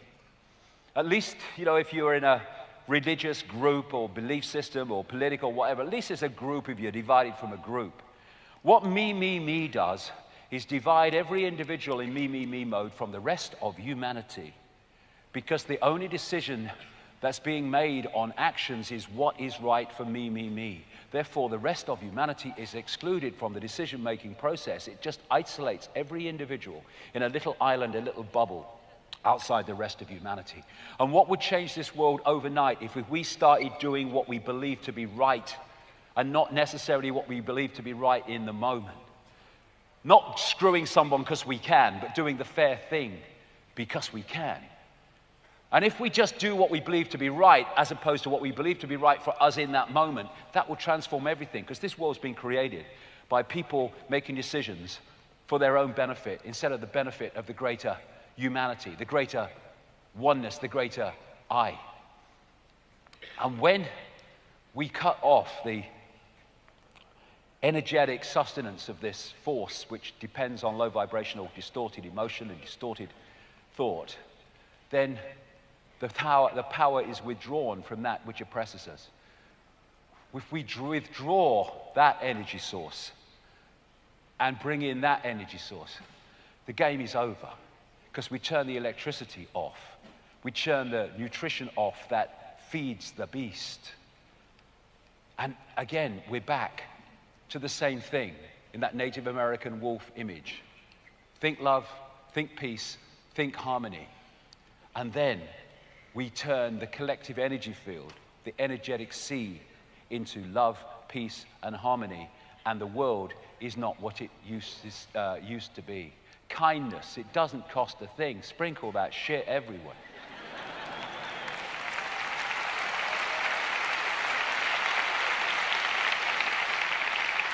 It's a choice.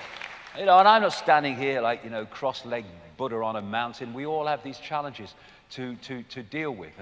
Hug the world to sanity. Give me a hug. Hug the world to sanity. Isn't that nicer than a conflict? Isn't that nicer than shouting at each other? What are we doing? And it's only a choice. It's only a choice, and people think it's trite and it's weak and it's not very much. It will change the frickin' world if we did this. Infinite love is the only truth. Everything else is illusion. When we realize that, we go outside the illusion. And I've been talking for years about the truth vibrations, right back in the early 90s, when I was told through a series of different psychics in different parts of the world at that time, the early 90s, that there was an energetic change coming that was going to act like a spiritual alarm clock. It was going to wake people up from the slumber, wake people up from the unconscious states that we have been manipulated into. And in 1990, when I started out and I heard that, there was no evidence at all that that was the case. Now, the evidence is massive. Well, I walked a lonely journey and there weren't many people on it, but now, the number of people awakening, the number of people out of the mainstream that are awakening to things they would have rejected by reflex action is fantastic now. The truth vibrations are starting to tease open the programmed mind to perceive reality in its true sense and perceive self in its true sense. And like anything, momentum builds more momentum, but builds more momentum. And we are entering a period now in the next 10 years where much as the system will try more and more and more to oppress and suppress, the awakening is going to wash this away because we will cease to, oh, gold. I think I used to be a goalkeeper, getting down in freaking installments now. Oh, I've got the sweat in my eyes. Thank you ever so much. That's ever so kind. You see, that was the kindness. And this truth vibrational transformation is happening. What I was told 25 years ago is the more awake will be affected first, and then more people and more people and more people, and eventually people who were solid gold asleep at that time would be influenced by it. It's happening, and it's exponential. So this is a wonderful, wonderful time to be alive, to see this transformation happen. There will be times when we think it won't be. There are times when we think the system and the program is too powerful, but it won't be. We are going to bring this system to an end by changing who we are and therefore changing the nature of where we are. 'Twas always so. Darkness cannot drive out darkness, only light can do that. Hate cannot drive out hate, only love can do that. Martin Luther King. And therefore stockpiling weapons and fighting the Illuminati is just joining in the very conflict that feeds the beast. We need to love this world into a state of love. There is no other way of doing it. And what is love? People think love is weak. It's not weak. It's the ultimate power. It will not walk backwards in the face of anything that it believes is right. And love is not always about lovey-dovey stuff. Love is also about putting yourself on the line, speaking your truth, standing up against oppression, standing up against all the shit that comes your way because you believe that what you're doing is right and serving the greater good. That's also love, even though you might lose your temper here and there. The reason you're doing it is because of love, because you want this world so badly to be what it can be.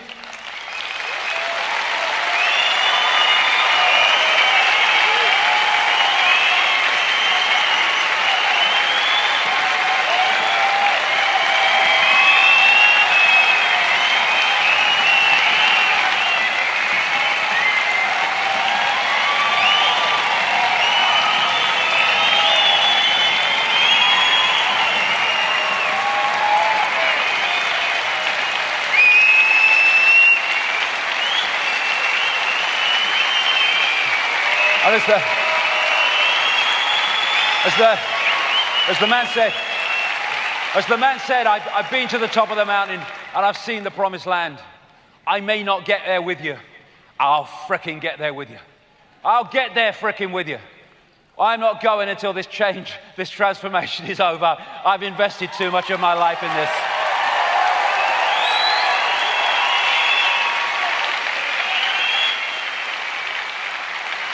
But if you talk about destruction, don't you know you can count me out? We don't have to fight. Critical thinking is not the manifestation of red mist. We need to stay calm. We need to stay in the heart. You don't fight for peace, you peace for peace. All the reasons I've talked about. I'm no longer accepting things that I cannot change. It's time to change things that I cannot accept and not accept anything less. Be a loose cog in the machine and the machine will cease to function. Stop cooperating if no one rules, if no one obeys. That's the point. And there's billions of us being oppressed by a few. If we stop cooperating with our own oppression, the game is over. Unthinking respect for authority is the greatest enemy of truth. Look at it. What if these sheep, these goats, whatever they are, refused to cooperate with these two? What would these two do? They would know what to do. It's all over. And this is a great quote from Gandhi. Don't cooperate with evil, he said. You assist an evil system most effectively by obeying its orders and decrees. An evil system never deserves such allegiance. Allegiance to that means partaking of this evil. A good person will resist an evil system with his or her own soul. We need to stop cooperating with our own enslavement together, and it will be over. It's our cooperation with our own enslavement that makes it possible. What happens if they stop complying, Mom? We're fucked.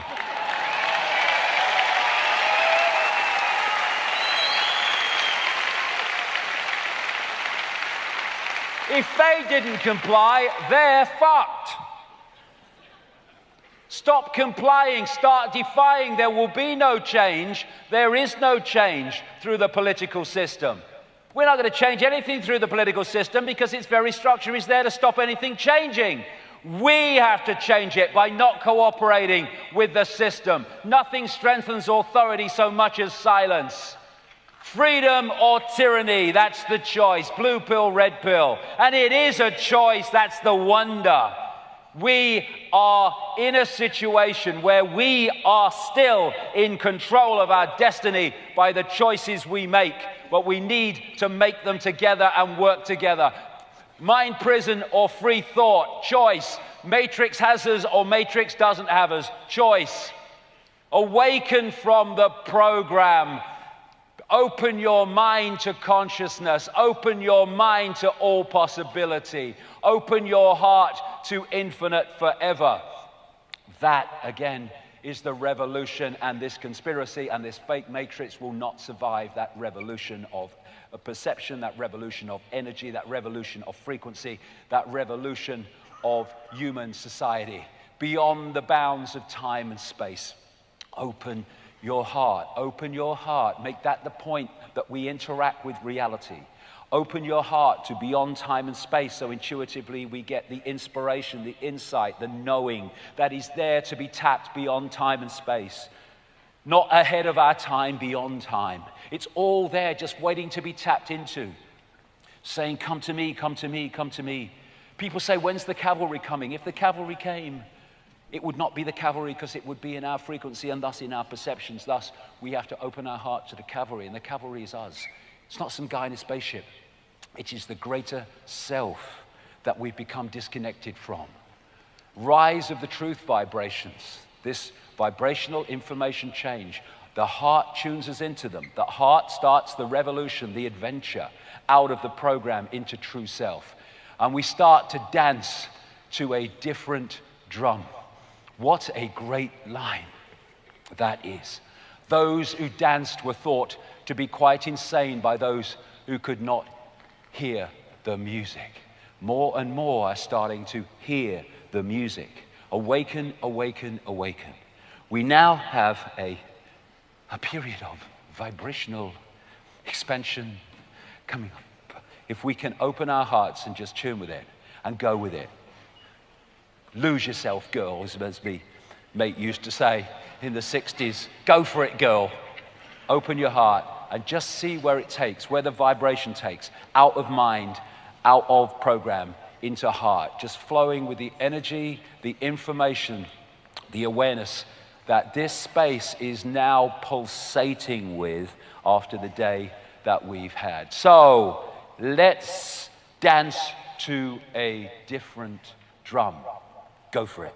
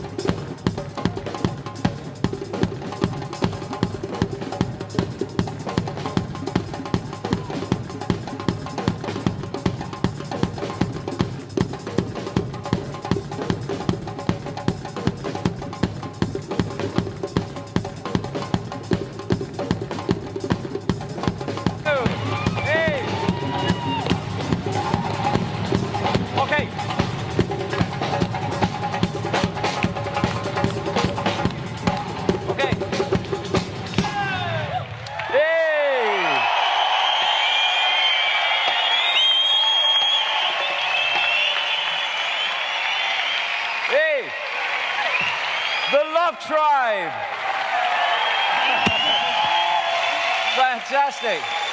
See you in a minute. Oh, one of the great things that started to happen. You know, I've come across, mainstream musicians and stuff like that over the years. Some have been nice, and some have had wonderful opportunities speaking to massive crowds to get this information out, which they say they believe in, and they've spurned every opportunity. But what's wonderful now is that there are bands and there are musicians coming forward with the information and expressing that information in their music, expressing the information in communicating the conspiracy, but also communicating the answer to the conspiracy. And here is a wonderful band all the way from Canada that brings together that unity of this is the problem, this is the answer. Ladies and gentlemen, all the way from Canada, the Ancient Order.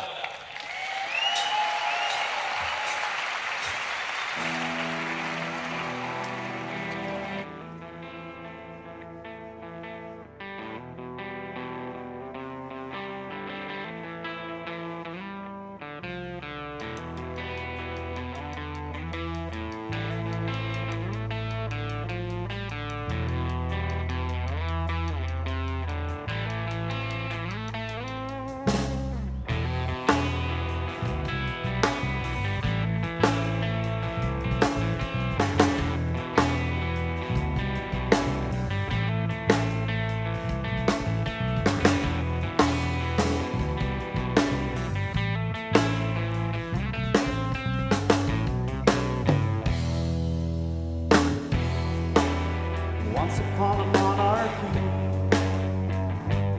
poverty and tyranny, you see the beggars in the street. Oh, the king, mighty king, up in the castle, toast to a land of blood and gold, a royal feast, it crowns legacy, our eyes open.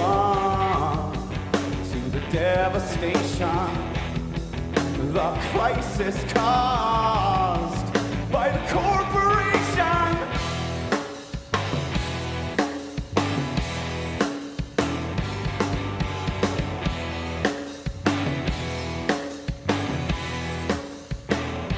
They're building a wall, martial law police state, big brother surveillance, citizen detaining, mass media manipulation.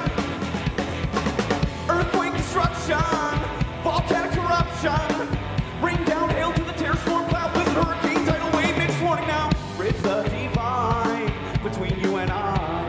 We must unite. Hemispheric fusion of the human mind.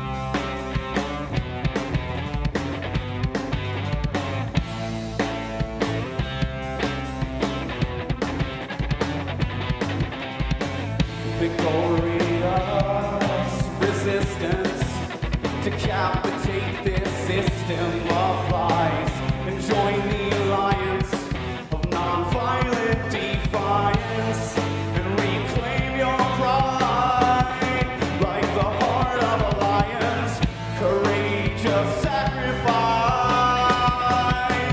Hear our battle cry. Welcome to the anarchy. Peaceful society, citizens of liberty.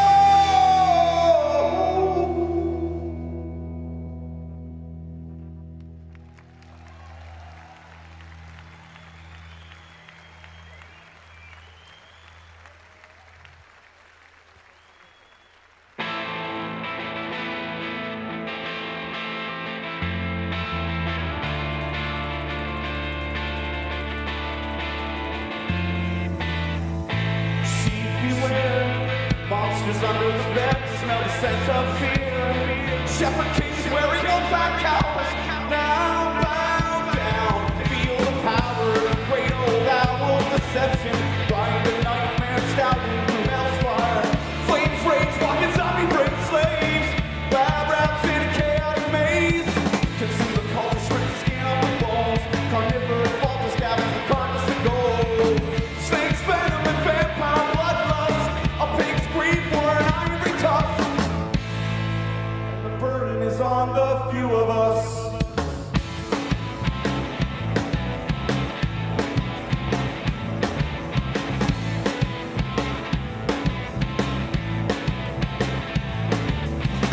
So rise and wake me from this slumber. Break the spell I'm under. Light of day, love is the way. Illuminate, illuminate, illuminate,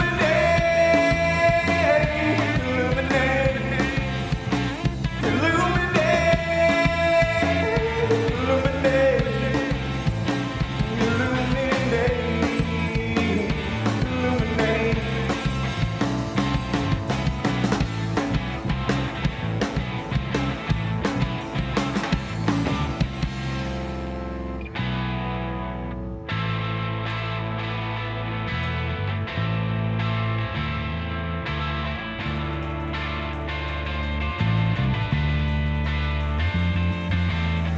Prison planet full of starving souls, slavery systems, environmental control, puppet presidents, corporate clones, monetary gains, military war zones, Black Hawk helicopters serve the imperial throne. Tribunal apocalypse, esoteric agendas of the filthy rich, indiscriminate genocide, indigenous slaughter, nature's falling down. Can we tune into the frequency?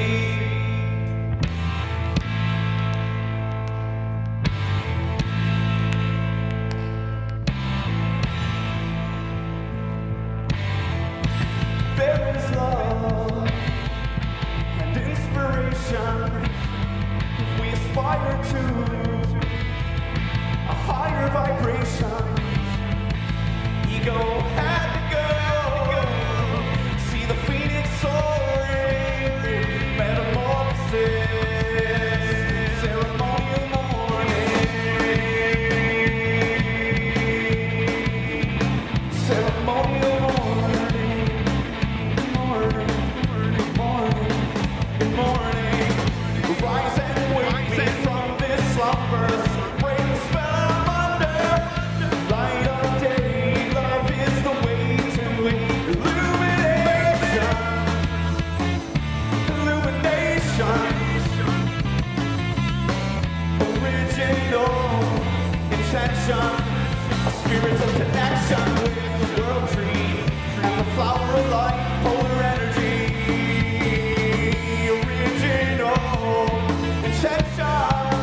Spiritual connection with the world tree and the flower of light, polar energy. Shine. Recycle the mind. Recycle the mind. Recycle the mind. Recycle the mind.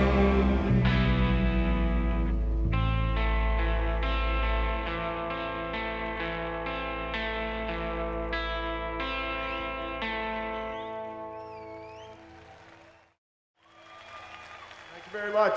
Thank you, London. Thank you, David.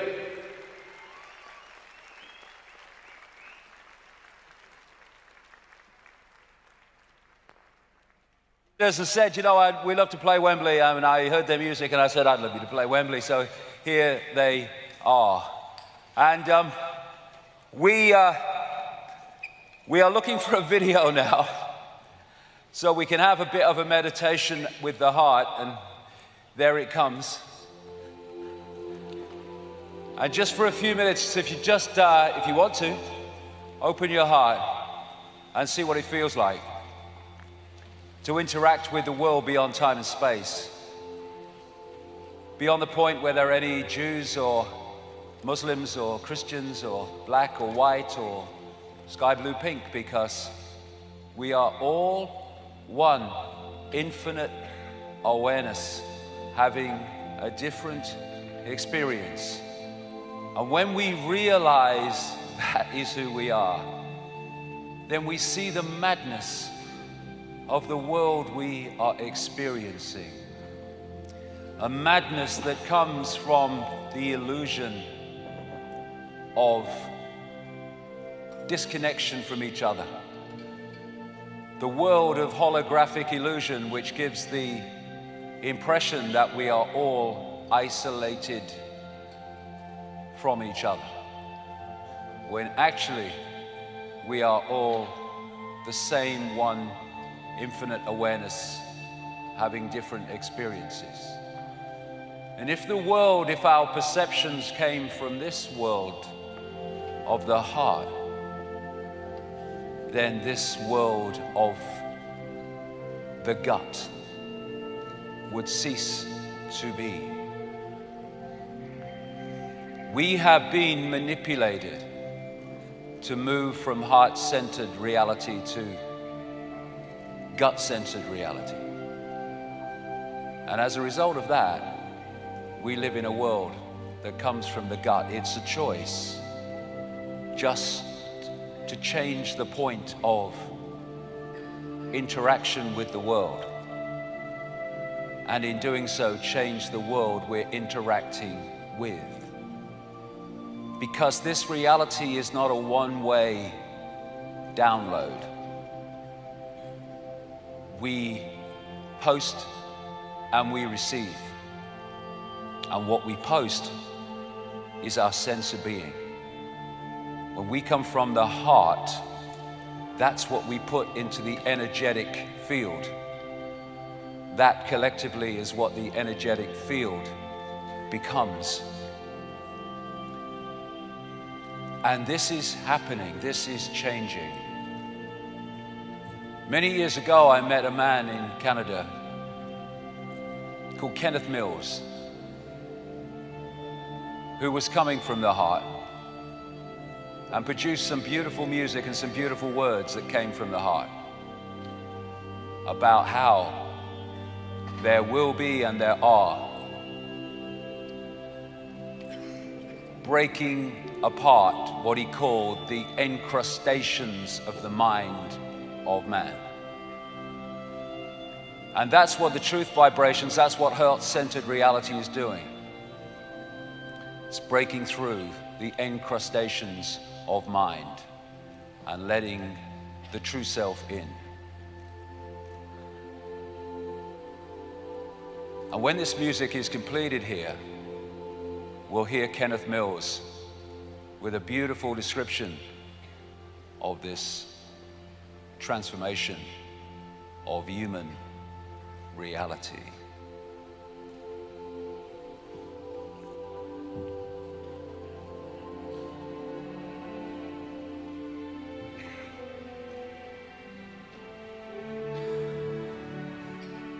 The sound of a star. A star, it broke on the sky of time. It broke the horizon of the mind. A star, it came to birth as planned and caused a rift in the mentality of man.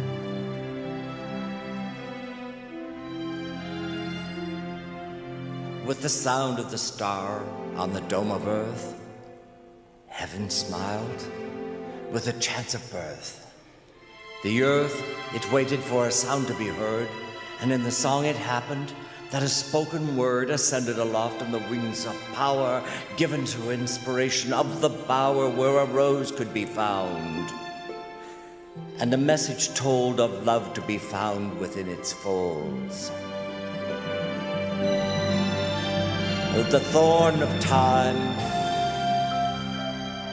no flesh to prick, just held to stem, to support to the quick, the deed of the bud as it came, as planned, to birth through encrustations of the mind of man. A star was heard on the dome of time.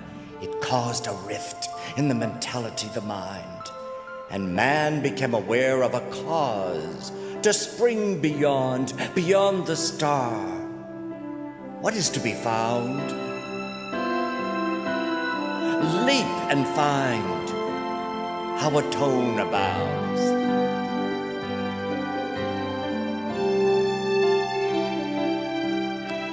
The tone 'tis found and soars as a song.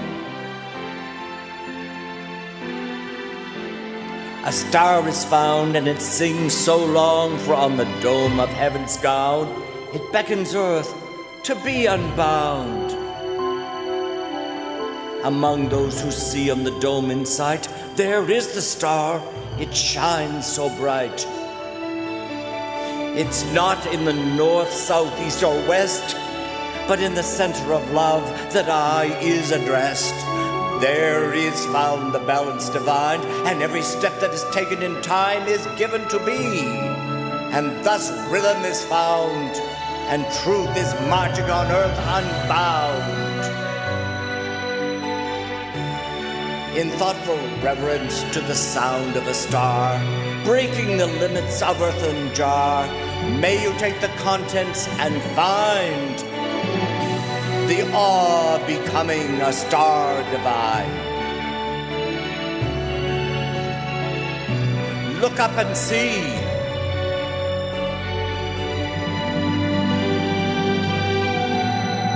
The star has a message for you and for me.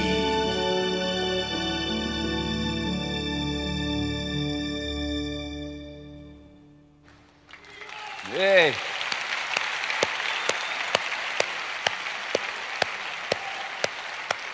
What would I say to the people?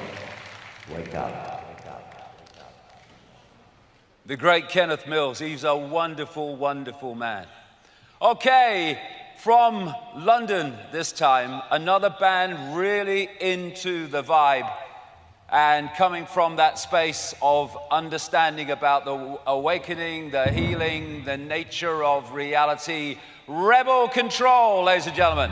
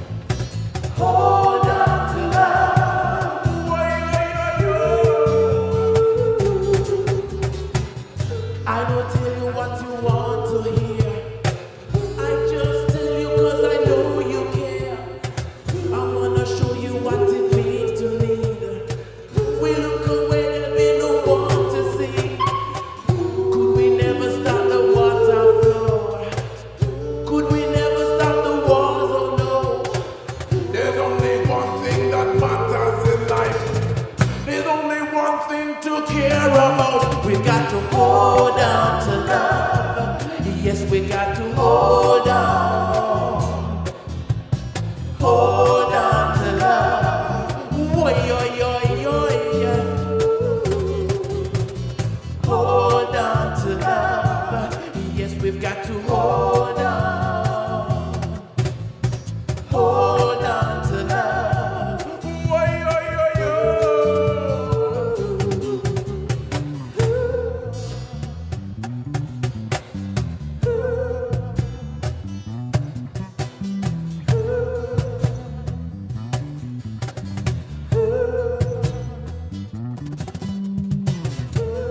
Give a little, give a lot.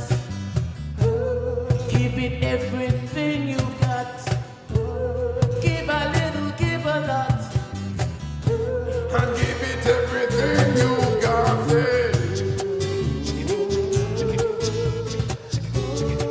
Come on, come on.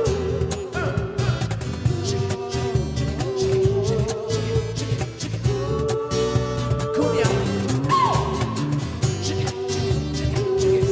Come on.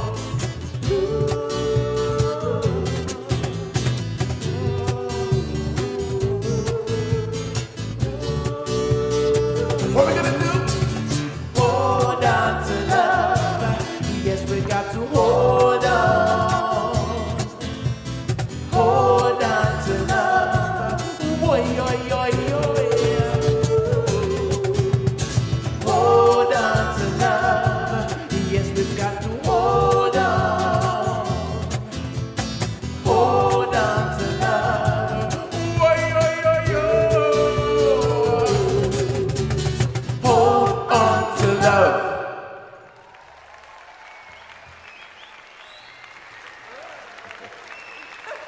Hello, Wembley! Hey, I have dreamt of saying that for years, man. And thanks to David, it's come true, you know, so big respect to David.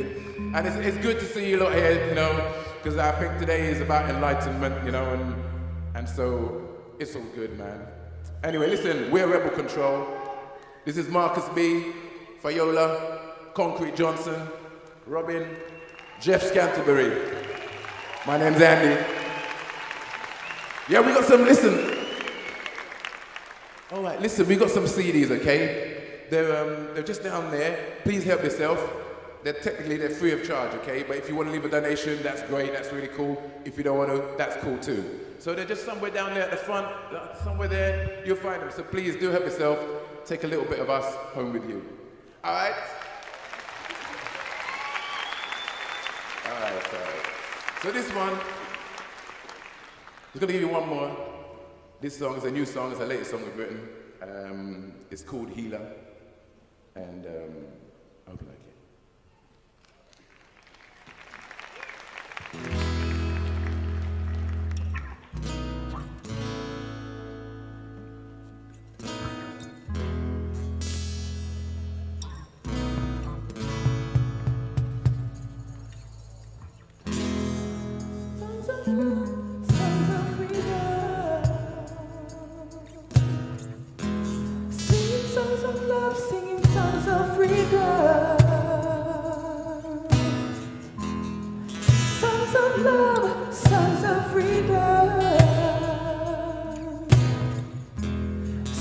Songs of love, songs of freedom.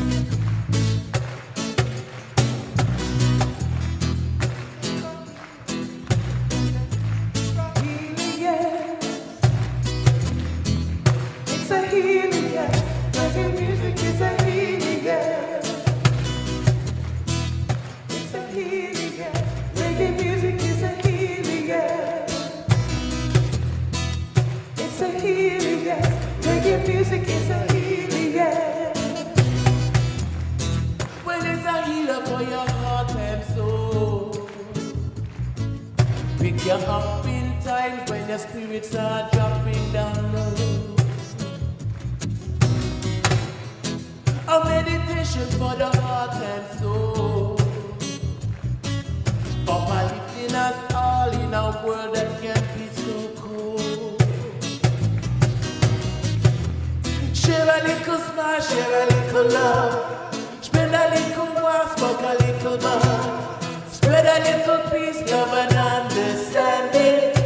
Yeah, singing songs of freedom, singing songs that we believe in, as we're traveling together on this long and winding road. It's a healer, yeah. Reggae music is a healer, yeah. So it's a healer, yeah. Reggae music is a healer, yeah. It's a healer, yes. Reggae music is a healer, yeah. It's a healer, yes. Reggae music is a healer, yeah.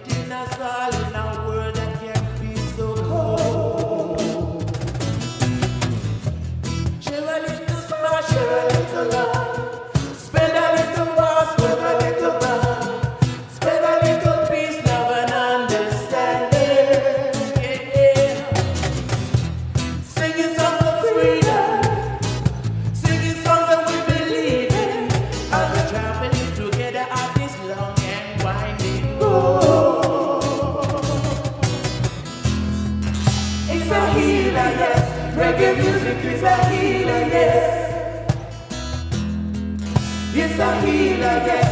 Reggae music is a healer, yes. It's a healer, yes. Reggae music is a healer, yes. It's a healer, yes. Reggae music is a healer, yes.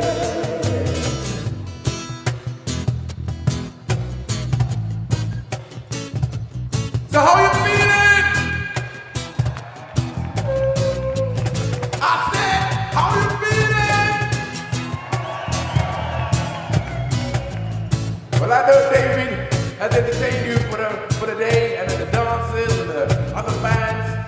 So we, as Rebel Control, just want to say thank you very much. Thank you, David, as well for having us here.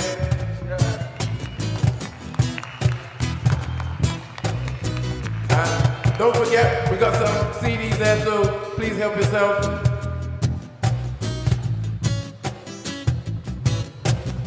So from the band, from all of us, one love, peace and love, always. It's about the love, it's not about the money. It's always about the love. With us.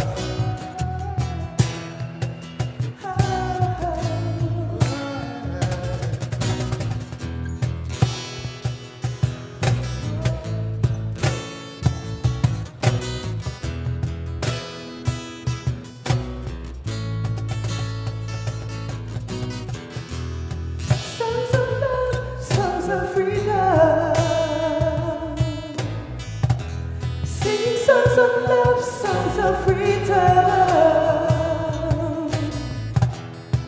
Songs of love, songs of freedom. Singing songs of love, songs of freedom. Songs of love, songs of freedom. Singing songs of love, songs of freedom. Songs of love, songs of freedom.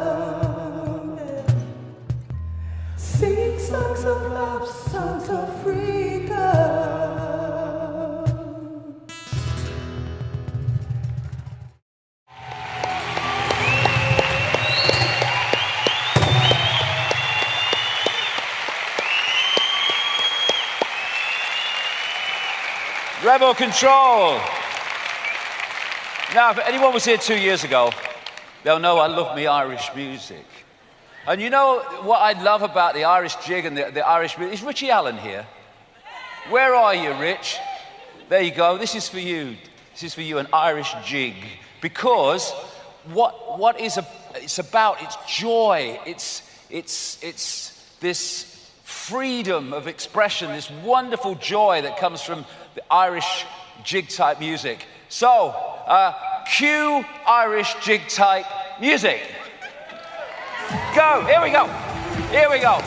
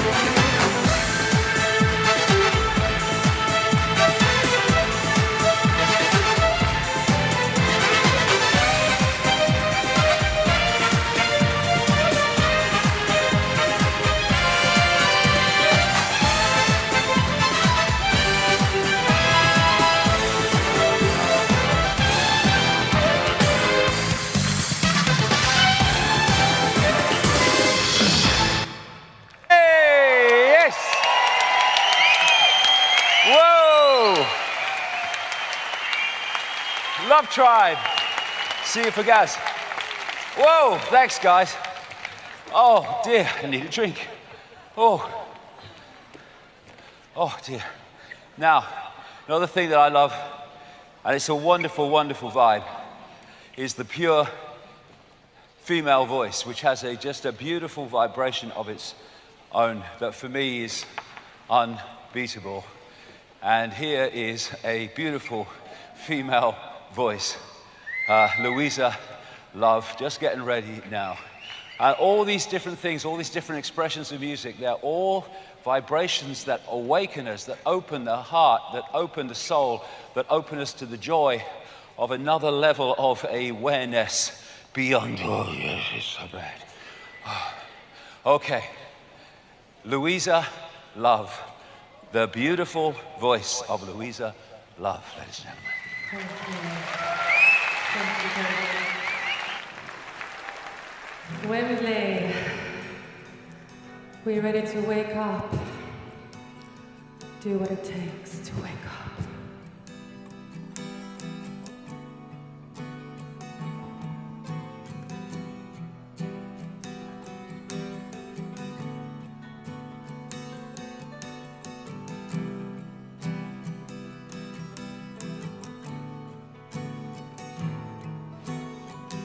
In your eyes I see myself, I see the light.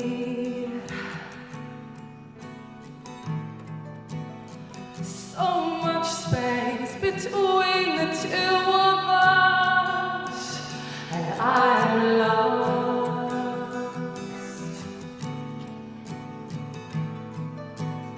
I'm waiting for my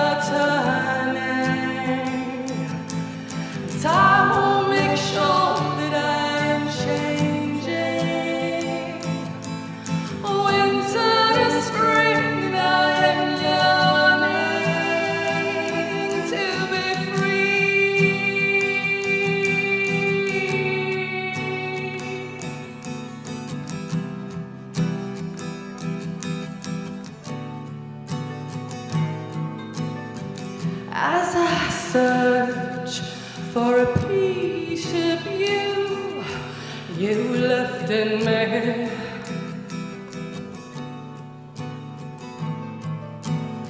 I lose myself, I lose my strength, I lose my dignity.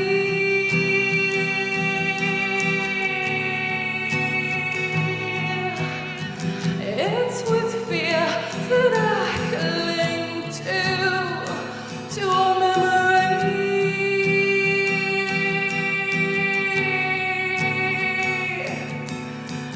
And I search, so many lights are burning, so many dreams are turning. Time will make sure that I'm changing. Winter, spring, I'm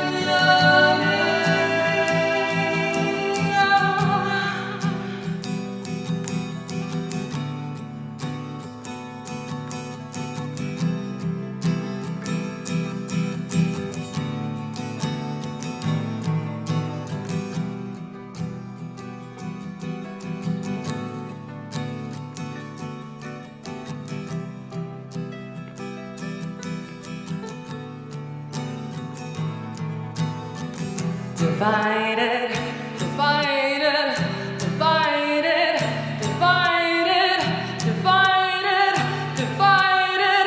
We've been divided. So many lights are burning, so many dreams are turning. Time will make sure that I'm changing. Winter, spring, I'm yearning to be free, to be free, to be free, to be free, to be free, to be free, to be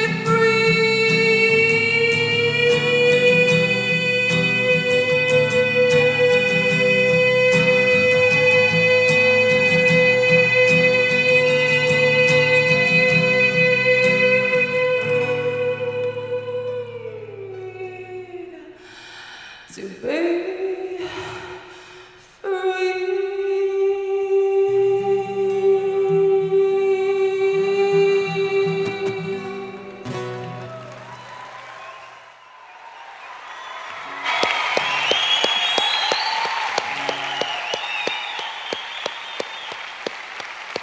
Thank you. Louisa Love, ladies and gentlemen. Beautiful voice. Okay, before I say a few words to complete the day, one more song, and it's from Gareth Icke, and you know the words now, and it's for Palestine. Get Your Love On. Fantastic song. Get your love on. Get your love out there. Change the freaking world. Cue Gareth.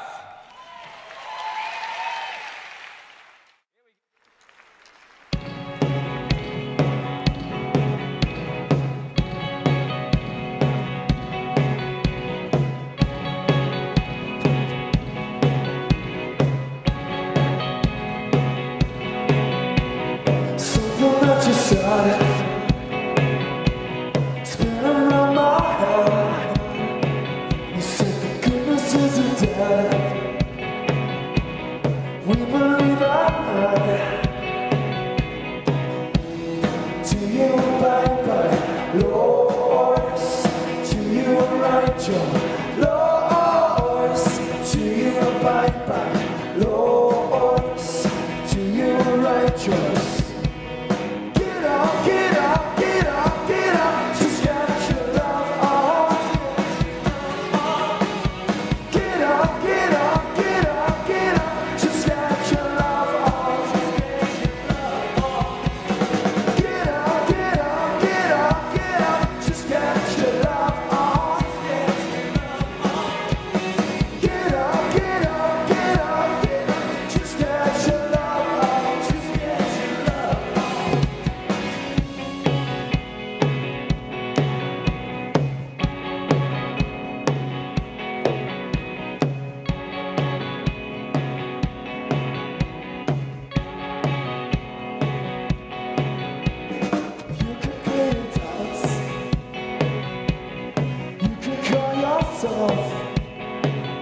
For your power is a mountain, reaching high into the clouds.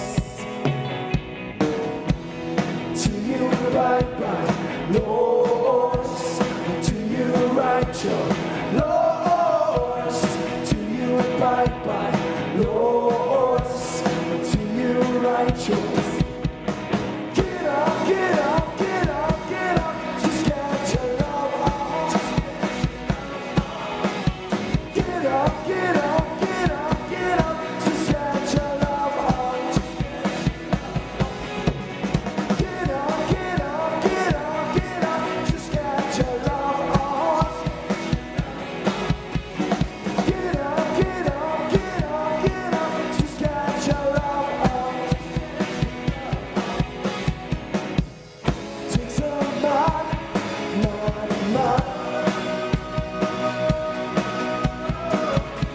to build all the walls, shatter apart. Take some man,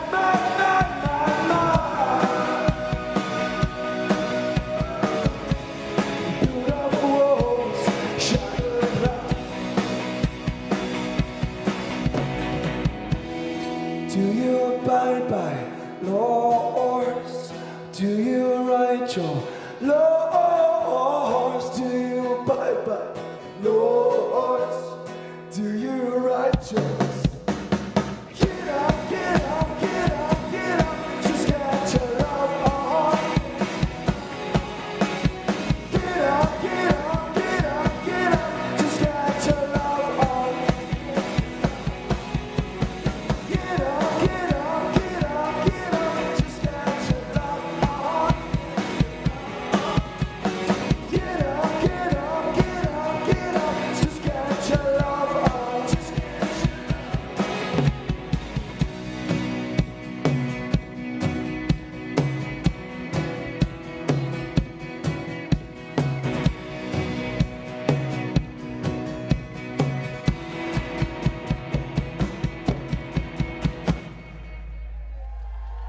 Thank you. Yay! Thank you, Love Tribe. Gareth, the boys, thank you. Hey, what did that guy say? You'll be in a wheelchair by the time you're 30. Love it. Losing me trousers, losing me shirt. Bloody hell, could clear the bloody room if I lose any more. Oh, okay. I love this day so much. Infinite power has always been within you, claim it.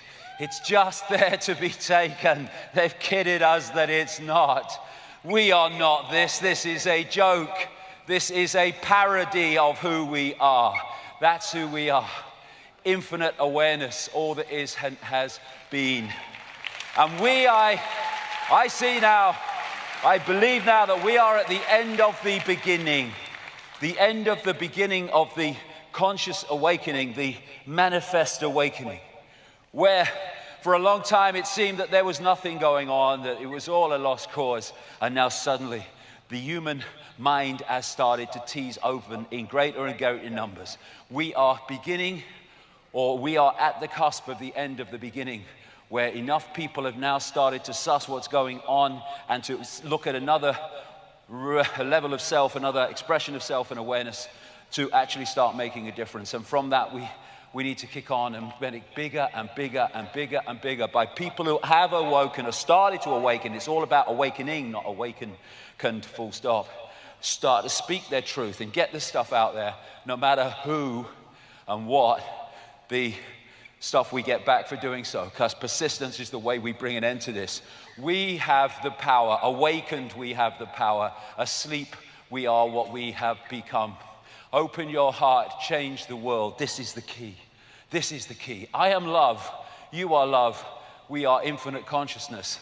That is the true self. We are all one, and we are remembering we are all one. What a lovely way to interact with people. Put your weapons down. I offer you peace. I offer you love. I offer you friendship. I am an expression of the highest source. I salute that source in you. Let's work together. That's the message of this day.